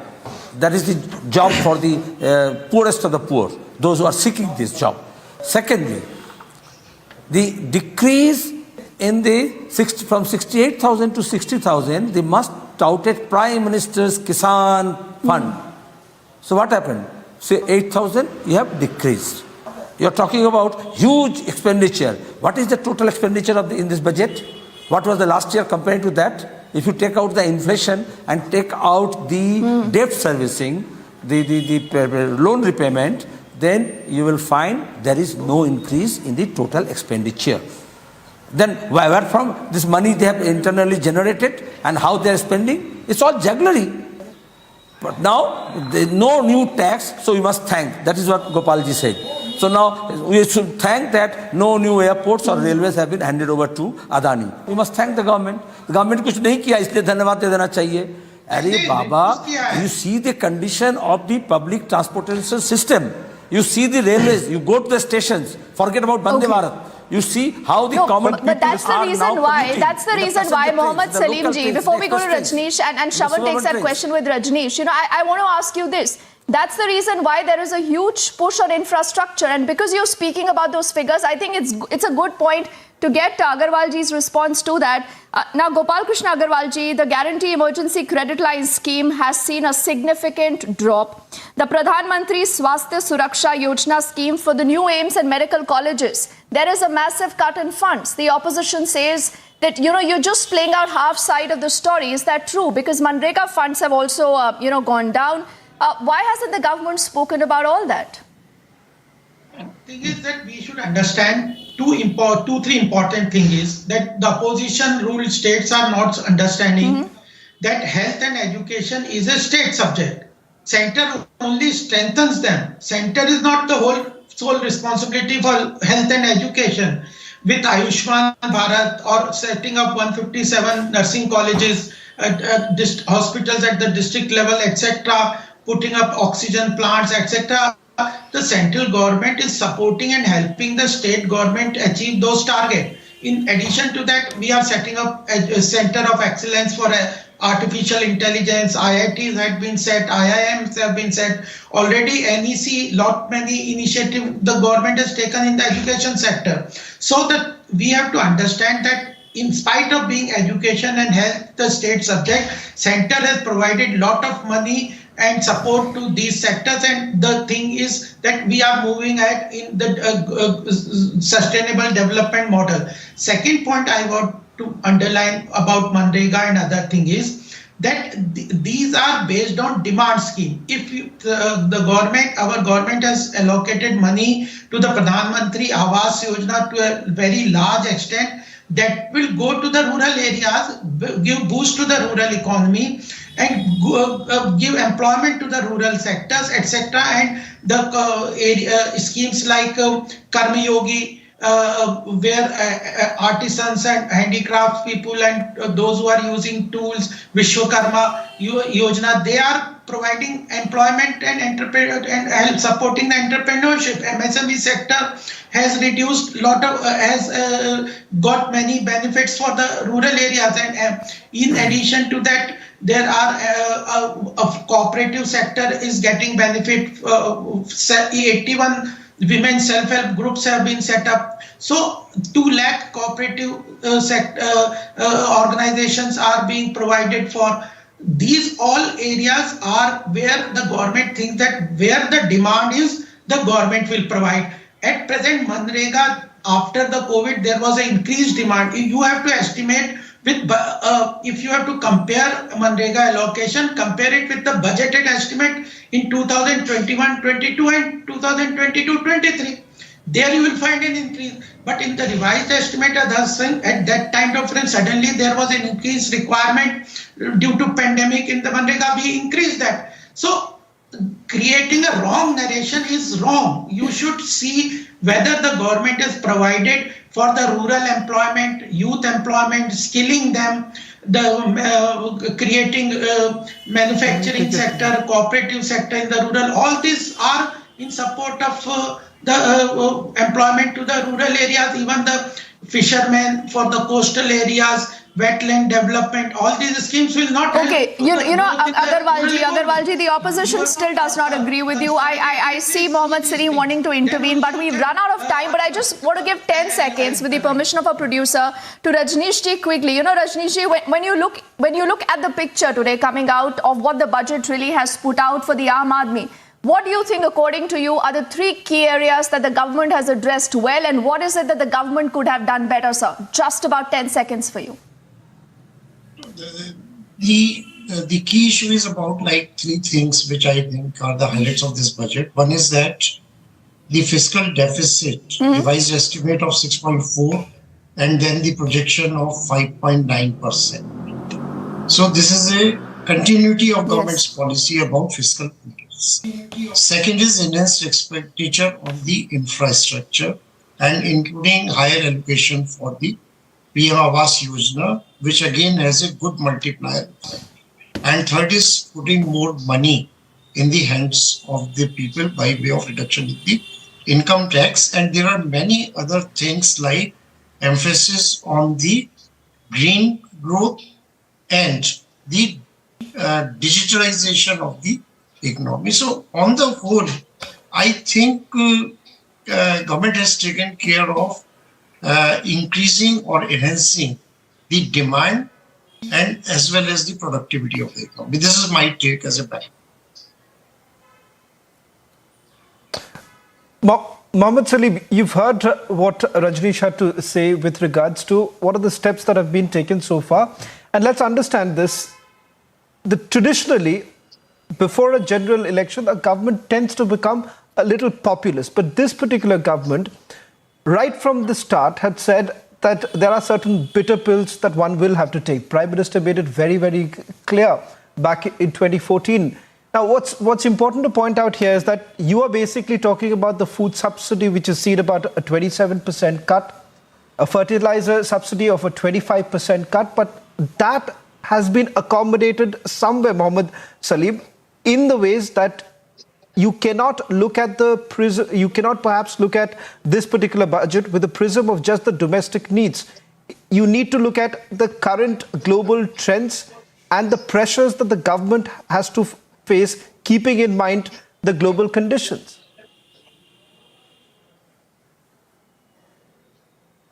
It's good that you're saying it's a global condition. And because we have just passed on this, come through this pandemic, and now there's a global slowdown. So here is a chance for the government to boost the domestic production.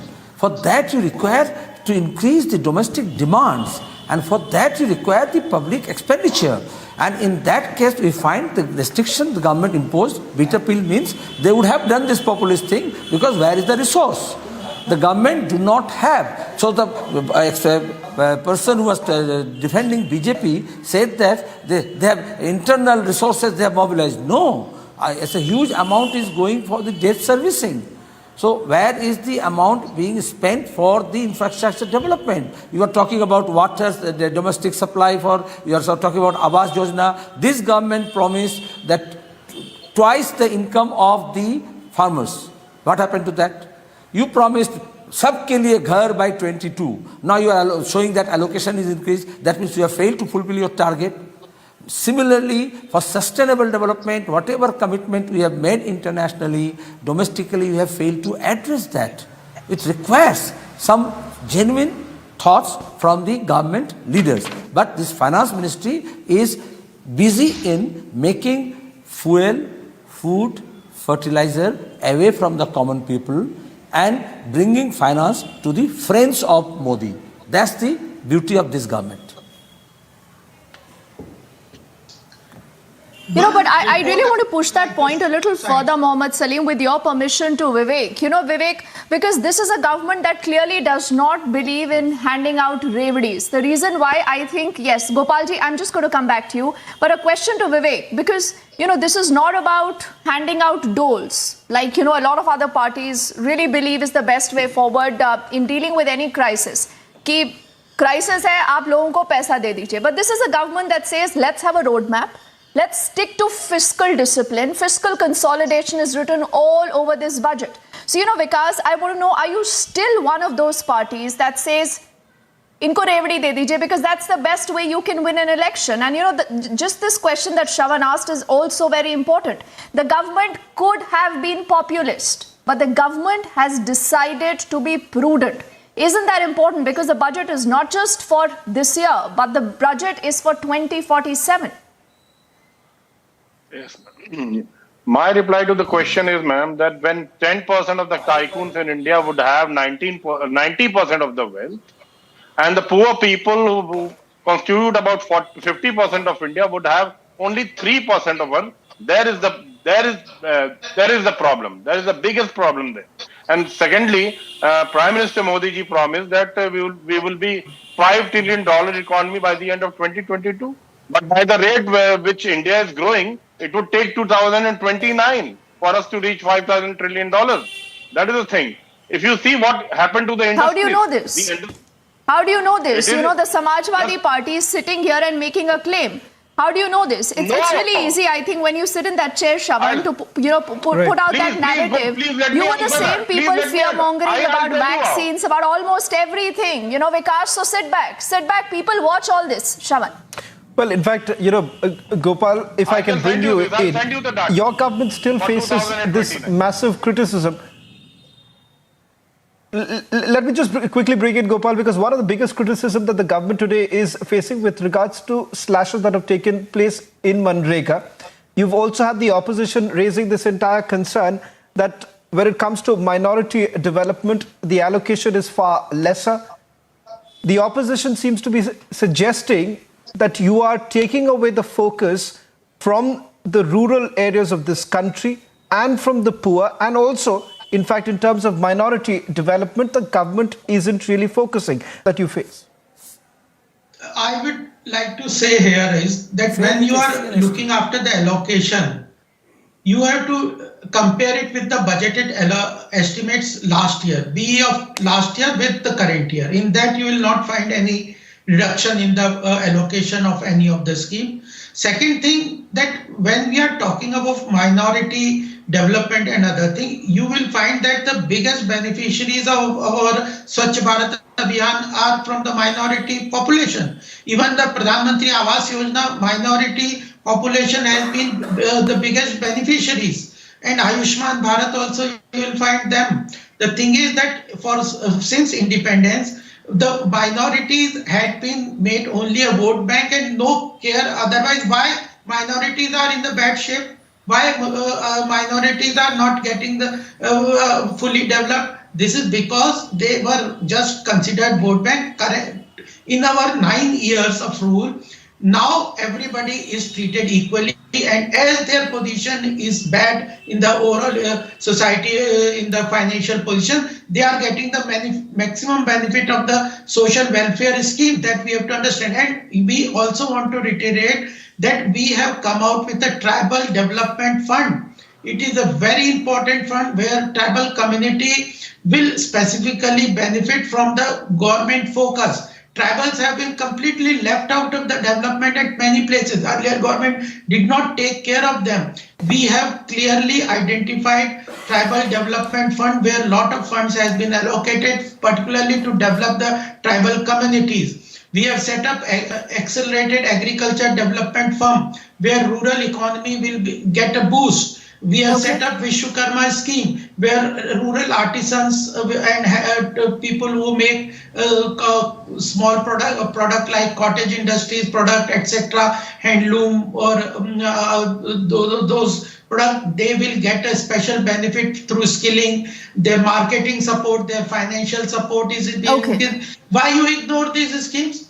Vishwakarma scheme, Karmi Yogi scheme, then Mishti scheme for coastal fisheries development, then there is a scheme for the wetland development, there is accelerated agriculture development schemes, completely ignoring the tribal community development fund, etc. Agarwalji, Mohammad Salim still does not agree with you. The opposition insists this is an election budget and this is a budget that has been presented with an eye, the opposition alleges, only Abhishek and Shravan, with an eye on the big 2024 elections. But the government says this is a budget anchored in development and growth. And the perfect budget is the hashtag that we are putting out. And you, the viewer, can also tell us what you think. Which side are you on? Only for word of time, I thank Gopal, Krishna Agarwalji, Rajneeshji, Mohammad Salim and Vikas for their time and their opinion right now on that big story. On the other side, we are back with more coverage and live action coming in on how the budget really has fared out.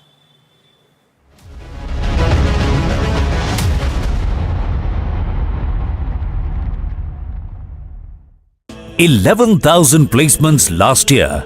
At Amity, we are committed to nurturing passionate, hardworking and proactive professionals.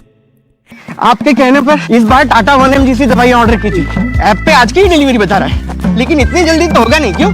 अरे यार, अजीब type के negative इंसान हो। मैं लिख के देता हूँ, दवाइयों की डिलीवरी बिल्कुल टाइम पे हो जाएगी। लो जी, आ गया जी। हाँ जी, भरोसेमंद है जी।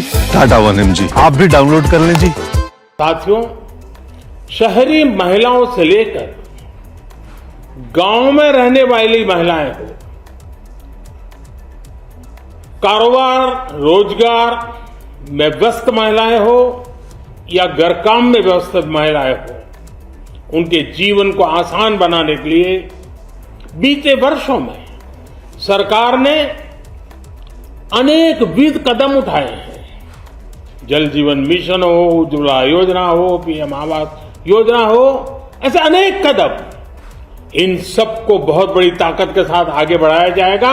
उसके साथ साथ महिला सेल्फ हेल्प ग्रुप एक बहुत बड़ा सामर्थ्यवान क्षेत्र आज भारत में बहुत बड़ी जगह अपने हाथ एक्वायर कर चुका है।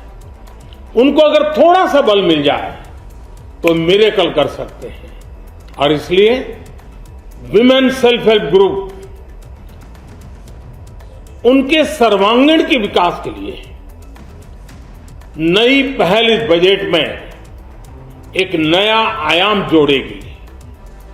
महिलाओं के लिए एक विशेष बचत योजना भी शुरू की जा रही है और जनधन अकाउंट के बाद ये विशेष बचत योजना सामान्य परिवार की गृहिणी माताओं बहनों को बहुत बड़ी ताकत देने वाली है। ये बजट सहकारिता को ग्रामीण अर्थव्यवस्था के विकास की दूरी बनाएगा। I propose to increase the rebate limit to 7 lakh in the new tax regime. Thus, persons in the new tax regime with income up to 7 lakhs will not have to pay any tax at all. The second proposal relates to middle class individuals. I had introduced in the year 2020 the new personal income tax regime with 6 income slabs starting from 2.5 lakh. I propose to change the tax structure in this regime by reducing the number of slabs to 5 and increasing the tax exemption limit to 3 lakhs. The new tax rates are 0 to 3 lakh, nil. 3 to 6 lakhs, 5%. 6 to 9 lakhs, 10%. 9 to 12 lakh, 15%. 12 to 15 lakhs, 20%. and above 15 lakhs 30%. This will provide major relief to all tax regime. An individual with an annual income of 9 lakhs will be required to pay only 45,000 rupees. This is only 5% of his or her income. It is a reduction of 25% on what he or she is required.